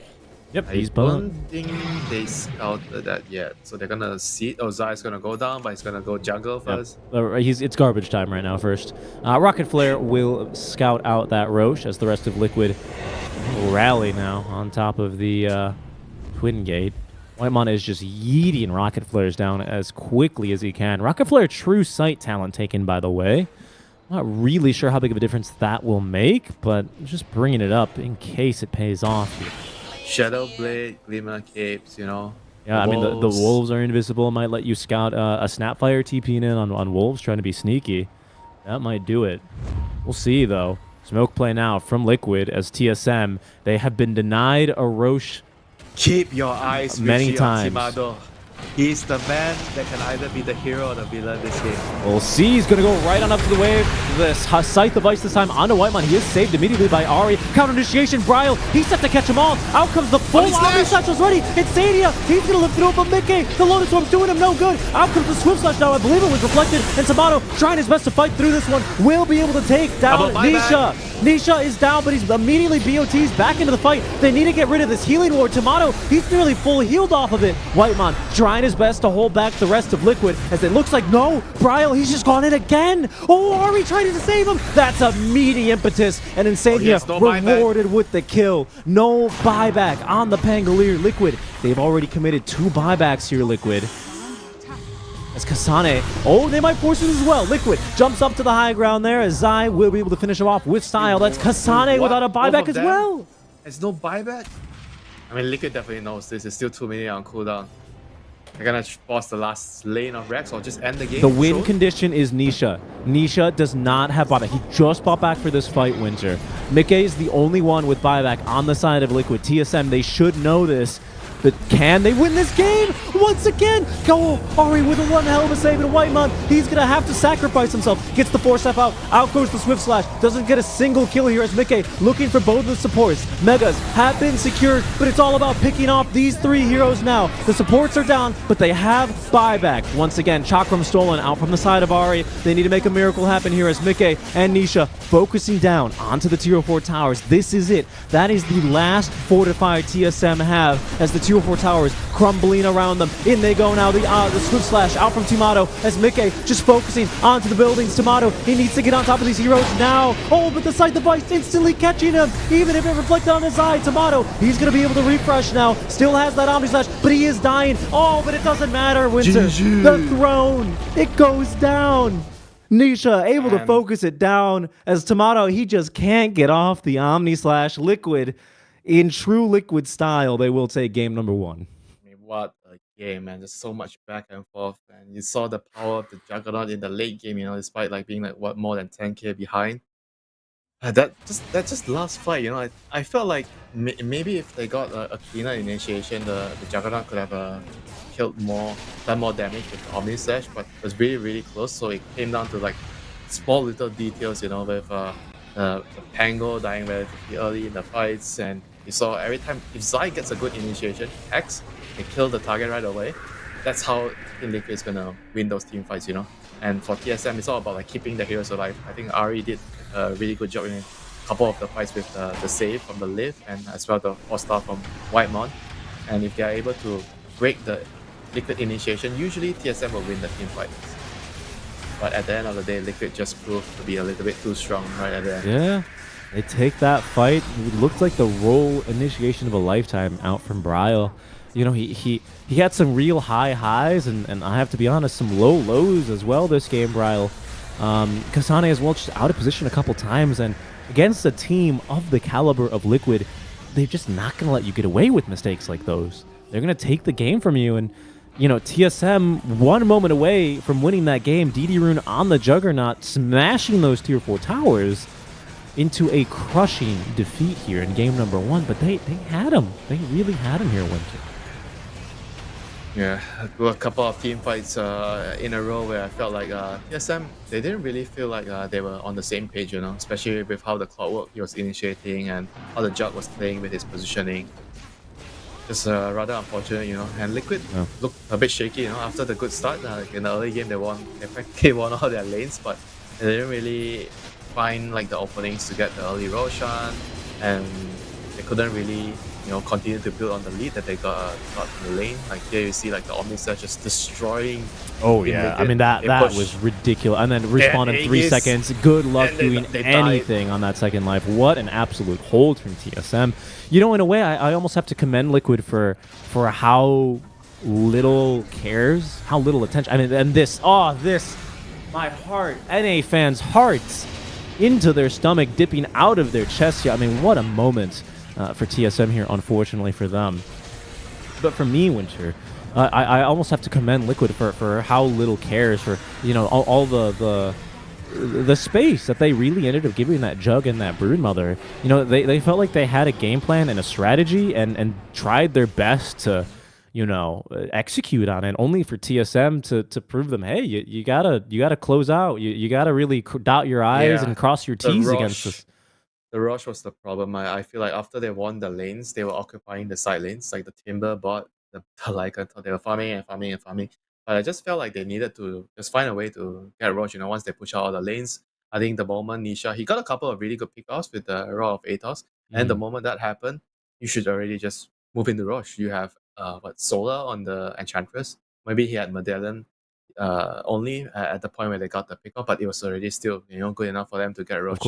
Of course. And I think for me, just because I always like to say it, but not something we really highlighted too much, but I think something that TSM did overall was they showed their discipline, and they almost always won those pivotal fights around those cliff wards that they put up, especially those tier 2 top lane fights that they took near their tower, near that cliff ward. They always had it warded, and it always ended up making just such a big difference in these fights. So I love talking about the wards. I love watching me some good old NA Dota. Love casting me some Liquid.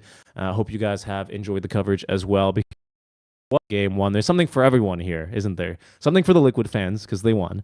Something for the NA fans because NA almost won. And something for the NA fans and the EU haters because they both almost lost. I mean, what an incredible game of Dota. Hope you guys are enjoying it alongside with us. And we hope that you'll wait with us as we are going to be going to a short break. But when we return, the thrilling conclusion to Team Liquid and TSM Game 2. We'll catch you then.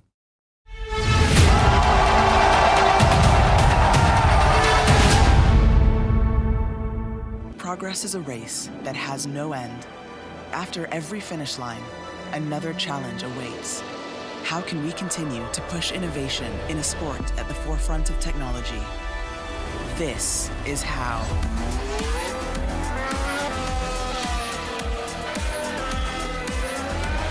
Discover how Aramco and the Aston Martin Formula One team aim to meet Formula One's sustainable fuel targets. Aramco, powered by How.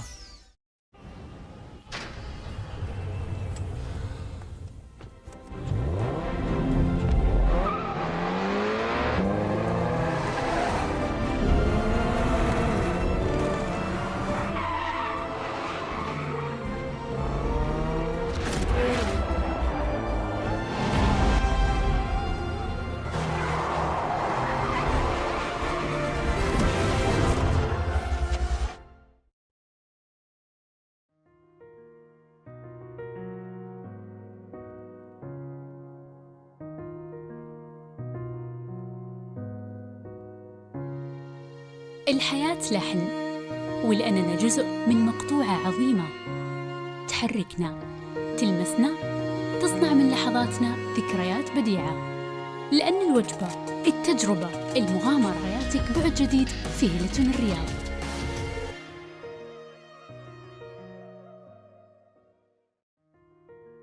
All new Honor Magic 5 Pro. Freeze even fleeting emotions in just milliseconds. Take marvelous night shots with lightning-fast exposure. The display reveals more details in bright areas with an astonishingly long battery life that just keeps going.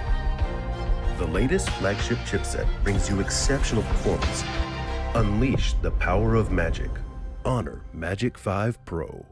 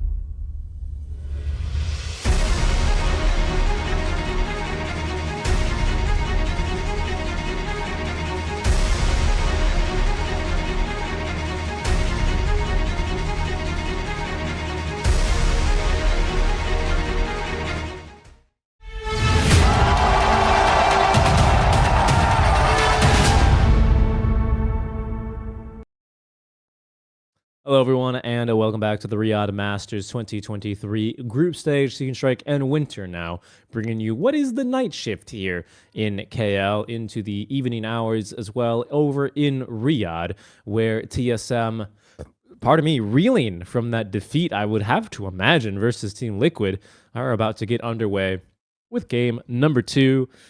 Winter, Chanlit Bin, you've lost a lot of games of Dota in your career. Why do you have to? You must have lost some games that were pretty close to like this, right? Help me try and imagine what the TSM players are going through right now. I mean, you almost took down. I mean, you are the darkest horse in this matchup for sure. Liquid, they might literally have a horse on their logo, but you're still a dark horse, and you almost took them down. How and to lose it in that style, what are they feeling? Channel up. Give me some of those memories. I'm quoting Terrorblade. Okay. You are your worst enemy at this point of time. Okay. You almost won and then you lose. So it's all about clearing your head. Don't remember anything that happened the last game. Just play the next game. That is the hardest part. The mid laners will be talking about, I told you, get me that rune.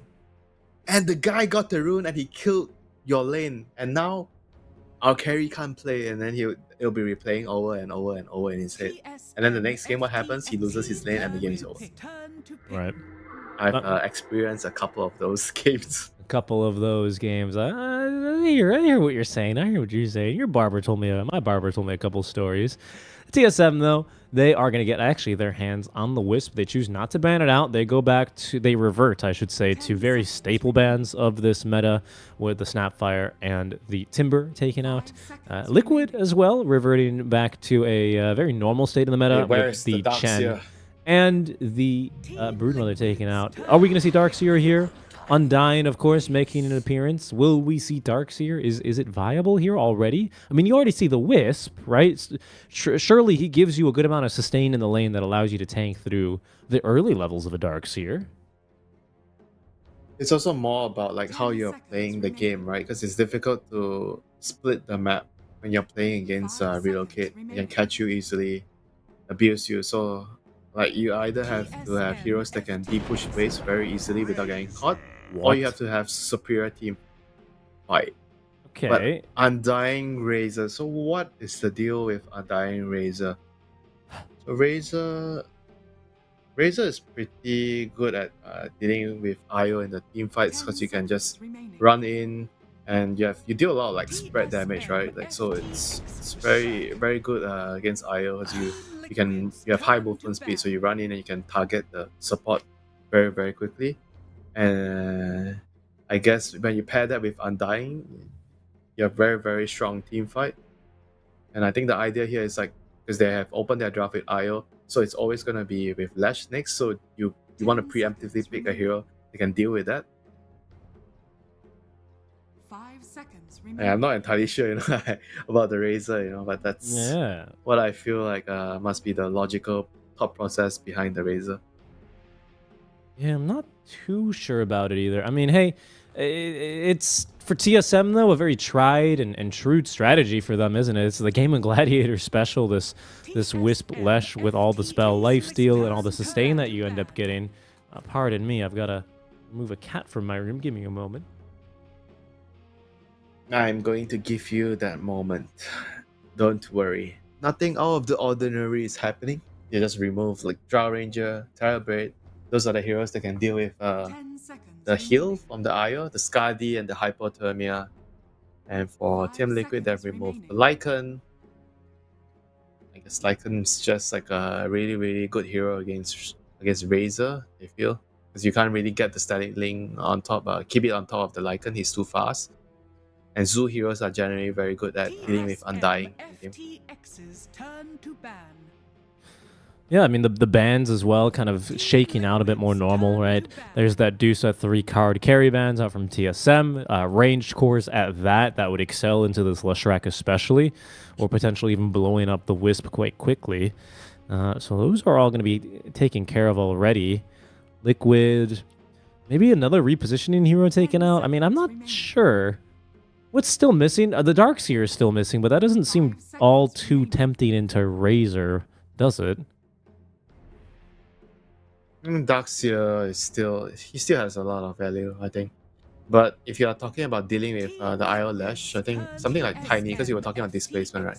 Tiny is actually one of the better heroes against IO Lash. You need to get the Lash out of the tether and get him into a position where your team can kill him. But Liquid has gone for the Keeper of the Light. Not a very, very big fan of this hero. I feel like this hero is like a bit like below average in most of the games that I've seen the hero. You must pick this hero in like a very, very specific combination. Like you often see Kotal plus Ember Spirit. Sometimes you see Keeper of the Light plus Puck. But here, Keeper of the Light and Razor, I feel like, I mean, it's nice to give him the mana, but that's pretty much it. Unless the Undying is the core, and then you just spam the decays. Yeah, there's got to be something else coming. Maybe, what do we always see? Like an Ember Spirit, the double... Tango? Yeah, maybe. Tango could be really good, yeah. Any illusion heroes that would really benefit from this right now? Not really, right? Illusion heroes into Leshrac tend to be a more difficult that's matchup. the classic Terrorblade, but it's banned. Or Naga, Yeah, Kotal Naga, Kotal PL. There's PL, and that's what I was thinking, but it seems like into Lesh IO, I don't know if you would really want to run that. No, So- like Liquid has done Sniper in Bali against Lash. Okay. But it didn't work very well in the laning phase. It was against Quinn. Quinn actually won the lane as Lash against Sniper. I guess other spirits, or the Storm Spirit, it's no longer as good as the old gas station, but still a little bit of a top up, right? That might be enough for you to, continue your early momentum rolling. Yeah, they need to create like a ball. Right now you have Undying, Razor, Kotal. So your draft is going to be all about like grouping up together, like having a ball. So what this 3 hero right now lacks is catch. Undying, Razor, and Kotal does not have catch. So you need catch from the other heroes. You might be looking at something even more mobile on top of this IO and Lesh. Keep it in mind that TSM also need a little bit of catch or some sort of AoE control against an Undying and a Razor, because right now you don't have much. Obviously still early on into the draft for them, but something like a Tombstone and a Razor do exert a lot of like AoE control here that can make it a little bit difficult for the Lesh to fight into. Yeah, they definitely don't have very good ways of killing the Tombstone yet. You need to look at the draft. What's remaining? I mean, you have still Mirana. Mirana is like one of the few supports that can actually kill the Tombstone off with the leap. They're really... Okay, ooh, it scared me there for a second. They will go into the Darkseer. That's some AoE control as they remove that potentially away from Yeah, and the Liquid. Surge, very useful at disengaging from the static link. That's a very good tool to have in the team fights and the lane as well. If it's indeed a carry Razor, Darkseer, you can always play the lane fairly easily. You push the wave, you get your level 3, then you cut waves behind. There's nothing the Razor can do in the lane after that. So they Okay. don't go for the morphling. So if you are draining my damage, I'll turn into you and I'll drain your damage back. There it is. It tends to be difficult for the Razor to deal with that. And very strong and sustainable lanes already from TSM, right? This IO Morph lane's got a lot of sustain. Darkseer, he doesn't have his laning partner yet. That'll be 23rd for TSM. But he tends to be a strong laner these days as well, even at level 1. So for Team Liquid, then they have 18 and 24 to still rely on. See the Darkseer. You don't have a carry yet. Do you? You're tempted to pick anti-mage, but I was about to say your it. draft looks so garbage. You've got a Lesh. You've got a Darkseer. I see AM. I'm tempted, Winter. I'm tempted. But then you have like what, AM Razor. Looks. I mean, maybe it can work. I And might you just was pick something skeptical boring for about it. Nisha. You just give them like DK mid, and you're like, all right, you're the stunner now. Congratulations. I think they'll pick the Ember. So it is the Coddle Ember after all. Do you expect TSM to ban the AM, or do you think they're willing to play into it? You look at their draft, you might actually. I mean, it depends whether they feel like there's other heroes to ban. So what else do they Yeah, need that's to a good ban? point. If they, I guess you just ban AM, right? There's nothing much you have to ban. I don't see anything that you have to ban right now. Maybe you can ban Primal. Primal is a strong hero. Yeah, Primal could be a little bit disruptive. I'll take out the Bloodseeker. Okay, that makes sense. Need to be able to move as this Leshrac. Who else kind of dominates AoE control as a carry especially, right? I think those are the kinds of heroes that you're going to want to ban out if you're TSM, that you might be looking for. AoE control on a carry. What comes to mind for you here? Something that's not going to be super weak to the illusions. Yeah, I want to say like Faces Void, but Void is bad against their heroes in the lane. Like he's bad against Darkseer. Yeah. And maybe I feel like what they should do right now is put the Razor against the Morphling. You can probably do well in that lane and pick another carry to lane against the Darkseer. Like the monkey ban. That one makes a good degree of sense. Liquid. The Rubik's still in the pool, actually. Quite surprisingly, I would say he's really slipped through, huh? 10 seconds remaining. Okay, I mean, would you consider banning the Rubik just because of how well Ari played it? Why not? Why not? I mean, I certainly would after a game that he had. Yeah, I mean, if Nyx is a better hero, I would say Nyx, because Nyx can own Razor, Keeper of Light, and Ember Spirit, and Nyx Darkseer with Ire Lash is a very, very strong hero to finish up their draft with. I think we did see 1 or 2 Nyx games. I remember seeing, I can't remember who picked it. All right, well, TSM, they had a couple heroes in mind. They're going to go with a lovely blue and purple draft, headed by the Darkseer. That Morphling gives them a nice deep color richness and lots of particle effects here. I'm loving this composition, honestly, from TSM. Yeah, it looks very solid. Io Spirit Breaker, a lot of global presence, and Spirit Breaker is also really good against the AM that might come out, you know. This is one of those heroes that can deal with the anti-mage Spirit Push with the charge. You can always pressure him throughout the game, early, mid-game. AM has to be very, very careful about pushing out waves, so he tends to lose a lot of farm because of Spirit Breaker in the game. But like I said, you know, I'm not sure if it fits with the draft. You know, it looks very wonky to have Razor anti-mage. I don't know what else you pick here. Ursa, maybe? Sven. Okay, that was going to be my next guess. Sven stands ready. Do you think he fares well into the Darkseer walls? Isn't that? Not really that convinced though. Sure, you know, he's not really that worried about the Darkseer wall, but I think Morphling has a very good carry-to-carry matchup against the Sven. And with the current setup, I feel like you're gonna be Sven plus Undying against a Darkseer Spirit Breaker lane. Maybe you can farm okay, but the Darkseer should be also farming pretty well in this lane. And I feel like once the Darkseer gets like the team items, you get Greaves, you get the Crimson Guard, and then you ball together with the Lash. I feel like the Sven might run into damage problems, and on top of that, you have an off-lane Razor, so the overall composition of Liquid is going to be innately more greedy, because the Razor is not going to play like Aura. Yeah. He's a freaking Razor, he's going to play like a carry, so everybody wants... items. Yeah, everybody's going to want to farm, and you're going to get to a point where nobody is going to really want to move except for the Ember, and if the enemy team has all the team items on the Darkseer, it's going to make it really hard for the Sven and Razor to fight. It's gonna be an interesting game. Honestly, what I'm hoping for is that we don't have a game that's basically determined in the laning stage. I hope we get to see at least a couple of good skirmishes, a couple of scraps around the Roche pit. You never know, you know, if the Darkseer somehow wins the lane, very, very hard, we could see like a snowball. I don't want to see a snowball, though. I want to see some fights. These are really two quite interesting ideas, I think, that the teams are proposing. You know, on one side, you have what is inherently quite greedy, but you have a Coddle and an Undying to back them up, you know? So these are heroes that in my eyes, kind of like pump early momentum into your team, which might make up for this. On the other side, you have blue mobile draft. I'm just not convinced with the Razor. I'm not entirely sure how well it'll work, you know? But as usual, I'll reserve my judgment till it and see how it plays out. But overall, I feel like Liquid has a much harder to execute draft, you know. And when I look at TSM's heroes, Io Lash, Darkseer, Spirit Breaker, and you have the carry mob, looks pretty straightforward to me.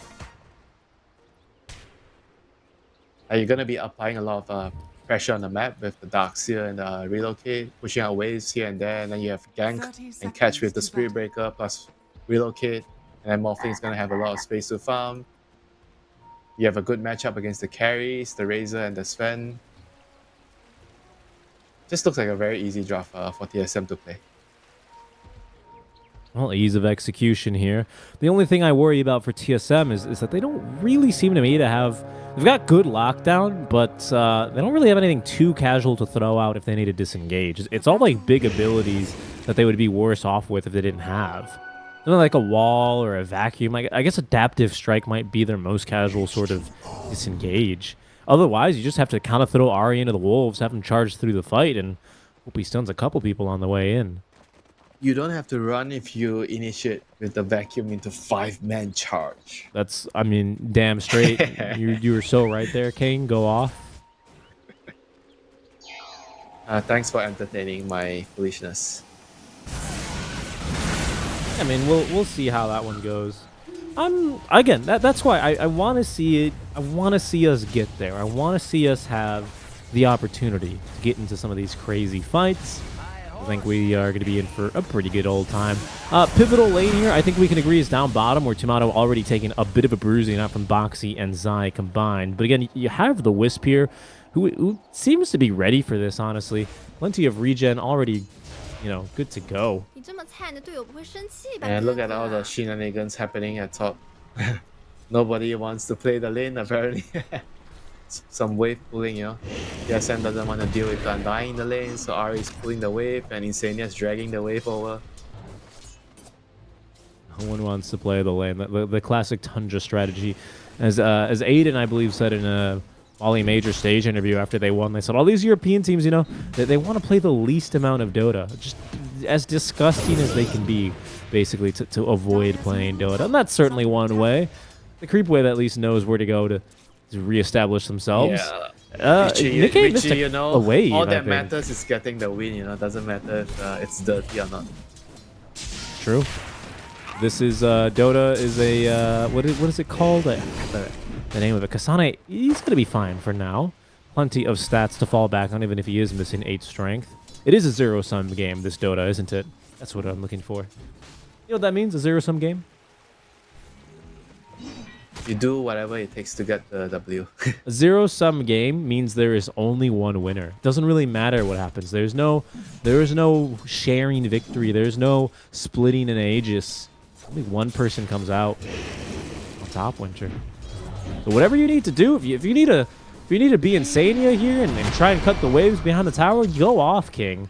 He might die for this, though. Doesn't have a whole lot of regen. Wanting to be able to get off the stick. Looks like he was trying to decay first. As Ari will claim first blood on the Undying. Would you willing to play 100 games of Undying? Yeah, I love Undying. He's such a great hero. Okay, that's a wrong question to ask you. You grow every single time you steal strength. I love that. Physically becoming superior to my opponents using and then brute you get force. Giant's Ring late game. Oh, yeah. And then you activate BKB, and also you get Wraith Form. Oof. BKB? What kind of Undying you're playing? You have BKB? I mean, an Undying that's used to almost be as high MMR as you, Winter. Very clearly. Blood Grenade thrown defensively there by Insania. Up to 20 strength. Look at him. He is a lumbering large lad right there.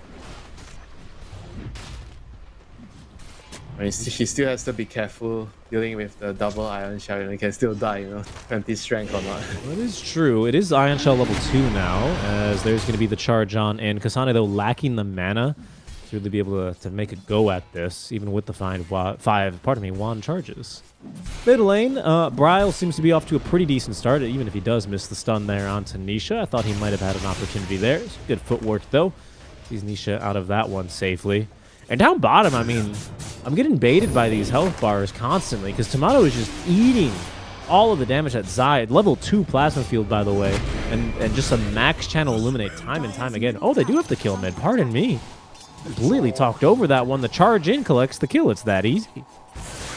Yeah, he was already low because of the constant lightning spam from the Lash. So it was a pretty straightforward kill for TSM there. I mean, that's a good thing about having an SB, right? You can always help the lanes, especially the mid lane, with a casual charge. Tombstone top lane in the meantime from Insania is not going to really yield much, as Ari will return to the lane just fine. Wait, what? Look at the CS. Oh. Look at the Sven and the Darkseer CS. Oh, yeah, that's shit. What is going on here? Okay, Vacuum onto 2, but Kasane lacking the HP. We really continue fight into this one. Mickey is just dominating here. What in the I world? thought the lane shenanigans actually helped the Darkseid survive. Oh my god, I'm actually so wrong. 31 and 8 to 9 CS. Holy shit! I've not seen like such a big beat down for a long time. Really, he's kind of hard, especially for a Darkseer, right? I mean, now he's got his Ring of Health online, but we'll see what more he can look to get out of this, because things are looking mighty difficult here. Yeah, I guess that's why they picked the Sven. I mean, that's pretty crucial. Ari snipes the courier that had the boots going. Yeah, that's something. I mean, he needs help though. Kasane is not looking good. Yeah, he's in struggle city right now. He needs some time to catch back up. Hopefully the SB can make some stacks for him. We're gonna see another charge onto Boxy, 6-minute rune. Yeah, as for the 6-minute rune timing, Ari attempting to get in here. They do have plenty of support now. Whitemon, the Hio less shenanigans. They begin already, and the stun connects. Insaniate as well, rotating on over as the Blood Grenade is thrown to no avail. Nisha will fall alongside the Tombstone. Rune does spawn bottom, so at least Liquid, you know, they don't lose out too heavily on this. Ari is going to be forced to TP back. Bryle will be able to steal the bottle refill on the bounty. He might just rotate top to try and stabilize this lane. Yeah, I think Mickey knows something's coming. He's playing a little bit more cautious at the moment, backing off. He's not wanting to do anything too aggressive or too greedy until he sees Brawl on the map. But right now, you see like the typical IO dash stuff. You just jungle, you keep giving the Lash mana. Like, that's the only thing Lash needs in the early game, like mana, so he can keep farming and get Bloodstone at a very, very good time, like approximately around 12, 13 minutes. And that's when you start to stamp your authority on the map. So Zai's got a casual cornucopia in the inventory. I can't imagine he's going for Battle Fury, and a Refresher seems also out of the ordinary. I assume then he's looking for the Orchid early on, potentially? What is this? What is this build? Can't it just be a casual one for the mana regen and health regen? I mean, I guess it could be, but what? Because there's nothing you want to buy, right, to gives you regen early on, like on Razor. I guess that has always been his problem, right? Casual cornucopia. Certainly at one point he'd want to turn it into something, though, right? I think it's too expensive an item for you to just sell it. Lincolns to prevent the morph, I guess, and a charge could be realistic. I mean, I'm not entirely sure. I think it might actually just be a laning item. That's curious. I guess you're right. I mean, I guess he'd rather have a cornucopia than what is it called with the perseverance and the health? Yeah, it's too expensive. And so right now it's just all about like taking runes, 8-minute rune. Brawl is pushing the wave out. Just wants to get lucky with the rune this time. So he has a haste. Okay, that's a very, very nice rune for Lash. Doesn't have the most mana at the moment. Okay, never mind. One arcane and he's up to 600.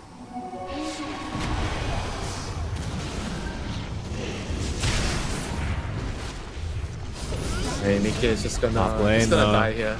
Yeah, they missed on the vacuum, so Nisha might be a bit unleashed here, but there's that surge and the haste rune activated. Does allow TSM to get out of range of the Tombstone rather easily. Okay, Searing Chains does connect on the 2. Allowing Insania to poke and prod for a bit more damage. Kasane quite tanky here with the Vanguard. As Nisha does try and actually catch him here. They've got actually a sneaky charge from behind from Ari, but nice reactions there in time from Nisha. Allows him to escape. Yeah, I mean, just some poking and prodding. They need more levels on the chakra magic for the Ember to be more annoying. I mean, Nisha has already opted to go for full Searing Chains and style of this right now. No points in the Flame Guard, so he's going to look to be playing with the Cortal most of the time. But he just needs Boxy to get a couple more points on the chakra first. I mean, I just want to see what the Razor is going to do this game. You know, what items is he going to build? Like, what is his purpose here? That's why I was so baffled by the cornucopia. It seems to be just like a casual cornucopia, like you mentioned. He's going for SNY right now. So just like a old carry Razor? Anti-carry, but Morphin kind of doesn't really care about the Razor. Why go cornucopia over something like a Falcon Blade, though, Winter?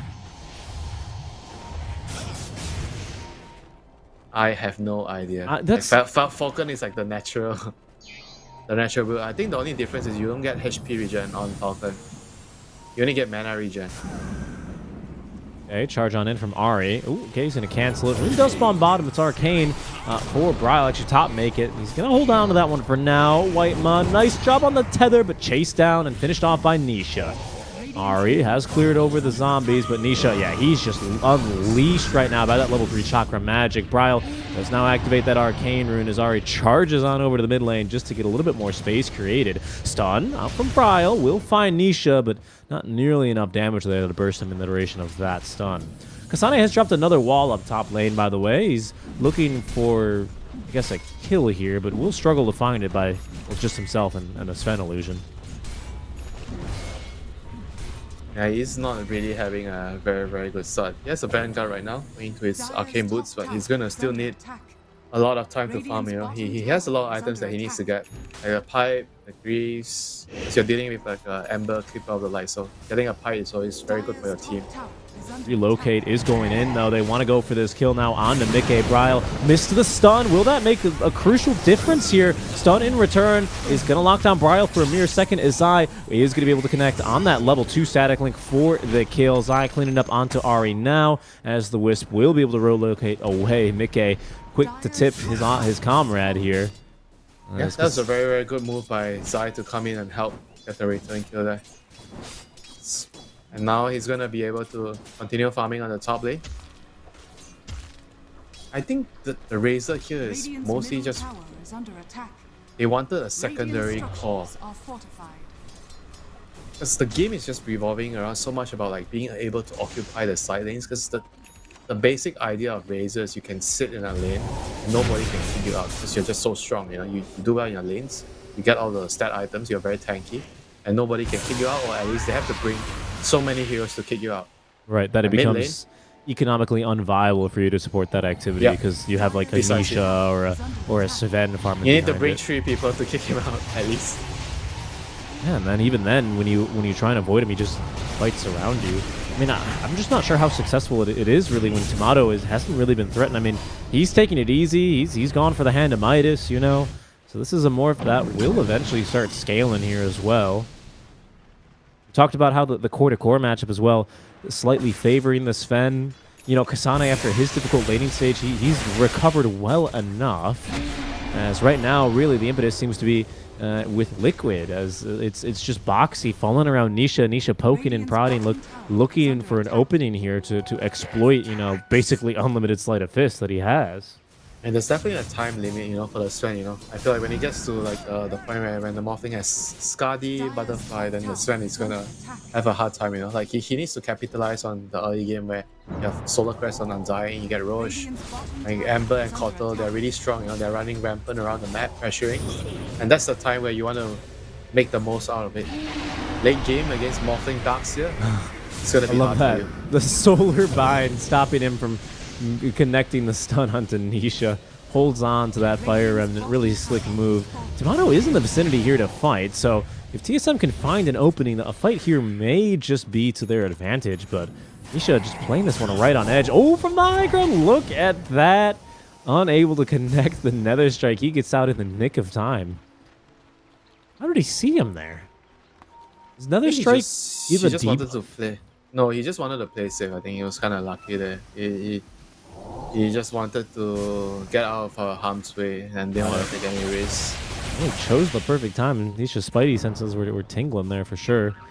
Now the rest of Liquid is ready to fight, so seems like, especially with Zai showing, they will gladly take a fight here in the mid lane.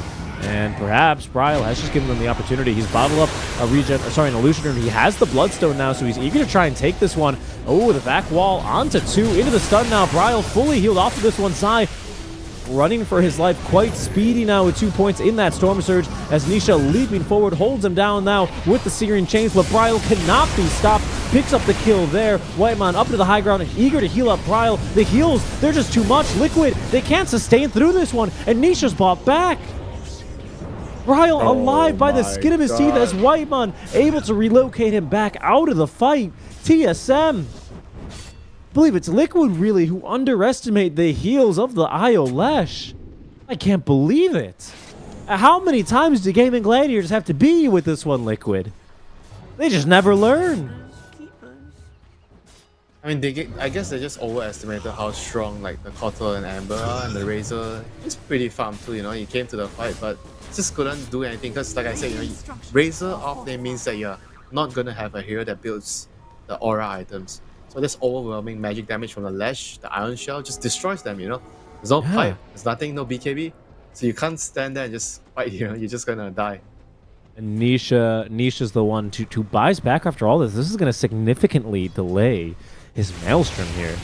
Zai might be in for a world of pain here as well. Closing the door from behind is Bryle and Whitemon now. We'll see if they can connect on that Earth Splitter. Yes, indeed. Split Earth, pardon me.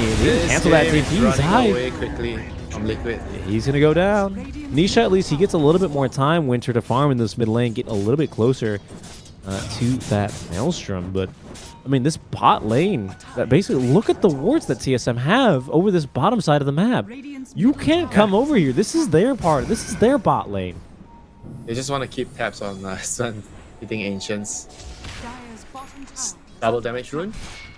Now can they continue the chance onto Nisha? Unlikely. Their Splitter is not in time. While again securing those runes, the rune control has been very fortunate for TSM. I have to say, Nisha feels like he hasn't really gotten his hands on really any power runes at all. I think he got a shield rune at one stage. BD active now from Bryle. Not really too scary. It's more of this bloodstone magic damage that you got to be afraid of. Yeah, and Kasane already completed the pipe. He's going to try to build a Crimson Guard next. I think once they get these two items done, I feel like they're just going to be just way superior in the team fights. Even right now with the pipe, I feel like the Lash is just going to be nigh unkillable in the team fights already. With Pipe Aura plus the IO healing him up. Do they already have a vessel? Or they still don't have a vessel on the Keeper of the Light? No. That is not good. Yeah, I mean, they need a vessel, right? There's just no other way around it. And Boxy's still, what, 1,000 gold away? They made this thing really expensive. TSM, they're going to smoke from behind, confidently going underneath the Tier 1 tower. Insania, I don't think he's going to be able to get off a tombstone even. Not like it would really help the cause. Bot Tier 1 tower swiftly connect mid lane. Be able to... Just trying to get the gold that they need. I mean, Mickey's got Blink. He's one component in for the BKB. Is that going to be enough here, Winter? I mean, TSM, it doesn't really look like they're going to slow their roll anytime soon. Yeah, I mean, all their hope is on this Sven, you know. When he gets the dagger, hopefully they can get some good initiations and win some of the team fight. I think the number one thing he needs to do is in the team fight, he needs to jump. Okay, they're going to jump on a Bryle. Io is going to be the target here, which is just as you say. Mechanism not really going to help him here as Whitemon has no tether, cannot get out of this one. And now the connection from Mickey, a thing of beauty. TSM, they overstay their welcome. Liquid eager to punish and even chase for more if they can find him. Ari's being tailed by a zombie.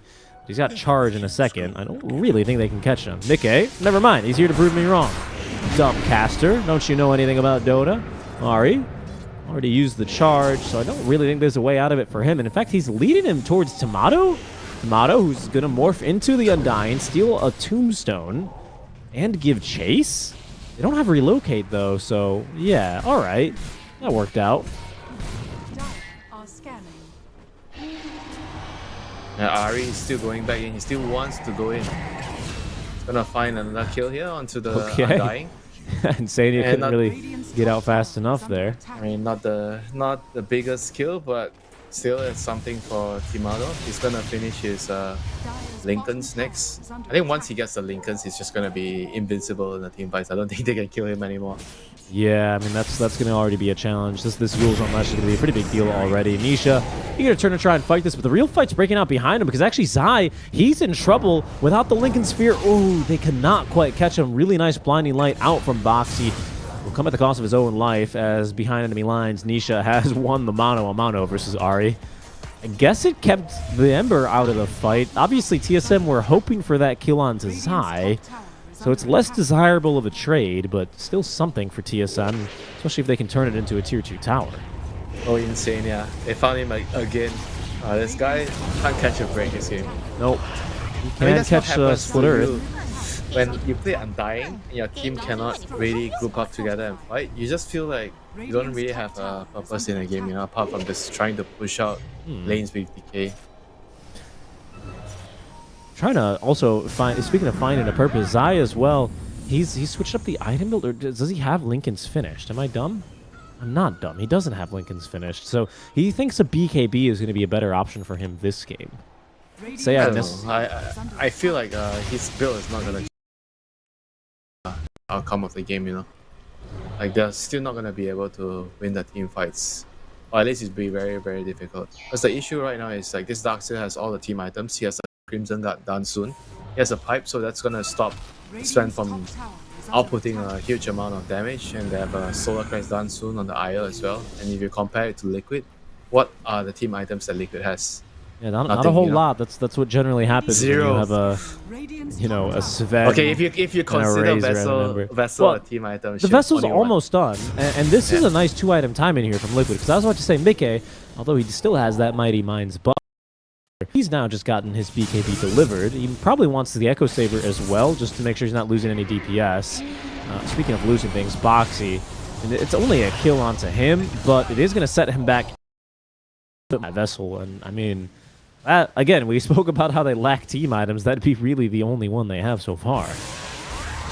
Yeah, it's totally relying on Mickey to get the right jump in the fights. Right now, they're trying to split push, but good luck doing that against Relocate. That's why you're gonna expect heroes to die from time to time with the catch from Relocate. But at the same time, there's nothing much they can do. You know, they have to just try to play the map and allow the Sven to get his BKB. Oh, he already has his BKB. So he has BKB. Yeah, he has BKB. Saber. All they lack right now is just by a hair of gold is this Spirit Vessel. But for now, they're doing the right thing. They're doing the right thing, going to the IO's lane. Yeah, if you go to the other side of the map, the IO can just relocate over. But TSM seem like they know what's happening. You know, why not TPing to bot? And Bryle, he's gonna get through the Twin Gate. Will he make it out in time? 2 seconds left. Mickey blinking in. His smoke breaks. But won't be able to find anything there. Oh, that is so lucky. If he got caught there by the Sven, that would have been a dream scenario there for Liquid. Scan. You could use it to scan. They think that somebody was nearby and they scanned the Twin Gate, but he really left. They're already gone, and they've already started up Roche here at that. This one's going down relatively quickly here as well, with Tomato able to morph into basically max edge. He's got that Manta, Lincoln's, and that Hand of Midas. Ryle, the one to hold the Aegis. Now Kaya in hand. We also got these Vampire Fangs, man. He's about to have Kaya and Sanj. I think with Io now able to avoid buying the overcharged shard, now you just get them basically for free from the Tormentor. That might be on TSM's to-do list, just to give every little benefit that you can here to Ryle to sustain him through these fights, because my man is very tanky right now. Yeah, the Sven has to jump the IO. I think there's literally no other way. He can only go into the fight when he sees the IO. Because nobody else can actually do it. Like the Razor's not going to be able. I doubt he'll be able to run in at this point. Yeah, very hopeful that you'd catch Nietzsche here. You cannot vacuum an Ember Spirit out from his Flame Remnants. You can only do it to Storm. Alright. Time to fight, Richie. But Bryle, he just picked up an Arcane Rune. Is it really time to fight? I don't know about this one, Winter. We'll see. Nisha able to evade capture for now, as instead the charge was bottom onto Zai, where Tomato is currently lurking, maybe waiting for some teammates to connect onto him. They are kind of splitting. Kasane is going top. The rest of TSM seem eager to connect now with Tomato onto Zai. Zai, who doesn't have BKB yet, by the way.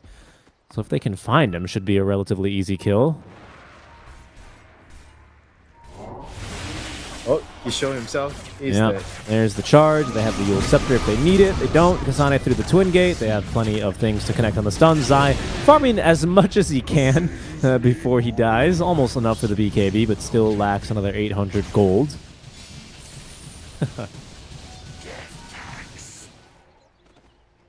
And that's the problem with Razor, you know, when you have this kind of graph and you can't ball together and you have to resort to split push. Razor is not the best hero to do that. You're very slow. You don't clear the creeps quickly enough to avoid capture. Okay, this might be an opening. Liquid for Liquid, I mean. TSM very eager to move and utilize the twin gates here. Sleight of Fist will confirm that there's 2 heroes here, but are able to evade Nisha here on this particular occasion. TSM, they don't look to be in a hurry to do much with this Aegis, though, Winter. It's more of Liquid who are still looking for openings on this BKB timing for the Sven. They've been able to really The longer the connect. game goes, Richie is just going to benefit the Morphling. He's going to finish his Skadi as his next item, and once they have the Skadi, oh, it's going to be such a nightmare for Mike. And probably Zai as well, right? Yeah, how is he going to right-click people in the team fights when they get Skadi? Like once BKB is out, it's going to be just slow to a crawl in the team fight. Well, TSM looking now to set up here around the Mighty Mines. The tier 2 tower here for Liquid seems to be the target. Sneaky little Liquid scan. They have to fight. I feel like Liquid has to fight. They wait for the Aegis to time out in 1 minute. Then they have to try to take a fight. The longer they wait, the game is just going to get harder and harder.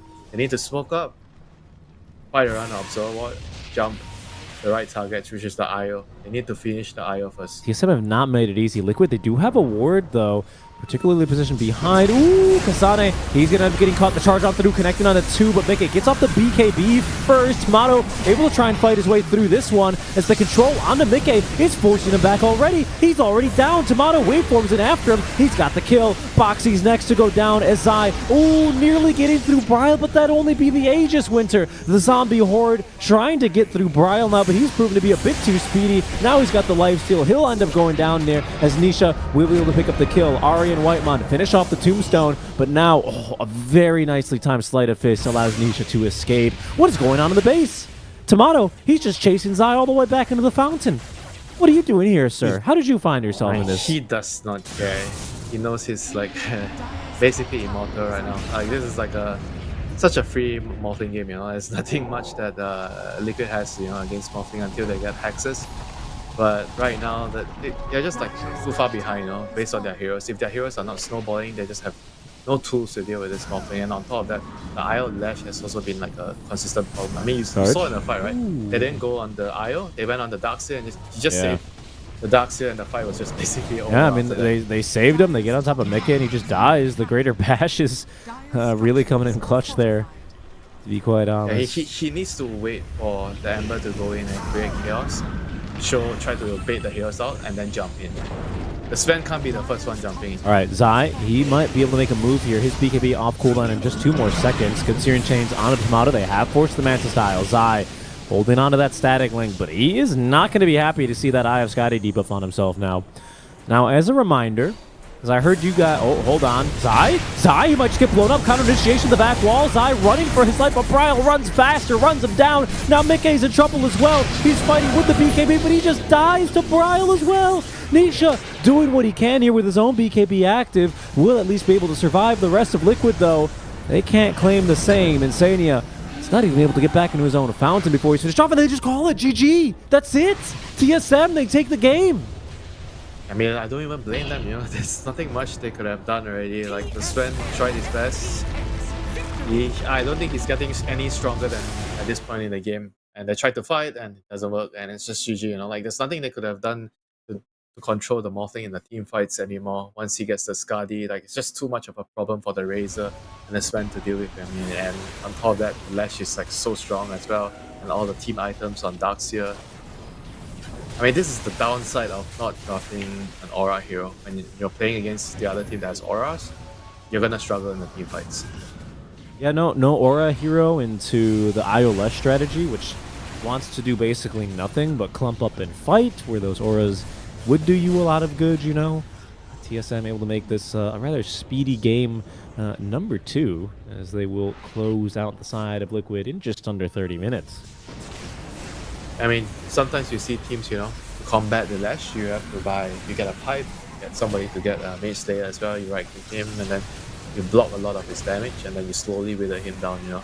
Without team items, it's just too difficult to deal with the Lash in the early game, and he got kind of like a pretty good start from the laning phase. He got a free lane, and I don't think they got a lot of stacks on him, but it didn't really matter. He got a couple of good runes, he rotated to the side lanes. Like, the only good thing for Liquid this game is like they won the top lane so hard. Sven and Undying won the Darkseer lane. Like he got beaten like 9-1. You know, he was so poor.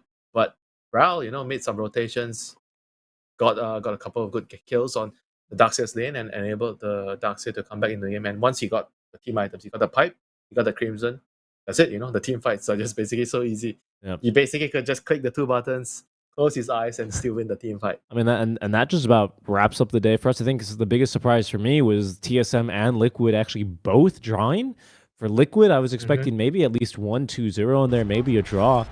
But TSM drawing both now as we'll take a look earlier on in our casting day winter with this OG and Xtreme Gaming series. I would say, you know, the Colonel's choice, probably not the Warlock. A little bit more of a OG deciding to take advantage here of picking that ET. Really kind of threw Xtreme Gaming for a loop there, didn't it? Yeah, it's definitely a day of experimentation from from the teams. You know, we see Warlock, we see the Razor offlane. I like it, you know. I think when you have something you need to try, you try out, get it out of the system in the group stages, you know. Let your players test it out, patches. I feel like even though the changes are small, but I can feel a lot of things moving, you know. So you never know, you know, something might be very strong, but if you don't try it, you wouldn't find it out. So group stages, like I said, best time to try it out, figure things out in between the days, and try to keep improving as a team. Right. I think the goal is not to win all your games. The goal is to try to figure out what is the meta and which heroes work the best for your team. Well, we can see in this particular game where Talon did find a 2-0 over Team Secret. Technically an SEA versus SEA matchup now, you know, Winter. A good old save there, as Talon did take that 2-0 earlier on. Any other big surprises for you, Winter, as we'll take a look at our other highlights of the day as we wrap up our journey here on the D stream? I think so far the big surprise, if you're talking about big surprise, I think the only thing I would say is West, you know. I feel like they're still pretty good, you know. I expected them to not fall do so off. well. So I think, But they're in the honeymoon period still. We need to at least wait until the playoffs before we call it, you know? I think they look pretty good, you know, overall. I think they matched really well with Malik and everything looks good, you know. It's like Ama didn't left the team. It's true. They're really gelling. Everything's in gear with them. And everything was in gear as well for TSM. This very well could have been a 2-0 series for them here, Winter. I mean, a scary reality if you're Team Liquid. I mean, look at this Juggernaut Omni Slash. Oh, boy. Immediately after this, they find a DD rune. They try and push up to the high ground. And that's, of course, where Liquid get their chance back into this game. But I think a good choice here for play of the day, honestly, in my opinion, is this amazing TSM hold. They did everything perfect, really, to claw themselves into a position to win that game. Yeah, I mean, today I feel like we saw Liquid that wasn't at full force. They were kind of like a bit like impatient in certain points of the game. I feel like certain players not being on the same page with the rest of the cores. Like I think Zaya in particular in game one, I feel like because he was the drafter, right, and he was pretty sure that they needed to push their advantage. They needed to force things, you know. Otherwise, late game, your Lycan is not gonna be able to beat the Juggernaut and Brood Mother.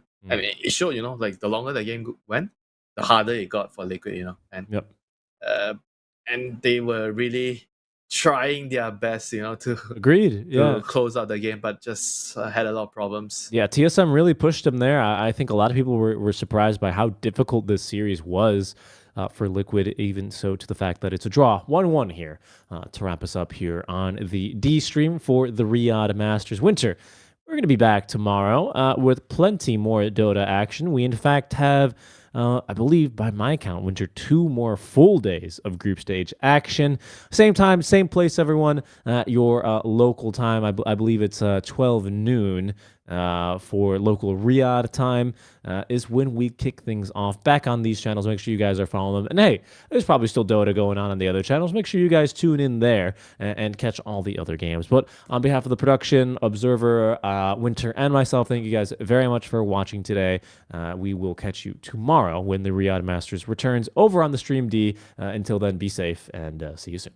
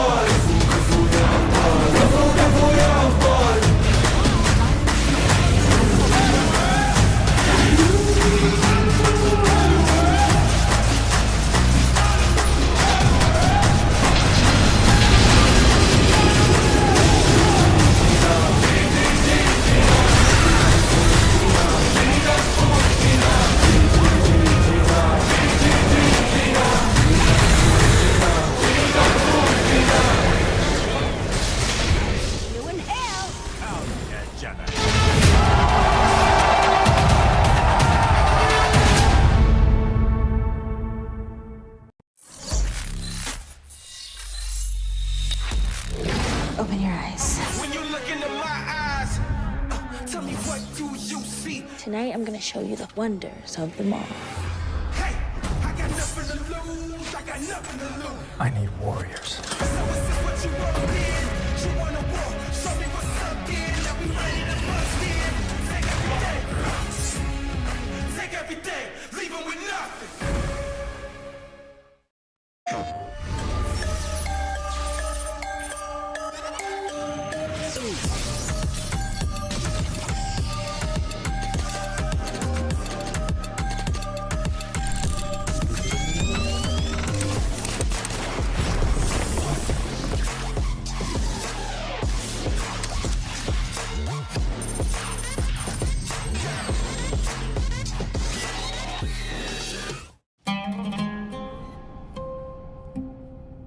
There is a place where you can elevate what's hidden inside, where you can reframe yourself.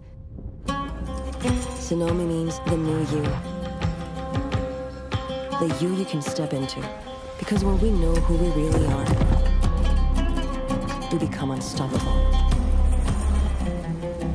Enter new dimensions of you. Tsunami.